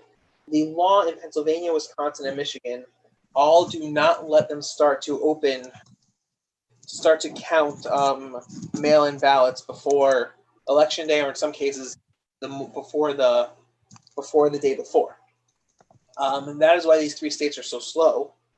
I don't know why Georgia is so slow. That is why these three states are so slow. And what's happening there is that the legislatures could not agree on allowing them to open mail-in ballots earlier for a whole bunch of reasons, right? These are states, all three of these states have Democratic governors and Republican legislatures that just don't get along with each other. For whatever reasons, right, people can blame whoever they want to blame. I don't get into it. And the legislatures could not agree. The governors didn't really push for it, and the legislators showed no real interest in doing it, and no one got it so that we could have this count early, right? There are some states that don't usually allow it and pass special laws this election to allow ballots to be opened earlier so that it can be counted very quickly. I believe Ohio just changed that law recently. That is a Republican state. That is a Republican state that changed recently. I'm almost positive, right? There are states that have done it. There are states that made it work this time. Why these three could not, I don't know. Right. Why these three could not, I don't know. Okay. Trump's lead is slowly rising in Wisconsin. There are a maximum 200,000 votes left in Milwaukee. Team saw a report earlier that said we're only expecting 130,000. If we are expecting 130,000 mail-in votes from Milwaukee itself, then the margin seems too wide for Trump to actually win, for Biden to come back in Wisconsin. Okay, not a guarantee, but that is definitely what it seems like. It seems like the margin in Wisconsin would be a bit too wide if that's actually what we're coming back in on. Right, that's Wisconsin. Michigan, right, you have to assume a 300,000 vote lead when you fill in the rest of the state. Let's just look at this, how this county did in 2016. Right, you have to assume a 300,000 vote lead. Trump won it by a few thousand votes. It's a small county. Right, you have to assume a 300,000 vote lead. Are there 300,000 votes in this area? The answer is that there are probably 700,000 total votes, maybe a little more. Maybe a bunch more, but some of them are in areas that Trump likes. What was the total? Right, we should expect a little over 5 million votes. Right, but a lot of those are coming in from all over the state randomly. So we have maybe 800,000 votes in this area tops. Right, to win an 800,000 vote margin by 300,000, you have to take it 650 to 150. Right, that is over a 4-to-1 margin. Trump should be finding that margin in Detroit itself. Biden. Trump will not win 4-to-1 in Detroit. Biden should be finding that margin in Detroit itself. It is hard to think that Biden has that margin in the Detroit suburbs. Again, a lot of votes left. Could be more than 800,000 around this area. Right? It's too hard to say anything for certain for now. But Michigan looks tough. Michigan looks decently tough. Wisconsin looks tough, assuming the report of only 130,000 votes is correct. Georgia also looks tough. Again, right, even if we assume there's 20% left in DeKalb and 25% left in Fulton, right, you're talking winning another 45,000 votes in DeKalb and 60,000 votes and 55,000 votes in Fulton, right? Even if we're assuming best case scenarios, right, that only gets to 110, and there's probably some underlying Trump vote around in the rest of the state, where even though most of it's in. So again, Georgia could be really close. Georgia could be closer than Wisconsin and Michigan at this point, but you're looking to get 118,000 votes. It's hard to find a full 118. It's just hard to find them.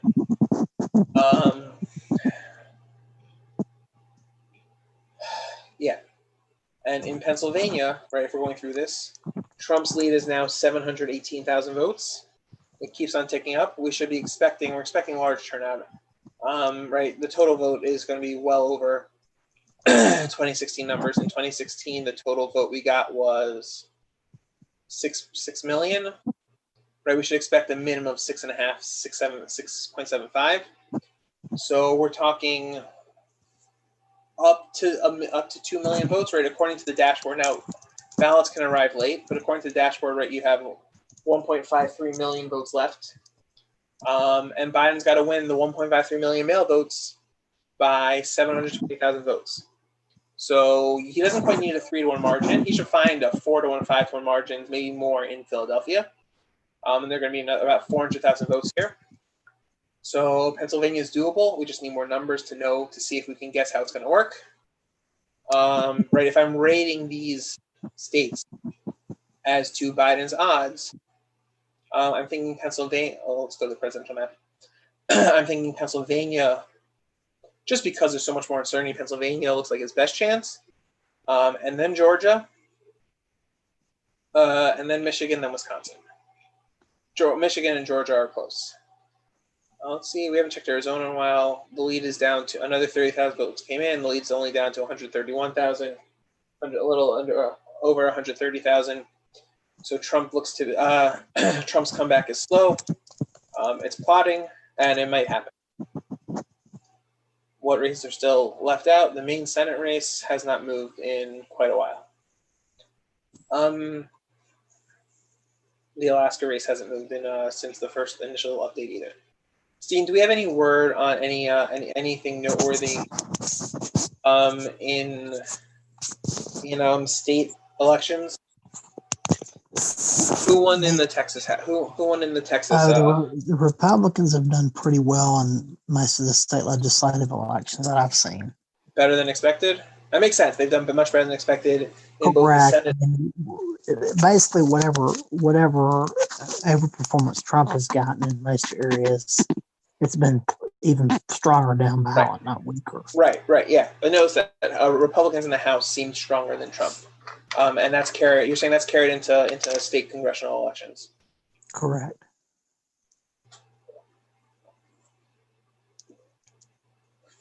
Oh, I actually want to check while we're waiting for more stuff. I want to check down ballot in Ohio. So Ohio had the Speaker of the House was arrested. The feds came in and arrested the Speaker. That's Oklahoma, not Ohio. The feds came in and arrested the Speaker of the Ohio State Legislature of the Ohio House for a racketeering campaign. He only ran for office. He was paid millions of dollars by a company to pass a bill. He got a bunch of allies elected. And this all came out after he ran unopposed in the primary. So there were 4 write-in candidates to try and beat him in the House. And I want to see if he did. I want to check on this.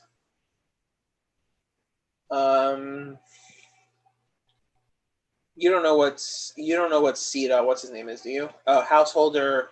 So they gave it to him uncontested. We'll have to check the local numbers later to see if the write-in campaign worked.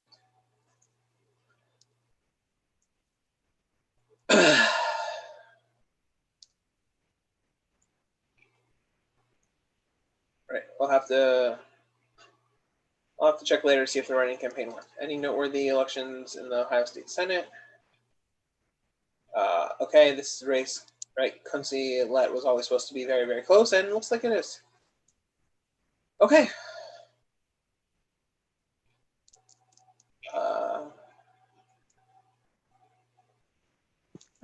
So we're still waiting. We know what we're waiting on.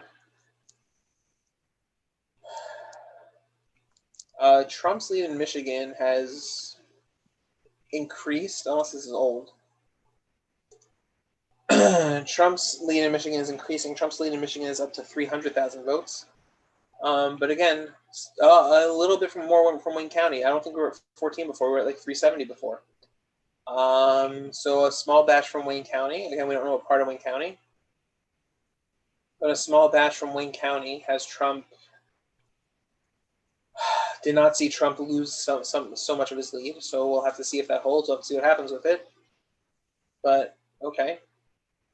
We're going to pull New York Times seems to be ahead of Decision Desk in Michigan. So we're going to pull up the New York Times results.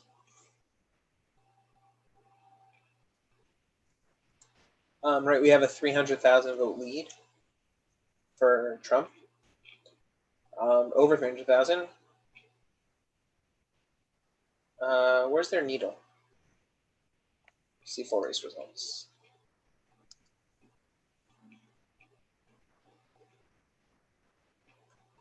Where's New York Times needles? Where's the needle thing? Michigan president. Okay. I don't know why I don't see a needle.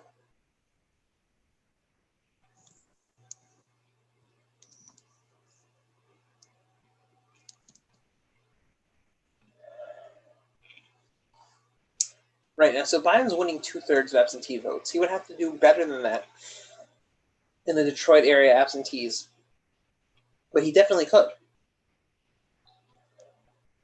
It is definitely possible.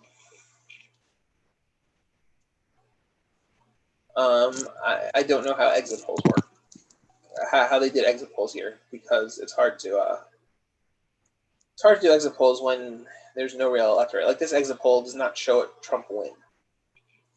Susan Collins is at 50.1% right now. Susan Collins is, according to whom? Decision Desk doesn't have it yet. Okay, but New York Times was behind the Decision Desk in Maine. So We'll see.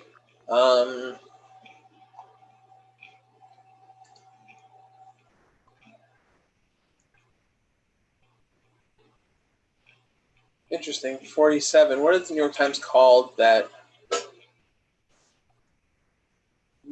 others haven't? What does the New York Times call that Decision Desk hasn't yet? It's not Maine. It's not Arizona for sure. It's not Alaska. I don't know how the New York Times is at 47. Right, this would be 48, 49, 50, 51.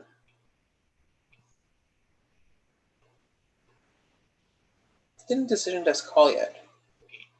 Arizona, Colorado, North Carolina. Okay, I don't know. I give up. Oh, we're looking at Maine.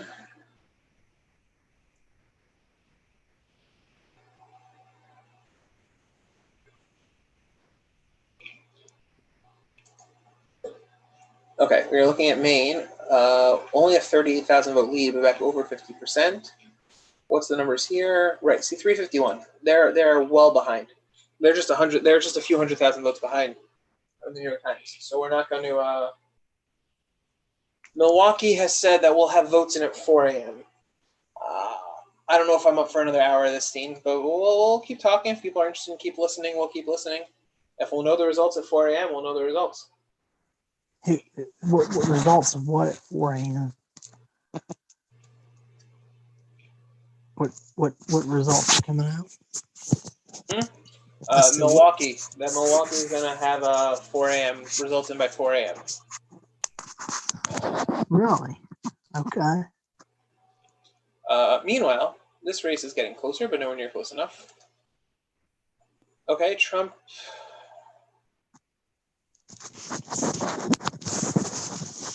Right, we've seen no movement in Georgia.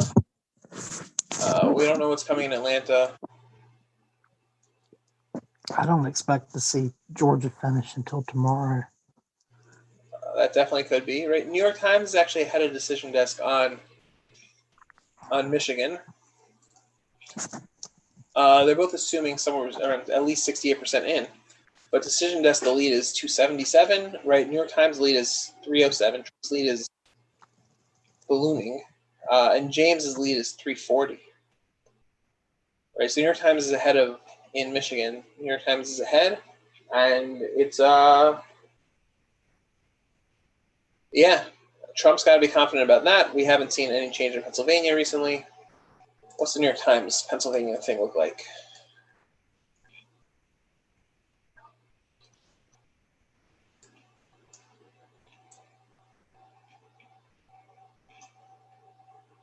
Uh, 2.95. Okay, this is a much smaller margin, 2.23, but it is. Oh no, sorry. I did math out of my head. No, it is a much smaller margin. Okay. The New York Times is also ahead of Decision Desk on Pennsylvania. It could be New York Times is better at getting in the mail-ins.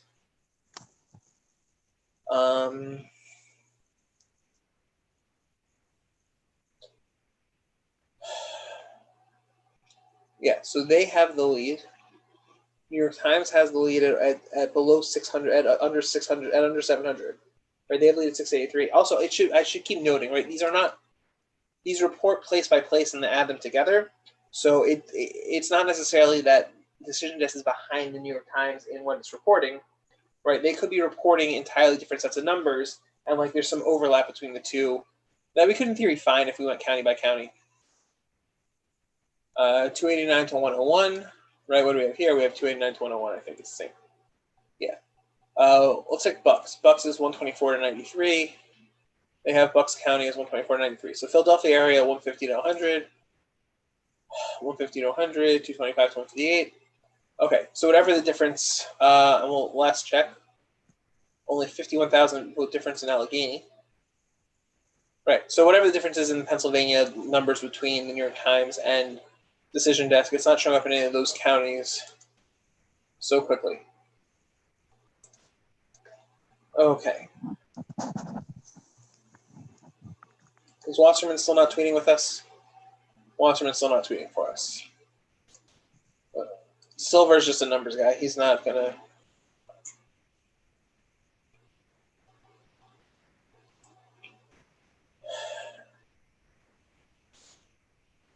Okay.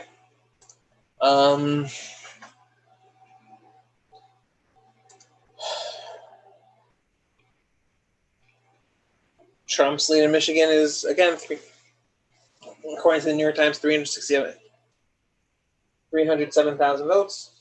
And yeah, same numbers as Decision Desk in these areas. It just depends on the numbers Detroit drops and when they drop it. We should point out, right, that a win, any Trump win at all, was not expected tonight, right? Trump is outperforming his expectations. Right, we did not expect to be up till 3 a.m. with Trump in the lead, waiting for Biden to come back in some of these states. Pennsylvania, we knew was going to take a while, but we also didn't expect the lead to be this big in somewhere like Michigan or Wisconsin. Let's see if the New York Times is ahead on Wisconsin also. And again, I use the word ahead, even though it's not necessarily ahead, right? What they're reporting, where they're getting their numbers from. 1.496. Okay, so, yep. So also Wisconsin, right? 17,000 votes. New York Times is 17,000 votes further. And again, we're just waiting on these numbers from Milwaukee.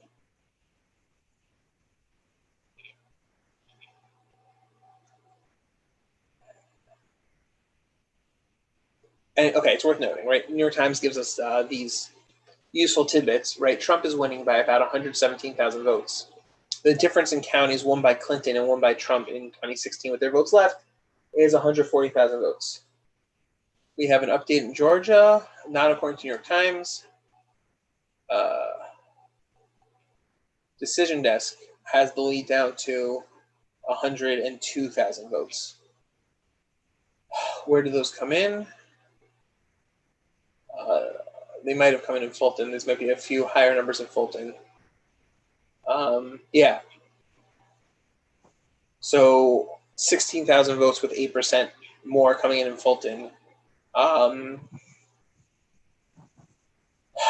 32,000. That's in line with The Associated Press just called Arizona for Democrats. Okay, Fox News did that hours ago though. Right, but this is the AP. Okay, is the lead still shrinking? Correct. Okay, it's still at 131. That was what it was at last time we checked. Okay, is Rhode Island still only 2,000 votes? Okay, the votes are in from Rhode Island. Joe Biden won it by almost 100,000 votes. Everything is normal, right? Rhode Island's normal. Well, at least one thing makes sense tonight. And Trump won Kansas. At least two things make sense tonight.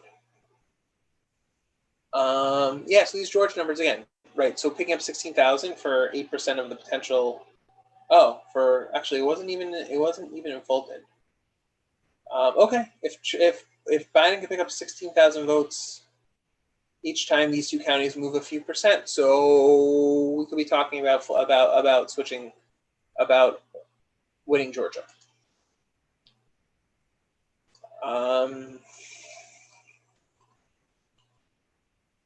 Yeah. Michigan, New York Times has a few new results in Biden's favor, a few more new results in Biden's favor.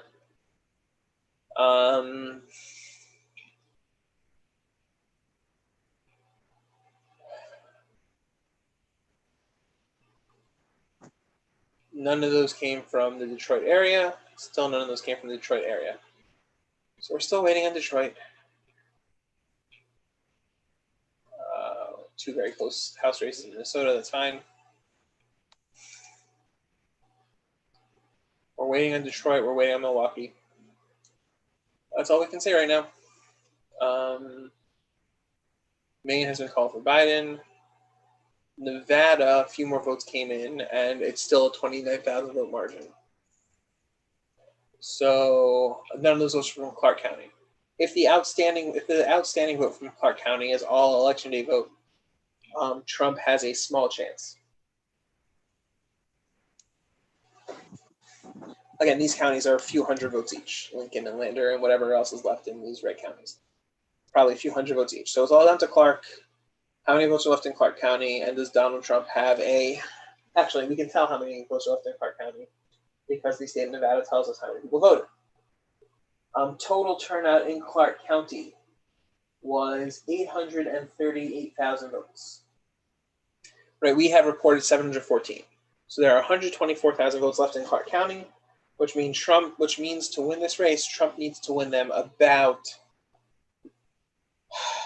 75-45. Maybe he can get away with 73-47.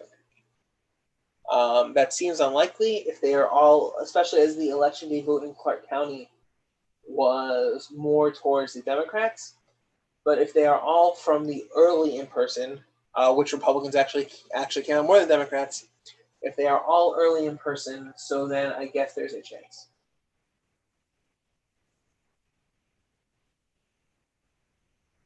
Right. Oh, sorry.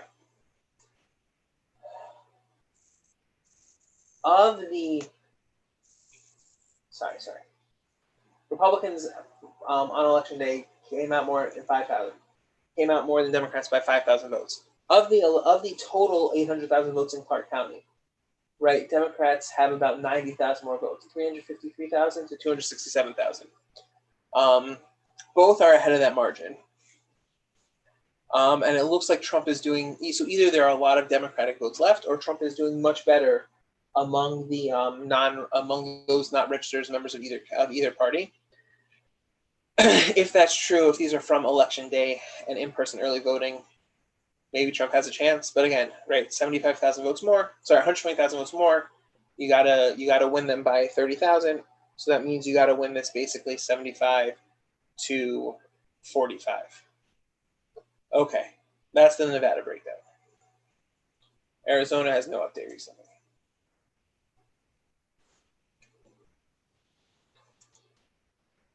Wisconsin has no update.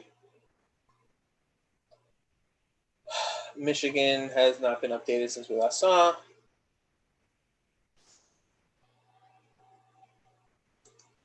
Pennsylvania, as New York Times hasn't updated, and neither has Decision Desk.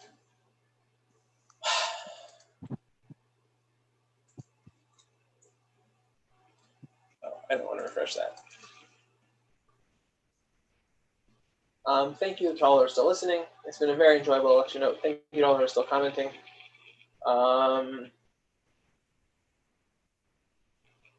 Yeah, again, right. Trump has a few thousand votes leeway. I mentioned that, right, in the other places that are unreported, plus leftover votes in the red counties. Pennsylvania says there are 1.435 million mail ballots left over. And if we assume the New York Times number is right based on that, right, so 680,000 out of 1.45 million to win that much of a margin, you need to win by about Biden would need about 1.1 out of those 1.45 million. A little less. Right, it's doable. It's not impossible. It's not numbers that should inspire confidence in those who want to see Biden win.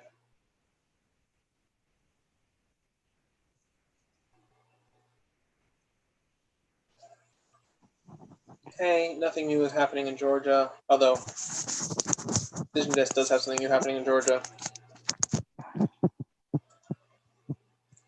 Okay. We just brought in a bunch of new votes from Michigan, and they did not decrease the lead by much. Where those votes come from? Okay. Monroe County, a bunch of them, so those finally filling in for Trump. A tiny amount in Wayne County, but also nowhere near by a margin what we expect from Biden, right? We're expecting him to win Wayne County by a significant amount. This is not a significant amount. That just came in. Oakland didn't change much. Ann Arbor didn't change much, right? So the more votes come in, right? 90,000 votes just came in, and Trump's lead shrank by 15,000 votes. Right, that's 1 in 6 with the expected number of votes left. Right, we should Biden needs to win the rest of these votes by more than that. This is a weird number. What did this county do in 2016? Okay. Trump won this county 8,400 to 4,400 in 2016. It's sticking out like a sore thumb because that looks like that's all mail-in votes, and there are a bunch of thousands of Trump votes just waiting to come in from here.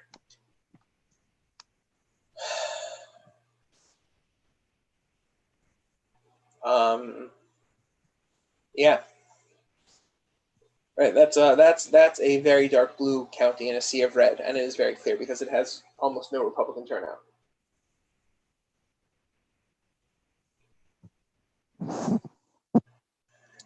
Oh, I think I'm gonna head out for now. We'll have to reconvene tomorrow in the morning. I hear that. I don't know if I'll make it all the way up to 4 a.m. I will try to stay on for a little bit longer if Milwaukee's really going to release by 4 a.m. So then we can close this. Although, so what happens in this race is going to be funny. Yeah, I don't know if I'll make it up either, but thank you to everyone who's listening. Thank you to everyone who's still with us. Thank you to everyone who listened before, even if you're not listening now. And we'll stick with it for a drop longer. I'll stick with it for a drop longer. Steen, if you want to call it a night. Thank you. Right. Another 10,000 votes from Michigan that just came mostly to Trump, and it was not in this county, actually.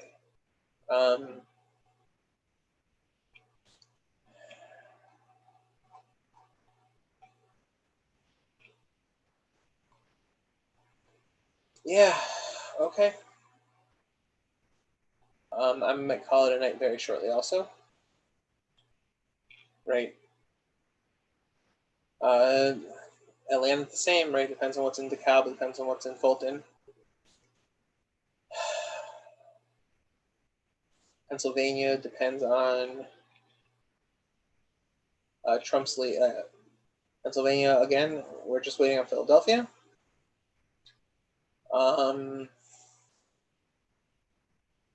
Right, we don't have any new Philadelphia votes recently. More votes from Allegheny came in, and those are old. We knew that.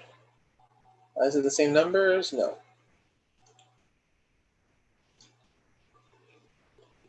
Right, okay. And we're still waiting a little bit on Nevada. Yes, this could still end up in a tie. Let's go to the map. So Trump has 213 right now. The easiest way for this to end up in a tie, Trump has 214. He's going to win the main second. The easiest way to get from 214 to 269 for this to end up in a tie for 55 more for Trump is North Carolina's 15. That means he needs 40 more. Alaska's 3. It means he needs 37 more. Nevada is 6. That means he needs 31 more. And 31 is...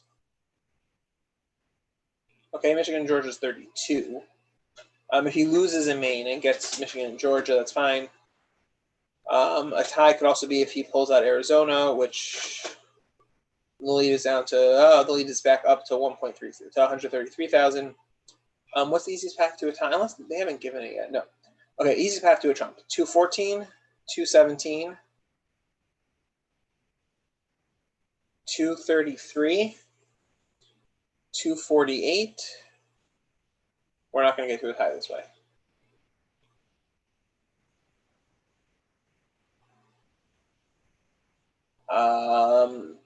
Oh, I mean, the easiest way for a tie is to win, for Trump to win. Sorry. 214, 217, 243, 258, if he takes Arizona. Yeah, so a tie looks pretty unlikely at this point. If a tie looks pretty unlikely at this point. Susan Collins is back over 50% in Maine. The lead is back over 53,000 votes. Let's look at the map. Let's see what's left. Some Dem areas, but these big areas are not the. Right, we're looking at these small towns. These are small towns that are the Democrats are going to want. Yeah, look, we have some of these towns are blue for Biden, and they're just all red for Collins. So Collins is outperforming expectations by a huge amount. She is currently running 7-11. She's currently running 18 points ahead of Trump. And she might hold on to the seat. The Republicans might hold on to the Senate with it, with nowhere near as much trouble as we might have expected.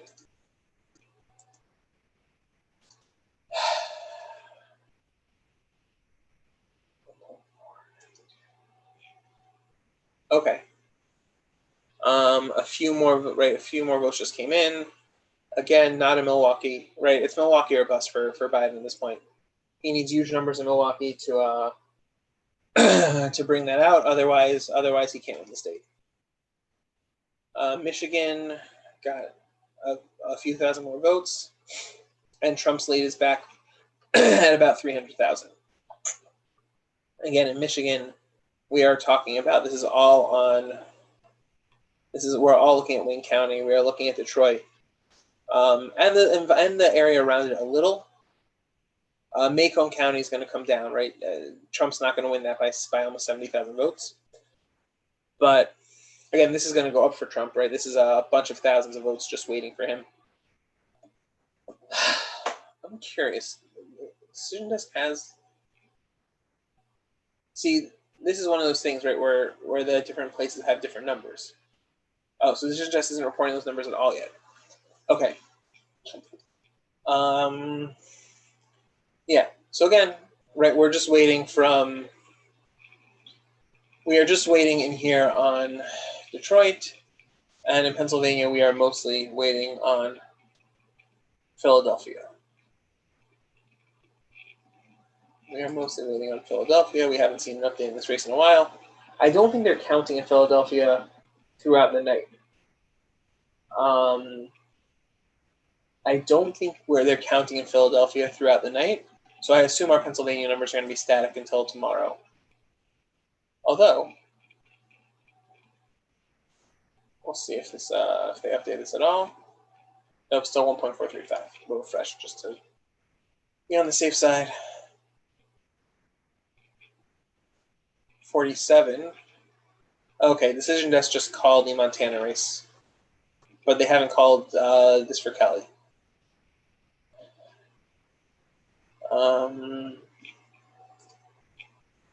Sorry, I was looking at the Pennsylvania, how many votes are left.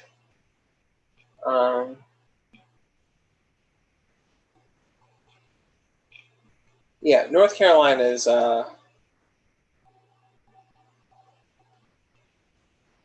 North Carolina is done. Again, right. Biden would need to win the remaining votes 87-10. It's just not happening. Okay, still 1.4 million in Pennsylvania. No update from Nevada.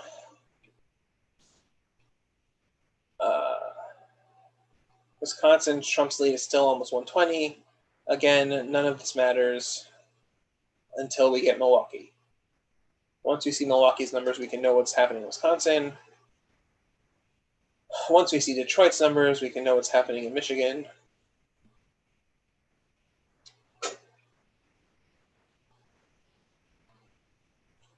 Right, but there's not much we can do without it. We can check on what the New York Times has for Nevada. Are they ahead of Decision Desk?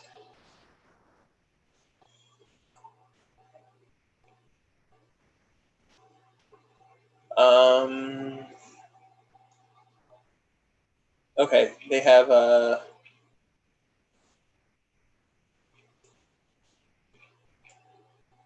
they have 2,000 votes more for Trump. Where are those coming from? So they filled in one of these two counties. They filled in Lincoln County with a 1,600 vote margin for Trump.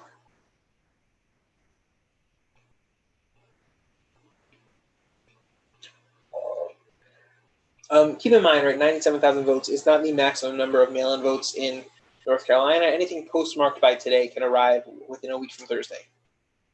And there are potentially another 100,000 votes out there. Again, it seems highly unlikely that they're in the mail now. People got the postmark today. Highly, highly unlikely. If someone was going to just make sure to vote yesterday or today, they wouldn't have done it in person, almost certainly. But worth keeping in mind. Okay, right, and we're still waiting on the last. We're still waiting on the last 120,000 votes from Las Vegas, from Clark County, which is the Las Vegas area, and that's when we'll know how many votes. Okay, we have. How many total votes do we have in Washoe County? Right, Washoe, we have 223,000 votes total, and according to the Nevada election website, the total number of votes cast in Washoe County was only 220,833. I don't know what to do with that. The official number, right, from Washoe County gives fewer votes submitted than the total number of votes counted so far. Discrepancies like this happen all the time, but it's still weird to see. Here's the link to the to the Nevada website. Yeah, again, it's just funny. Okay. Yeah, and New York Times cites 86% of the expected vote. I'm pretty sure it's 100% of the expected vote because it's over 100% of what the I don't know how Washoe can have 2,000 votes remaining when they are already 2,500 votes over what the official website says the number of votes submitted was.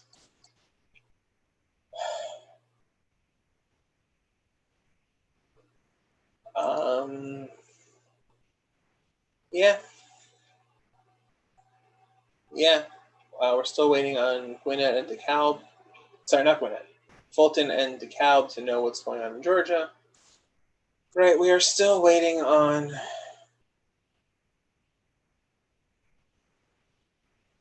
Trump's lead is, again, another similar, almost 120,000.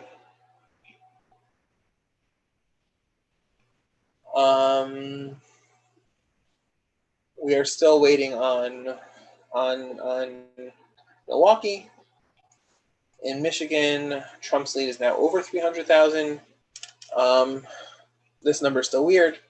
And we are still waiting on Detroit. Decision just got any different numbers? Nope. And nope. This happens sometimes with mail-ins and late votes. Decision desks will fall far behind the New York Times. It's worth noting, so I keep the New York Times open for a while.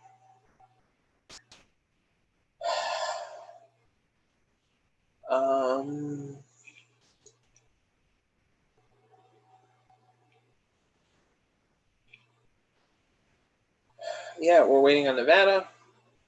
New York Times is reporting that Chris Wallace on Fox News did not like Trump's speech. Not that I would have expected Chris Wallace to like Trump's speech. More votes coming in. Susan Collins is increasing her lead in Maine. The polling missed this one. So some late polls actually showed this race tightening. No one showed Collins winning by this much. The polling definitely...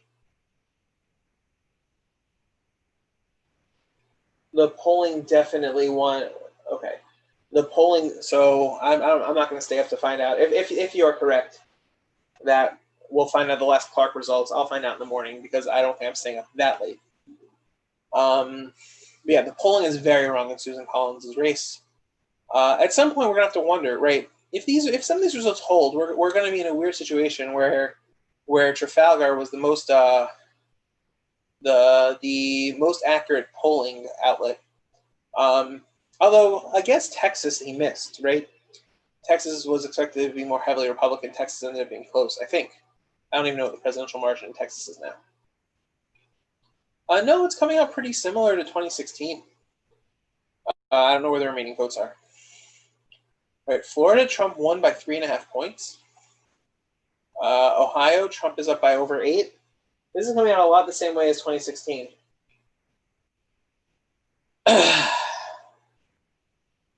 Nevada is not on, I don't think Las Vegas is on Pacific time. I think Las Vegas is on Mountain time. It's so interesting how many of these states are so similar to 2016. If Trump wins by razor-thin margins in these 3 states again. It's also weird. And we have to mention, I don't know what to do with this fact. It's very strange that, right, that the Republicans down ballot, right, in congressional districts in Senate races are for the most part outperforming Donald Trump. Or everyone, John James is outperforming Donald Trump, Perdue is outperforming Trump, Tillis is outperforming Trump, Collins is outperforming Trump. McSally is not. McSally has never been popular. Right, and in House races also, we're seeing candidates consistently outperforming Donald Trump down ballot, and yet 2 years ago, right, 2 years ago, when the ballot was often considered somewhat of a referendum on Trump, but not Trump on the ballot, right, Republicans did not do as well as they did in 2016. That's an interesting dichotomy. I have no idea what to make of that. If anyone has any thoughts, feel free to share.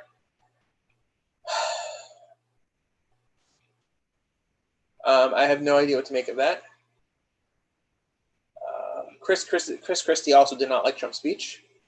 Although, if we're speaking from Donald Trump's perspective, which is very quickly, so the voting is over, and he doesn't have to care about what he says now. He could just, I mean, I don't know how much he ever does without getting too much into personal thoughts on him. Right, but he doesn't have to hold back. He doesn't have to even think about holding back at all. Okay, Genesee County is close. What was this in 2016? We can close to Texas. In 2016, this went Democrat by 18,000 votes. So there's some more Democratic votes in this area also.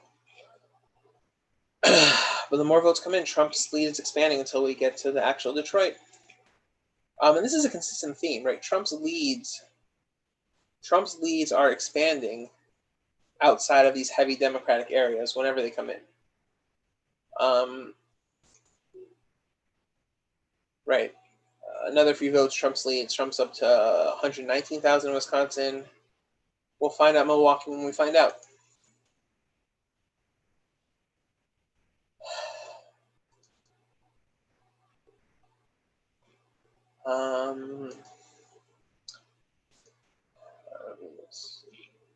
Okay, decision desk also finally filled in Lincoln County. So, right, we're waiting on Clark, which apparently we won't get before I go to sleep.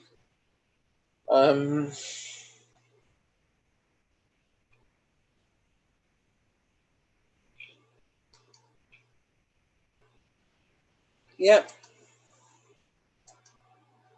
We're just waiting. Right, we're talking Atlanta. Oh, okay. The New York Times got 40,000 more votes in, and it's 102,000, which is similar to the decision desk update that came in earlier. How did that move the needle? That did not change their needle at all.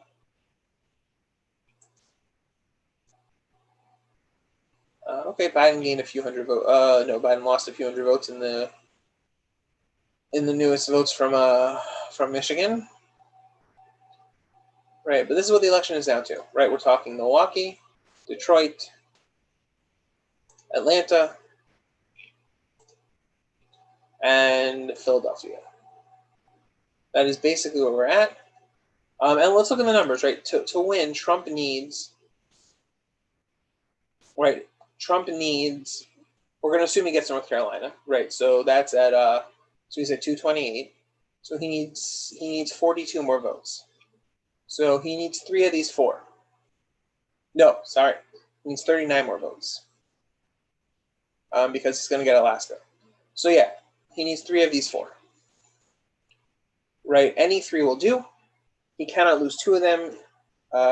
If he wins Nevada, can he lose 2 of them? Right, 228, 231, 237. If he wins Nevada and Pennsylvania, he can afford to lose 2 of them. And if Arizona, 133,000. I don't think Arizona comeback's happening. What's Atlanta have left? We don't know. Right. It's hard to imagine. Maybe 50,000 votes in each of these counties, which puts us at dead even, but that's an absolute best case scenario for Biden. So it's impossible to really say.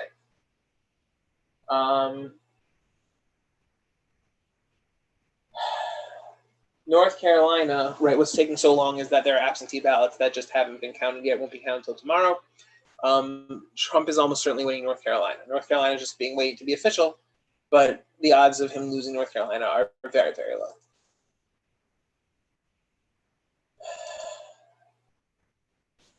No change in Nevada, which we're not expecting now.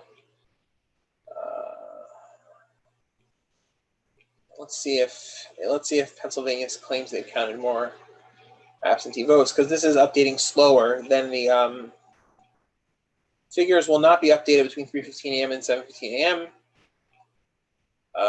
Okay, the department will look into as counties count the ballots. Okay, so 1.435 million is what's going to be the final number for the night. We can call that a night. Again, that is just the remaining ballots number. That is not necessarily the vote total number. Hopefully they will report vote total numbers as they come in over the night if they come.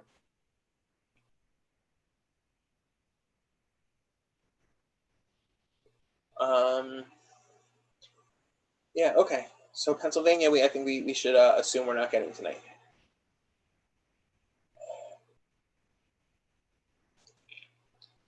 Georgia, we should assume, I wouldn't assume we're not getting Georgia tonight. Georgia does not seem that we are getting tonight.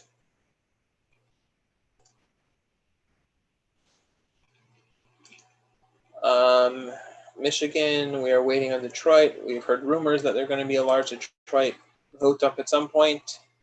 It hasn't come yet. And Milwaukee has promised us within 35 minutes. So we're going to hold out for that.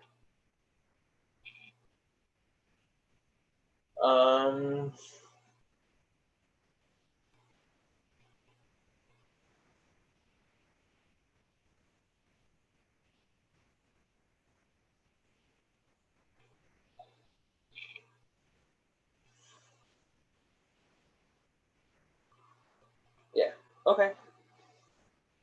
So there is not much new to add. Alaska's being much slower at counting its votes than usual.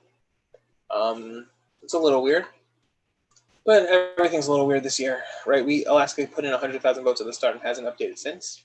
In all their races, right? They have 3 races. They're all statewide: president, senate, and their one congressperson, and it's all 60-35.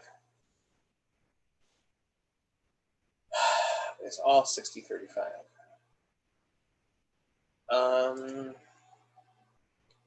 Yeah.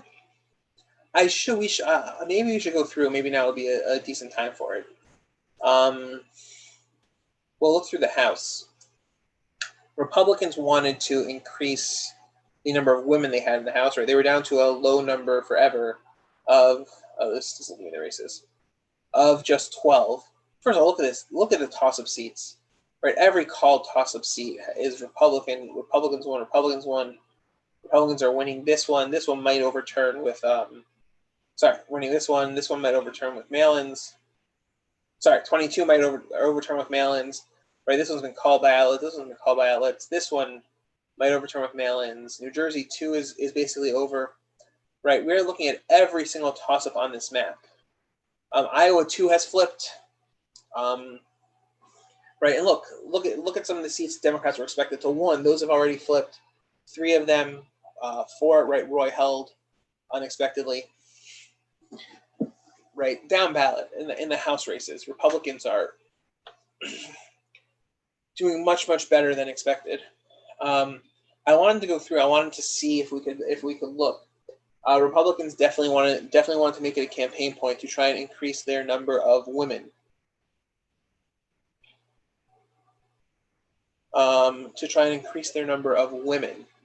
Because they were down to just 11 or 12, right? They were down to an all-time low after most of the women got wiped out in the 2018 midterms.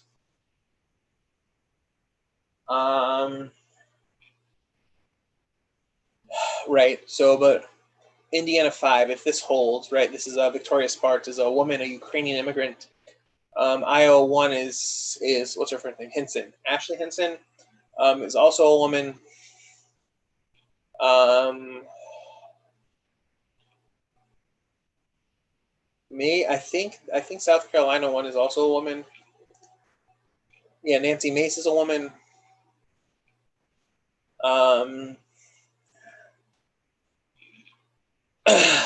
Right. New York 22 is another woman. That's Claudia Tenney. right? So Republicans put in a goal to increase their female. New York 11, Nicole Maliotakis is a woman. Republicans put in a goal to increase their female membership. There's still far more Democratic women in the House and the Senate than Republican women. But Republicans made it a goal of theirs to increase their female representation in the House.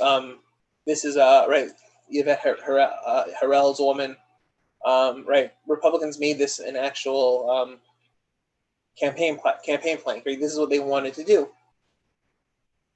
and it looks like they've succeeded at Michelle Fischbach's a woman. Right. It definitely looks like they have succeeded at raising the number of women in the House of Representatives, Republican women in the House of Representatives. There are a few other, right? This is Sherry Bustos' seat, I think. Yeah, right. Esther Joy King, if she holds on here, this is far from being over. She holds on, so that's another Republican woman. Jim Oberweis. Oh, this got closer than it was before. Okay, well, let's see what happens there.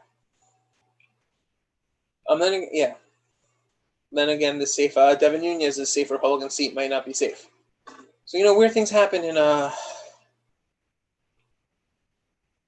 election. Okay. Okay, any other House races to look at? No. Okay.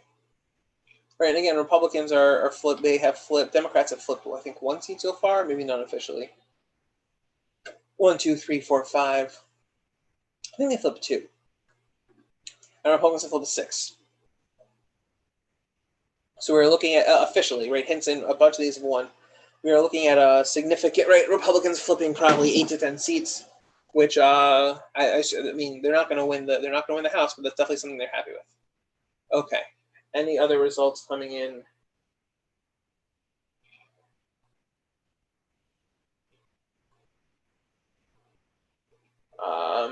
Okay.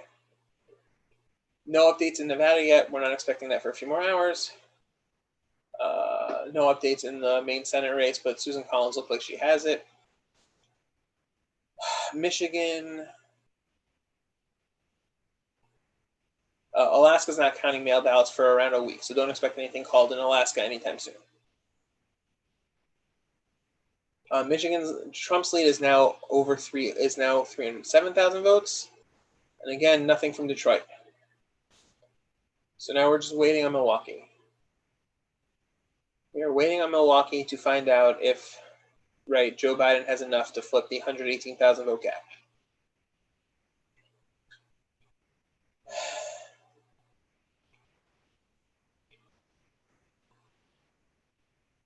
See, the New York Times, I don't know how well to treat this.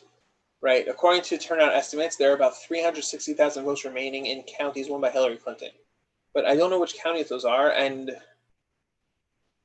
right, are we talking about, I don't know. Right, what counties did Clinton win in 2016?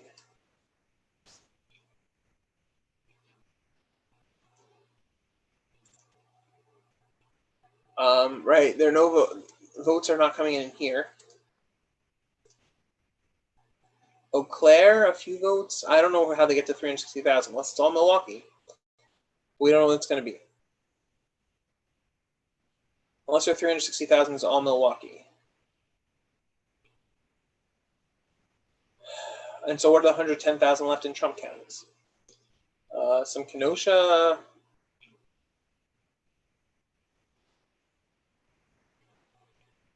Some Richland, that's a minimum. That's not much.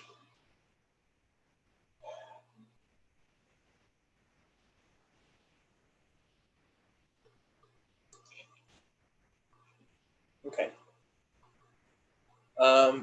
Michigan. Okay, Michigan has Trump's lead down to. Do they have votes from Detroit? Nope. Still without votes from Detroit. They have Trump's lead down to 243. They have Trump's lead on 243.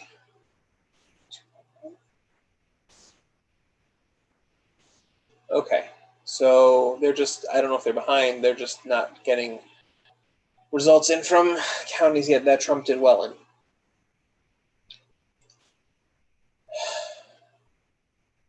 Georgia, nothing new has happened in Georgia. I assume we're not finding out Georgia tonight. Still nothing new in Nevada. Okay. Decision Desk has a 750,000 vote lead for Trump. In Pennsylvania, this is actually a significant difference, right? We're talking a 70,000 vote difference between the two, with only about a 7. So there's literally a 70,000 vote difference between what we're looking at in Decision Desk and the New York Times, and basically every single one of those is in favor of Biden. But I don't know which county they're from. Right, Philadelphia is the same. Oh, 289 to 101. Yeah, Philadelphia is the same. Montgomery is the same. Delaware is the same. Trump is catching up in Allegheny, which is not unexpected. Right, where are these 70,000 Biden votes that the New York Times has that the New York Times has that Decision Desk doesn't? And I honestly have no idea. I just have no idea. 75,000 absentees from Philadelphia, but we have those already in here. I don't know. I don't know where these are coming from.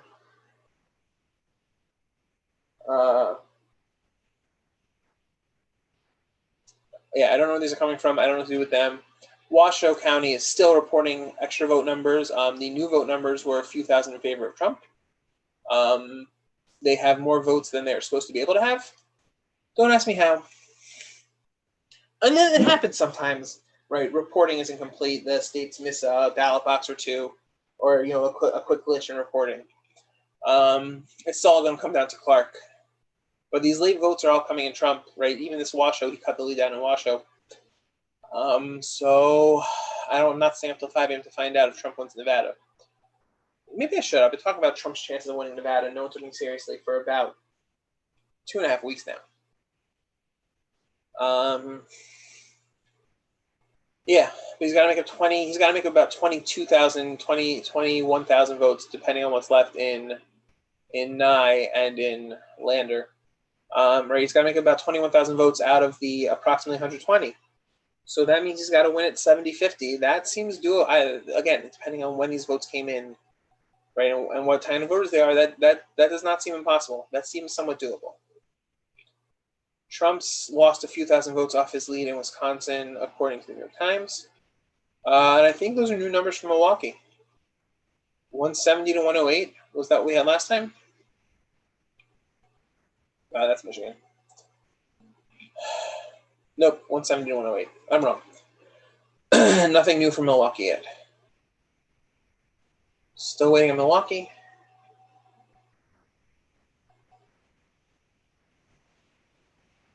Right, we're still waiting on Milwaukee. Trump's lead is still growing in Michigan somewhat, and there's still definitely a bunch of thousand votes here. But without Detroit, that's not so useful.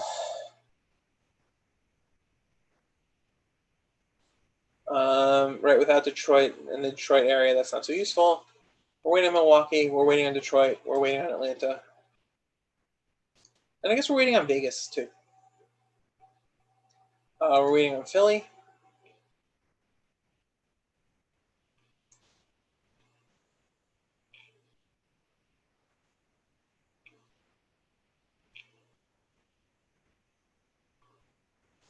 Yeah.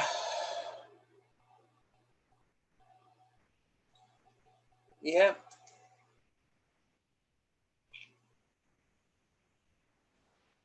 So this is also weird, right? Okay. Right, there's a 150,000 vote difference in votes these two have pulled in.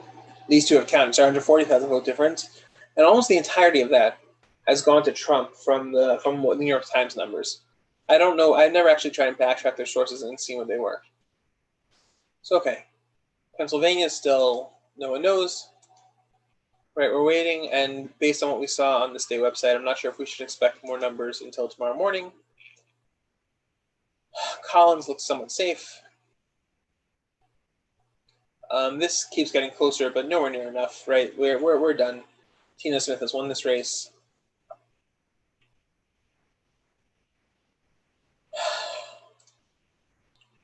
The Arizona race is not getting closer, but no new votes have come in. What does New York Times have for Michigan Senate? They have John James up by 350,000 votes. Look, there's a lot of votes left in Detroit, and it's definitely possible for anything to happen, but John James has to feel good about his chances of being a senator as things stand. Right, he's running ahead of Trump. So even if Trump loses it. Okay, yeah. I'm not responding to you, just saying.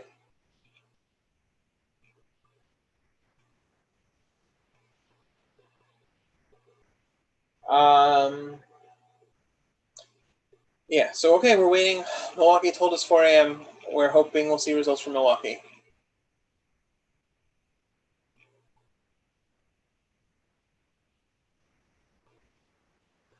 If they're not in at 4 a.m., I might call it a night. Again, thank you all for staying with me. I don't know how many of you are left. There are a few on YouTube.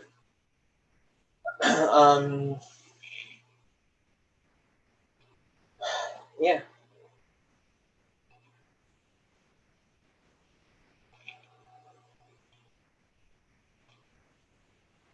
My decision just officially called the Montana race for Daines. Again, right, none of these numbers are impossible.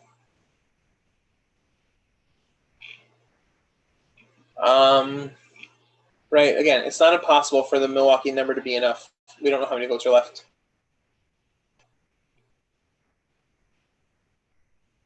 They just pulled in 30,000 new votes. Right. New York Times, and again, Trump's lead is down to 110 from 118. Still not Milwaukee.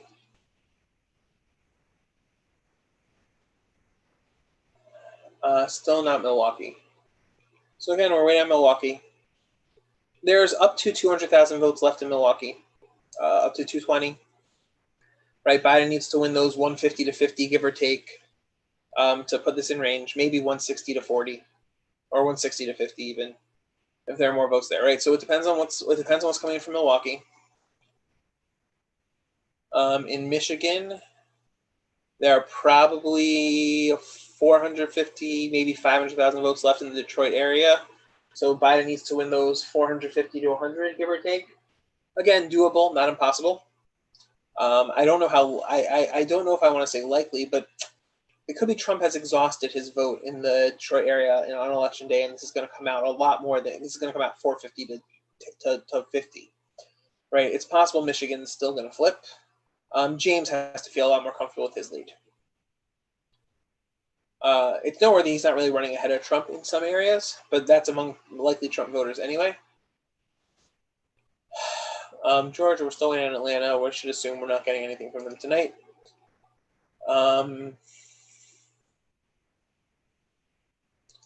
And Nevada, we're still waiting on Clark. And the New York Times is reporting that Republicans filed 2 lawsuits in Pennsylvania. I have not been looking at what the details of that are.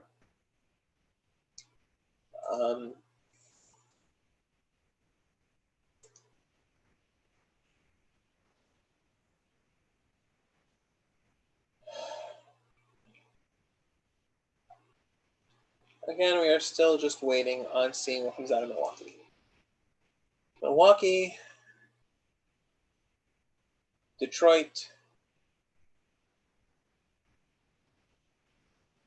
Atlanta, Philadelphia.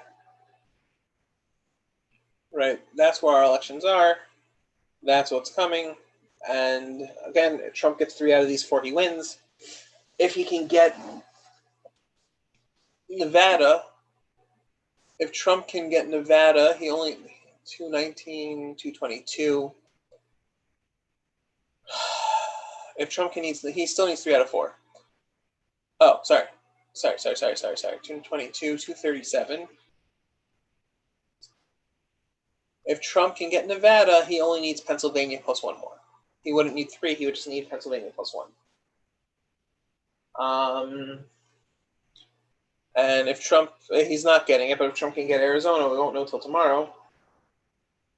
Okay, throwing out provincial ballot, that's not going to go anywhere. The ballots will look like whatever they look like. It'll follow normal rules.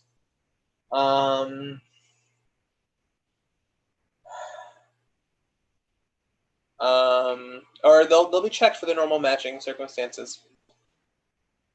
Right, if Trump can swing back Arizona, then he's looking at the same map as 2016 basically, plus Nevada, and he should be fine. I didn't count Maine too. Trump has another vote. Okay, not a big deal.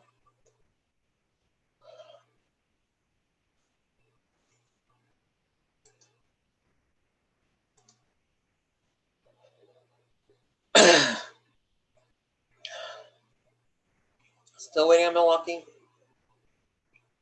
Still waiting on Detroit, Atlanta, and Philly. We'll leave this up in case Milwaukee comes in soon. While we're talking, while we're waiting, they promised us 4 a.m. I don't think it's happening.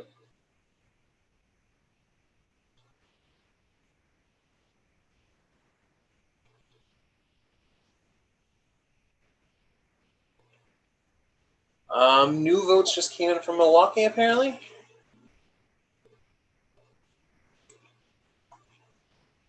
I saw someone mention this. Let's see what's coming on.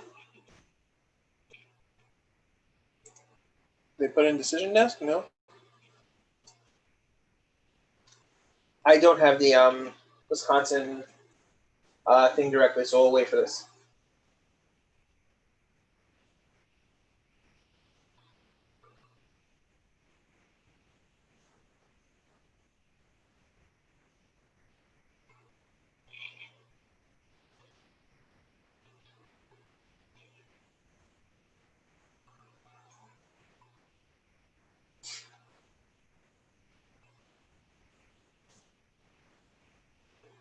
The Ann Arbor vote is in, so let's look at Michigan. Washtenaw, I'm seeing total votes at.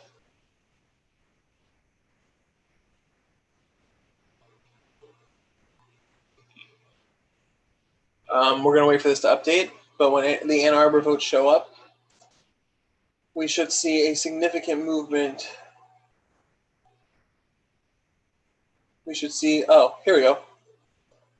Right, we're at 157 to 56. Over here, we were at, wow.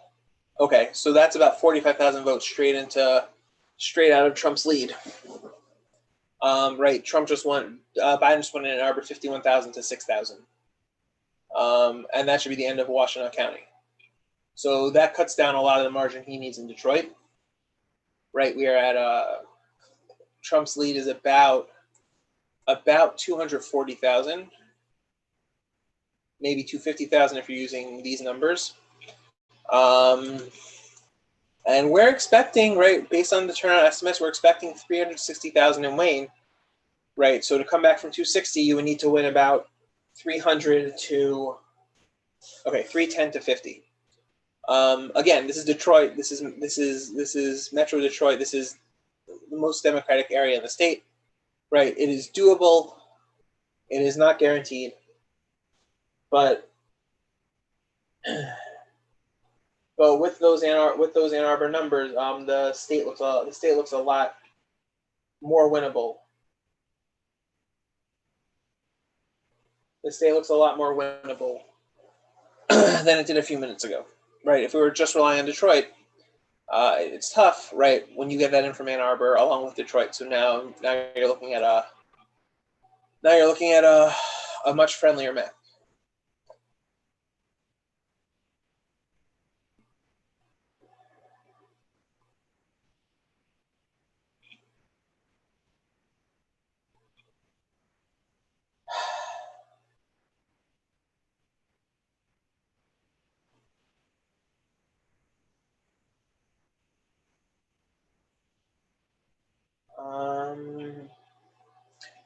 Yeah, and we're waiting on Milwaukee to find out what happens with Wisconsin, and that's all we can do.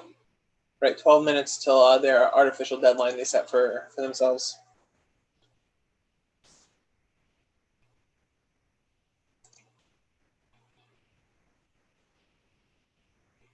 Oh, any update? Okay, no update in the center race. Actually, I want to check. Whoops, that's Wisconsin. I want to look at Michigan. What is this anyway? Oh, okay. We can get rid of the California House races. Michigan, right? Ann Arbor. Whoops. Right, 157 to 56. James lost by 90. So James held up a bit better in Ann Arbor than Trump did. Which doesn't tell us much, but tells us a little that he might be able, even if Detroit swings so much that James loses it, which does not seem likely with the vote numbers left, and these counties are going to come in pro-Republican. Right, James should feel relatively safe here. But even if he wasn't feeling safe with Trump's vote numbers, he should feel like he's going to have a better chance at not losing as much when the numbers come in strong from Detroit.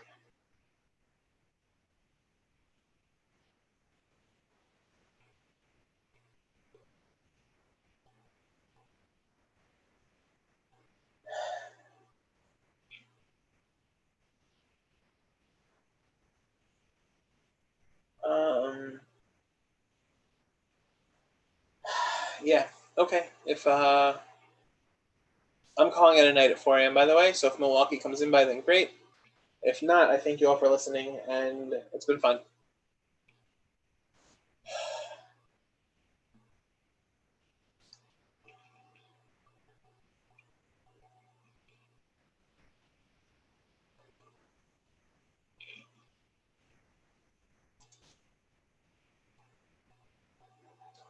Nothing new in Michigan here.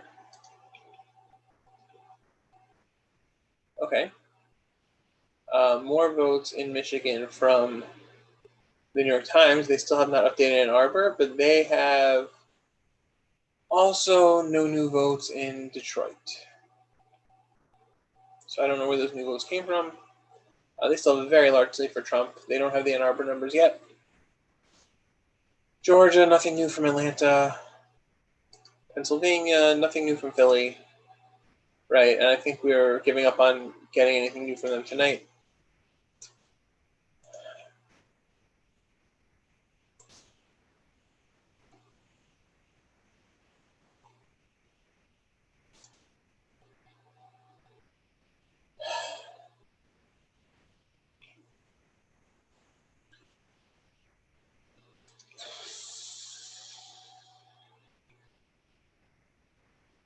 The New York Times just updated the votes from Ann Arbor. They have a 264,000 vote lead for Trump. Decision Desk is only 240, but New York Times has more votes in. And again, James holds up well. He has a 350,000 vote lead even after Ann Arbor is in. Again, it's still all on Detroit, but Detroit probably can't flip the Senate race at this point. Detroit probably can't flip the Senate race at this point. Whether Detroit can flip the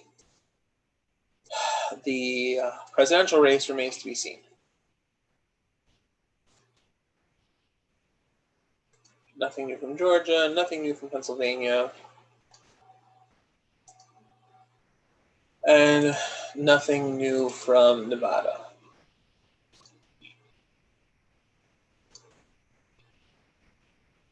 This will all come on Clark County, and we'll find out in an hour, 2 hours.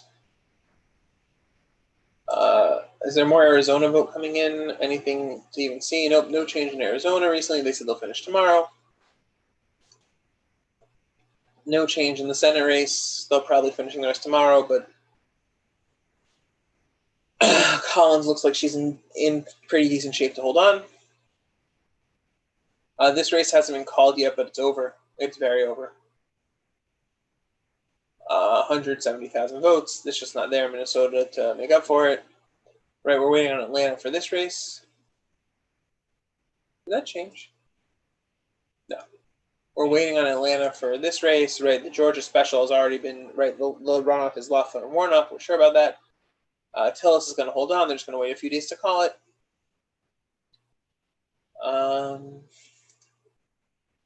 Any new calls in the House? Not really. A lot of California is going to come in blue. Republicans aren't holding the seat. Aren't taking the House.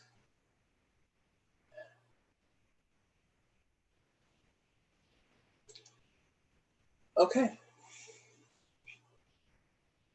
We have 7 minutes to wait for results from Wisconsin.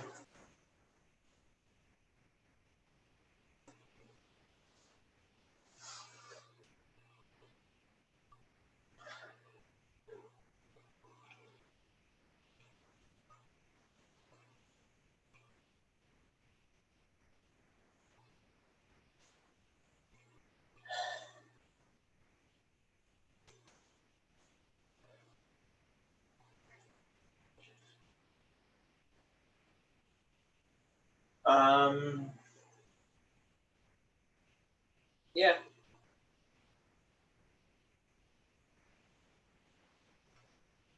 Okay. Milwaukee, I see reports from local reporters that Milwaukee is starting to get in its ballots. They're starting to upload the numbers. So we're hopefully seeing more.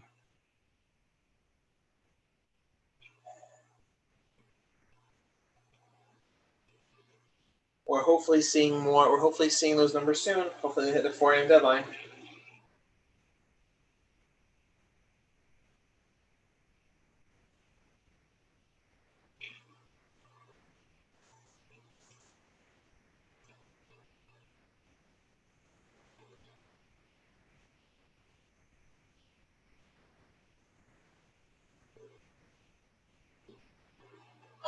Yep, nothing new yet.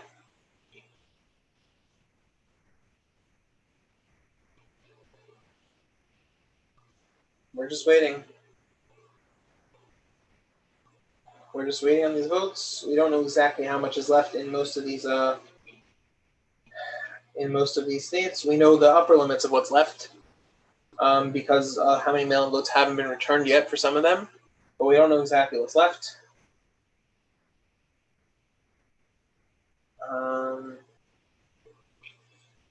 The Republicans they have the governor anyway. Republicans just took the New Hampshire State Senate, the state Senate, right? Nothing to do with the federal races. Worth noting. Okay. CBS is estimating there's still 700,000 votes left in Wisconsin. I'm not seeing where they are.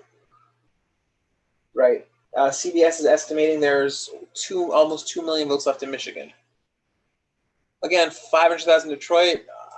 I'm not sure we're spread out around the rest, but everywhere spread around the rest is better for Trump than for Biden, it seems like. So hard to know. Right. Every update they have outside of big Republican areas, right, outside of big Democratic areas are coming in more and more towards Trump. Right. So his lead's expanding. His lead's constantly expanding a bit. Again, this is gonna be a 6,000-7,000 vote swing. These numbers make no sense. Trump has votes to gain in Monroe, possibly a lot of them. Right, Trump has votes to gain in a lot of these counties. So if you see that, right, there's almost 2 million votes left. So how many of them are for Trump? Right, how much can Biden make up? No change in Georgia. No change in Pennsylvania in a while. And no change in Nevada. We saw this change a bit ago.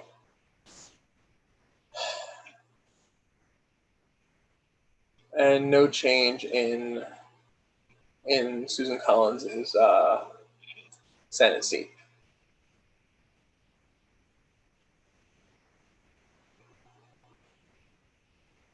Four a.m. is almost here. Results from Milwaukee are not yet, but hopefully they're in soon.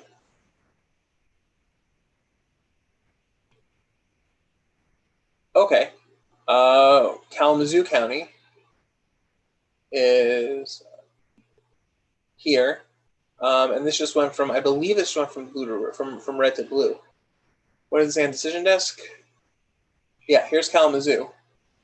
So a lot of Democratic votes just came from Kalamazoo, and Trump's lead is down to 240,000 votes. That's again, Trump has support in the rest of the state, so it's hard to know. But that's a range where we could start talking about Detroit probably flipping.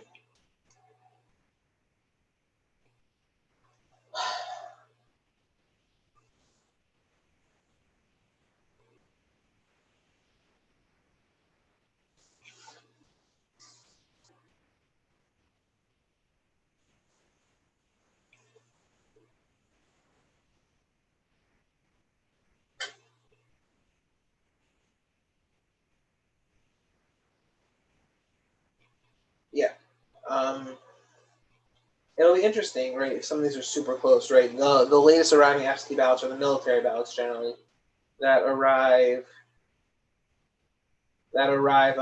can arrive much later, before the final results are in. They're almost there. They're never enough to actually flip an election.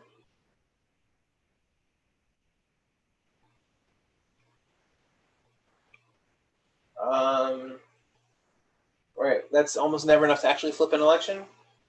But it's something worth keeping in mind, and they're generally more favorable to Republicans, although with Trump you never really know.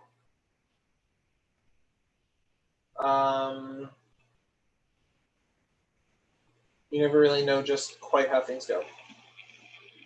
Okay, so Milwaukee. We're waiting for Milwaukee.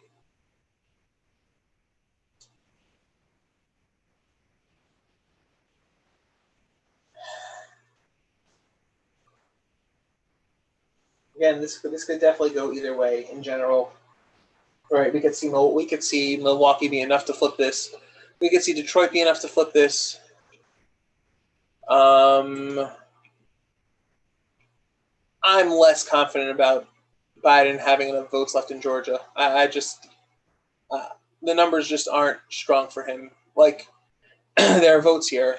100,000 is tough to make up. Like, this looks like even if we give him the rosiest numbers, we're struggling at 80.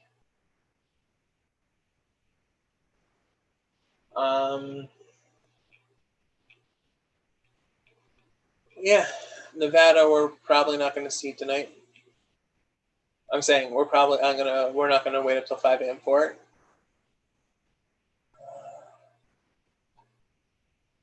Did they get more votes from Vegas? Nope.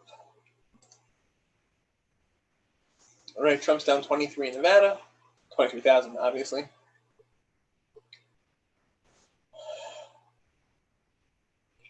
Right, we're waiting on Detroit.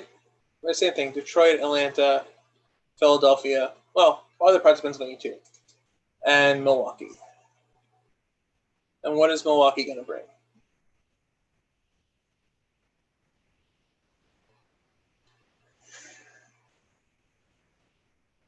Yes, I know the New York Times Needle still has Biden with a 64% chance in Milwaukee.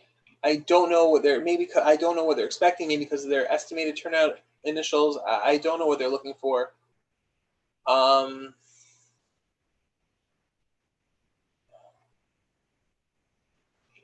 Yeah, but I don't know how many more votes they're expecting.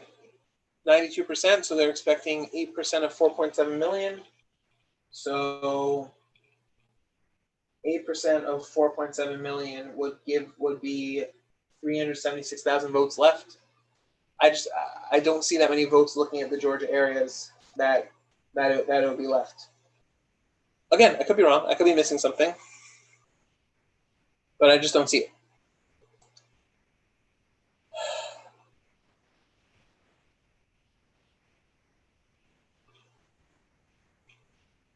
Okay, Trump's lead in Michigan is down to 240,000, so it's shrinking. Right, we're getting into the John James lead still over 300,000.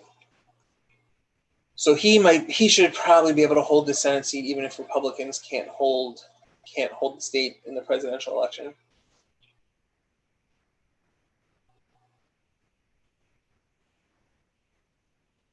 We are waiting on Wisconsin. We are waiting on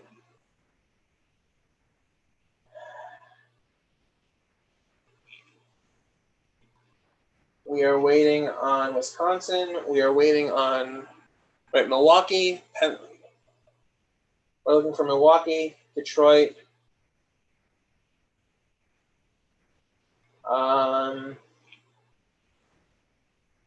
We're looking for Milwaukee, Detroit, and I assume we're giving up on Philadelphia, Pennsylvania tonight. So Milwaukee and Detroit are what's coming.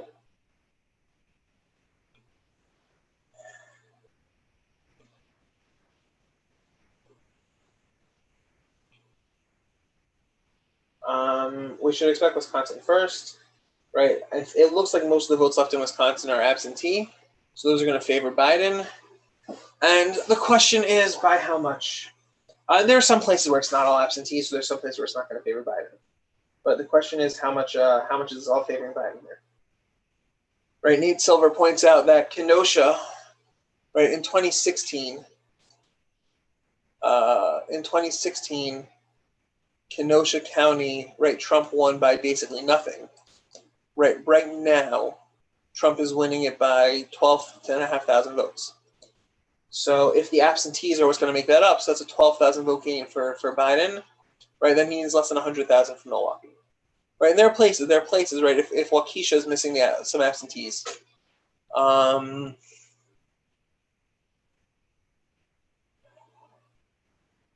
right? If the place is missing stuff, Richland County, okay, doesn't really have a lot of votes, right? But if we get this within 100,000, so that's a range where Biden has to think that Milwaukee can pull it off.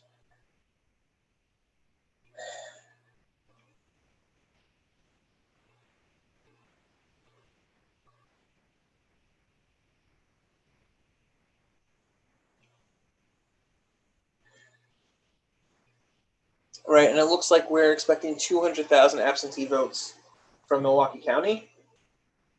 200,000 absentee votes from Milwaukee County. Biden would need to win them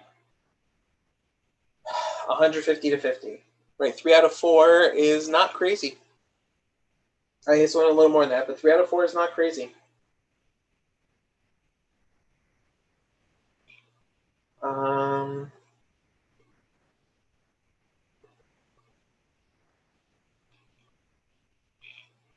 Yeah.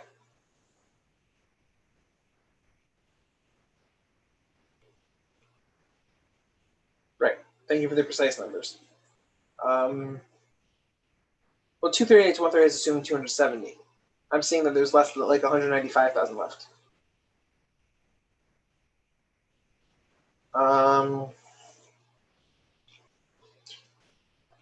Yeah, New York Times put in a little bit more Michigan, right? It's now 242,000 votes. Oh, here, they finally filled in this county, right? This is what we said was coming. Actually, they fixed it, right? This had Biden up 4-1. So it looks like their numbers were just wrong earlier. Right, Decision Desk has not filled it in yet.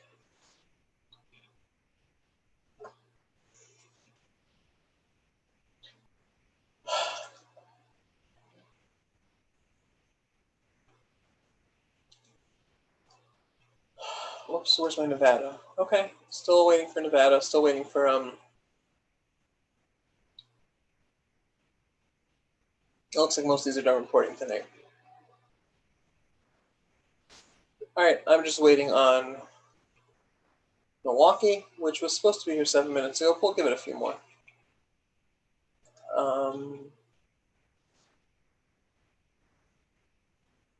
Yeah, 240,000 vote margin in Michigan.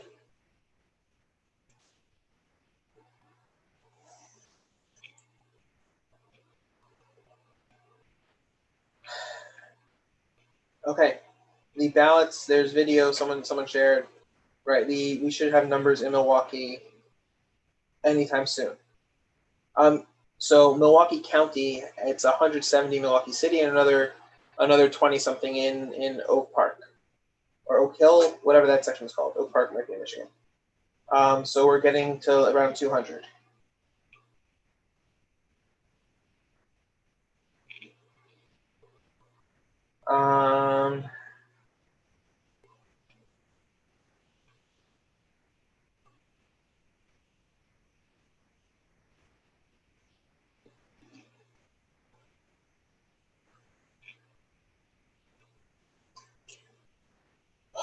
The New York Times? Nope.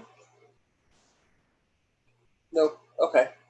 Someone, yeah, so the Milwaukee numbers should be momentarily.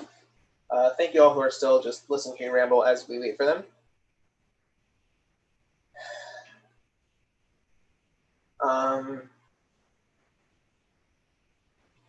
Milwaukee numbers coming in.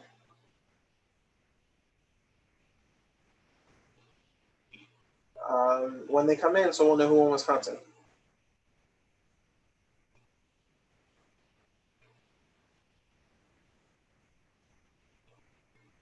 Right, if I have to, Michigan looks better for Trump than Wisconsin right now, but hopefully we'll see Milwaukee numbers soon enough to actually have a way to say anything about it.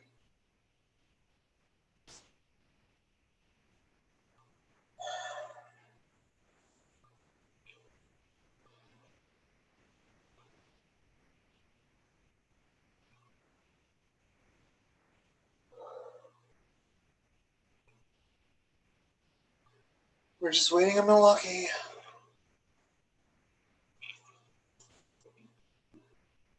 It's funny because of that, right? This is the kind of thing we would usually, in a normal year, we would have going on at 1:30 a.m., maybe 2 a.m. It's not usually the type of situation you're coming in with at 4 a.m.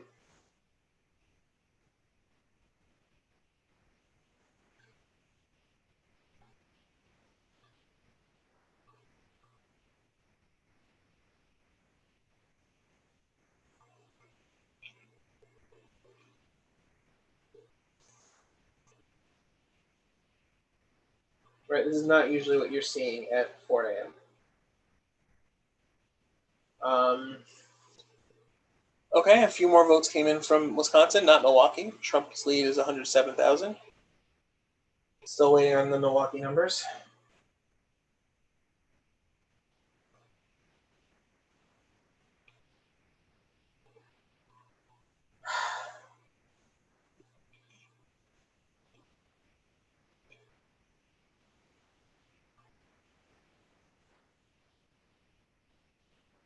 Still waiting on Milwaukee. The votes, their videos, the votes are being transported.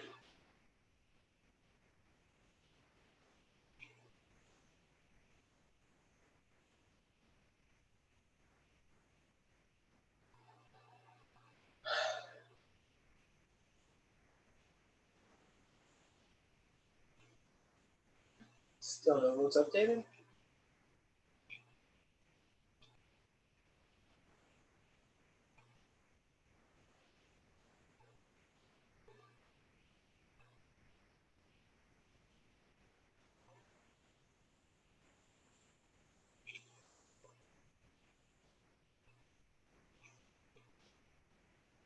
Still waiting to see our updates.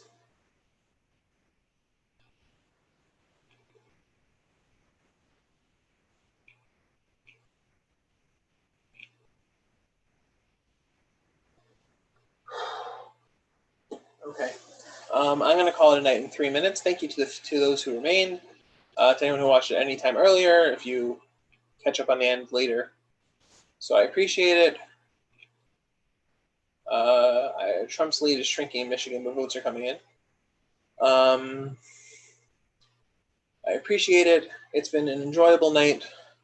I hope that I said some worthwhile things and that I made your night more enjoyable as well as you made mine.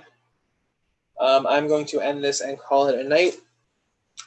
But I thank you very much for your I thank you very much for listening, all of you.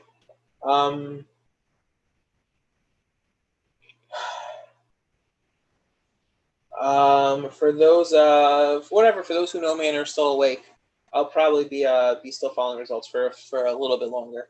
So feel free to message